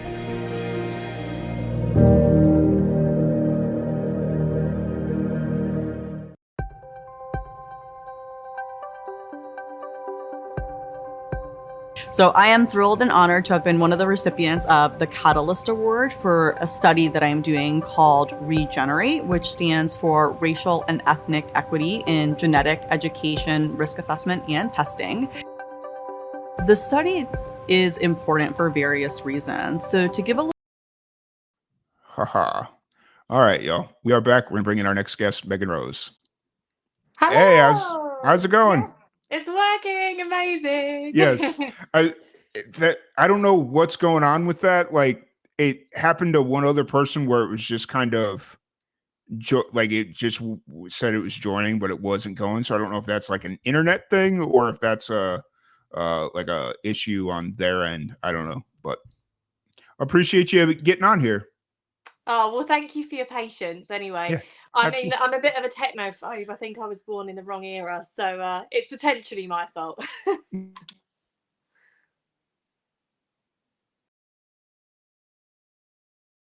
you hear me? Yes, we're Okay. back. We're back. Cool. Oh, no, now I've lost you. Oh, No, there we are. There we are. Okay, cool. So for anybody that's kind of getting to meet you for the first time, what's kind of your background? What got you into music? So I am from a very small town in Essex, England, and I have grown up kind of in a household where there was always new bands being played, and Nice. I suppose I had a natural love for music from a very early start. I did my first solo when I was 3, a beautiful rendition of Twinkle Twinkle Little Star. Nice. And then my grandparents were really into country music, and I used to go around there and I used to listen to the likes of Johnny Cash and John Denver, Alan Jackson, and it got me into country from a young age. And then I started to get into the art of songwriting kind of about 10 years old. And I just have always found that country music is such an honest genre to be able to write in, really. So it kind of evolved from there, and then I realized I had a bit of a tone for country music anyway, so it worked out all well all round. Nice. And so within your music right now, where are you kind of at right now? Are you writing, releasing, recording? Where are you kind of at? Bit of everything, really. So the last couple of years I've released quite a few songs. So I've released 2 EPs since 2018 Mhm. and a few singles in between both of my EPs. And this year I really wanted to predominantly focus on co-writes, collaborating, so that next year I could start to really release all the new stuff that I've been working on. So I recently went to Nashville to perform for the first time, which was amazing. And since then I've come back, really inspired, got a whole kind of wealth of songs together. So this year has been a really nice opportunity to perform those songs globally that I've already released. And then next year will be some new stuff coming through, which I'm excited about. That's really cool. That's really, really cool. What's the independent scene like in Essex? Do you know what? It's actually really good, Mhm. considering it's, a small county. We have got loads of kind of specialized open mic nights. We don't have many writers' rounds as such over here, but we have, the odd few every now and then. But it's definitely evolving, and I think we're all quite supportive of each other where it is quite a small network. The only thing that I would say that differs massively in the UK to America, which I've noticed, is that there seems to be a lot more co-writing and collaboration. And that's something I'm really trying to push and kind of change the culture of over here. It's sometimes it's a little bit almost too independent, and we need to be drawing from each other a little bit Yeah. more when we're creating, I think. Okay. Well, and that collaborative effort will help mold the scene a lot more than is it fair to say they almost like the independent scene in the UK has what do they call it? Tall poppy syndrome, where they try and cut each other down to get ahead? Yeah, I hate to say it, but it is a little bit dog eat dog over here. So Yeah. I've never heard that expression before. Tall I poppy honestly, syndrome. I heard it earlier today, and I'm like, I don't know how I've never heard that expression. Yeah. That's really apt, isn't it? Yeah. Especially for this time of year as well. Yeah. So yeah, there is a bit of that, which is a shame, because actually you're not benefiting from that. The Mhm. more people that are in a room creating, the more reach your music is going to get. And I think, as I say, if we can start to change the culture of that over here, it's going to benefit us all so much more. Yeah, for sure, for sure. And you said you went to Nashville. How was that trip to Nashville? It was amazing. Yeah, I've only ever been before for like a weekend, Mhm. and I was very much a tourist and, spent a lot of time just kind of down Broadway. But this time it was amazing to do a bit of everything. So I did the Broadway scene, but I went to Midtown and I went to more of like the suburbs and saw a lot Nice. of the songwriters and where kind of all the singer-songwriters are hanging out. I made some really good contacts as well, which was incredible. And just Nice. for me, to be able to perform in the capital of country music was just amazing. It was like a dream come true. Yeah, for sure. It's Nashville is one of those cities where it's you would think it'd be very cutthroat, like very like dog eat dog, like we were talking about earlier. But if you stay there and you just kind of embed yourself in the Nashville, I'll say like the Nashville experience, you'll find your creative tribe, you'll find your group, and it's almost like a second family. Yeah, I could get that vibe. It seems like everyone was so welcoming as well, and I didn't expect to have that response. You know, as a British country artist, I wasn't sure how anyone would respond to me, and it was just everyone was really endearing. Like Southern hospitality is definitely a thing. Whereabouts are you from in the US? So I'm from Chicago. I was born and raised around Chicago, like the north suburbs, south suburb. You know, I lived all around. But about 4 years ago, I moved out to Waco, Texas. I've been to a whole bunch of different places in between, but right now I'm in Waco, Texas. Awesome. I've not Yeah. been to Texas yet, but it's definitely on my list. Texas, like you're talking about Southern hospitality, that's Texas. As long as you don't come in with like an ego or anything, like Texas will bring you right in and make you its own. Oh, I So, love that. yeah. Well, it's good to know. Yeah, I'll yeah. be We knocking on your door in a few months' time. Yeah, for sure. You know, it's one of those things where it's like, I had another country musician from the UK that came. She's not living in Nashville, but she's given it the old Nashville. She's given Nashville a try to kind of see if she can move there and whatnot. And as her kind of like last family vacation, they came out to Texas, and she wasn't quite sure what she was going to see, but she ended up picking up a whole bunch of not gigs, because obviously legally she can't do that, but she ended up getting on stage and playing in a bunch of different like open mics and stuff like that. So that was really cool to kind of see her jump in and flourish really quickly. Oh, So that's brilliant. yeah. And I bet everybody loved her voice as well. Yeah. So what's kind of your plans for the rest of the year? What do you got? What do you got on the docket for the rest of the year? So I'm actually hoping to go back to Nashville the second week of December. Okay. I've got a little bit of co-writing scheduled. So that is the plan. I have got a couple of shows with an artist. Actually, he's from Alabama, but lives in Nashville. His name is Justice Storm, and he's coming over to the UK for the first time. So we're doing a couple of shows together, one in the Midlands and one in Essex, which is going to be really, really fun. And then, yeah, just kind of getting prepped for early next year, which I've got quite a lot scheduled already, but I've not released too much yet. Yeah, fair enough. But I really appreciate you taking the time to sit down and chat with us a little bit here. And as you kind of get the next series of releases and whatnot ready, feel free. Love to sit down and do a longer form podcast, kind of dive in a little bit deeper on everything, because obviously this format doesn't thrive really well for deep dive conversations. But That's fine. Thank you so yeah. much for having me, and thank you for all you're doing to raise money for pancreatic cancer. Yeah, I appreciate you taking the time to sit down and chat. We're going to do a little musical roulette, but before we do that, if people want to check out your music or a show or interact with you on social, where's the best place to do that?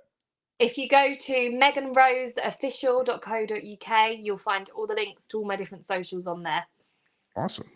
Well, once again, thank you so much. I really appreciate it, and we'll stay in contact here as the new year arrives and all that fun stuff. And yeah. Absolutely. Thank you so much. Yep. You have a good one. You too. All right. Bye. All right. So we're going to do a little musical roulette here. We got our next artist in the queue. But before we bring them in, we have, I just want to remind you all to, if you're interested in donating, QR code. Yep. There's my finger right there. You can donate to the Pancreatic Cancer Action Network. We will be doing the 24-hour podcast fundraiser marathon until midnight tonight. I don't know why I didn't think about that, but I did. So feel free to jump in. You can also donate through the QR code or our website there, lnacares.site. Or if you happen to be watching on Twitch, you can hit the little donate tab on the bottom hand corner there. So we're going to bring in our next artist here. We got Coyote Creed. Oh, hey, how's it going? You guys are sideways. Right. Hold on a minute. We were trying to be all clever, but it's all good. How y'all doing? We're good. How are you, Tom? I'm doing pretty good. Just kind of just doing my thing over here. You know, we're hitting the second wind here. The sun is finally up here in the States, and you know, we're finally finding our feet a little bit here. So well, there we go. There we yeah, go. yeah. Awesome. So, yeah, we've been watching a few of your podcasts today. It's been very interesting.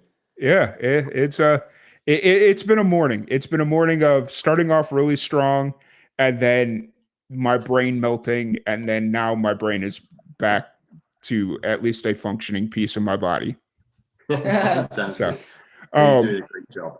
oh, thank you. So, before we kind of jump into everything, let's have you introduce yourselves, names, so people just kind of have names to faces and stuff like that. I'm Jack, and I'm 26. And sometimes he plays guitar. Nice. And I'm Dave, and I'm first as well. Awesome. And I'm the guitar player and the singer-songwriter for Coyote Crease. Okay, nice, awesome. So I was kind of introduced to you all in two different ways. Like, I'd been following you on Instagram for a couple of weeks, and then my friend opened for you, I think about a month ago.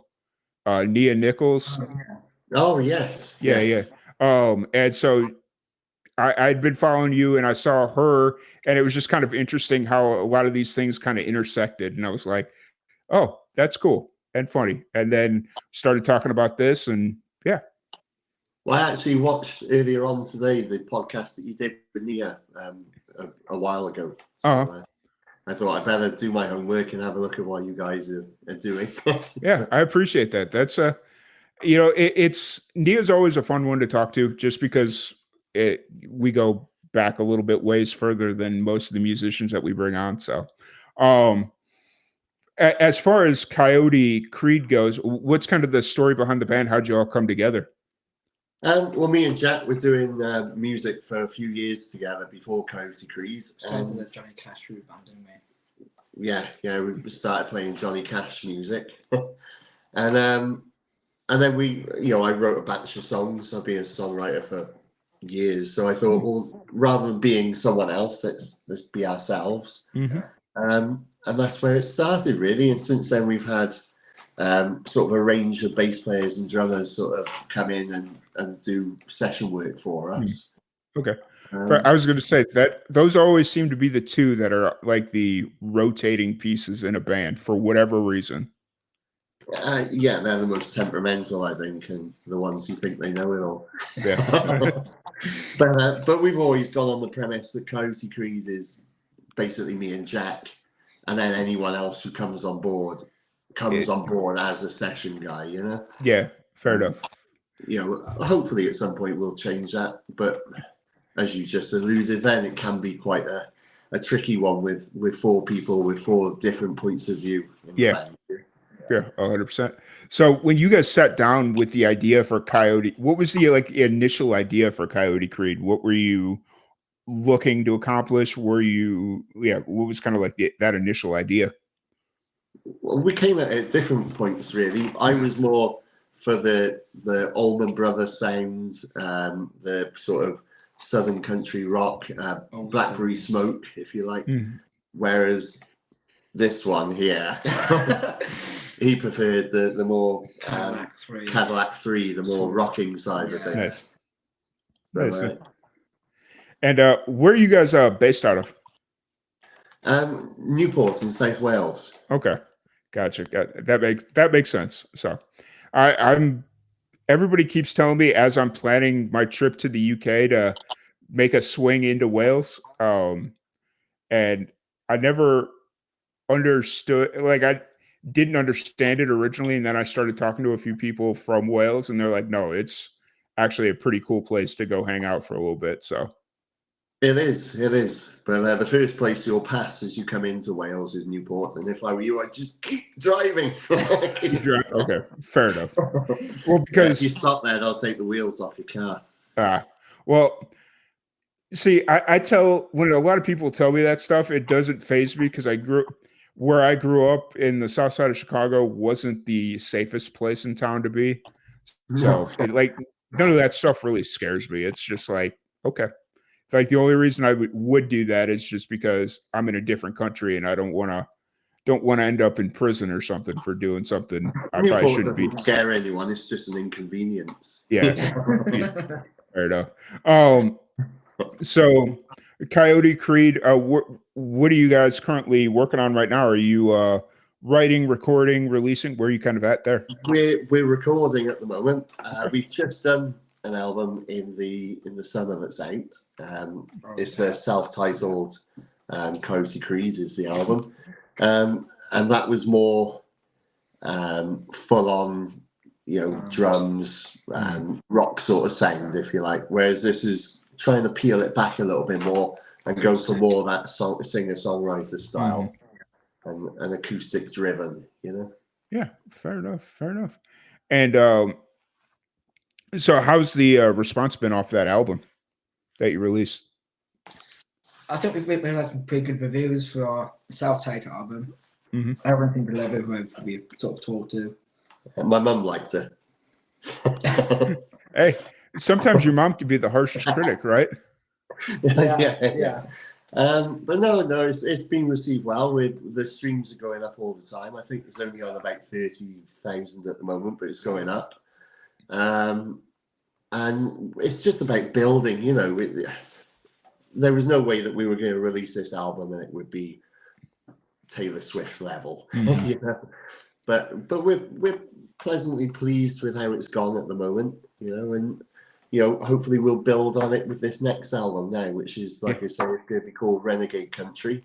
Nice. And we're trying to get it done and finished before Christmas, but we're also not going to rush it out either. It's got to be perfect. Yeah, 100%. I feel like I've had this conversation about 3 or 4 times today. It's like it's not necessarily a bad thing to have music ready, just to be more methodical or thoughtful with how you release it, because like I know, like when I finish a project or whatever it is, my first thought is, how quickly can I get this out?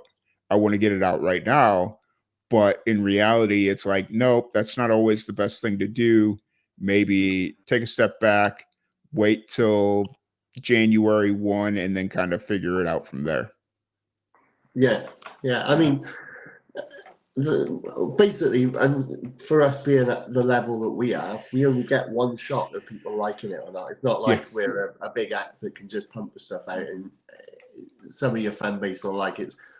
We've got to get it right when it goes out. Otherwise, that's our reputation done. They won't come back to us, Yeah, fair enough. Yeah, so as you're kind of approaching the next stage of this release, because obviously you got like production, there's different phases of the release. What's kind of running through your mind right now as you're kind of wrapping up the actual production of this album? What, as far as promoting it? No, just like in general thoughts, like, is there something that's on your mind about, like, something you're excited about, or like what's kind of running through your mind just in general terms as you kind of approach the, like, a concern or a worry or something you're excited about with this upcoming album going into the next phase as you finish production? Well, I mean, we're finishing production and getting the songs right, as I said, is the main thing about it all. And, and just trying to push down those worries about, obviously we'll get this released and we'll send it out to people to be reviews.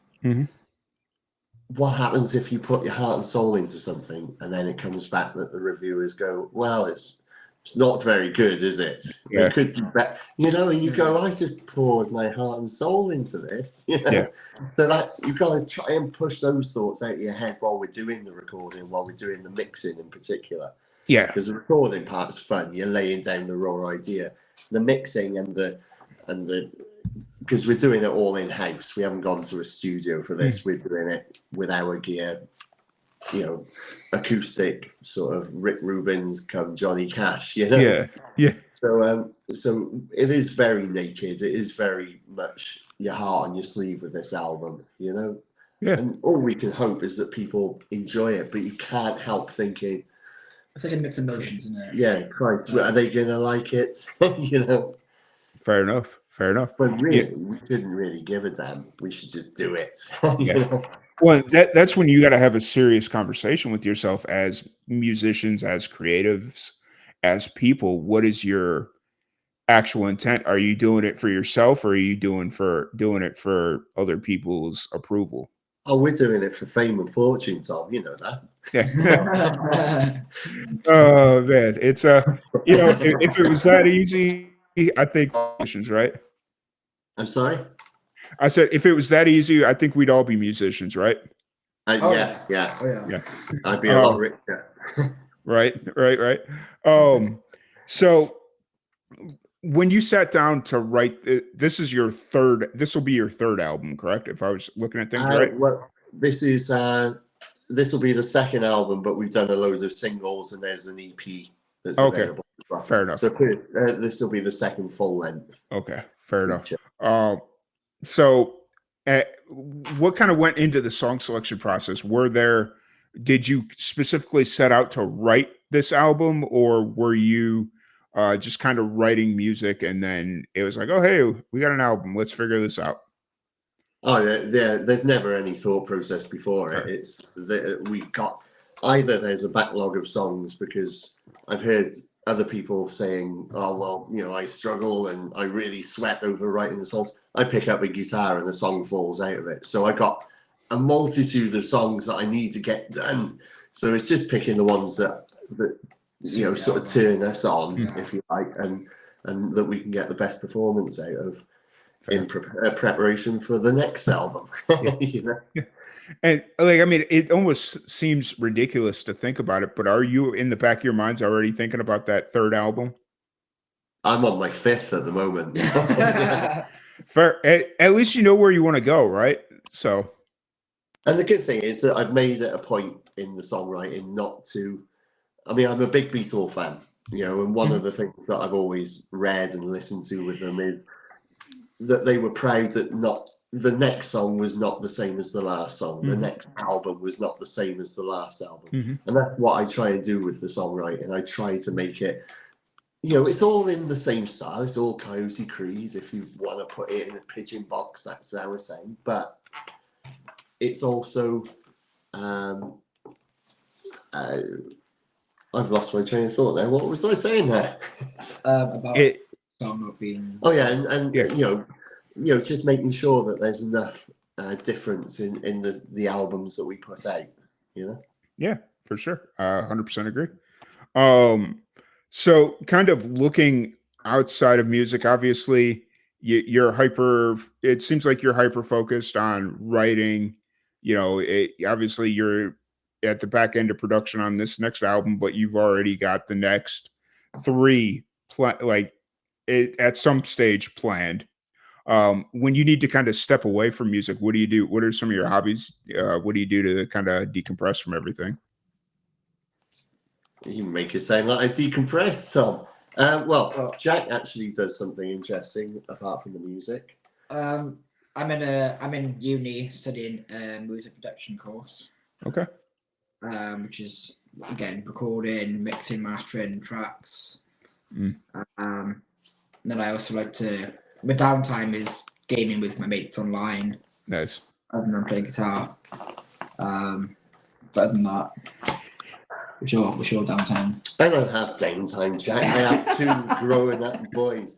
My boys are 12 and 13 and 14, is it now? And yeah, and so my life outside of music and outside of what I need to do is running them around, Tom. Hey, fair enough. How do you kind of find that balance to be the father and the musician? Quite easy, really. I just lock him in a bedroom and go for a gig. Fair. No,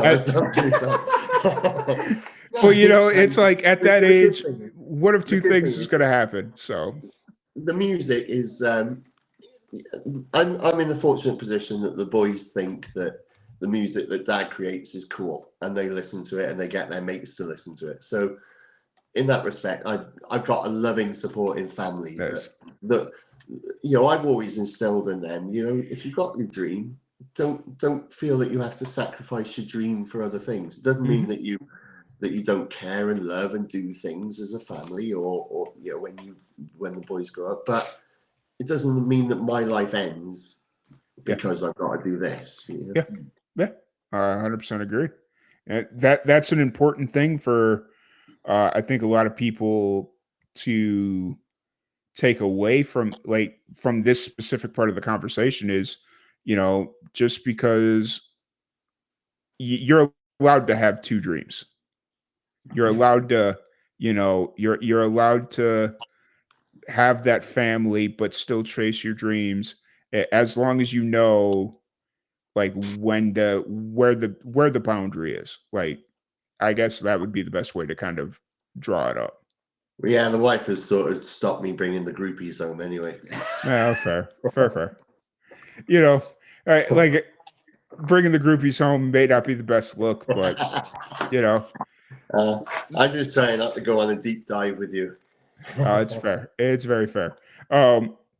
So looking at that moving forward, if anybody wants to check out your music, any of that fun stuff, where's the best place to find you? We're on Instagram at Coyote Creed. We're on Facebook, Coyote Creed. Nice. The albums are on Spotify, as well as some singles, as well as the EP. And we're coming over to Nashville in March. Nice. End of March, beginning of April. So we'll be able to hopefully do some performing over there for you guys, and also hope to create some fan base as well. Create a bigger fan base. Nice. Yeah, Nashville's a really cool spot. I think you guys will enjoy it. You'll kind of just fall.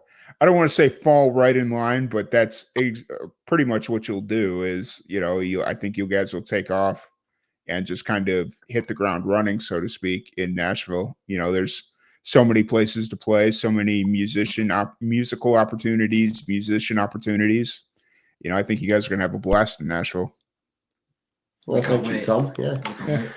And hopefully I can make a trip up to Nashville. I keep saying that, but every time I do, it's like, I don't want to drive. I don't want to make that drive. So I'll send you the dates that we're there, and then you'll definitely want to come then, won't you, Sam? Okay. Yep. That sounds like the motivator I need, because March is a good time to get out to Nashville. So yeah, fantastic. But once again, I appreciate you all so very much for joining us.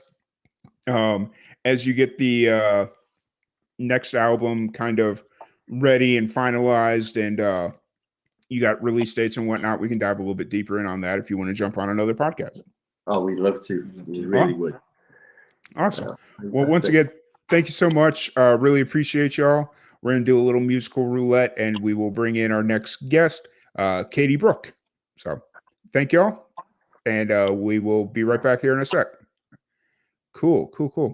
All right. Well, once again, thank you all so very much for joining us. Thank you, Coyote Creed, for jumping in and chatting with us for a little bit. We're gonna play a little video break, and then we'll bring in our next guest here, which is Katie Brooke, and we'll be back here in a few minutes. If I can cue up my video, there it is. Awesome. I'm Maria Menounos. Earlier this year, when I was diagnosed with a neuroendocrine tumor on my pancreas, I was terrified, but we caught it early and I was able to change the course of my illness. November is Pancreatic Cancer Awareness Month, and I've partnered with PanCAN to spread the word that early detection can improve survival for everyone. Sorry, played the wrong video. That would have been embarrassing. All right, here we go. Maybe. Luckily, I was in the wrong break. I apologize. Open. Here we go.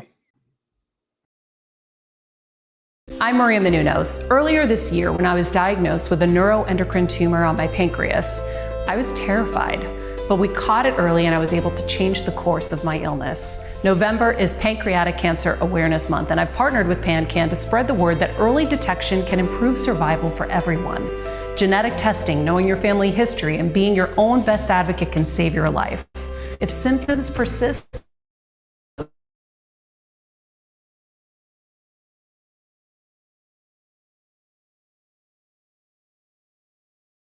Pancreatic Cancer Action Network.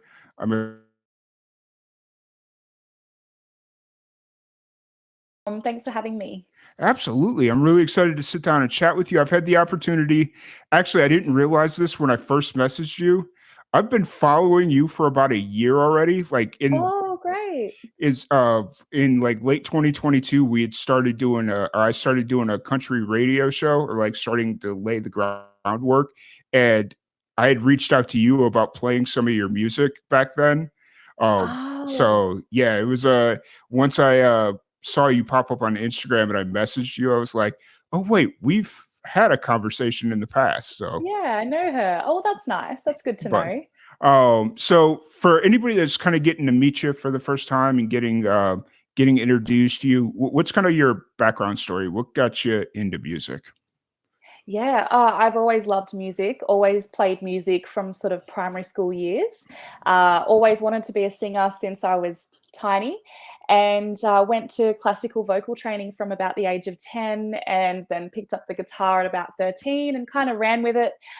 I've got wonderful parents who were really happy to nurture that gift, I guess, or the talent. And they took me around every weekend to talent quests and country music festivals, and really got me immersed in it. And I've been in it ever since. It's definitely had its ebbs and flows, some ebbs longer than flows and some flows longer than ebbs, because life happens. But it's great. I always get led back to my country music career. And I guess the last few years, since about 2020, I've been releasing more music. I've been writing more than ever, and it's really at the stage now where it's a full-time gig, and it's taking off, and I'm grateful for it all. I love it. It's a great ride.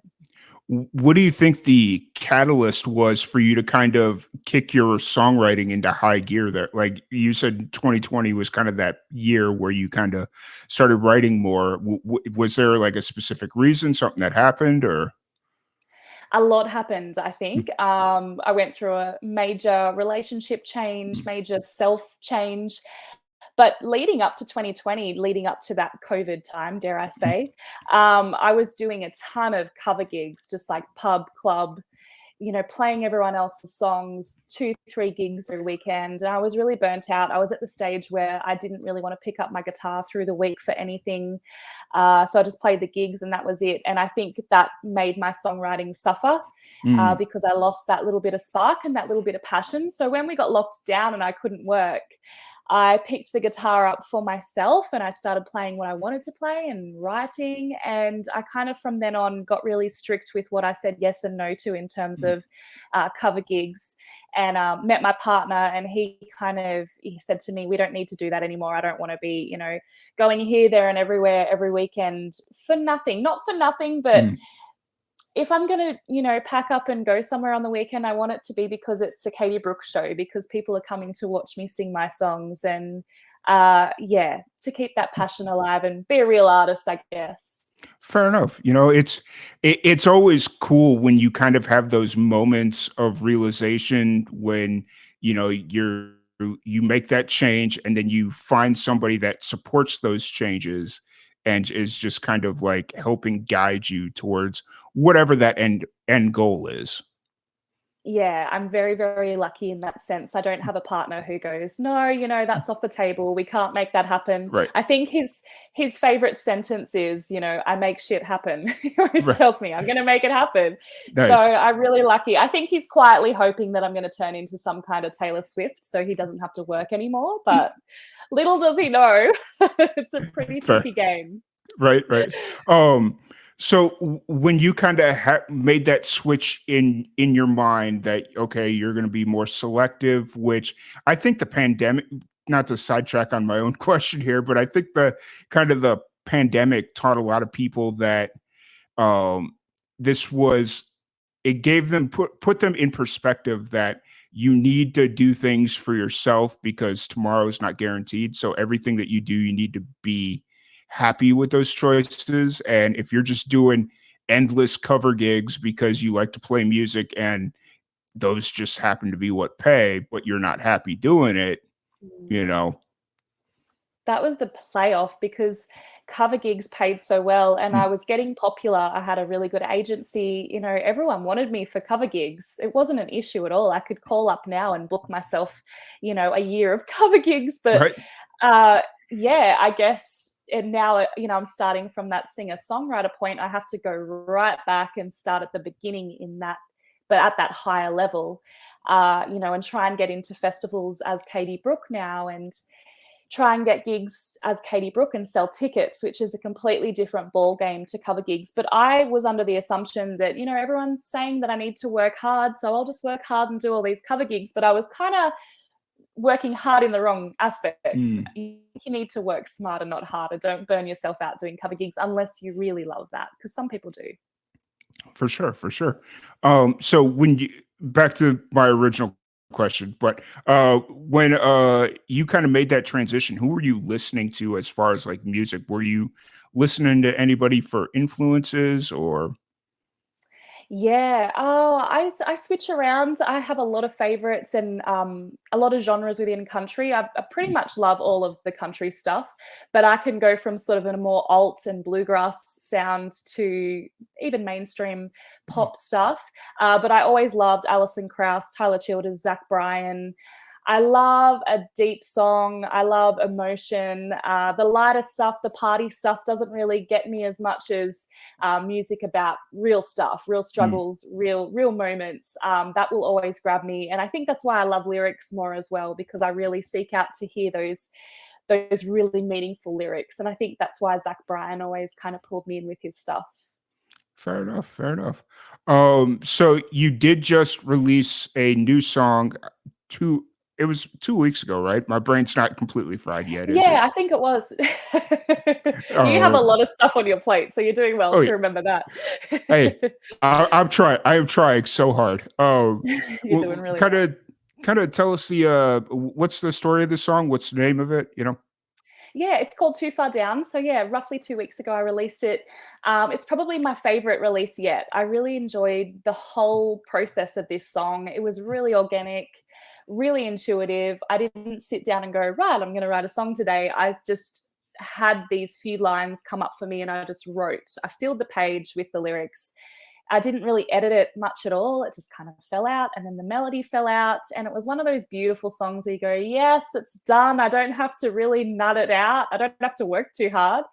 But those songs can be great as well. But I was really lucky and I took it to my producer and we had a few lined up to do as a single, but we kept going back to Too Far Down, even though I said, oh, it's not that commercial, you know, it's a little folky, it's got a little bit of a bluegrass edge. It's not what the cool kids are listening to. But lucky I'm not cool because this song kind of fits for me. It's about comparison and just, I guess, standing in your power when it comes to choices in life. And I think it strongly reflects for me about my career. It's sort of more written in that kind of sense.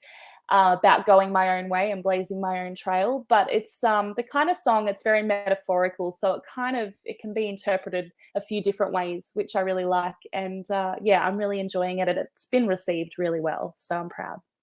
Awesome. And it's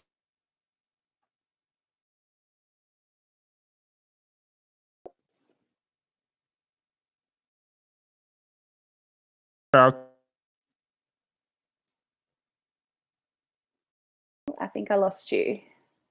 No? Can you hear me? Yeah, I can hear you now. I've lost Okay. your video a little bit, but I can hear you.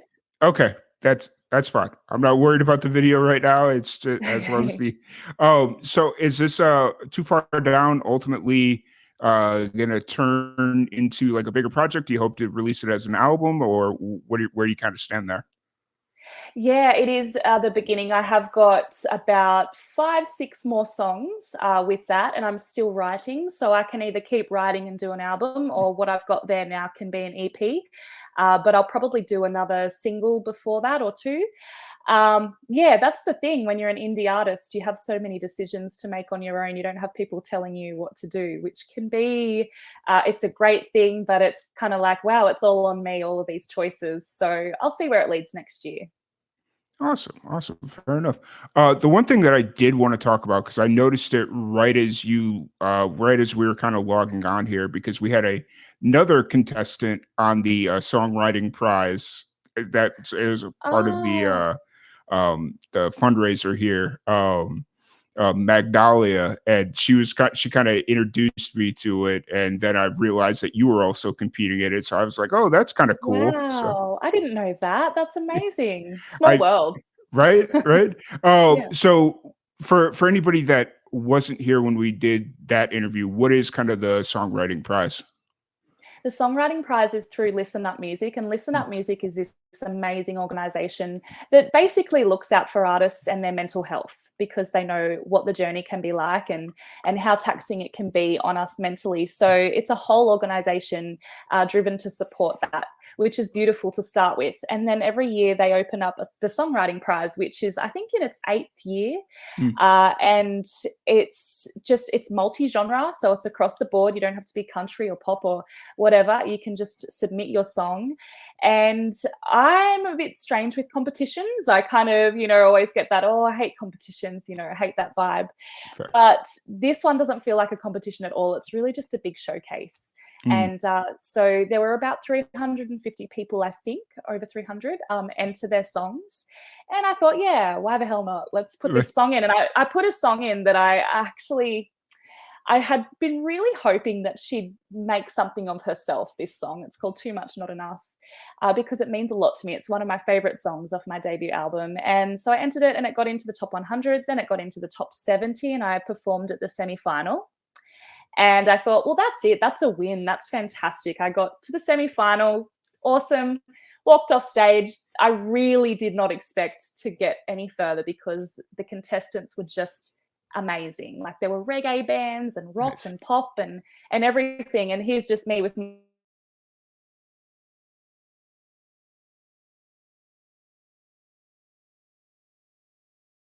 was just such a surprise.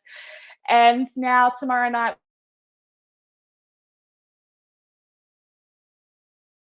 the 300 contestants. Nice. I love that it's includes all genres. That it's not just kind of singling in on one genre, whether it's like the singer-songwriter. Well, I mean, I guess technically you're all singer-songwriters, right? So Yeah, exactly. I do too. It's different. Like, I haven't been involved in anything that's multi-genre really, so it's been really nice for me.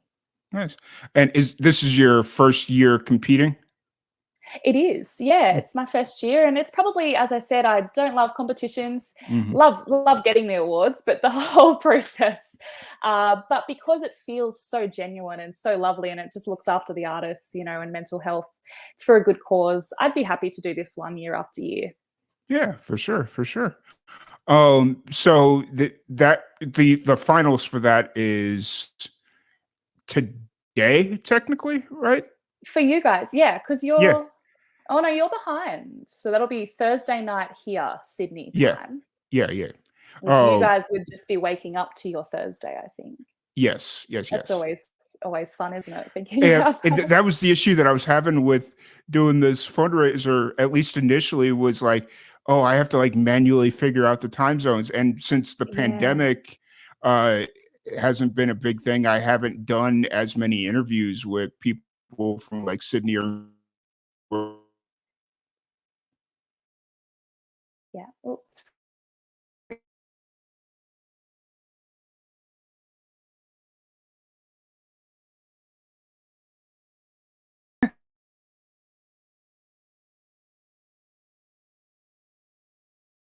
I can't hear you.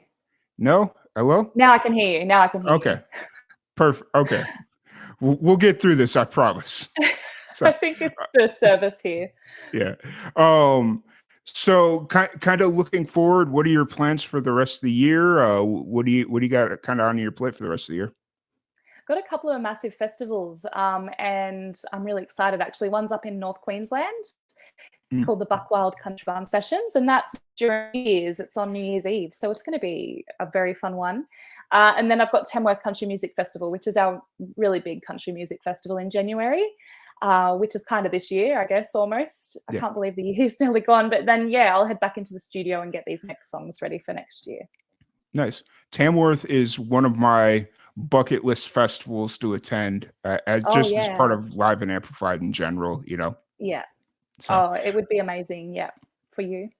it's just one of those things because I've never been to Australia. I when I first started working with musicians from Australia during the pandemic, it was like, okay, as soon as everything kind of lifts and it's not a big deal, I'm coming to Australia. And then I found out how expensive it is to go to Australia. And I'm like, oh, dang it. Okay. So And vice versa for you guys as well. It's pretty exy to get over there.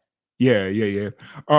So with when you go into the studio, you mentioned that in the new year you'll look to go into the studio after you get done with Tamworth and all that stuff. Do you know exactly what you're going to record? Is it like songs that are already written, or are you kind of still working on that?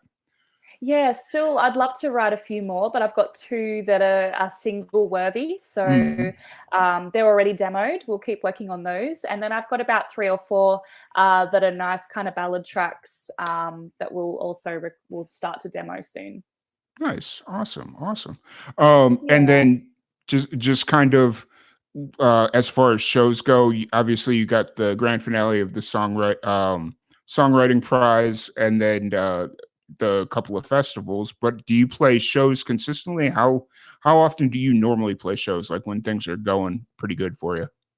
Yeah, so it's been just festival focused the next few months. I really just wanted to try and make some festivals.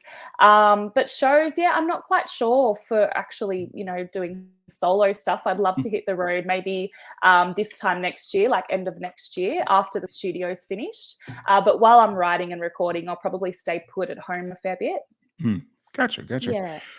And since you just kind of brought up that you're writing, what is kind of your songwriting process? How do you kind of take your approach into writing music? Yeah, it's different. It changes. And I mean, I'm a mum now, so I have a toddler, I have a baby girl. So, I mean, we just squeeze it in when we can. I used to always wait for inspiration. I wouldn't be writing unless there was something to write about. But now I kind of sit down and I'll mull out like, what are some good titles? What are some good concepts? What would I love to express or write about? So I'm trying to do that, at least a couple of times a week now, instead of just for, when inspiration strikes. So that's been working really well. And I just did a songwriting retreat last weekend, and that just kind of gave me a little new breath of fresh air. Like it really lifted me to try and write a little bit more.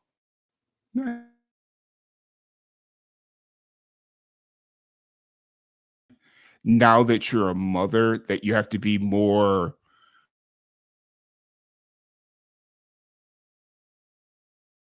strategic with your writing? Do you have to like be okay, baby's down for a nap, I have 20 minutes, or like however long the baby sleeps, you have like 20? Do you find you have to be a little bit more tactful with your writing, or do you still kind of find that ability to be a little bit more spontaneous? Yeah, I think I'm really lucky. I mean, she's a toddler now. It was easier when she was a baby. She'd kind of lay there and you could write at any time. Now it's like, what are you climbing on? What are you opening up there? What are you, where are you going? But I'm pretty lucky. She loves to hang out in the music room. She will just kind of cruise around while I'm writing. So I'm finding it's pretty easy to be spontaneous. But if I'm really working on something and need to get it done, then I'll make sure that as soon as my partner gets home, he can kind of have her, and I'll go in and finish that without any interruptions. Fair enough. My sister's currently dealing with that. Her kid just turned 1 and started to learn how to walk, and is getting into a whole bunch of things. And she sends me videos all the time, and I'm like, man, that's rough. So it's like the hardest work, but the most fun you'll ever do. Like the most fun you'll ever have. So it's it's worth it. My buddy once told me that looking after a toddler is like looking after a tiny drunk person. Yeah. So yeah, definitely. It's like, oh man, you're not selling this one on me because I hate dealing with drunk people. So You're not selling this one for me, so. It is really like that, actually. It's a great way to explain it. Yeah. So if anybody wants to check out your music, check out any shows or catch you at Tamworth or any of that stuff, where's the best place to find you online, socials, all that fun stuff? Yeah. Socials, Katie Brook Music at Instagram, katiebrookmusic.com. That's my website, and I always put up my shows and all the updates. So you'll find me there. Awesome. Well, Katie Brook, thank you so much for joining us. I really appreciate you taking the time to sit down and fight pancreatic cancer with us. This is this is our third year doing the 24-hour podcast fundraiser. Well, technically second year. The first year we did like a 72-hour thing.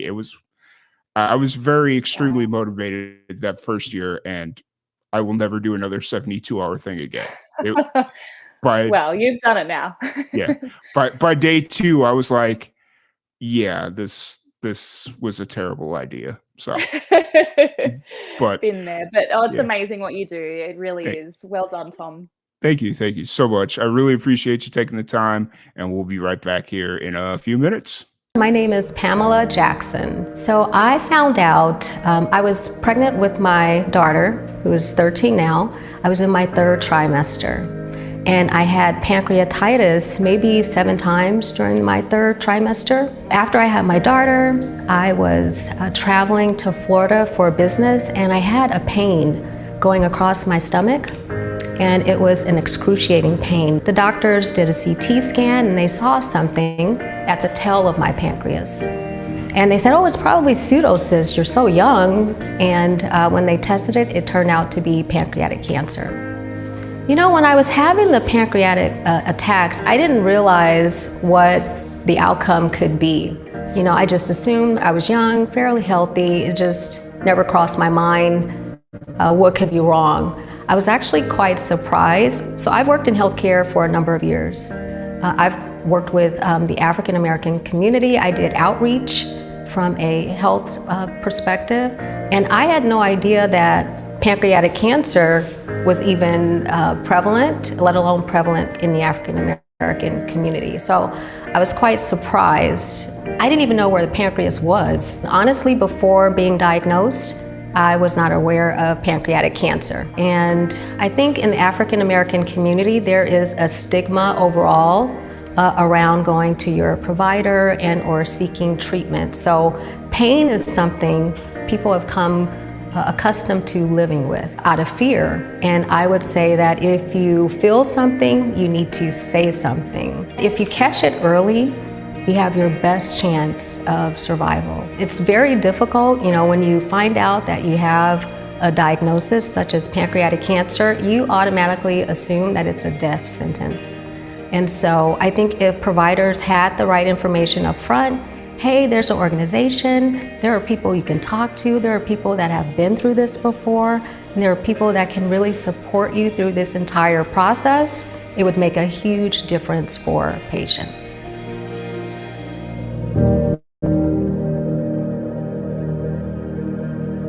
My name is James White. My friends call me JR. I learned that I had pancreatic cancer in January of 2021. I was having indigestion issues. I would have bloating in my abdominal area. I didn't know exactly what it was, but I felt that I had an ulcer. I'd gone to my general practitioner. She diagnosed it as an ulcer, and in turn, she recommended a CT scan to determine how to approach the ulcer and how to repair it. During the CT scan, they found that the head of my pancreas had a growth on it. I think I'm very, very fortunate because this is a long, drawn-out process. And if I didn't have this early detection, if I didn't have the symptoms and go to my doctor to find out what was going on, I did 6 rounds of chemotherapy. I did a Whipple surgery. Whipple surgery, they cut from sternum to belly button. They take out my gallbladder, most of my stomach, my duodenum, my upper intestine area, and the head of my pancreas and 2 lymph nodes. It took 6 weeks recovery, and I went back into chemotherapy again. As of February 2022, I was considered in remission. NED, no evidence of disease. I see things differently. I feel more compassion, more empathy for people in this type of situation. Pancreatic cancer is an awful disease, and it is a lot more prevalent than people realize. It's very hard to find somebody who has not been touched by a friend, a family member, a relative who's got pancreatic cancer. What I would like people to know about pancreatic cancer is that it is there. They need to be aware of it. They need to detect it early. They need to see their doctor when the symptoms arise. If you can catch this early enough, it is survivable. I'm proof it's survivable.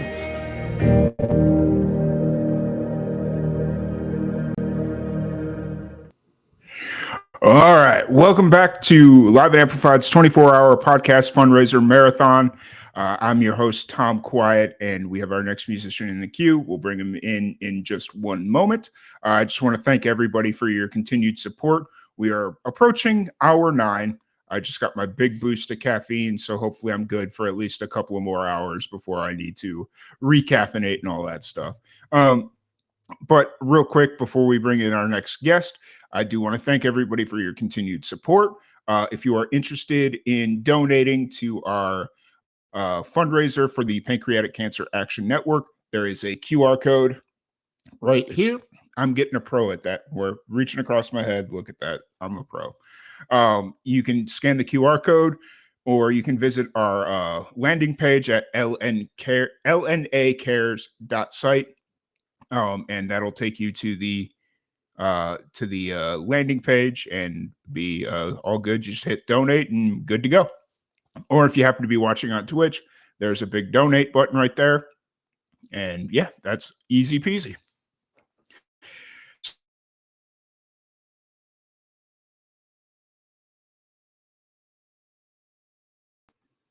Nope, we're back. All right.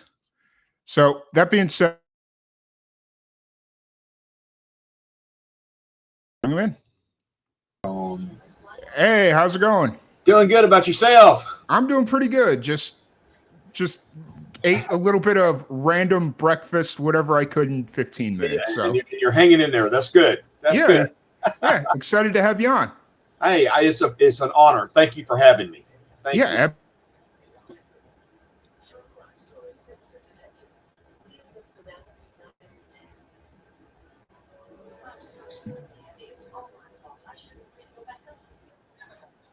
Yeah, you froze on me. All right. I just saw my thing go dead, and I was like, cool. I froze. Now I can't hear you. Oh, can you hear me now? Now I can hear you. There you go. Oh, all right. Oh, man. It's been a morning already, so. I bet. Well, you're doing a lot. You're very busy right now. Yeah, that is true. So, just as like a introduction for people that may just be getting to know you for the first time, kind of give us a brief introduction, who you are, what you're about, and what got you into music. Yeah.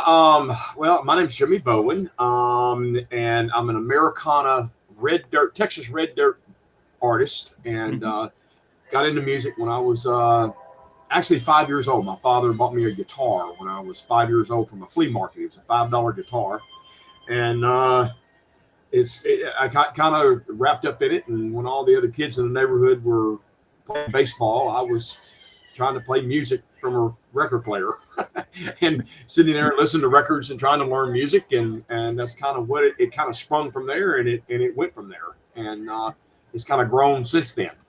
Awesome. Do I hear MASH, or is that Star Trek playing in the background?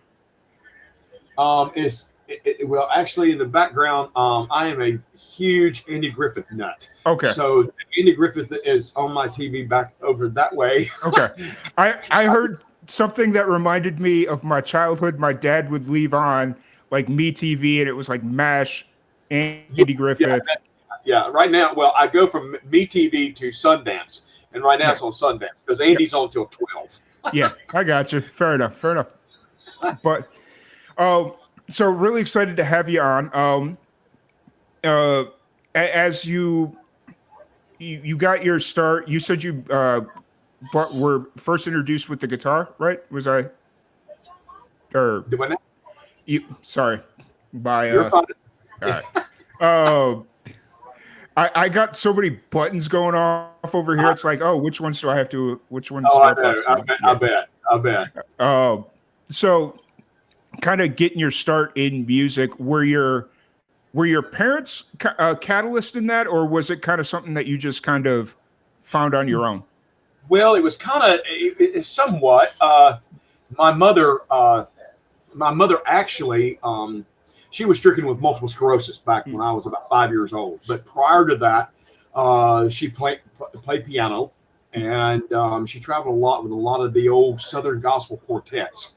And not as a musician, but she knew a lot of them. She played piano, organ. My father played guitar, and neither one of my parents played professionally. But my father played. My uncle played.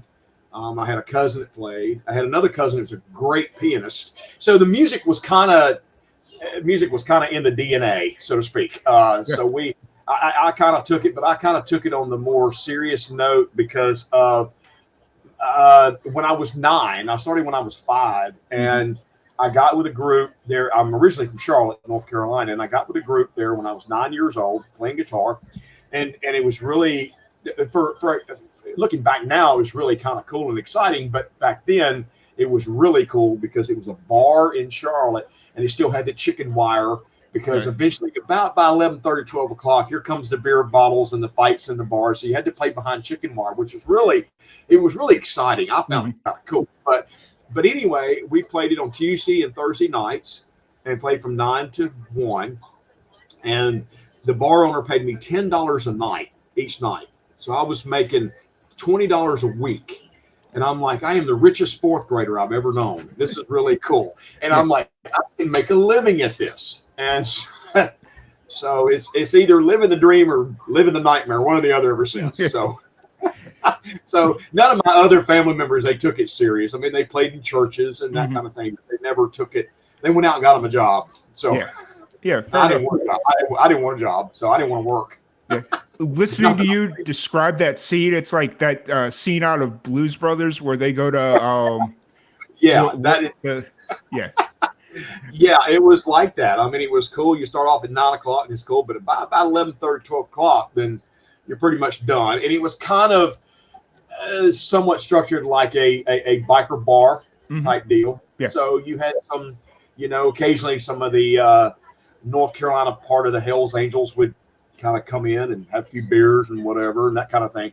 But some of the nicest people, though, I got to know some of them, and they were really, really cool guys, But that kind of started this whole avalanche of music for me. Playing in a bar behind chicken wire. Hey, if that's not a country song, I don't know what is. So. I know. There's a hit there somewhere, So you said you were in 4th, 5th grade at that time when you were doing that, or was that? Yeah, I was 9, 6. I was in 3rd or 4th grade. Yeah. So in North Carolina, you couldn't be in the bar at that age. Of course, it's like, well, how is this 4th grader playing in a bar? Well, it was kind of like I said, kind of like a biker bar type thing. So the guy kind of bent some rules. But anyway, when we weren't on stage, I actually had to leave the bar. I had to leave the establishment. Well, he had gone on the backside and built this really cool sunroom type deal and attached it to the building. And he had a TV out there. So it's really cool. So when we would break, I would go out there and he'd have me a cheeseburger and fries and have cartoons on TV for me. And I'd just sit out there until the break was over and then they'd holler and say, hey, we're ready. And I'd go back through the little bar and go back and play. So, I'm sure that was still illegal back then, but, hey, but you know what, though? It's not the most illegal thing I've seen. Like I've heard stories. I had a buddy who was in a band. He was still in high school, and they would sneak him into the bar because he was their lead singer, and he was like 17, while the rest of them were all 21, 22, whatever it was. And they'd sneak him into the bar, and then he'd have to sneak out. And while they're in there drinking, partying, whatever bill they got or whatever payday they got, he'd be out in the car doing his high school algebra homework because he had nothing else to do. Nothing else to do. Might as well do homework. Right. I remember when he told me that story, I was like, that's close to one of the best stories I've ever heard. So. Oh, I know. Yeah. Cool stories. Stories. So kind of cutting your teeth there. Where does it kind of move on from there? Are you sticking around in North Carolina a while, or do you? No, I stuck around. I mean, I had bands in high school, and then I don't know.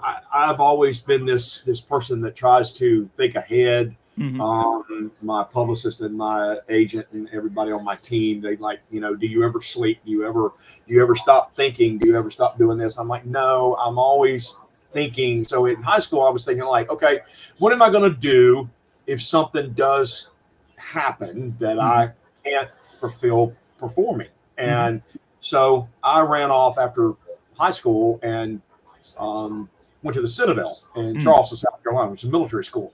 Yeah. And went down there and got an accounting degree and dabbled some with the law. And actually, I've been in military school. I was actually trained to go into United States Marine Corps and military school. And I still had a band there. Those were cool days too, because there was in Charleston, they had certain like Palomino type country bars and this, that, and the other. And I would go AWOL to play during the week and slide back in when I could. I almost got caught one night, but I didn't. But it was a lot of fun. But that's kind of what sprung me with that. I went on and had the band in college there at the Citadel, but got my degree just in case of something, having an accounting degree. I thought, well, I could be Garth Brooks' accountant. At least I could be around it. Right. That kind of thing.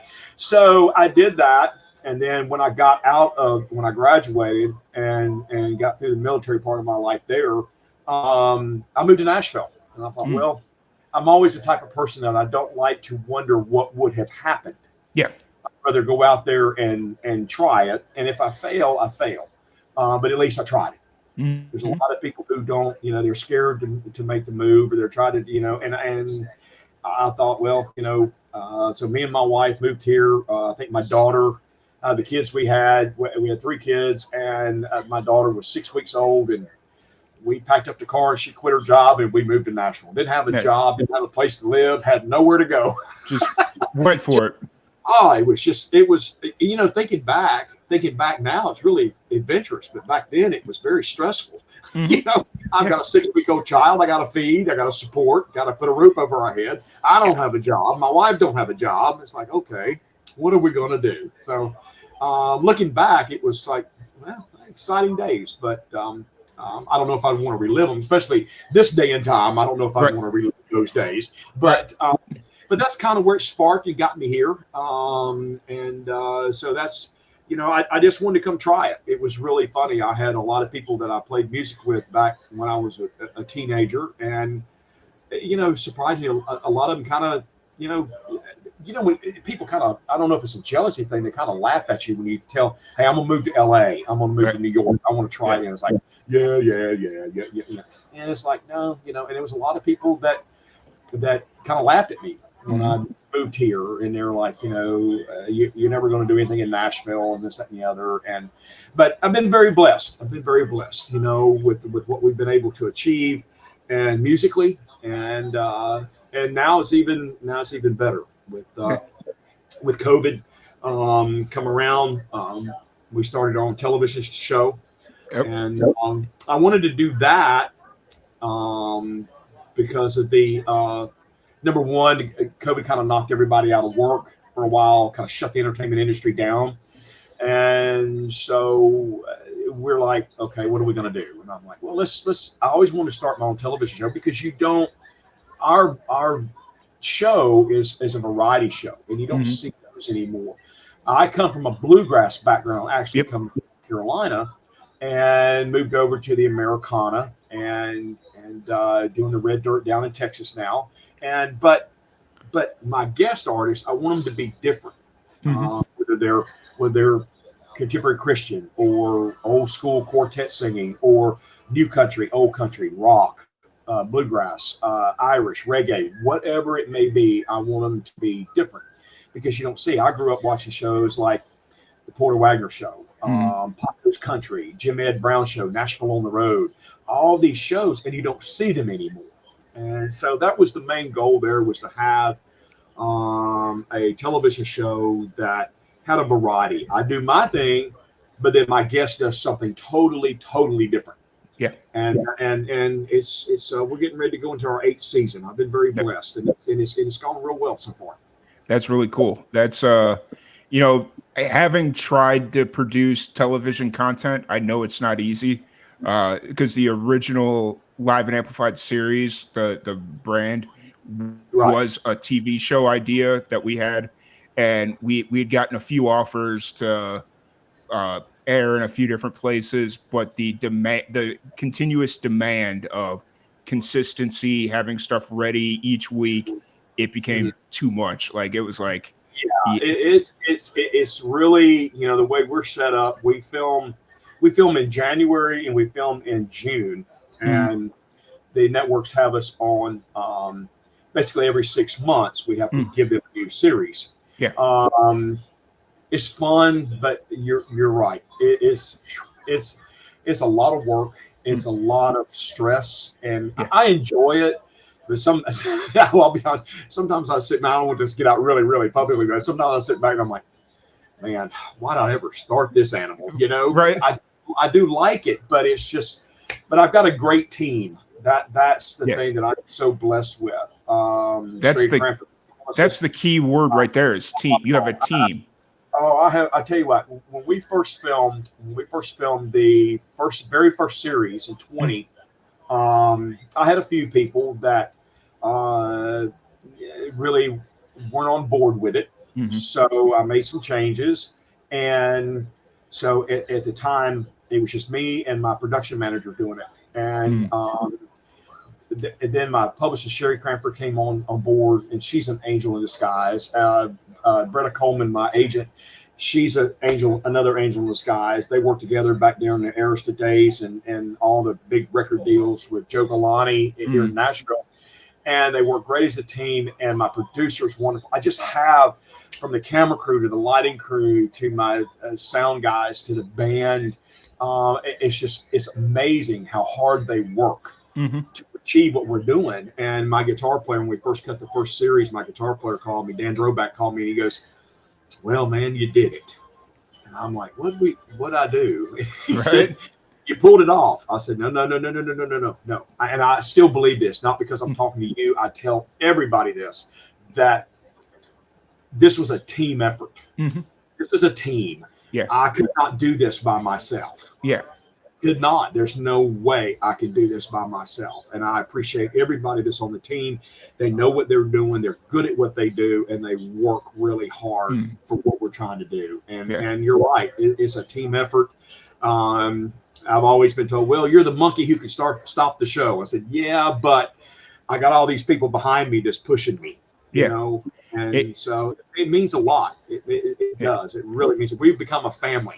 Yeah. We have become a family, and we don't want anybody to tread on our family. We treat it that way. Yeah. You get to a point where you're in so deep where everybody's kind of counting on you, and that pressure is kind of that motivator, and that accountability is kind of what keeps you going. Yeah, it keeps you going. And my guitar, one of my other guitar players, Donnie Clark, I talked to him a couple of days ago. Yeah. And we were talking about things and where we're going in the future with dates on the road and a television show and this, that, and the other. And he made a comment to me that just like stuck in my brain, and it makes me even more motivated. He said, well, and Donnie's a great player. Donnie was the lead singer for Pure Prairie League for 7 or 8 years. I mean, the guy's just a massive talent. Everybody in the group is a massive talent. Yeah. But he made this comment to me, and he said, Jimmy, he said, man, I'm with you. He said, I've never seen you fail yet. And I'm like, oh my goodness. Oh my goodness. Love to hear it. Thank you, Donnie, for more pressure. Just exactly what I needed. Thanks. Oh, that's what I needed today, dude. Thank you. But I appreciate all the confidence you have in me. But I'm like, that has stuck in my brain all week since I talked to him. And I'm like, okay, it makes me even work harder. I can't let this guy down. I can't let any of them down. Yeah. Yeah. It's a motivator. It is a motivator for sure. So with the show, you said you're in the 8th season on the show, and you're still releasing music as well, right? Yeah, we're releasing music. I have developed myself as I am a resident down in Texas, and also, and I have a great promotional team down in Texas called the Spacek Group. Ed Spacek, who's actually Sissy Spacek in the Coal Miner's Daughter's brother. And he was here in Nashville for many, many years doing radio promotion with all the big labels, and just got kind of, burnt out on it. And so he went back down to Texas, started Red Dirt Promotions. Anyway, so we release 2 singles a year, mostly to the Texas market, but it's out there. It's out there on Spotify and YouTubes and everything we have, social media, it's out there. I'm very fortunate that we've released 5 singles in that market, and every one of them have charted. And some have gone higher than others, but we've always stayed in the top 75, top 50, that kind of thing. So, which is a blessing to me. It's a lot of fun, but I still release music and with the television show, and everything now's got visual. Yeah. So we push everything for YouTubes and we've got the Spotify, but we really push YouTube and anything of that nature through the website. Yeah. That way you can kind of see what we do, that kind of thing, Yeah. Oh, so you said you had a residency down here in Texas. Whereabouts in Texas? Yeah, it's in actually in Abernathy, right outside of Lubbock. Okay, cool. So that's more west. About 21 miles north of Lubbock. Yeah. It's so I'm in Waco, which is about okay, yeah. That's a little bit further east than Lubbock, but I drive through Lubbock all the time. I go to I lived in Roswell, New Mexico for 4 years, and so I still got a bunch of friends that are out there, and it's like every once in a while I'll make that 8-hour trek out to Roswell, New Mexico. I know. I think anything from point A to point B is at least 8 hours from anywhere in Texas. I love it. I love Texas. I love it's such a unique place, and just the especially the music people. We travel a lot down there. Actually, myself and everybody in the band, we were all with Earl Thomas Conley for many years. I was with Earl about 7 or 8 years, and some of the other guys were been there way longer than I was. And we used to play a lot down in Texas and go down there. And the Texas people are just great, man. They love music. Yeah. They love it. And we love going down there. The music community here is so unique. I've never seen a community look out for each other as much as they do here, at least in Central Texas, like in the triangle of Central Texas. They do a music festival every year, and it's more of a high school reunion than it is a actual music festival. Right. Yeah. And so it's a really cool experience when you get to go, and it's, just friends kind of hanging out. And yeah, there's people that are paying to be there and just kind of enjoy the experience, but yeah. So, it's cool down there, and a lot of great talent. And that's one thing we try to do too. I've had some Texas artists on the show and want to get more, because I tell you what, man, you know this yourself. Yeah. There is so much great talent in Texas, Oklahoma, that no one knows about. It's amazing. It's amazing the talent that's down there. And I know some have been fortunate to go a little bit more national than others, but my daughter, when she got married, she went to Texas A&M and got her to West Texas A&M, and then she was at Texas Tech and got her master's, and which she lives in Abernathy, and her and her husband. And anyway, when she came home to get married, right, and she wanted this band, and I never heard of them, heard of them. I got involved with the Texas market, and she goes, "Oh, I love them. I just love them, Dad. We got to have them." I said, "Okay, well, who are they?" And she said, "They're the Hog Mollies." Okay. That's a name. Yeah. If that's who you want, then, and man, those guys showed up, 4-piece band. Yeah. And they knocked it out of the park. Great band. I mean, it's just amazing. And that's what got me more paying attention to a lot of Texas artists. And there's just so much talent down there, just so much. And I've gone down there to been down there for the Texas Radio Award show, down at Texas Live in Arlington. and I'm going back in March, and met so many terrific people. I mean, it's just like it's kind of like their own big family down there anyway. You know, like you said, it's a big reunion. Everybody just they appreciate what they do. They feed off each other, and I love that. I love that. Texas to me is kind of like Europe. We were over in Europe several years ago, and Texas is that Europe is that way. They just like music, and it's a big family. And Texas is like that too. I love it now. Yeah, I've enjoyed my time here, and I hope to kind of keep it here. You know, that's kind of where I'm at. So, right.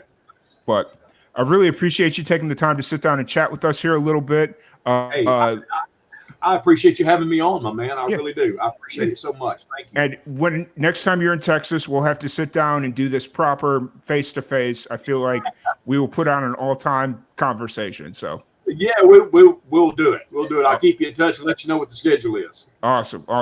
If anybody wants to check out the show, the music, anything that you got going on, where's the best place to find you?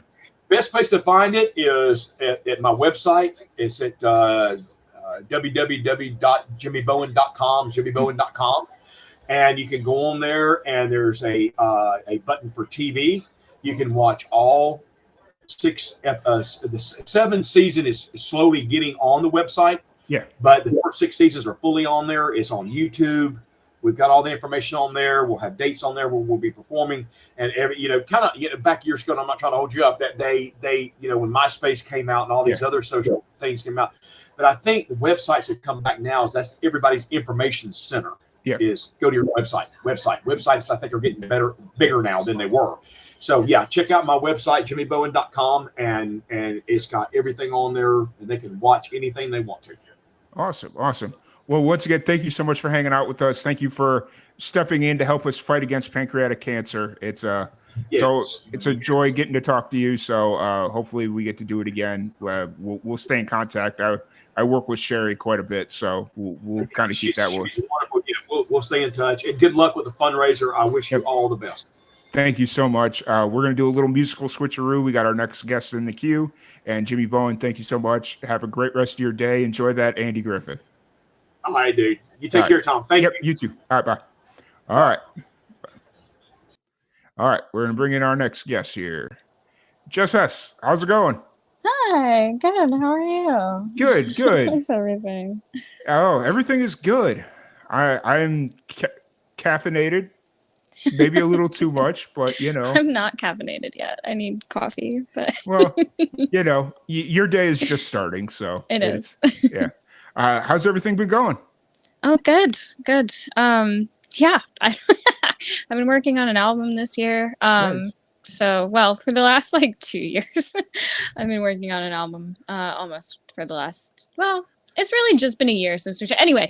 Yeah, so I've been working on an album for a long time, and I'm really excited about it, and it'll come out in 2024, and I'm stoked. Yeah, it's been a journey, long time getting it to be how it is, but I'm really excited about it now. Yeah, it's gonna be nice. great. Is it this? I mean, I'm sure we've talked about it a few different times. The project, as it hits its various stages and forms. We've had you on over the last couple of years, right? Or no, wait. The last time we had you on was last PanCAN, right? I think. Probably, yeah. But I feel like I was talking about it back then. I must have been, because I was starting. So last year around this time, we were just starting to record it. So I was probably kind of in studio mode. I feel like the last time I talked to you. Yeah. But yeah. Now, is this album a lot of the YouTube demo videos you've been doing? Okay. Yeah. So it's a lot of those. I don't know. There are a couple of songs that are demos that won't be on it. And then there's one song that I haven't shared yet that will be on it. The last song. And I'm excited. I can't decide if I want to do a demo of that or not before sharing it, because it's so good in the way it's recorded, and it doesn't really work as well acoustically. It's the one song I've ever written that doesn't really work very well acoustically, that I really needed to figure out in the studio.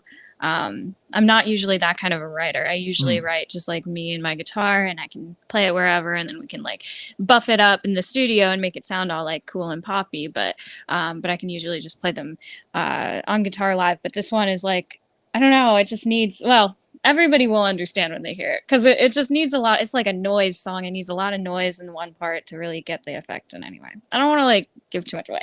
Oh, fair enough. Fair enough. You know, but that's been one of my favorite things to watch over the last year on YouTube is every time you release one of those demo videos. And then I remember when you pushed out Sober to Spotify, like, because I kind of drew to that one, and then I saw you released it on Spotify, and I'm like, okay, I think she's trying to do something here. You're just trying to work through it at this point. Yeah, thank you so much. Yeah, I'm so excited, especially about Sober on the album, the fully studio recorded album.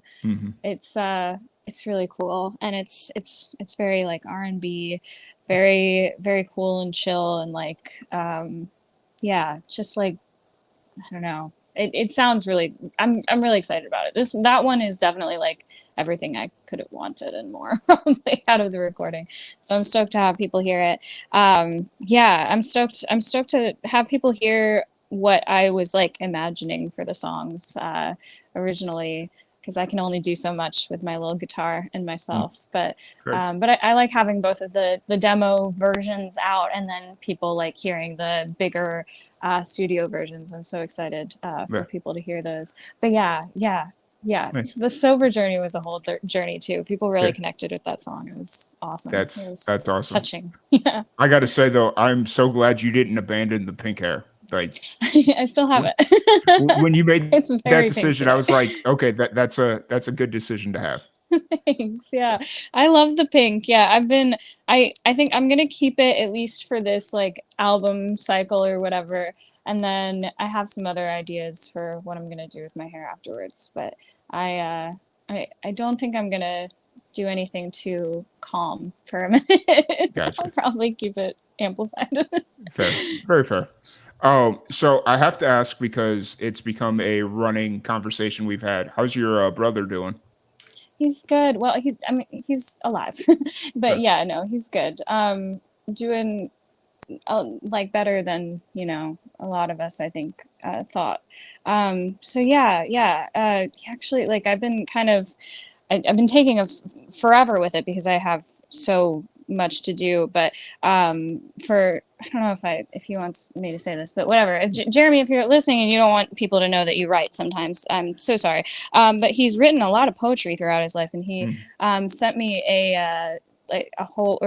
he gave me a whole like basically manuscript of a bunch of poems that he's written, because he wants me to read through them and sort of like, not like totally edit or whatever, but just like tell him the ones that I think are the best. And it would be so cool to like sort of help him make a little poetry book. That would be really special for me to have, or for the family to have. I think it would be really special if we could like offer it out, just I don't know if he wanted to do that. I think some of his stuff is really great, and I think other people not even in the family would also love his poetry. So yeah, that's been a really special thing, that I've been sort of able to feel closer to him without being right in the vicinity, because he's in Pennsylvania. But yeah, anyway, yeah, but he's been good. Yeah. Have you been back to Pennsylvania recently, or? I went back, I guess, in July or in the summer in some point. I went back. I think it was July, and it was really nice. And that's when I got his poetry, and yeah, and I've been I need to go back again. I need to go back more frequently, but it's hard to travel in 2023. Not a lot of. It takes a lot of money to travel. Yeah, but it really does. but yeah, but I do. Yeah, it's nice going back there. I make it back there probably once a year. Yeah, I wish it was more, but yeah, I feel that. It's it's one of those things. It's a hard thing to balance, because it's you got your own life in Nashville, but you still got family back home, and you got to try and find a nice balance for both. Yeah, it's Yeah, it's weird. I've been trying to figure out that balance for a long time. And yeah, it's hard. But I mean, I love living in Nashville.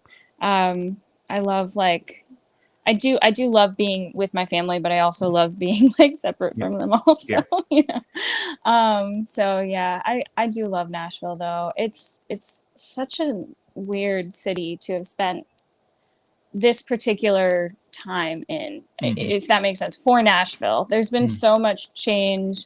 We went through, you know, the pandemic and the hurricane, or the hurricane. I always call it the hurricane. It was a tornado. We went through that in 2020, and that was insane. And I feel like some of us say it's, you know, there was like a pre-tornado, pre-pandemic Nashville, and now it's like this like sort of different Nashville that's evolved after all of that. It's been really interesting to see. I still love Nashville. It has gotten a lot more developed in ways that I don't love, and as well, there are a lot of developers here that have sort of taken over because they can, because they have a lot of money. So yeah, that's been sad to see. A lot of gentrification happening. Literally right next door to me are like we've had basically a yard the entire time we've stayed here. And to be fair, it's never been our property. We rent, so it's none of it is ours. But it's never been like part of the property that we rent. But we used it, and animals live there. There's a bunch of neighborhood cats that we've been spaying and neutering, and they're all like, you know, out there, and we see them, and they're sort of thriving. And to now they're doing a bunch of construction in this lot, which of course living next door isn't fun, but it's also just kind of sad because I see, you know, and just like lots down the way too that used to be basically like a mini woods with like creatures and stuff living in them, and birds and like squirrels and cats and animals, you know. And it's just I don't know, I feel like the city is kind of like trying to push as many people into it in as close quarters as possible, and you know, charging just astronomical prices to be living in spaces like that. And I think I don't know, it's pretty sad. It's disheartening a little bit. I feel like a lot of the just like little bits of nature that I used to see, like walking around Nashville and being in certain areas, it's just kind of like gone now. So yeah, it's kind of sad, but there are some really good things that have happened too. It's exciting to see as well. There are a lot of businesses that are thriving here, which is cool. But yeah, it's just really interesting to see. It's crazy seeing the changes of the world. I feel like everything changes so fast now.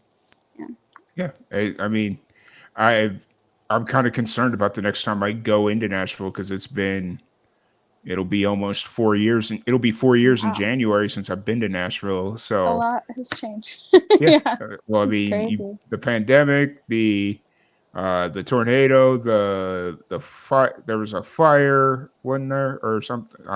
Yeah, well, there's been tons of stuff. I don't know Expl- about like what fire you're talking about, but there's been explosion. That's what it was. The the explosion. explosion was crazy. Yeah, that was pretty scary. Yeah, and then the shooting at the Covenant School was obviously just tragic. That was terrible. Yeah. And Nashville has gone through a lot in the last few years. It's been wild. But I mean, there are so many of us though that are artists here, and I think it's a very awesome community despite everything trying to make it just a, you know, capitalistic hellscape. I think that there's artists amongst all of that that are really like holding on and keeping it very cool here. And hopefully we keep holding on for a while longer and it stays cool for a long time. But we'll see. You Fair know, enough. everything changes. So Fair enough. So looking at just kind of you and your music and all that stuff, how are you playing shows right now, or how often are you kind of playing out? yeah, I mean, I'm doing a lot of like acoustic stuff. I'm doing a lot of like writers rounds right now. I do want to form a band. I have people that I'm trying to form a band with finally. And hopefully they'll still be here when I'm ready to play a full show in 2024. I think I'm gonna like hold off on the full band shows until then, but I've been doing a lot of like acoustic stuff. I did a writer's round last night. That was really fun. Actually at my work. Nice. That was really fun. And yeah, it's been fun. I'm doing a lot. During the holidays, it's always a weird time, you know, because everybody wants like Christmas acts, which Yeah. is fine. It's not the kind of me. I don't know that many Christmas Yeah. songs. So, but yeah, I'm doing a lot of like writers rounds and stuff right now, keeping it kind of low key. But in 2024, I'm hoping to do a lot more sort of full band, exciting, Nice. rocking stuff. That's cool. I'm excited to see the full band gigs and, you know, Thanks. see all that stuff kind of unfold for you. If anybody wants to kind of keep track of you, your music, just kind of catch a show with you or catch your show, where's the best place to find you? Definitely Instagram for like live shows. I post on my stories, and I'll usually make a post if I have something like important going on. TikTok is great. Jess has music everywhere. Jess has music. JESSHESS music. It rhymes. I have a website too, jesshess.com. So you can like check that out, and that's like the quick links to my Spotify and all of that, and like all of the demo videos that I've made. But yeah, definitely if you want news and updates, Instagram is probably the best place. But yeah, Jess has music everywhere, jesshess.com. My name is Jess Hess, it rhymes. Awesome. Well, thank you so much for joining in with us. We're going to play a little musical roulette here. Nice. Bring in the next act. Nice. Really appreciate you taking the time. I know you said you got to go to work, so. Well, yeah. Well, thanks for having me. It was great being on here. I definitely wanted to be a part of it again. This is a cause that, you know, really means a lot to me, as my brother has pancreatic cancer, and I hate cancer. Fuck cancer. We want it to die forever and to go away. Yes, we do. So yeah, thank you so much for having me. This is great, and I hope everyone donates. And I hope we make a lot of money for the cause. Yeah. Thanks Thank you again. so much. Really appreciate you. And we're gonna switch things around here a little bit. And just us, have a great day. We'll stay in contact. It was nice seeing you. Have a good one. All right, you too. Bye. Awesome. All right, so we're gonna throw up a little video here. I'm gonna take a quick bathroom break, and we'll be right back. I've been researching pancreas cancer for about 20 plus years. When I began my career, I was looking for an area to specialize in, and I met my mentor who was working in pancreas cancer. He was one of the few people at that time who was researching this disease, and it really felt like this was a place where I could make a difference in my career. And so I started working with him, and I have been working and researching pancreas cancer ever since. Early detection, in my opinion, has really the most important role to play in terms of improving survival and outcomes in this otherwise deadly disease. When we look at patients who are diagnosed at an earlier stage and are able to successfully undergo surgery, those patients typically live a lot longer and do better than the ones, unfortunately, who are diagnosed at a more advanced stage of their disease.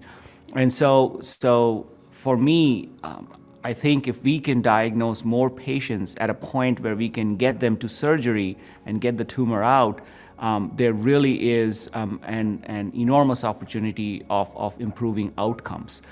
The challenge with pancreas cancer has always been that unfortunately most of our patients present with what we call metastatic or advanced disease. And in that case, the tumor is not operable. The surgeon can't take it out. And so if we can diagnose this tumor early, that's our best shot at improving the chance of long-term survival. So the early detection initiative that PanCAN has launched is one of its larger initiatives, along with PanCAN's Precision Promise. The early detection initiative is the largest randomized trial to identify patients early in their disease get them to surgery, and therefore improve survival. A trial of this size has really not ever been done, focused entirely on pancreas cancer, so it's a really ambitious effort. The goal of this trial is to use new onset diabetes as an entry point to identify individuals who may be at high risk for pancreas cancer, get them into the trial, and then provide the ones who are at the highest risk spectrum with imaging studies, blood-based assays, and really approach this whole question of early detection, which has been such a challenge for many decades, at a level that has never been done before. To me, what I think makes PanCAN so different is its ability to embrace ideas that are out of the box, but which need to be done for us to make a difference in this disease.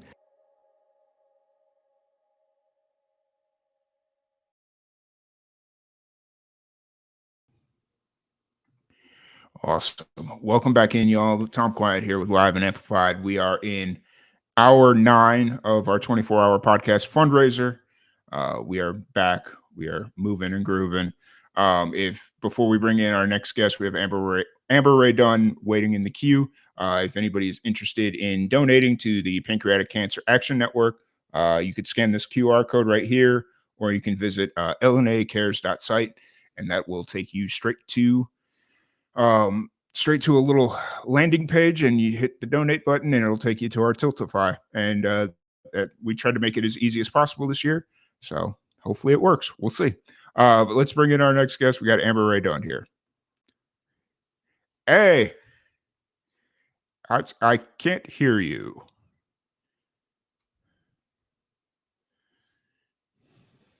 Can you hear me now? I can hear you now. Okay. I'm Awesome. terrible with technology. How are you? I'm doing good. How about yourself? Doing good. We're going to have a cat in this interview because That's fine. my husband and I have been gone for a week, and this is the one that will not get out of my lap. Fair. Very fair. How have things been going for you?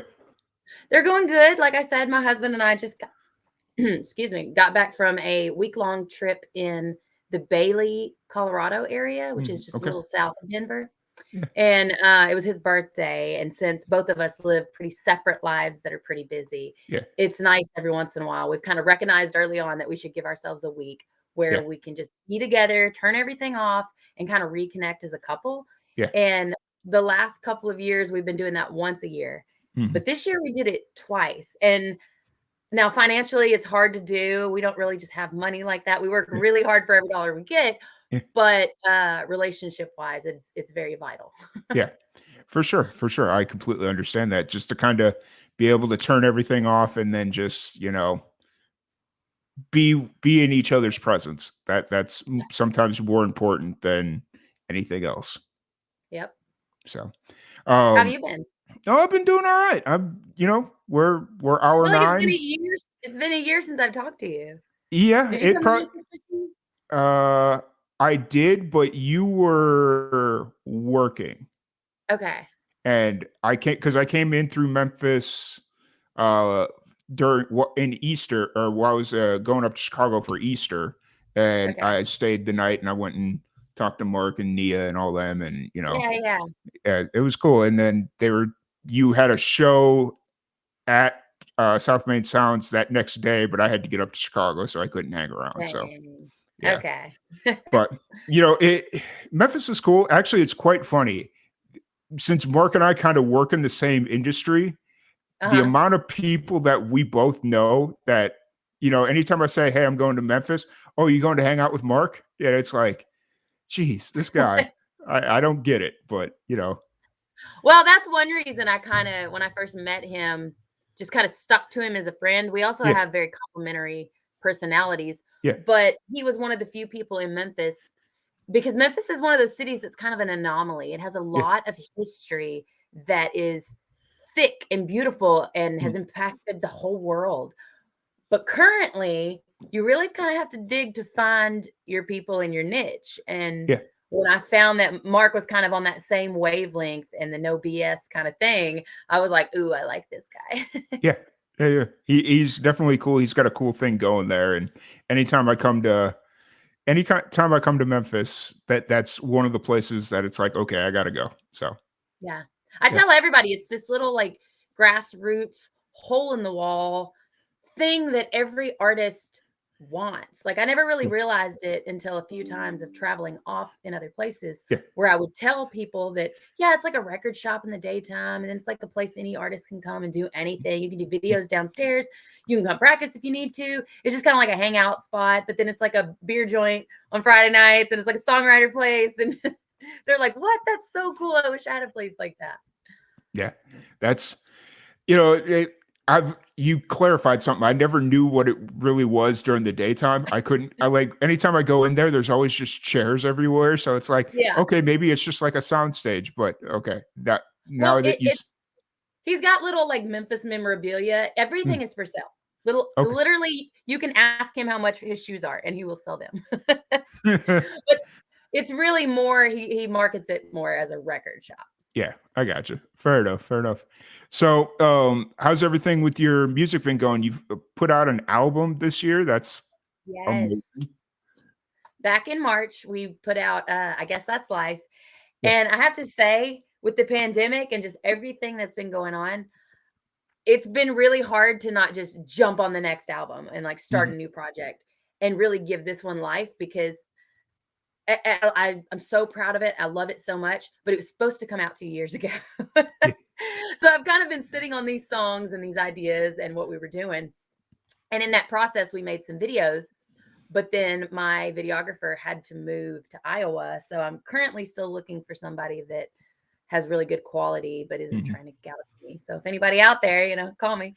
But there's just so many aspects of this project that are kind of then and now that it's almost like in a way disconjointed, but I'm trying to give it as much life and love as I can. And I'm going to start promoting again. We did have a Christmas single on that album, which was a cover of Willie Nelson's Pretty Paper. And I'm about to start promoting that as soon as Thanksgiving. I'm going to let everybody have their Thanksgiving before I promote the Christmas music.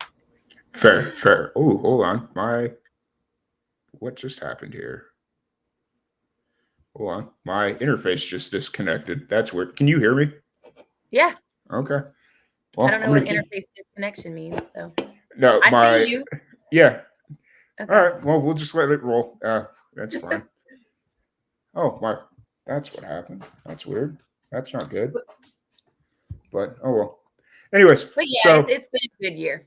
Yeah, that's good. And having talked to you during multiple different phases of the album release, like that early on during the pandemic, and I think you were kind of in the early processes of writing that album, and just kind of getting to watch it gradually progress towards a finished product has been really cool. Yeah. Kind of a really cool Yeah, experience. and it is all originals for anybody wondering out there. Gotcha. Except for the Pretty Paper, and there's one Loretta Lynn cover because I love Loretta Lynn. Because why not, right? Yeah, why not? For sure. I feel that. And so how's shows been going for you? Like last time I was out in Memphis, you were playing pretty consistent. I think you had like 2 or 3 shows in the time that I was out in Memphis for like 2 days. Yeah, I've been playing with over the past year, playing with a lot of new players, and I'm just kind of one of those gut feeling artists. I don't really question things. Maybe I question them after I do them, like, why did I do that? But in the moment, my body just tells me to do things. And lately, I love my band, but we kind of lost our bass player. And it's been hard to make it work sometimes. So we've still been doing big live showcases periodically. But as far as just smaller gigs, I've been playing with a lot of different buddies of mine. One guy, he's the one of the friends that started me in music 10 years ago, and we've never played together. So it's just kind of nice. His name's Kennard Farmer. And it's just kind of nice to be playing with different people all the time and just kind of melding their style and their vibe with what I do and learning how to give and take.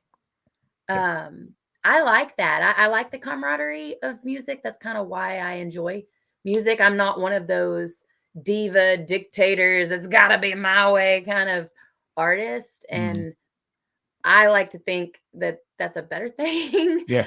I don't know. Yeah. No, I agree.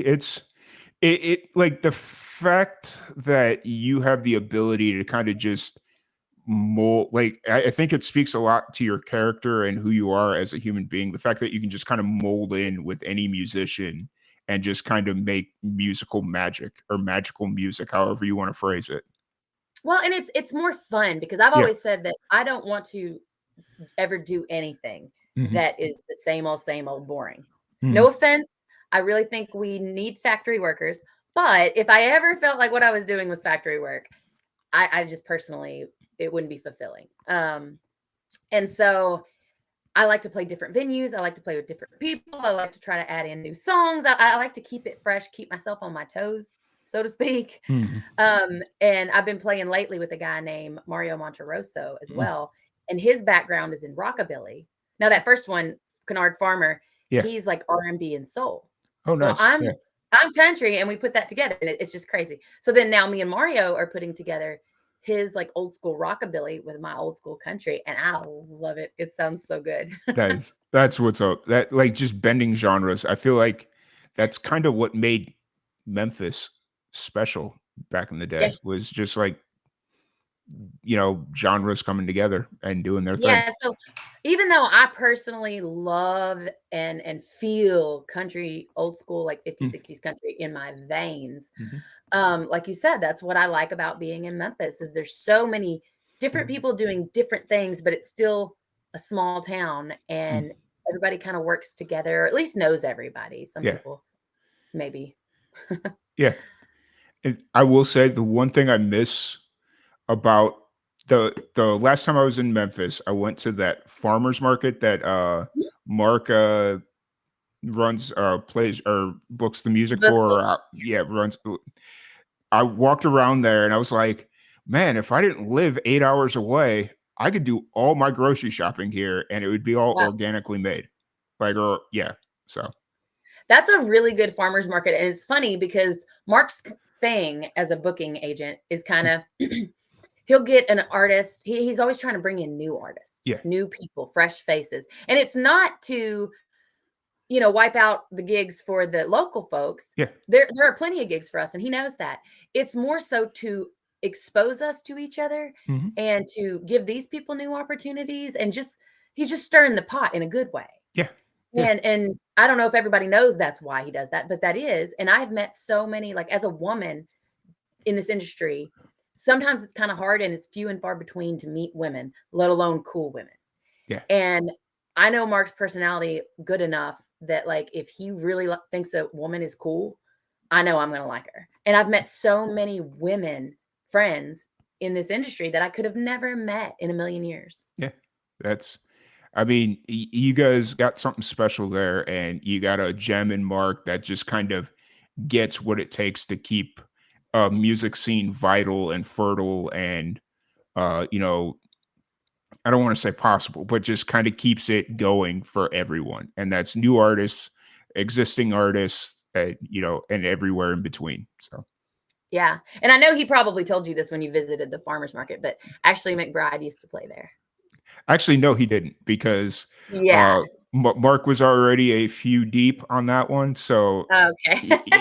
Yeah, he he does like to have a drink or two, but that's kind of one of the cool claim to fames yeah. is like it's just a farmer's market, but and that sounds so simple, Mhm. but the amount of people that walk through it, Mhm. it's crazy. It's like a festival Yeah. every Saturday. And just think if half of those people gave you $1 because Mhm. they're out there buying most of their stuff with cash Mhm. and everybody drops in a 5, a 10, $1 or whatever. Yeah. But you can walk away from the farmer's market with more money than almost any gig in Memphis. It's kind of crazy. That's wild. But that's kind of what the beauty of, I don't want to call it busking because that's not really what it is, but Yeah. just kind of playing for tips is if they like you, they're gonna pay you. Like, I mean, there's Yeah. no way around it, but that's crazy that you could walk away with tips more Yeah. than a gig in Memphis. That's wild. Yeah, and before the Ashley story, before she moved to Nashville, which was her final resting Yeah. place, and now she's, as everybody knows, blown up in Nashville. but she spent some time in Memphis and she played a lot of these same gigs that we Yeah. play, including the farmers market. Nice. That's cool. That's really cool. And like just to kind of see the path as an independent Yeah. musician, that's got to be really fun and be like, okay, there is a way to make this all work and mean something in a Yeah, greater level. it's a little bit of an inspiration. Like, okay, because sometimes Memphis gets a rap of being like a dead city. And I will admit, I think a lot of our city leaders do put more focus on the history and the tourism for history and things that did happen, not things that are happening. So I think hopefully maybe we've got a new mayor and I say we, I live in Eastern Arkansas, but I'm in Memphis every night, you know, it's about 30 minutes away. But they have a new mayor and maybe things will change a little bit to kind of help the current musicians and current tourism for that kind of thing. So we'll see. I guess I'm hopeful. Yeah, for sure. It's got its own unique charm, and all it needs is a little a little love and support from its leaders. Yeah. And Okay. I think if we get that, that will help. But we're definitely not a dead city No. musically at all. Not at all. It's just maybe under a blanket or something. Yeah. Well, it's kind of that same issue as like if you go to Nashville and go down Broadway, a lot of people when they think of Memphis, they go down Beale Street, and there's a lot of good gigs on Beale Street. Don't get me wrong, but if that's how you measure the success of a city and their scene, there's so much more outside of Beale Street to Memphis. You know, so much more. Yeah. And so it's just one of those things where it's everybody's perspective on Memphis. It needs to change. And I will invite any of your viewers. I don't know how many people you have watching from where or what, but they are more than welcome. You know this. I love to talk to people. I love to meet people. I love to host people. I just kind of love to connect. So if they are ever coming through Memphis and would like to know about some of these places that you and I are talking about, you know, more than welcome to hit me up and message me, and I'll do what I can to make sure their stay, I guess, in Memphis is everything that they hoped it'd be. Yeah, absolutely. And having ambassadors like that is vital. So kind of looking at you and your music, obviously you don't want to rush into the next project, but are you like writing? What are you kind of doing right now? Are you writing or are you playing with recording? Where are you kind of at? Well, that's what I'm saying. Like I if you play with recording, you will record. And then if you record, you'll want to release. You know, it's like you can't start rolling that ball unless you roll the ball. Fair. So well, for me at least, because I don't know. I'm outgoing like that. But so I'm keeping myself from doing that, but I'm keeping it very alive in my mind. Okay. And I will say he says it's 100%, so I got to believe it's 100%. But there is a radio network here in Memphis that I'm going to start hosting a show on. Nice. In December is when we're going to start filming. I don't know when it first comes out because you know how that is. Sometimes you have to film a couple ahead of time just in case there's a week you're sick. And then also in December, I was on the George Klein TV show here in Memphis, which George Klein has passed, but he still has his TV show going. And there's been some other people like Dave Brown and Danny Bruns that have hosted it. And Danny is one of our lead radio gals here in Memphis and head of Cumulus in our area. And she was the interviewer that afternoon that I was on there. But that is really cool because George Klein was Elvis's best friend and stuck with him to the end and did everything that he could to promote Memphis and to promote Elvis and just to be an advocate for the local musicians. And I hate that he has passed, but it's beautiful that his legacy is still going on. And that I got to be on the show and be interviewed because it's kind of one of those things here in Memphis locally. It's like the next level. Like you don't just, they'll put on somebody from out of town before they don't just like pick up anybody. They don't just, Yeah, that was a huge thing. And then this radio show is kind of with those same people. And yeah, I don't know what I can say, so I'm just Fair. gonna keep it all quiet. But it's gonna be pretty cool. It'll be me and a guy named Leon Griffin, who has been a newscaster and a voiceover artist here in Memphis for years. And he's just got this smooth. When I first met him, I told him, I was like, meeting famous musicians probably should make me nervous, but it doesn't necessarily, and not because I don't think they're so amazing, but like if Rebo was in the room right now, Mm-hmm. it's almost like she's a coworker. Yeah. She's just higher up. Yeah. Like one of the bosses or something. Yeah. But we do the same thing. So we're coworkers. And I said, but it's funny because you were a newscaster my whole life as a kid with that real smooth voice. And I said, so to meet you, I'm almost kind of nervous because you're the famous person. Like you're the star. And he really thought that was funny. But I was like, you're like my personal Morgan Freeman growing up. He just had that. He was a voiceover for everything. Yeah. So to host a show with him is going to be really cool. That's you tell that story, and it reminds me. So what the TV station I work at, we have a lot of the entry level positions. It's a lot of local kids that went to school at Baylor or like whatever it is, and we had a morning news anchor that was kind of like the person everybody knew, everybody grew up watching her, everybody like knows who she is. And this kid on his first day walks in and she's sitting over in the corner doing working on something, and he has a freaking panic attack because she's sitting right there and he can't get over it. And I'm like, it's just Anne, because I didn't grow up in this area, so I didn't know what she meant to a lot of people, but it wasn't until it happened that I realized that. I've never, thought about that kind of concept. But when I met him and then Dave Brown, who was another one, it just kind of happened. And it reminded me that oh yeah, growing up, we only had 4 channels on our TV. Mm-hmm. And they were both newscaster guys on one of the main channels that my parents always put it on. And so it was like every single night for dinner, these guys told me about the world, because I was just this little country girl living on a gravel road that didn't know about the world, or, we go to Memphis every once in a while, but we didn't have money to go to Memphis all the time. So they were the deliverers of all my things outside of this little country farmhouse that I lived in. And then sometimes we'd catch the morning news before we went to school. And then sometimes we'd catch midday, and you never knew when you were going to see them, but you saw them just about every single day. So that is beyond, Reba or Garth or any of those people that I just kind of idolize loosely. I mean, these people every single day, almost like mom and dad telling you how your day was going to start. So when I finally met him, I think that's why it was so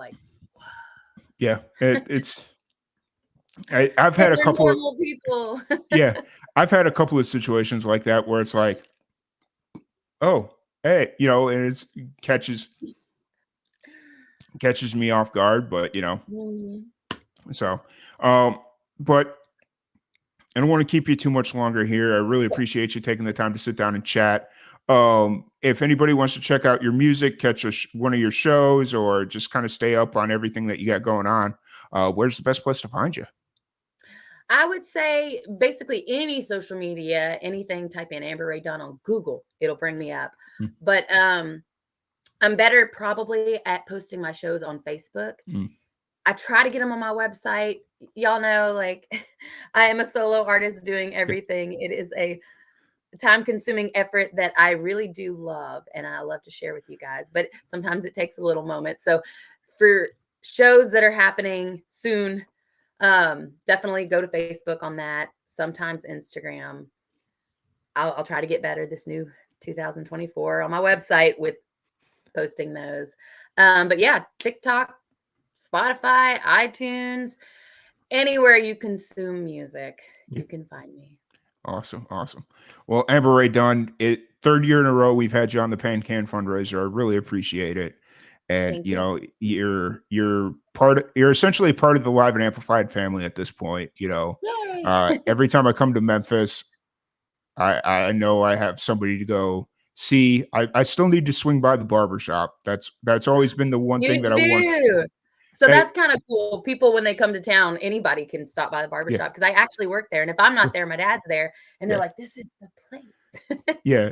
It's one of those things where last Easter I was thinking about swinging through, but it was already so late in the day when I got there. I was like, they're probably not open at this point. It was like 6 or 7 o'clock at night, and I was like, Oh, we're there till 6. okay, fair. Yeah. So, but really appreciate you taking the time to sit down and chat. You're always welcome on. Let me know whatever you got going on, and Thank you for having me. always appreciate you. So I we're hope gonna we raise a lot of money and everybody after this interview just like pulls out their wallets and types in all those credit card numbers. that'd be awesome. Anybody watching, I'd really appreciate that. If you want to do so, the QR code just over here, you could scan that or type in lnacares.site and you can donate right there as well. So once again, Amber Ray Dunn, really appreciate you. Enjoy the rest of your day. And I'm going to try not to drink too much caffeine. So Thank you. stay hydrated. All right. We're going to do a little switcheroo. Amber Ray Dunn, thank you. Have a great day. And we'll be back in a sec. Cool. Awesome. Well, thank you, everybody, for hanging out with us. We're going to but we're going to put up a nice little video for y'all here. We're going to take a nice little 10, 15-minute break for our next guest to come in. My name is Pamela Jackson. So I found out I was pregnant with my daughter, who is 13 now. I was in my 3rd trimester. And I had pancreatitis maybe 7 times during my 3rd trimester. After I had my daughter, I was traveling to Florida for business, and I had a pain going across my stomach. And it was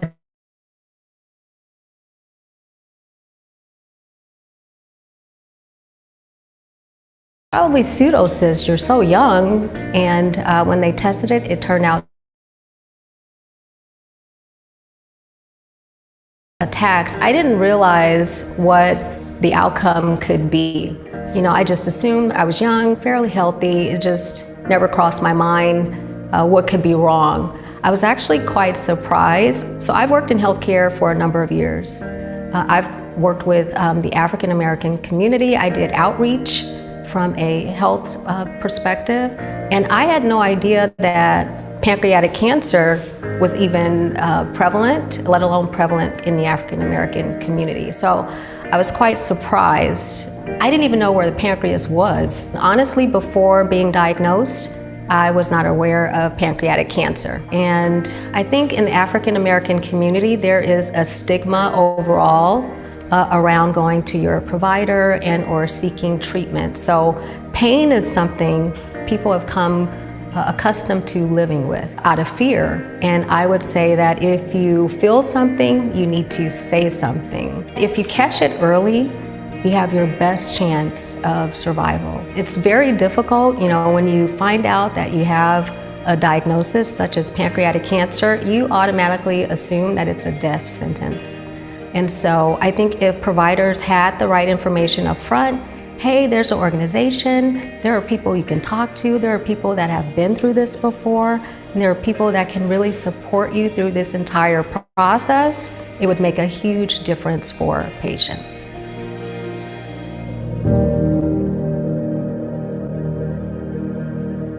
My name is James White. My friends call me JR. I learned that I had pancreatic cancer in January of 2021. I was having indigestion issues. I would have bloating in my abdominal area. I didn't know exactly what it was, but I felt that I had an ulcer. I'd gone to my general practitioner. She diagnosed it as an ulcer, and in turn, she recommended a CT scan to determine how to approach the ulcer and how to repair it. During the CT scan, they found that the head of my pancreas had a growth on it. I think I'm very, very fortunate because this is a long, drawn-out process. And if I didn't have this early detection, if I didn't have the symptoms and go to my doctor to find out what was going on, I did 6 rounds of chemotherapy. I did the Whipple surgery. Whipple surgery, they cut from sternum to belly button. They take out my gallbladder, most of my stomach, my duodenum, my upper intestine area, and the head of my pancreas and 2 lymph nodes. It took 6 weeks recovery, and I went back into chemotherapy again.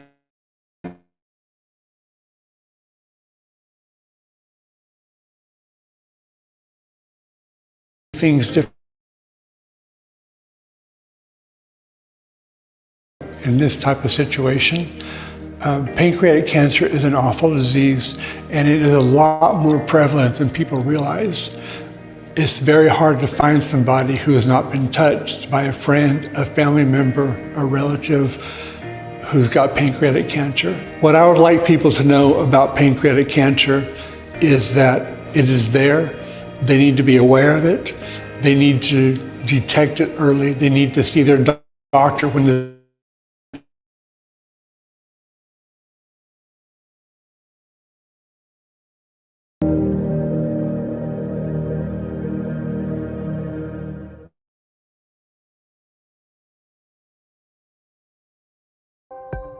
So I am thrilled and honored to have been one of the recipients of the Catalyst Award for a study that I'm doing called Regenerate, which stands for Racial and Ethnic Equity in Genetic Education, Risk Assessment, and Testing. The study is important for various reasons. So to give a little bit of background, Black individuals in the United States have the highest incidence of pancreatic cancer. They also have higher mortality rates. In addition, when pancreatic cancer is diagnosed in Black populations, it's often diagnosed at stages that are more advanced and are less amenable to treatment. In terms of both Black and Latinx populations, they also have shorter survival times when diagnosed with pancreatic cancer compared to white populations, and more generally are less likely to actually be referred to genetic education, risk assessment, and testing. So from that perspective, it's really important to get a deeper understanding as to why these healthcare inequities are happening. So what the Regenerate study does is really take a step back and look at the perceptions to genetic education, risk assessment, and testing from Black and Latinx patients who have a relationship with pancreatic cancer in terms of having a diagnosis in the family or having a diagnosis themselves, and trying to figure out what can we do to make it easier to get genetic education and testing, what makes it more difficult on the patient level and also on the provider level, what can we do better, as well as what do we need to advocate for on the system level to make these changes happen.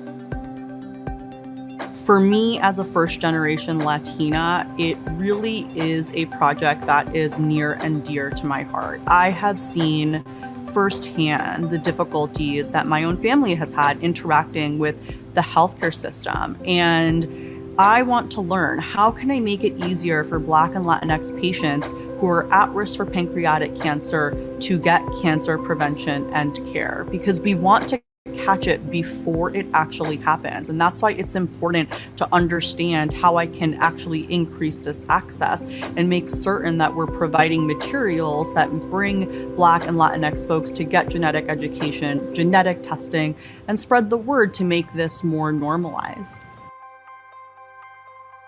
I think the other thing that PanCAN is doing really well is that when it comes to patient advocacy, pancreatic cancer is a really difficult diagnosis, and being able to find a community of people that have been through similar experiences can be really helpful when you are going through something like that yourself, or when you have a loved one who's going through a pancreatic cancer diagnosis.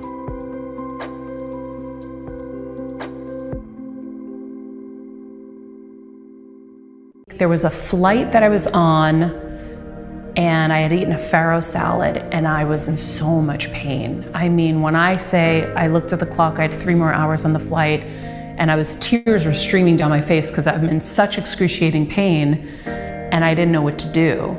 And I said, oh, it must be the gluten in the farro. So I said, I'm never eating that again. And then in November, I had excruciating pain again, like buckled over, can't do anything. And I went to the hospital. They scanned my abdomen with a CT scan. Report came back, everything was unremarkable. So next to each organ, they write unremarkable. Pancreas, unremarkable, spleen, unremarkable. So I went back to life. I started feeling so much better. And then of course, November was the CT scan where they didn't see it. At that time, it was there. It was 2 centimeters. They missed it. CT scans don't catch things as easily as an MRI would. And then by January, I was at Pronuvo doing the outside facility MRI where they found the tumor. And so from there, now I know I have a tumor on my pancreas, and it's 100% confirmed. And so the next morning, my husband and I just woke up in the fetal position, just bawling because I knew I had a baby on the way. And so I went to see Dr. Tim Donahue at UCLA, and he, performed surgery February 16th. He removed the tail of my pancreas, my spleen, 17 lymph nodes. At the same time, I also had a massive fibroid that was growing rapidly, and so they had to take that out. So it was I think it was 10-hour operation where they just took everything out, and pathology came back. Cancer hadn't spread to any of the lymph nodes, thank God. And that's when I knew I was safe. I think early detection for pancreatic cancer is, an essential. It's a no-brainer because it takes so many lives, because by the time people find out they have it, it's so advanced. I wanted to partner with PanCAN because I want to help spread awareness and to help people understand that early detection, paying attention to your body and the signals it's giving you, not numbing them, not band-aiding them, really paying attention and going to the doctors, and you have to keep beating down those doors until you get the scans you need. We don't know the end of the story, but why are we going to try to predict it either? There's nothing powerful that comes from that. There are people with pancreas cancer that are living now with 10 years with adenocarcinoma. That's why I'm here, is so that people know that. People know that people who have stage 4 pancreas cancer are still living 10 years in and even more. We need to know that so we have hope.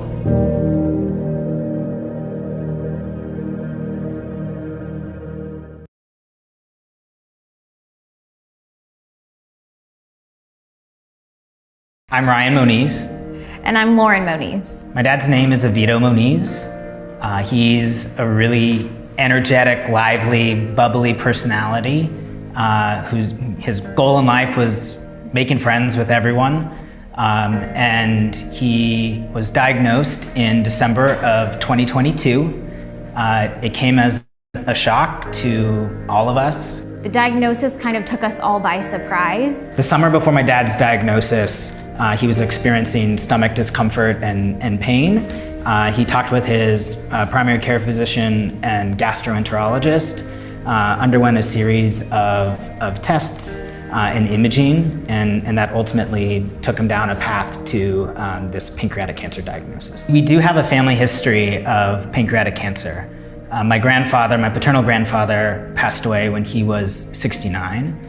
And my dad passed away at 73. Seeing my dad go through his pancreatic cancer treatment, his diagnosis and treatment, certainly elevated, my personal level of anxiety around my own health. I sought out genetic testing for myself, just to have better awareness of the risks that this disease might pose to me personally.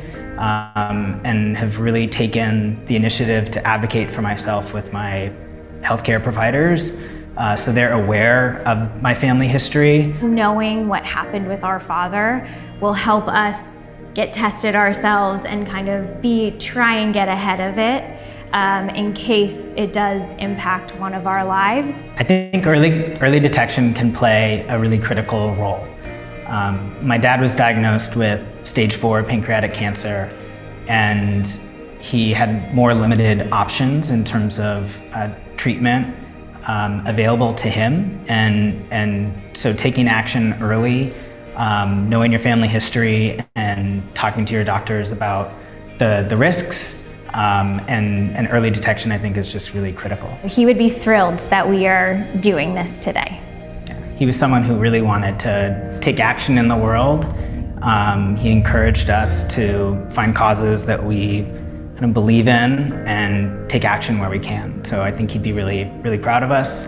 and we were proud to be able to honor him by being here. PanCAN gives us hope. Just being here, kind of knowing what PanCAN does for family that is impacted, people that are impacted by this disease, that gives us hope.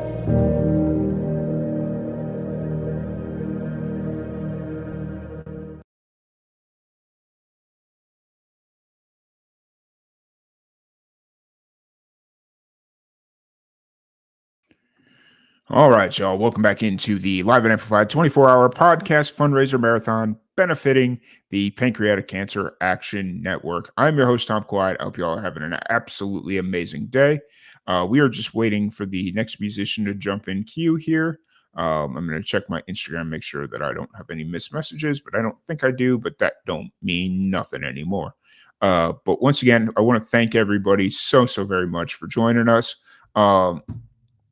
If you are interested in donating and participating in our fight against pancreatic cancer, you can scan this QR code right here, and that'll take you straight to our donation platform where you can donate, or you can visit LNAcares.site, and that'll take you to a landing page where you'll see the stream again, and then you'll see a big button that says donate. Just hit the button, and it'll take you to our landing page. We wanted to try and make it as easy as possible, give everybody as much of an opportunity to donate as they felt necessary.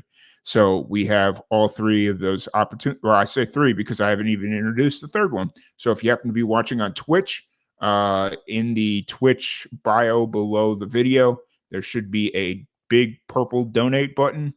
Just hit that and you should be good to go. So waiting on the next musician to enter the queue. While we do that, I'm going to throw up another video and see if I need to offer any help. Hold on a minute. Let's see. Trying to figure out which one to.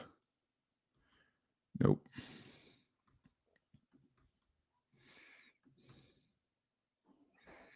Yep, that'll work. Sorry. Just trying to find something that you guys hadn't seen already.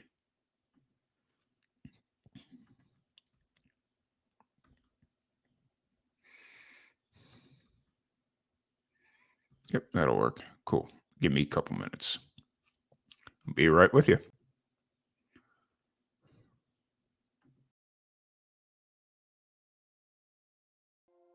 So I am currently in the lab of Dr. Laura Wood at Johns Hopkins School of Medicine in the Department of Pathology. I really feel like it's important that I be a part of this work because pancreatic cancer is one of the most aggressive types.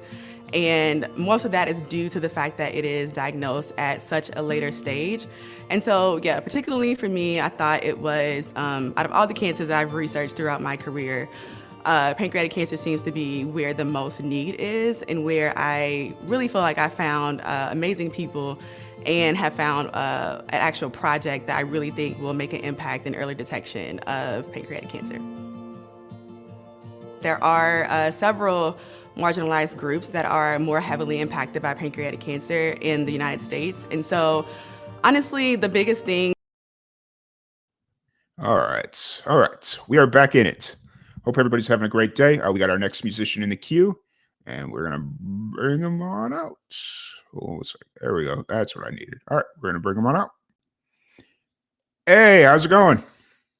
Hey, good. How are you? Doing pretty good. You know, just trying to keep things flowing here. So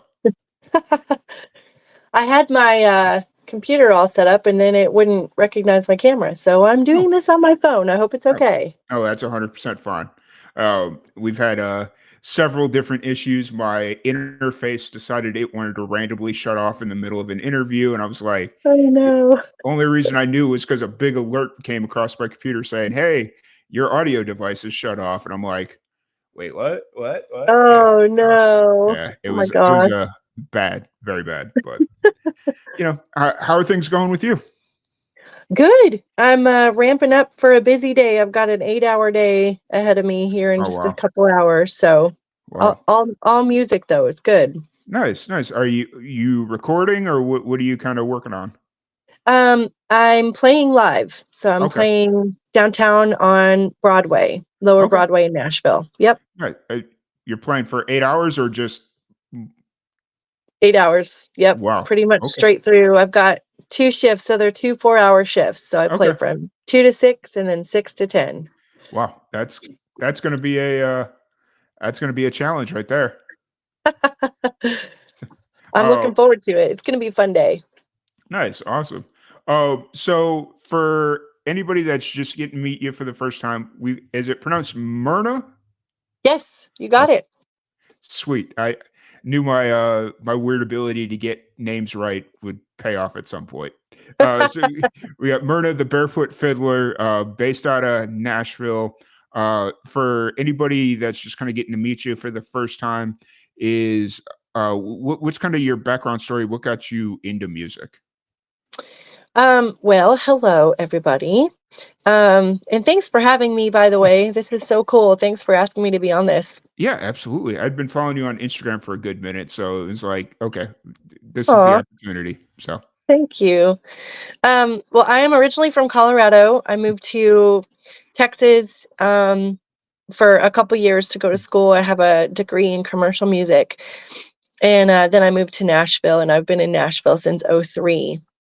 And I play music for a living, sometimes 6 days a week, sometimes 7 days a week, sometimes 9 days a week.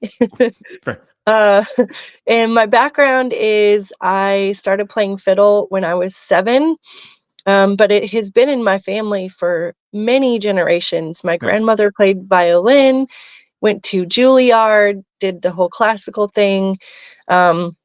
Before that, I had a grandfather or a great-grandfather that played fiddle.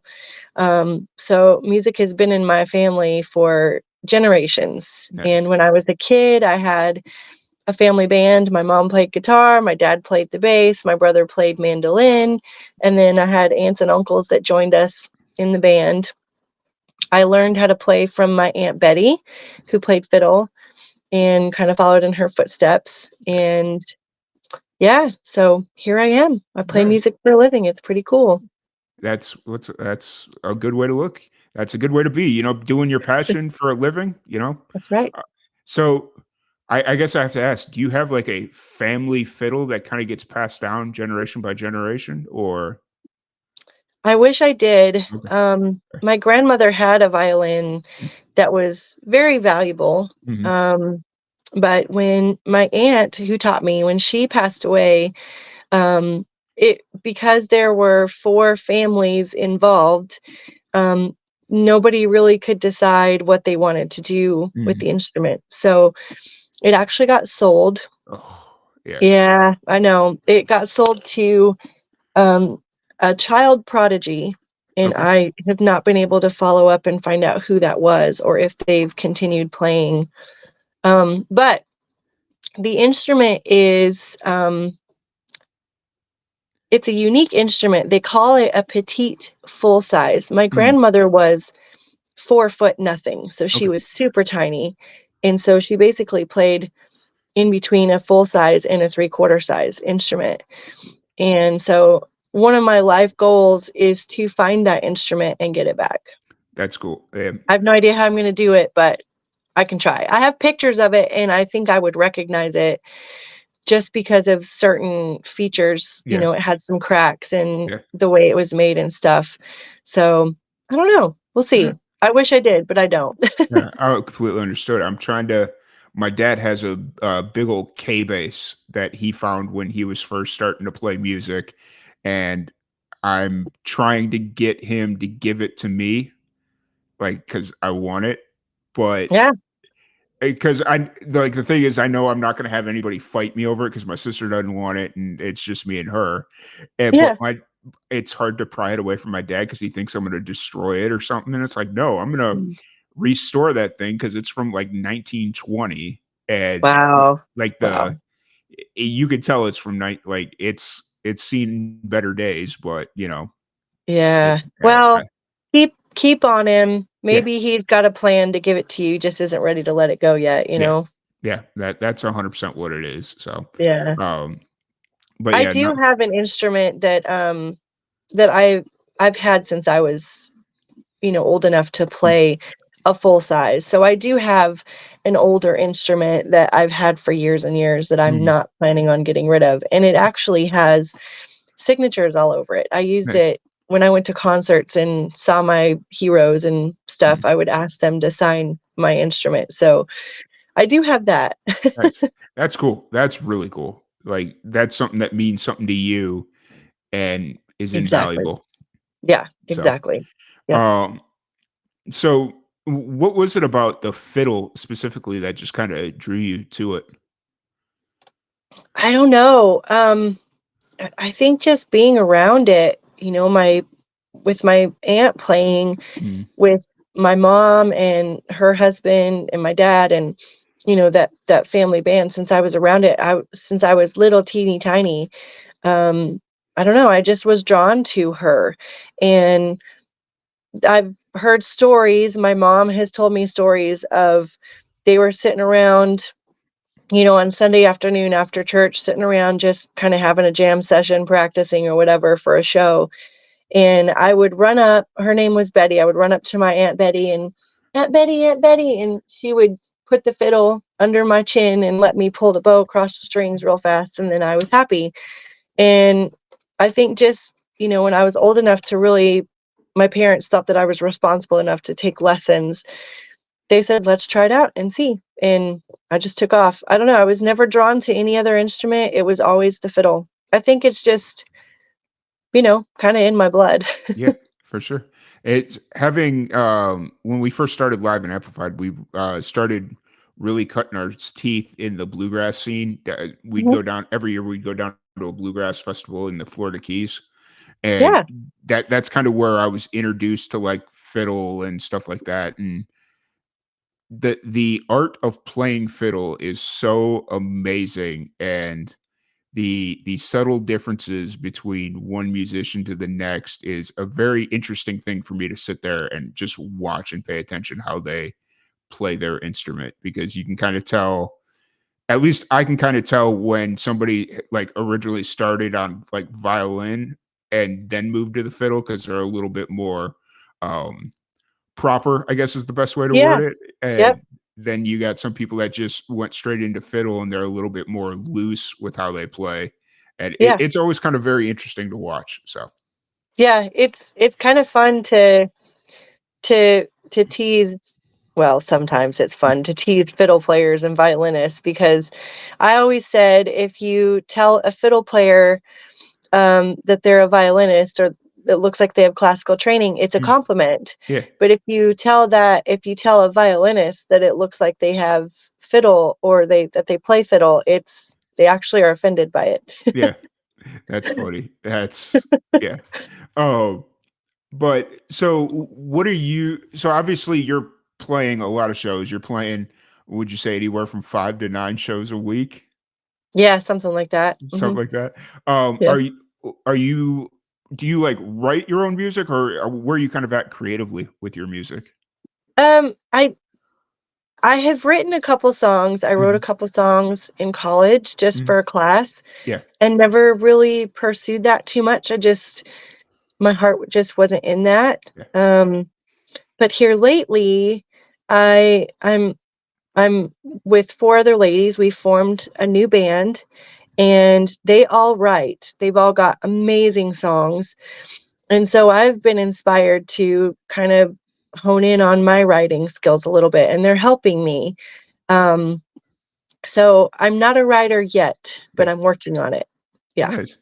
And as you're kind of going through this education of writing and like approaches to writing, is there anybody like musically you're listening to for influences, or is it just kind of I just want to learn how to write and then we'll kind of figure out what it is from there?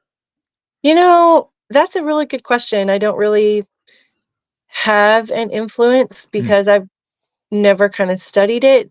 Mhm. I can't listen to somebody's song on the radio and know who wrote it, just Yeah. by their style, like some people can. Mm. Um, so I'm more kind of inspired by the girls that I'm in the band with Mm. and kind of their styles and their takes. I do get my inspiration just from different things in life. Sometimes it's, something I've gone through, just like anybody, something you go through, or something that a friend is going through, or, some of the stuff that I have come up with in my head is just literally I'm sleeping in the middle of the night and this idea pops in my head and I have to get up and go to the bathroom and record it, into my phone or write down the lyrics, whatever it is. And it's funny because my dad used to do that too. My dad wasn't, he played the bass just because we needed a bass player in the band. And he loved it and he was good at it. So he was never a writer either, but he would do the same thing. He would get up in the middle of the night with this song idea in his head and he would have to write it down. So my dad passed away in 2015 and I kind of feel like now it's coming through me, a little bit. Because it's the same thing. I get up in the middle of the night and I have this song idea. So sometimes they're great. Sometimes I can't really make out because I'm sleepy and I can't make out what it is, but hey, it was good at the time.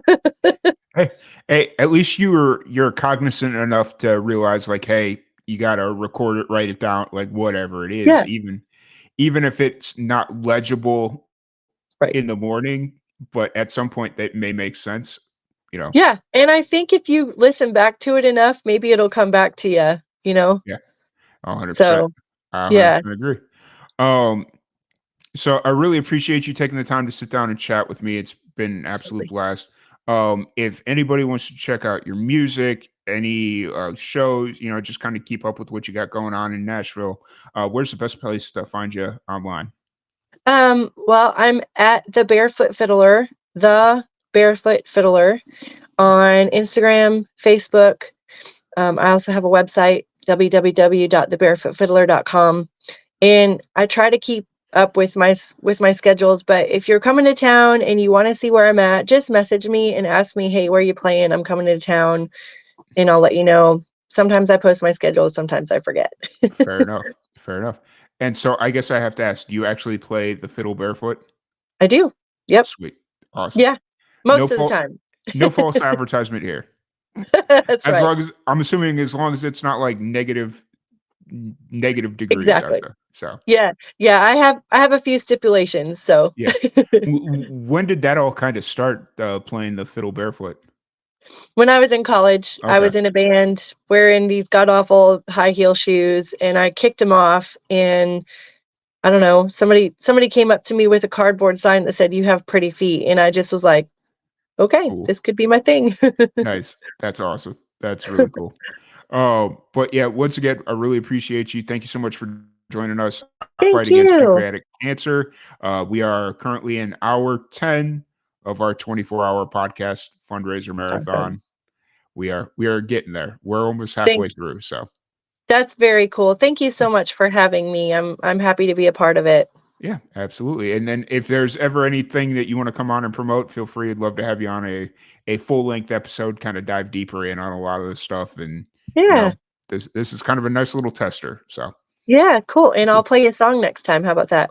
That works for me. That's awesome. So all right. Well, once again, thank you so much. We're gonna play a little musical roulette here and get ready to bring in the next act. All right. Thank you. Have a great day, y'all. Yep. You as well. Thank you. Thanks. All right. So here we go. Waiting on the next guest to come in. So let's see. If you want to donate to the Pancreatic Cancer Action Network, you can scan here. There's a QR code. I'm going to throw up a video here really quick, and we'll be right back into it here in about 2 minutes.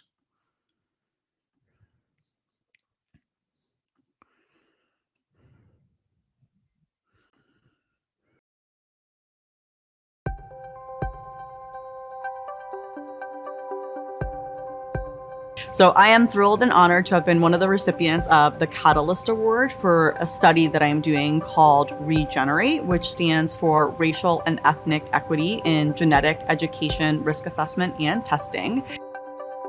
The study is important for various reasons. So to give a little bit of background, Black individuals in the United States have the highest incidence of pancreatic cancer.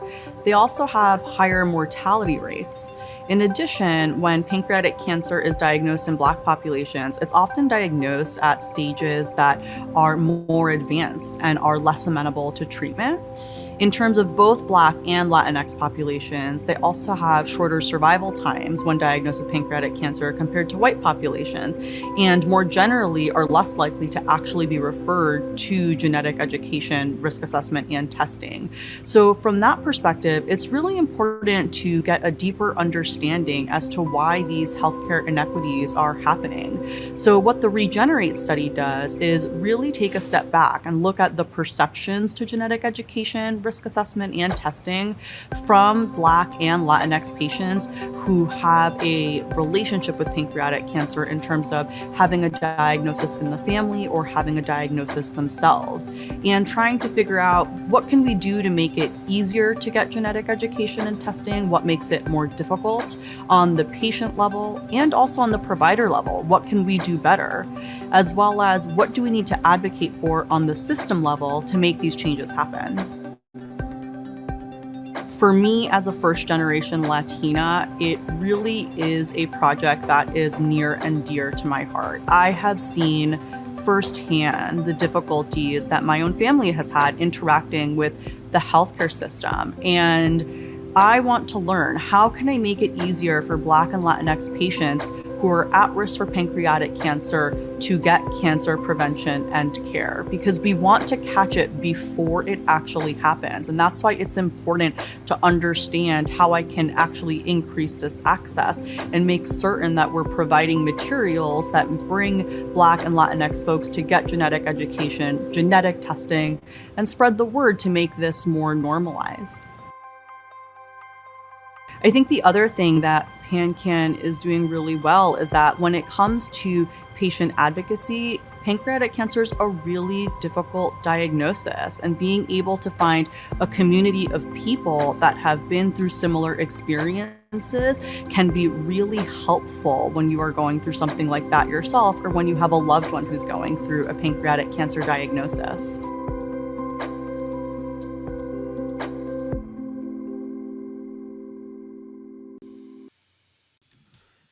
Hey, how's it going, man? Hey, going well. How are you doing? Doing well, doing well. I had a minor panic attack because I thought I screwed up my schedule again. And luckily I did, because I was sitting there. I thought it was somebody else coming in at 10:30, and then I realized, no, it's you. Okay, no, wait, I don't know anymore. I'm done. So, no, not a problem, man. It's good to see you. Good to see you too. How things been going? You guys freezing up there in Indiana yet? We were for about a week, and then all of a sudden it was like, you know what? Like, winter will come just in the evenings, and then the days will be nice. Yeah. So we're in like half winter. So Fair. it's almost. I mean, it'll get bad at some point in time, but it's just not bad yet. If it could stay like that until after Christmas, when I go up to go visit my family, that'd be great. Yeah, there you go. We'll see if we can hold it off for you. Sweet. You know, we're kind of dealing with the same thing here in Texas. It's you know, we had 1 week where it was cold, it was wet and freezing at one point, which was like, it was freaking October. I'm like, why is it wet and freezing already? I don't understand. So, and then now it's in like the 70s, and we're supposed to be in like the 80s at some point this week. So I don't get it. Yeah, just can't quite decide what it wants to do. Yeah, for sure, for sure. Well, glad to have you in. Glad to have you on. How's everything with your music? How's the music been going? It's going well. It's been crazy. So I'm at the end of 12 brand new singles for this entire year. So every single month I've been releasing a brand new song, which has been a huge push for me. I did this whole calendar thing last year where I actually made a physical calendar and sold it to my fans. They could scan it, and a week early they could listen to the song before it released. And there were a couple of reasons why I did that. One, I kind of wanted free advertising space on everybody's refrigerator for the entire year.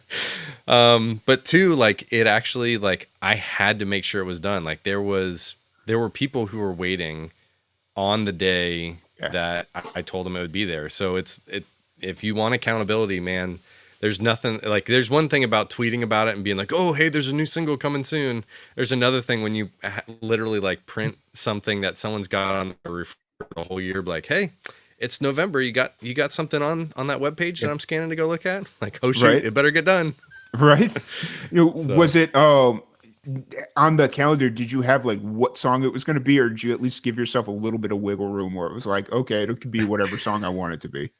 So I only gave myself wiggle room on the Christmas single. Okay. So that one, it ended up being a co-write with a friend of mine, which we had a bunch of things scheduled to get stuff done. So that's still going to be we got to get it done this month. But everything else, every month had at least the song title and one lyric that I knew was going to be in the song.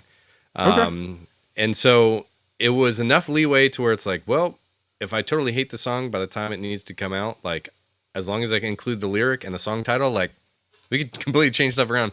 But there was one song that I did that I wrote it, and I know I recorded a version of it somewhere and then couldn't find it. And then it came to like, all right, time to work on this one. And I couldn't find the recording of it anywhere. I was like, oh, stink. Like, I got to get this done. And I finished it, and I ended up rewriting some of it and adding like another verse, I think, to it. And I ended up liking the version that I ended up releasing. So that's cool. Yeah. But it's amazing how just like accidents turn into not accidents, or happy accidents, I guess. So 100%. Yeah. It was definitely one of those like, oh shoot, like it's not like I can just be like, I just couldn't figure it out. Like, nope, that's what I do. So yep. And I love that you kind of held yourself accountable so much to the point that you would have specific songs ready. Yep. So yeah, really, I mean, cool. it makes you look ahead. I remember telling somebody who's a coach of mine, I'm just sick and tired of feeling like my entire career is on fire and I'm just trying to put out all these fires. At some point in time, I want to be the one holding the match and be like, yeah, let's light the bonfire. Like, let's do it. And like, the only way to do that is like, all right, look ahead 12 months and figure out what do you want to accomplish? What do you want to do? And then start doing it. That's cool. So yeah, it's a lot of fun. That's a great way to look at it. It's I think a lot of people kind of get caught up in this cycle of, trying to keep everybody else's fires out, putting everybody else's fires out, that they forget, hey, I've got matches too. I'm going to light my own fires and be in control for once. So yeah, that was such a great analogy. So what was the song for November? Song for November is called I Could Be Wrong. It's a song that I wrote. I was trying to write some sort of like a love song ish type thing. And the whole idea of like, I remember the first time that, you're sitting across the room from somebody who you're like, oh, like she's pretty cute. Like maybe I've got a chance. And then the thought and feeling of that is like, this might crash and burn, but I'm going to try it anyway. And so that was kind of the point where I started from. And then really like the core of it is just life in general. Like there's so many different things where we're going to come to the choice of, I could be totally wrong, or this is going to be totally brilliant. Yeah. But I have to figure out whether or not I'm willing to risk it and to go for it, because it's either going to crash and burn or it's going to be the best thing ever. And that's really kind of the core of the song. There's a lyric in there that I absolutely love. Ships were built to sail, though some may still fail. We all have to leave the dock. So are you coming now or what? Like we can always try to just keep our ships of our life just docked where we're comfortable and safe and not take any risk whatsoever at all. But our lives were not designed. Our lives were designed to sail and to go do great things. So we can either choose to sit back and just be like, well, like I could have done that. And I was like, I never want to get to the end of my life and just be like, well, back 40 years ago, I could have tried this. Yeah. Like, yeah, but then it's just, they're all I could have's. Like I actually wanted to go do something. So it doesn't want to, you don't want to be, I could have done this. You don't want to be that guy saying I could have done this. You want to be the guy, I did this, Yes. So. Yep. Yeah. And even if it crashed and burned, that's where the best stories come from. like when I'm sitting around talking to my grandkids, be like, yeah, That was not a smart decision, but boy, did I learn real quick. And boy, did I have fun doing it. So, Yes. yeah, Yeah, exactly. Because, like, I think that's what a lot of people are so afraid of failing that they forget, like, failing's half the fun. Like, you could still have fun failing. Yeah. Like, I can't tell you how many, when we were first started Live and Amplified, I drove from Roswell, New Mexico to Dallas to film an acoustic set with a musician from Nashville that just happened to be in Dallas. Mhm. We went there, we filmed the whole thing. We were there all day, like super expensive day. I get home and none of the footage is usable. Oh no. Like everything was corrupted and all this stuff. And I was like, okay, so that was a very expensive day. Yep. especially when I was like a couple of years into my career and I'm only making like $13 an hour. And it's like, okay, let's go to Dallas and try this thing. And then, so. Yep. No, I feel it. And there's plenty of things that I've done, especially on the production side of things, where like, oh, hey, yeah, this is going to be awesome. Then you get home, like, oh no, like there is nothing there. Yeah. It's a growing process. So. Yep. Oh yeah. So I guess I got to ask the next question. Are you going to do a 2024 calendar? Yes. Yeah. Nice. So that was one of the decisions that I started making about a month ago. Okay. I was sitting down and my wife and I were talking and she's like, so like, what are you going to do next year? And part of me was like, well, I did it. Like I accomplished this thing for my fans. I was like, but honestly, like it's been so much fun. Cause a lot of musicians are always like, I don't know what to post on social media. Like, or like just creating content in general is like, well, the reason why people follow us is cause they like the songs. And, back in high school, I did a jazz class and I was just really mesmerized by Harry Connick Jr. Because as I was going through, I had to do a report on him and his like all of his albums, he'd have like 2 albums come out a year. Like what? Like, how does this guy have that much music inside of him? Like, that's ridiculous. Yeah. And then realizing that most of the time artists are like major label artists, the reason why they come out with albums the way they do is because of like the whole album cycle. So you record the album, you tour it for a year, 2 years, however long it is. You come off the road, you record the next one, you tour that one. And I was like, man, like now after COVID and being an independent artist where like my fans are the people who pay the bills for me. Yeah. Like, why not give them more of like it for me? And because I do a lot of the production stuff now in-house, because I've stretched that muscle a ton too. Nice. Like, me doing a song a month, like, why not keep going? And my goal is to actually do it to where I can get a lot more done and front load production stuff at the beginning of the year so that halfway through the year, it's like, hey, you guys want like a full record? Like, here you go. Yeah. So that I can do more surprise type things like that and give people what they want, which is more music, instead of making them wait. So yeah, there'll be a 2024 calendar. I'm actually doing pre-orders on that right now. Nice. For people who want to snag it. And the crazy part is, the wildest, I don't have the songs written yet.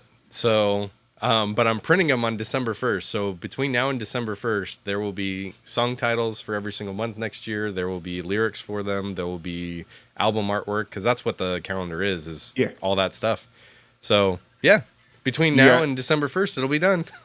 You got 2, maybe 3 weeks. Yeah. 2.5, something like that. So, you know, it'll happen. Yeah. If I didn't live by that motto, I don't know what I would do with my life. I know, right?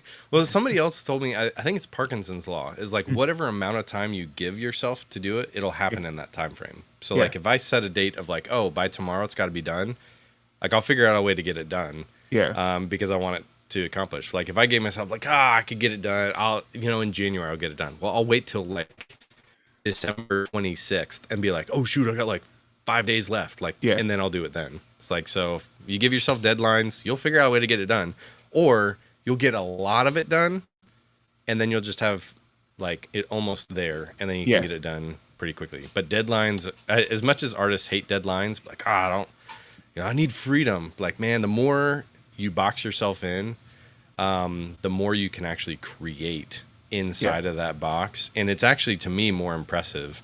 I did a co-write with a guy over in the UK to where we boxed ourselves in pretty hard with writing this song. And it was a different way I've ever written before, where basically we came up with melody first and the idea and the concept for the song, created melody and chords from that, and then had to fit words into that to say what we wanted it to say.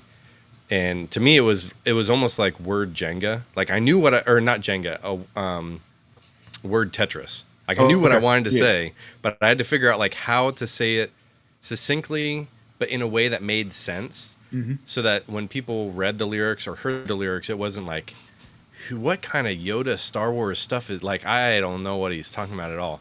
So, but when we put ourselves in that framework, in that box, we came up with something that's like, dang, like this is awesome. Like I am super pumped. Yeah. Nice. Yep.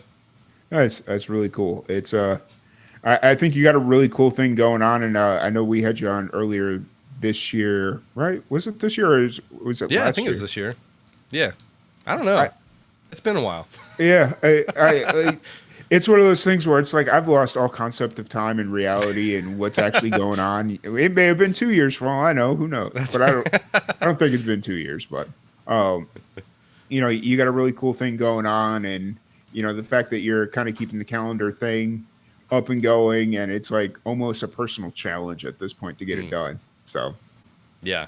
Well, and that's the cool part too is it allows me to serve my audience and them be a part of it.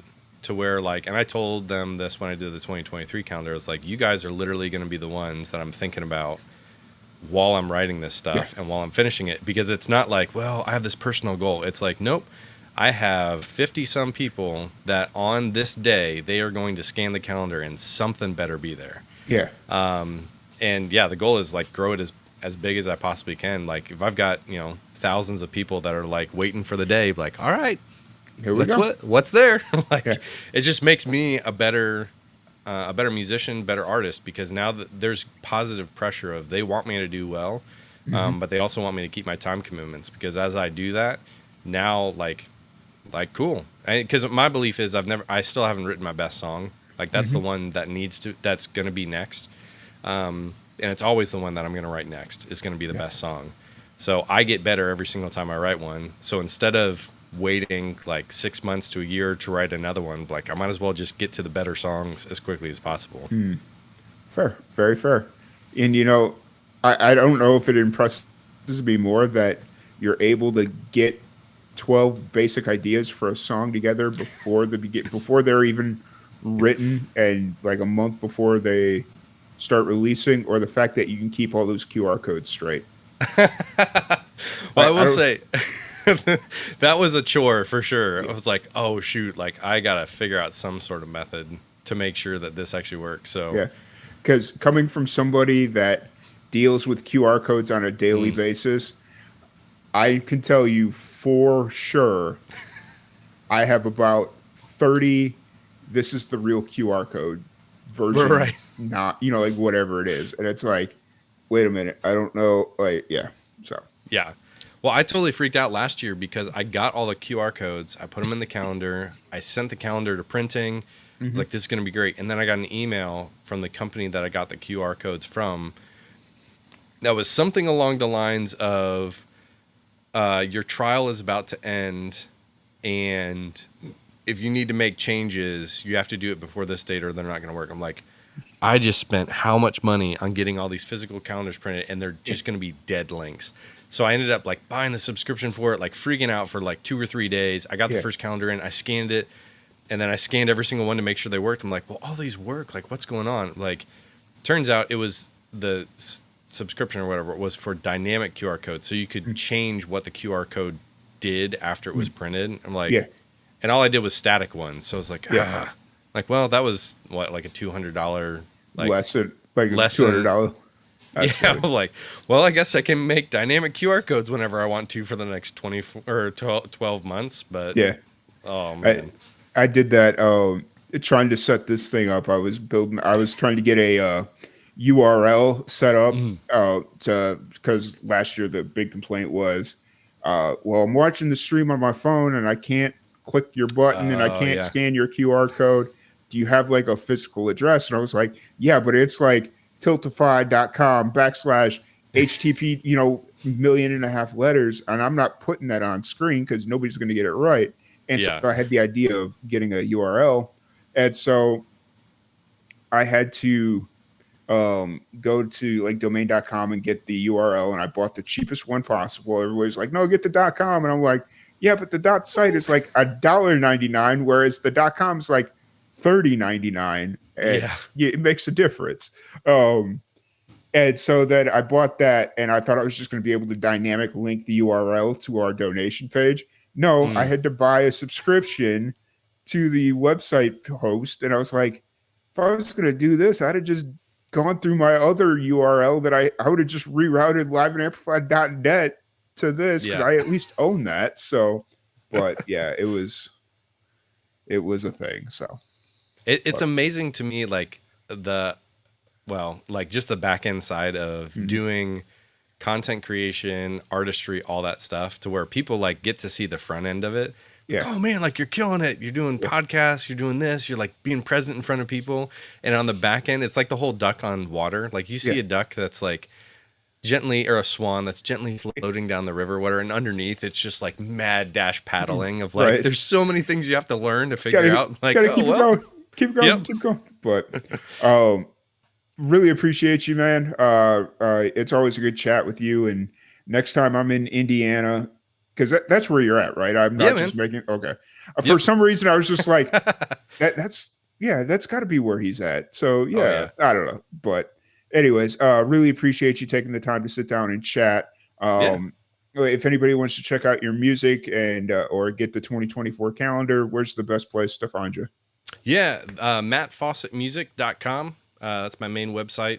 Fawcett spelled like Farrah. For those of you who are old enough to know who that is, for anybody who's not, there was a Fawcett on the U.S. women's soccer team a couple years back. Same spelling. Those are the famous people that you can get the spelling from. Awesome. Well, man, thank you so much for joining us. We're going to do a little musical switcheroo here and bring in our next guest. Matt, really appreciate it. And we'll stay in contact as 2024 starts to unroll and all that stuff. Awesome. Sounds good, man. Thanks so much. Yep. You have a good one. Hey, you too. All right.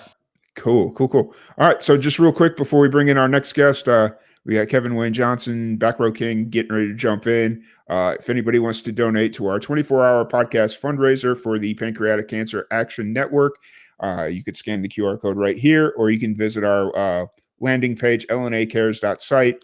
Or if you happen to be watching on Twitch, there is a donate button at the bottom of in the description. I don't even know what the heck it's called. In the description, you can hit it and hit donate. So let's bring in our next guest here. We got Kevin Wayne Johnson. What up, buddy? Hey, what's going on, man? New Dallas boy. Yeah, Fort Worth. Fort Worth. Okay, got to be specific there. Yeah. How's everything going? Man, it's been really good, man. It's been a lot of cool stuff going on lately. It's been fun. Nice. When you told me that you moved up to Fort Worth, I was like, I just saw you a month ago, and that wasn't even almost a conversation we had. Kind of came out of nowhere, man. I'd been thinking about getting up here for a while, and then an opportunity to actually do it, and jumped at it. So nice. 2 weeks ago. Yeah, because I saw you were playing down in. Were you playing in Clifton or no? You were playing in Waco a couple weeks ago. Yeah, that's right. Supposed to, but it got canceled because of the weather. But yeah, I was supposed to play in Waco a couple weeks ago. Yeah, was it the distillery, right? At Barnett's Brewing. Yeah, okay, there you go. I knew it was a distillery or a brewery. I couldn't quite remember. So. Yeah, man, you been all right? Yeah, I've been doing good. Just doing the podcast, doing this thing. Just we're approaching hour 11, so that's good. It's been good. We've had a few glitchy internet issues. I don't know if it's on my end or their end, or if it's just, this site that we're currently using. So You can hear me okay? Yeah, you break up a little bit, but that's the price of admission at this point in the stream. Yeah. So, so you're up in Fort Worth now. You working up? Did you working up there? Is that kind of what brought you up there, or is it something more with music? kind of looking and figuring out different options and stuff. But you know, there's plenty to do up here. Yeah. I'm sure I'd find something if I really started looking hard. Yeah, for sure. I gotcha. How's the response? So you and Dustin released a new single back at the Inner Jam Music Festival. Yeah, How's the reception to that been? man, it's been really cool actually. A lot of people seem to be checking it out. The analytics have been good for everything. You know, getting a lot of traction. It looks like people are listening, which is Nice. the main idea. You know, Yeah. get people interested in listening. Man, we got people listening from all over the world according to the map of Spotify. Yeah. That's cool. I dig it, man. It's I've had a chance to listen to it a few times. I think I'd be a hypocrite if I didn't listen to it, but you know, at this point in the game. Thanks, man. Yeah, it's a cool song, man. I'm thankful to be a part of it. It was a cool experience doing it, and really cool how it all came together. Yeah. I mean, it just kind of shows the magic of what the Inner Jam Down by the River Festival is. So Yeah. that's really cool. So what are you kind of working on right now? Are you working on new music for yourself, or are you kind of Man, writing. That's what I've been doing this morning. Is trying to just come up with some ideas to start writing some new stuff. Nice. Trying to play as much as possible. There's a ton of open mics up here. Mm-hmm. I've been hitting those up every chance I get, just trying to meet more people up here and you know, get my name out there and just play music. You know, that's what it's all about. Just play music. So Yeah, for sure. I mean, there seems to be a pretty big contingent of musicians up there, especially ones that were at Inner Jam. Isn't like Jason up there, and I think Dustin, when he's not working, he's still up in the Fort Worth area, right?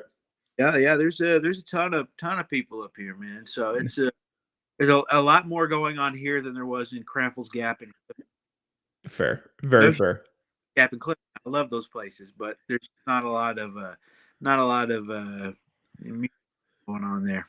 Yeah, I gotcha. You gotta kind of come into Waco, and even then, you're competing with other people coming into Waco to play music. So What's been so nice about it? It's so nice to not have to drive an hour and a half to get anywhere to do something. You know, it's like, oh, that's just 4 miles from the house. You know, oh Right.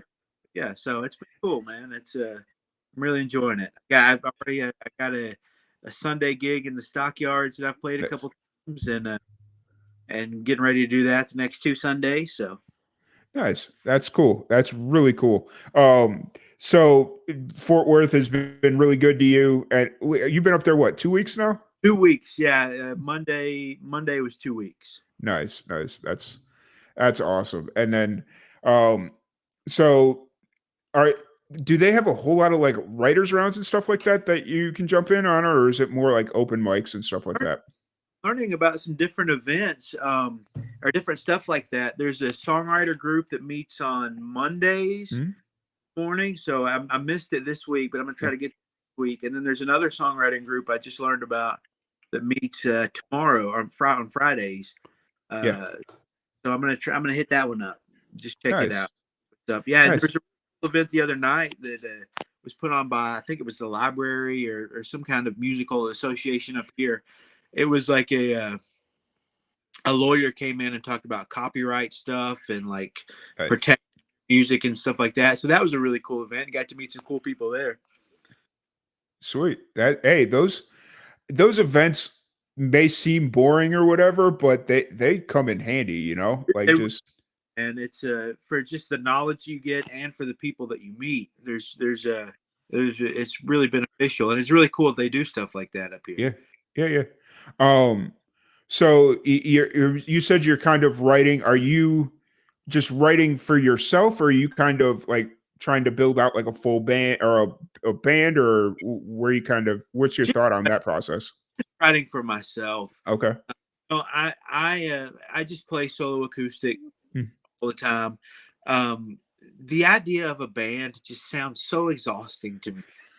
And to be perfectly honest, dude, I have a hard enough time getting myself to do anything. So getting 3 or 4 other people all on the same schedule to get together and do something just sounds so tough. So I just kind of leave it alone. You know, if it fell into place where like somebody was, if it worked out where I ended up being in a band, cool. But I'm happy just doing the solo acoustic stuff. Yeah. I mean, it gives you freedom. Like I still think about that last day at Jam where you were just doing random hip hop medleys to an acoustic progression. Like that was such an authentic moment. And I think you could only do it as a solo musician. So yeah, it would be tough to especially I just like to play to my own rhythm. I think what it is. I just I think that's what the main part of it is. I just don't like maybe I just don't have good rhythm. So. I mean, no, you do. Like, I mean, you could, yeah, you do. I got you. So as you're kind of working your way into the Dallas Fort Worth, I guess the greater metroplex, right? Is that a fair way to word it? I don't even. What's been the hardest part for you as a musician trying to kind of cut your teeth into a new scene? Man, just trying to get my name out there, just to nothing's really been hard about it so far because I'm still, I think, new to it. I've been doing it for about 3 years now. Yeah, new enough to it still that I'm not jaded yet. So like stuff doesn't really seem hard. It's just I'm excited to do stuff. Being up here around new people, I'm just excited to meet people and hear what they do and introduce them to what I do. Man, it's just just the hardest part has been not overeating. There's so food here. Yeah, I get it. I 100% get it, man. Like, oh, there's a great restaurant. It's a mile away. I can eat there every night if I want to. And then it's like, oh crap, where'd all my money go? Yeah, dude. No, I got to start watching that bank account a little closer. But I've been enjoying it a little too much. Yeah, it's like here in Waco, I finally found like one of the things that I always had issues with was finding like local restaurants that were like good. I'd always go to like the typical like Wendy's, McDonald's, Subway, stuff like that. And now I'm kind of finding like the local spots that are like, oh, hey, they make good food. I need to come here more often. Yeah, Waco's got some cool stuff going on. Yeah. So I go there and I eat, and then I realize, oh crap, where'd all my money? Oh, because I've gone to Chopsticks 3 nights this week. Cool. Chopsticks. It is what it is. So but I've wanted to have you on because I always appreciate you. We met last year at Jam, and then we reconnected because that first year that I was at Jam, I was there, but I wasn't there, if that makes any sense. I was physically there, but I wasn't mentally there. I was kind of in the same boat, to be honest with you. And then you and I reconnected at the May gathering of the Minds, or whatever it is you want to call it. Didn't recognize you. I'm not gonna lie. I was just like, that's okay. Like you walked up to me and I'm like, I should know who you are, but I don't. But it's one of those things where it's like, and it's nothing against you. It's just like that at that time I was in a different headspace, and I was just like, I'm mentally here, and I'm going to give it another year. And this year was such, oh my, like I can't even explain what this year did, but it was really special. I kind of threw myself into it. Yeah. Last year was kind of I was still new to everything. I didn't really know a lot of people, so I was kind of standoffish and kind of stayed to myself. But this year I really threw myself into being a part of it, which really made a difference. It did. It really did. And the fact that we were both there for the entire festival. Yeah. I think I left a little bit before you did, because I think you and Anna Lamare kind of hung out a little bit longer with Aaron, right? Yeah, we hung out for a while and did some stuff with him. Yeah. Yeah. But no, that festival is just so magical, and I'm gonna try and stay with Dustin as many years as I can, as many years as that festival goes on. Like, it's when that thing is cooking, it's cooking. Yeah. So, but other than that, man, so you're just kind of cutting your teeth out in Fort Worth and just playing gigs, and that's what you got man, going on? doing as much as I can. I'm playing tomorrow in Greenwood with Dustin Brown and Billy Hartman at the Greenwood Saloon out in Bluffdale. Nice. Really looking forward to that. I've got a gig coming up here next week, the day before Thanksgiving, with Cameron Smith, who was down the river this year, with Cameron and Gabby Minton, playing at the Post here in Fort Worth. So I'm really excited about that one. Nice. So you're just kind of diving in head first. Yeah, man, just trying to do it as much as I can, and taking every opportunity that comes my way, man, and just being open and aware of those opportunities, you know? Yeah. That Billy Hartman, Dustin Brown show, that's going to be a good show. All you need is Barry Charlotte Young, and you're going to have one hell of an experience. Yeah, I love Dustin and Billy, both musicians and as people. So just getting with them, you know, I'm super excited about it. Oh yeah, we got Billy's podcast dropping here. I think it drops Saturday. It drops at some point this weekend. Him and I don't think you were there when they did their podcast, but who was Billy, him that did it together? Or it was Billy and Mary Charlotte Young. Yeah. Oh, cool. Yeah. And the only reason it went as far off the rails as it did was because I only had 2 sets of headphones. And I was like, you know what? I'm going to give them the headphones so they can at least hear me. And I got good enough hearing. I'll figure it out and I'll just kind of piece it all together. Except I couldn't hear anything they were saying. And so I just let them go. And then every once in a while, you'll hear me drop a liner in or two and just be like, just kind of refuel the fire. So yeah, it's a good one. So, they're both really, really interesting, entertaining people. So I'm anxious to hear what they say. Yeah, for sure. It'll be a good one. But really appreciate you taking the time to sit down and chat.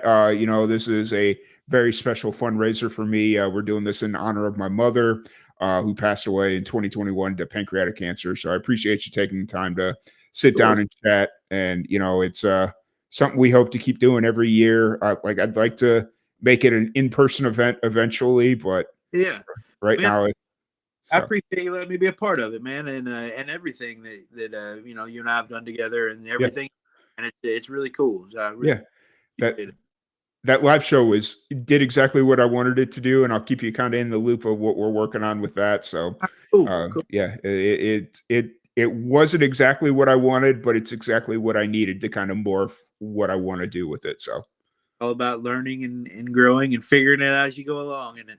Yep, absolutely. So if anybody wants to check out your music or catch a show or just keep up with you on social, where's the best place to find you? Instagram is where I'm most active. That's at Backrow King, BACKROWKING. I'm working on, you know, getting some YouTube stuff up and stuff like that. You can also find me at backrowking.com.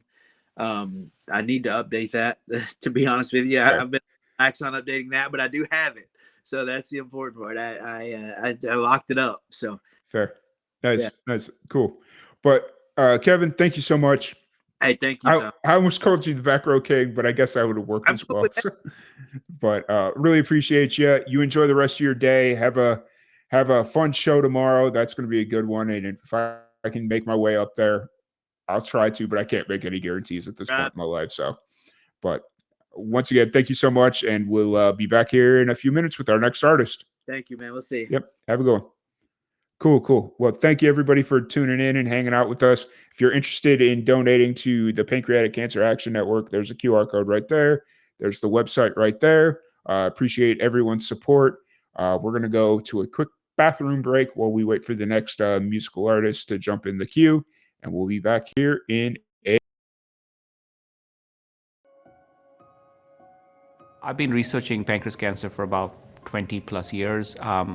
When I began my career, I was looking for an area to specialize in, and I met my mentor who was working in pancreas cancer. He was one of the few people at that time who was researching this disease.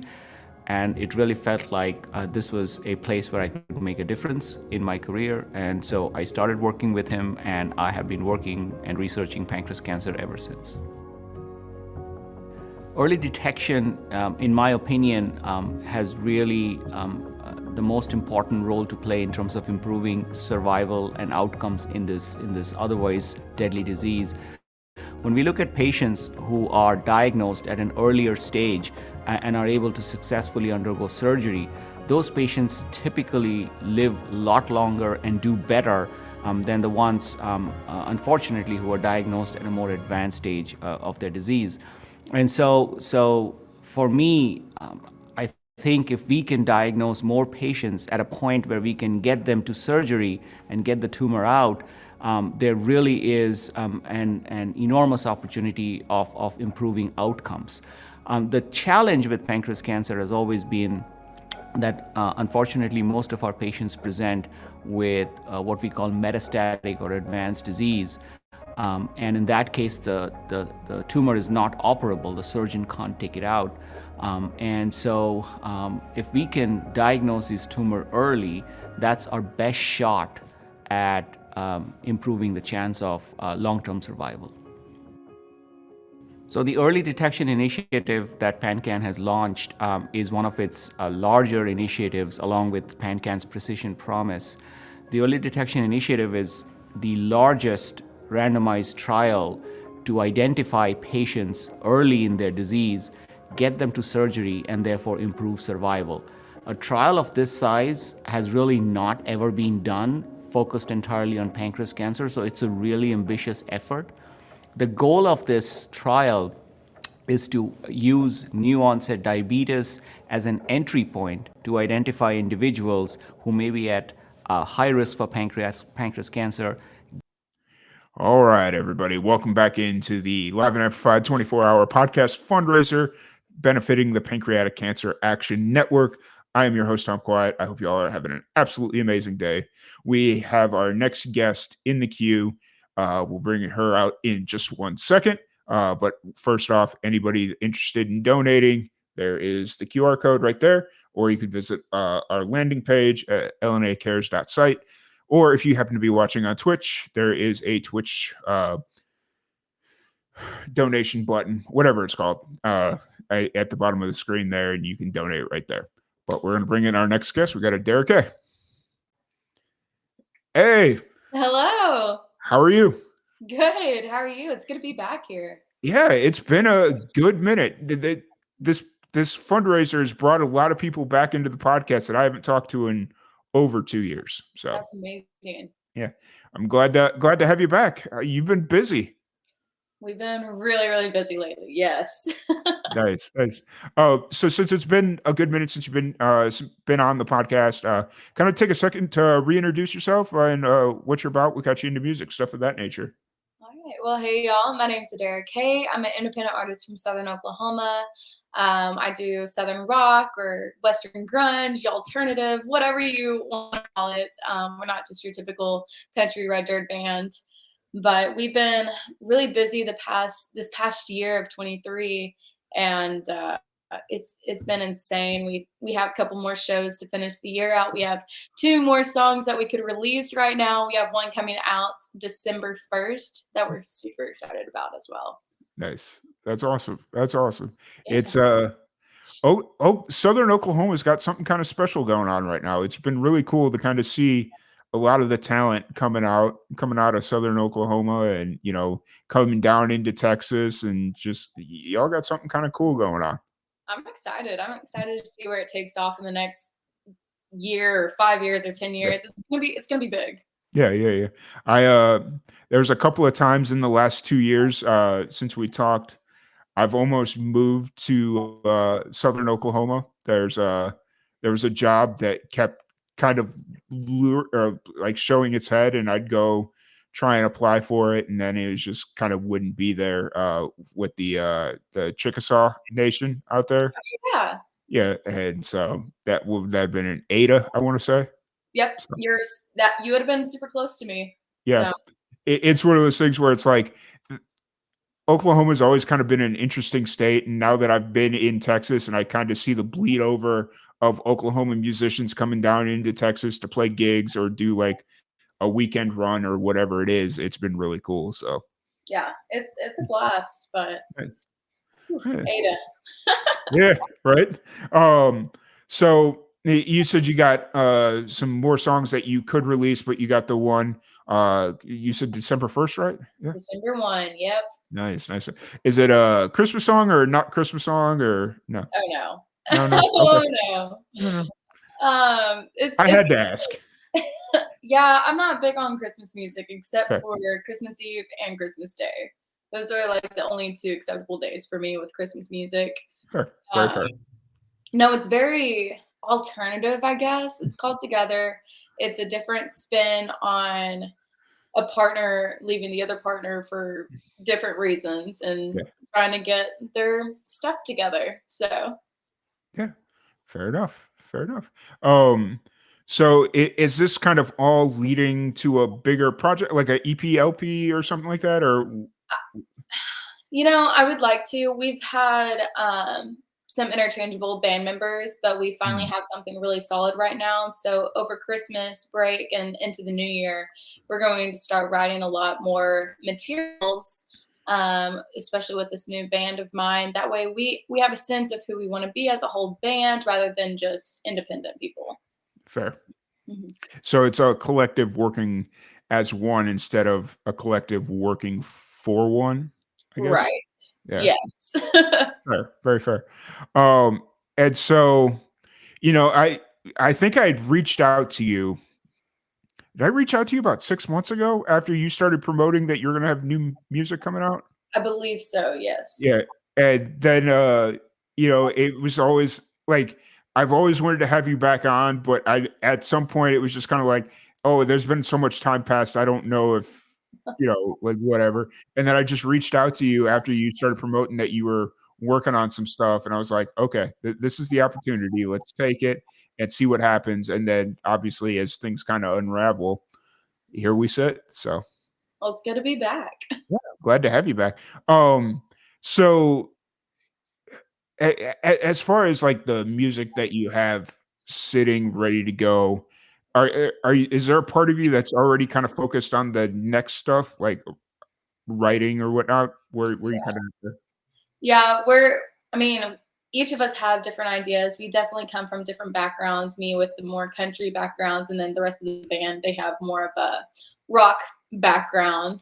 So we're trying to put those 2 together, and we're slowly falling into more of the Western grunge era rather than the Red Dirt era, which is pretty cool to see the difference. Instead of being more like Casey Donahue, we're starting to be more like Giovanni and the Hired Guns. Yeah. Yeah. So taking everything and putting it all together. Yeah. Giovanni and the Hired Guns wasn't a name I knew until I moved to Texas. So now I see. You need to know. Yeah. And now it's a name I see everywhere. And it's like, oh, those guys. Yes. So that's cool. That's really cool. How often are you playing shows right now? Are you playing pretty consistently or? Pretty consistently during this time, it always kind of slows down doing everything independently. It's hard to get everything back in, but we're going to take this time off as an opportunity to create new content and everything. We do have a couple more shows coming up. We're going to be down in Texas, and we're super excited about that. We're going to be out in Lubbock and Amarillo, and then I'll be up in Stillwater doing Cat Fried Christmas in a couple weeks. Nice. Okay. What's Cat Fry Christmas? What's that all about? So this is the first year they're doing the Christmas Steal, but they always do, it's called Cat Fry. It's a music festival that they always hold at the last week of April, first week of May. And it's just a huge country music festival. Huge in the sense of Oklahoma, Stillwater, Oklahoma, where OSU is. It's just basically in a pasture, and it's a good time. Nice. Yeah. So be a lot of people stuck in the mud, I'd probably imagine. And Oh yeah. Depends on the weather if it works with us or not. I mean, I've definitely been in those situations before where it's like we're out in the middle of the field and then it starts to rain and it's like, oh shit, I got to get this car out of here because it's not meant to be here. So Yep, I understand. Yeah, awesome. And so then outside of music, what have you been getting into recently? What have you been doing outside of music? Outside of music, I'm a gymnastics coach, so that's really cool. Our girls, their first meet is this Saturday, and I get to go with them. Some of them it's their very first time ever competing, and so I'm super excited to be like a little mentor coach for them. Um, yeah, so pretty much just coaching, trying to stay afloat and figure life out. Yeah, for sure, for sure. And then of course you got the music always kind of doing its thing and keeping things entertaining. And you released a bunch of merch recently, right? Did you roll out a bunch of new merch? Yeah, we got 2 new t-shirts coming out, or they're already out. We have 2 new shirts. We got shot glasses, a lot of beer huggers, some koozies, some hats, stickers, brand new stickers, and in the works of making more. Nice, nice. Yeah. I think that was the original thing. The shot, for whatever reason, the shot glasses was what caught my attention initially. So, but You got to keep up with the shot in a song, which I don't know where one's at, but it's really, really cool. We etched my logo into it, so mhm, you're not going to yeah, lose it. yeah, for sure, for sure. Um, And so once again, I do want to thank you for jumping on the our fundraiser podcast. This is a podcast very near or a fundraiser very near and dear to my heart. We started it back in 2021 to raise money for the Pancreatic Cancer Action Network. I lost my mom to pancreatic cancer in 2021. And so every year we invite our friends on, we invite new friends, and you know, the opportunity to bring you back on and this kind of be the platform we do it. It's like I always enjoy talking to you. I enjoy your music and kind of keeping track of what you do from a distance, near, far, like whatever it is. So I really appreciate you taking the time to sit down and chat with me. Yeah, absolutely. Thank you so much for having me on today. Yeah, absolutely. So something we're gonna do here really quick, just because we got a few minutes here. I've got a random question generator just to kind of keep it a little lighthearted and fun. Okay. And I'm going to ask you 3 random questions off the random question generator. Love it. Let's go. All right, here we go. How happy are you with your Wi-Fi? Being that I'm with my parent or at my parents' house right now, I'm not super happy, but Okay, at my place, I love it. nice. If you had to add 100,000 of something to your life, what would it be? Oh, O- money. Other than money. Definitely money. 100,000. I mean, honestly, probably can I add like hours, Yeah, time to my life? that's fair. That plays. So, um, does spending time with other people energize you or drain you? Depends on who the people are. Like Fair. it's a mix of both. Fair. I 100% agree with that. It's Yeah. like at work, I'm drained, but just hanging out here, no, not so much. So, Good. and then just because this one could be interesting, what would you say to your 21-year-old self? Don't quit. Fair. Yeah, don't quit. I almost quit music completely at the beginning of this year in March, Mhm. and looking back to see what I've done since March, Yeah. absolutely insane. So definitely don't quit. Fair. Very fair. Awesome. Well, really appreciate you. Once again, if anybody wants to check out any of your stuff, any of your music shows, any of that stuff, where can they find you? You can find me on all social media platforms underneath Adara K Music, or you can also go to adarakmusic.com and have everything underneath there. Cool, cool. What's been your favorite social media platform? It's a love-hate relationship, honestly, but I guess TikTok. Fair. I've met a lot of different people on there from different countries and different states that I wouldn't have been able to connect with if it wasn't Hmm. for that platform. Taking a shot in the dark. Do you know Jordan Rayner? Jordan Rayner. She's from Toka, I think. That sounds so familiar to me. I probably have met her.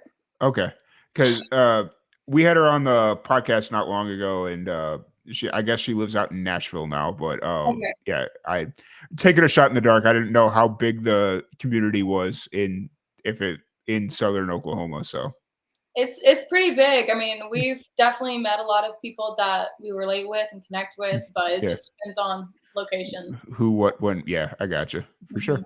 But really appreciate you taking the time to sit down and chat. If you ever need anything, feel free to reach out. Would love to have you on and continue the conversation. So Absolutely. Well, thank you again. Good luck with this. I'm super excited to see where it goes. yeah, thank you so much, and we'll be right back here in just 1 minute. Cool. Thank you. Awesome. Well, let me cue something up here, and really appreciate everybody taking their time to sit down and chat. If you're interested in donating to the Pancreatic Cancer Action Network, there is a QR code right here. You can scan there to donate, or you can visit lnacares.site. If you're watching on Twitch, you can do it that way as well. And we'll be back here in just a few moments.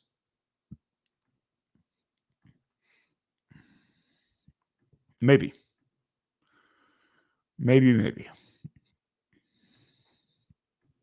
Cool. Here we go. My name is Pamela Jackson. So I found out I was pregnant with my daughter, who is 13 now. I was in my 3rd trimester. And I had pancreatitis maybe 7 times during my 3rd trimester. After I had my daughter, I was traveling to Florida for business, and I had a pain going across my stomach, and it was an excruciating pain. The doctors did a CT scan, and they saw something at the tail of my pancreas. And they said, oh, it's probably pseudocyst, you're so young. And when they tested it, it turned out to be pancreatic cancer. You know, when I was having the pancreatic attacks, I didn't realize what the outcome could be. You know, I just assumed I was young, fairly healthy. It just never crossed my mind what could be wrong. I was actually quite surprised. So I've worked in healthcare for a number of years.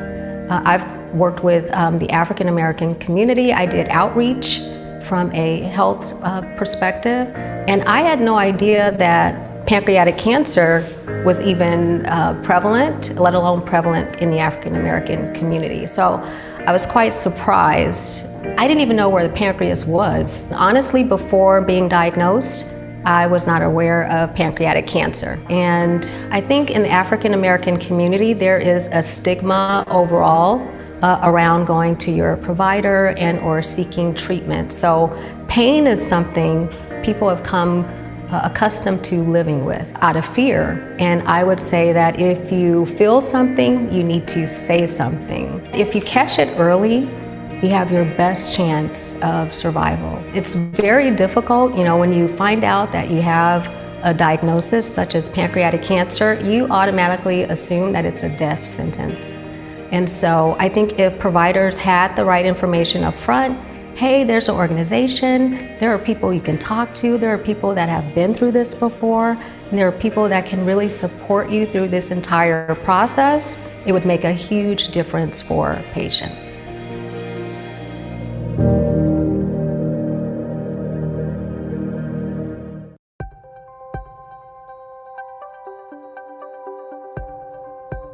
So I am thrilled and honored to have been one of the recipients of the Catalyst Award for a study that I am doing called Regenerate, which stands for Racial and Ethnic Equity in Genetic Education, Risk Assessment, and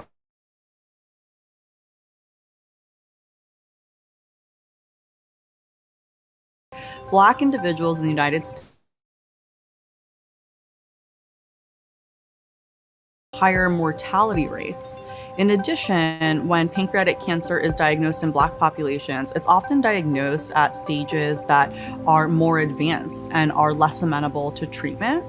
In terms of both Black and Latinx populations, they also have shorter survival times when diagnosed with pancreatic cancer compared to white populations. and more generally are less likely to actually be referred to genetic education, risk assessment, and testing. So from that perspective, it's really important to get a deeper understanding as to why these healthcare inequities are happening. So what the Regenerate study does is really take a step back and look at the perceptions to genetic education, risk assessment, and testing.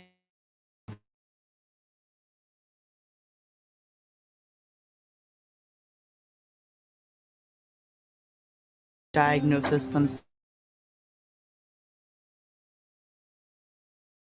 Genetic education and testing, what makes it more difficult on the patient level and also on the provider level. What can we do better?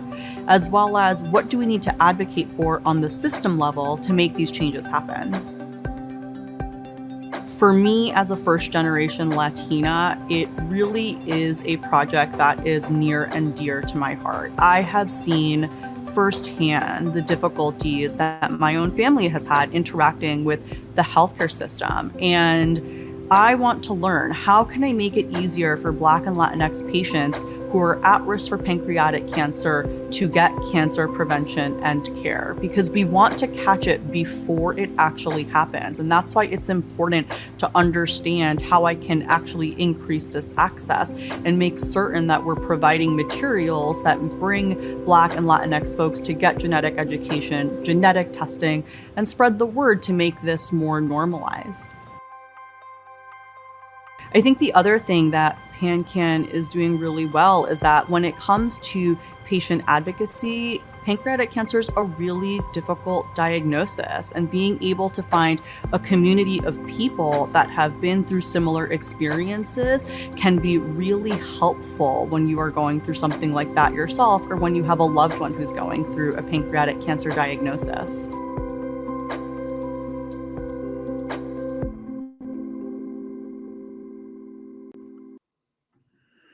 All right. Welcome back into the Live and Amplified 24-hour podcast fundraiser marathon benefiting the Pancreatic Cancer Action Network. I'm your host, Tom Quiet. I hope you all are having an absolutely amazing day. If real quick before we bring in our next guest, Cole Hartley, if you're interested in making a donation to the Pancreatic Cancer Action Network, there is a QR code right here. You could scan that with your cell phone, or I guess even an iPad, I guess at this point. Or if you want to visit our landing page, you could go to lnacares.site. And those are the two quickest ways to donate. Or if you happen to be watching on Twitch, there is a donate button at the bottom. But once again, any donations would be much appreciated. And we're going to bring in our next guest. We got Cole Hartley joining us. Hey. Hey, how's it going, man? Oh, it's going all right, man. Just kind of keeping the motion going, keeping the flow. So I get that completely. How's everything been going for you? Things have been great, but far better than I can ask for. We've played some really cool shows this year. I've written a lot of great songs, working on a new project, and so things are looking up. I've been enjoying a lot of the new releases that you've been putting out, and it's been really, since we met back in or at some point or in the summer, getting the opportunity to kind of listen to more of your music and stuff like that. It's been really cool. Well, thank you. I definitely like the stuff that I've been putting out more recently, a lot more than some of the stuff in the past. I mean, don't get me wrong, I like the stuff in the past, but I'm really, really excited for what the future of my career holds. Nice. And so for anybody that doesn't know you, kind of break down a little bit about you, just to kind of reintroduce yourself to everybody. Yeah, so my name's Cole Hartley. I grew up in a town called Alpine out in the state of Utah, and I actually still currently live there. I travel back and forth to Nashville all the time and whatnot, writing and recording and performing in various bars out there and stuff. And I've been doing music for about the last 4 years and been doing it full time for the last 2. Cool. So, and then you also just released a new single about almost exactly a month ago. Yep. How a Girl. What's kind of the story behind this song? So basically, the story behind How a Girl is it kind of draws attention not only to I guess the power that women tend to have over us guys when we're interested in them, just little things they do that can drive us nuts. Yeah. But it's also kind of an anthem for the boys, you know. It's like every guy we've all been there before. We've all experienced, you know, being left on red and wondering, oh crap, did I say something stupid? Because Right. I mean, that's not uncommon for us. Right. So, we Fair say enough. stupid stuff all the time, and so it's just I don't know, and it just the way it all came together. I remember when I finished writing it a couple years ago, I was like, man, this is good. I was one of those songs that I got really excited about and was like, at some point, I'm going to take this to a studio out in Nashville and get it done. And time came around that I was like, okay, we're working on another project. Let's throw it on there. And so. Nice. And so all this, is it kind of leading to a bigger project, or is it just kind of singles? Is it that kind of what, like How a Girl and Hometown? Was that the name of the Our previous one? Hometown, yeah. All right. So I mean, I've only really announced it at my shows and stuff, but I guess I'll take the time to publicly announce it here. I'm working on my second album. It's fully recorded out in Nashville, studio album. Nice. It'll be out sometime in February, I think is the goal. It's titled Breaking Horses. And so Our Hometown, How a Girl, and a couple of others that I've released, as well as like 6 new ones that no one's heard yet, are going to be coming out on it. It'll be about 10 songs. That's cool. That's, I kind of like that mix of music where it's stuff you've heard, so you kind of know what you're getting, but then that new stuff that you haven't heard is that nice surprise of, I haven't heard this one yet. So that's going to be the key. So it's kind of how we wanted to structure. And there's a couple heavy hitters on there that I'm really excited for. And so sweet. How's it been traveling back and forth to Nashville? It's been good. I'm racking up my my miles and stuff. And so eventually I'll be able to start just buying the flights with miles. But it's been good. I have a lot of fun going out there. I'm out there, it seems, every 2 or 3 months or so. I'll just go write with friends and make new friends and play the writers' rounds out there, and usually hit the studio. I work with a guy named Max Gabriel out there. He's my producer, and so I just see him almost every time I'm there. So nice. Yeah. It's getting to the point now where you're no stranger to how to navigate around the Nashville airport, I guess, at this point.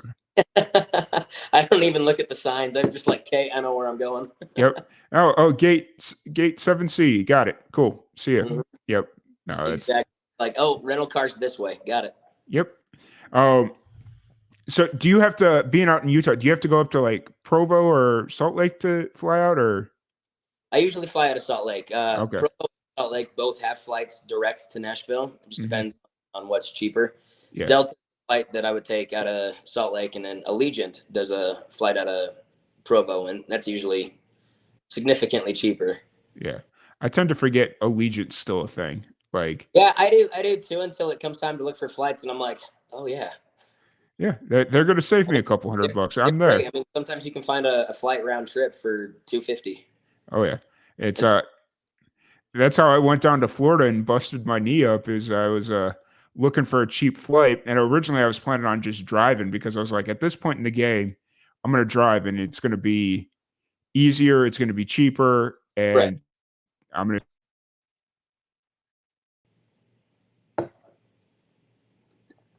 Round trip, $102. Wow. And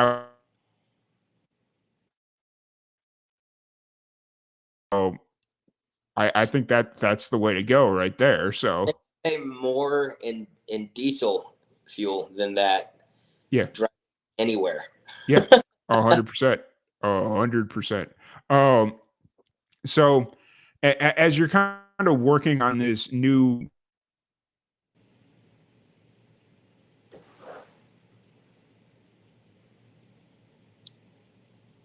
I'll go ahead and announce it. Sorry, you kind of cut out there. I didn't hear what you said. Playing tricks on me all day. So, so as you kind of approach the release of this upcoming project, and you're kind of going through that whole production process and all that, what's kind of running through your mind as you're kind of in the thick of it with this project? I think the biggest thing for me is just kind of because I'm an independent artist. I don't have a label back. You don't have them running the publicity side of things or doing their marketing or whatever. I'm doing it all myself. The biggest thing for me is just making sure that people are aware of it once it comes time to release it, making sure that people know, hey, here's what I'm working on. Here's what you guys need to be excited about. I've got a broadcast channel on Instagram that's got about 200 or so members on it. I'm trying to get more people on it because I announce all of these things to them before I send it out to the public. And so if any of the fans are watching this and they want to get some insider sneak peeks and stuff, you got to go join the broadcast channel. It's called Backstage Stuff. Nice. So, yeah. I haven't completely conformed to the broadcast channels yet, just because the amount of channels I get invited to on a daily basis, if I had to keep up with all of them. Yeah. It's yeah. Just anyone you follow that makes a broadcast channel, it automatically sends out an invite to everybody. Yeah. And I'm just like, yeah, I'm not getting involved with this one just yet. Maybe soon, maybe at some point, but not yet. A couple of them and their other artist friends. But yeah, I mean, half the time they'll just call me and tell me what's going on. right. You know, it's when you're that close or when you're friends with them, it's just like, hey, I'm not going to join your broadcast channel, but I know it's like a broadcast channel, but we'll get lunch next week or something. Yeah, we'll make it square. I promise. Like I'm coming to your house next week anyway, so I'm just gonna take pictures of everything there. No, yeah, for sure. So how's everything up in Utah? Everything, family good, all that stuff? Yeah, family's doing great. We can't complain. I mean, weather's getting colder and stuff. Yeah. It actually started snowing on us back in September, but so weather's been weird out here this year. It's been kind of back and forth. It's been 60s this week, and then just kind of snows every once in a while. I think it's going to snow today, and then it'll be 60. Yeah. Tomorrow, and then snow again next week or something. But man, I don't know if I could handle. Like, I was just complaining not too long ago about we were in like the 40s, and there was like freeze warnings out, and they don't even send those out here. They're like, toughen up. Yeah. Well, and basically the only reason they do it out here is because they have to for like all the farmers and whatnot. So it's like, okay. I used to live down in the Dallas area, and they send those out all the time. It's like, hey, make sure you have warm water running through your pipes. Yeah. It's Texas is not geared for these harsh cold winters. No, and then out here you get like they actually have canceled snow days altogether. I'm pretty sure if you have a snow day, if like the snow is bad enough, they're like, you're just doing school online today. They're like, no breaks. And even when I was going to college, there was one day it snowed like 2 feet. Yeah. And still held classes up on campus.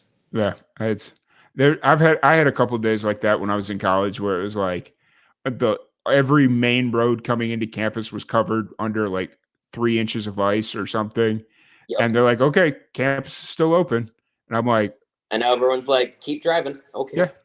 Nope. I ain't doing it. And I had like 3 teachers mark me as absent, which was like a huge issue. And I'm like, I'm not driving on this. Like, you guys are ridiculous if you think I'm going to drive into school on 3 inches of ice. Thankfully, I only lived about a mile from campus, so I would just have. Yeah. Fair enough. So kind of looking, what have you been getting into outside of music when you're just kind of hanging around Utah? So so I do music full time, and then I've got a part-time job where I am actually a licensed hunting guide with the state. So I work for an outfit out here, and clients will pay the outfit and reach out to the outfitter, and then I'll get assigned a client for a specific kind of, provided I'm not on the road playing shows or off and Lord knows what. Yeah. But then I help guide deer and elk hunts and whatever else I get thrown at. And so I've been doing that for a lot of the fall and whatnot. And so. Nice. I was going to ask, what is the major hunting seasons up there? Is it pretty much deer and elk or? Yeah, deer and elk are the two that people chase the most, but we got moose, mountain lions year round, coyotes year round. There's buffalo, there's nice. Mountain goat, bighorn sheep. We got it all. A little bit of everything. That's cool. There. That's the one thing I miss about college is I had friends that went and hunt. So every fall, every winter, it was always deer. It was every once in a while they'd bring dove in, but that that wasn't like a consistent thing that got brought in. So You got a lot of upland game, bird hunting and stuff out Yeah. here too. Quail and pheasant and Yeah. grouse and all the things, duck and goose, whatever. Yeah. But I primarily specialize in big game, deer. Nice. Nice. Yeah. Nice. That, I take it you hunt yourself as well then, if you're okay. Yes, sir. I was figuring, I was like, well, if he's helping other people hunt, he must know his way around too. So Little bit. little bit. So awesome. But once again, I do want to thank you as we're kind of coming to the end of this here, for joining us on our Pancreatic Cancer Action Network podcast fundraiser, 24-hour podcast marathon. I don't know what I was drinking when I came up with this idea, but Yeah. Are you going 24 straight? Yep. Man. Yep. No one tapping in for you. You're just you 24 hours. Yep. It's not the craziest thing I've ever done, but as I get older, I'm finding it harder to accomplish this goal. I'm only 24 and I feel that, man. Yeah. It's like the first year I did it, I did 3 days of 18 to 20 hours back to back. And sounds like tour season. Yeah. And I was just like, okay, let's get through this one. And it did okay, but for the amount of time that I put into it, I was like, no, we're going to limit this to 1 day. Like what we did in 3 days, I guarantee you I can do it in 1 day. So, right. Yeah. But, it's just kind of trying to find that happy medium and that perfect time. And if I can get myself into a situation where like I'm in Austin or maybe out in Nashville and I can kind of do this in person where it's a little more intimate and not so like there's not so many other outside distractions that come in with like internet issues or people cutting off or all that stuff. So for sure.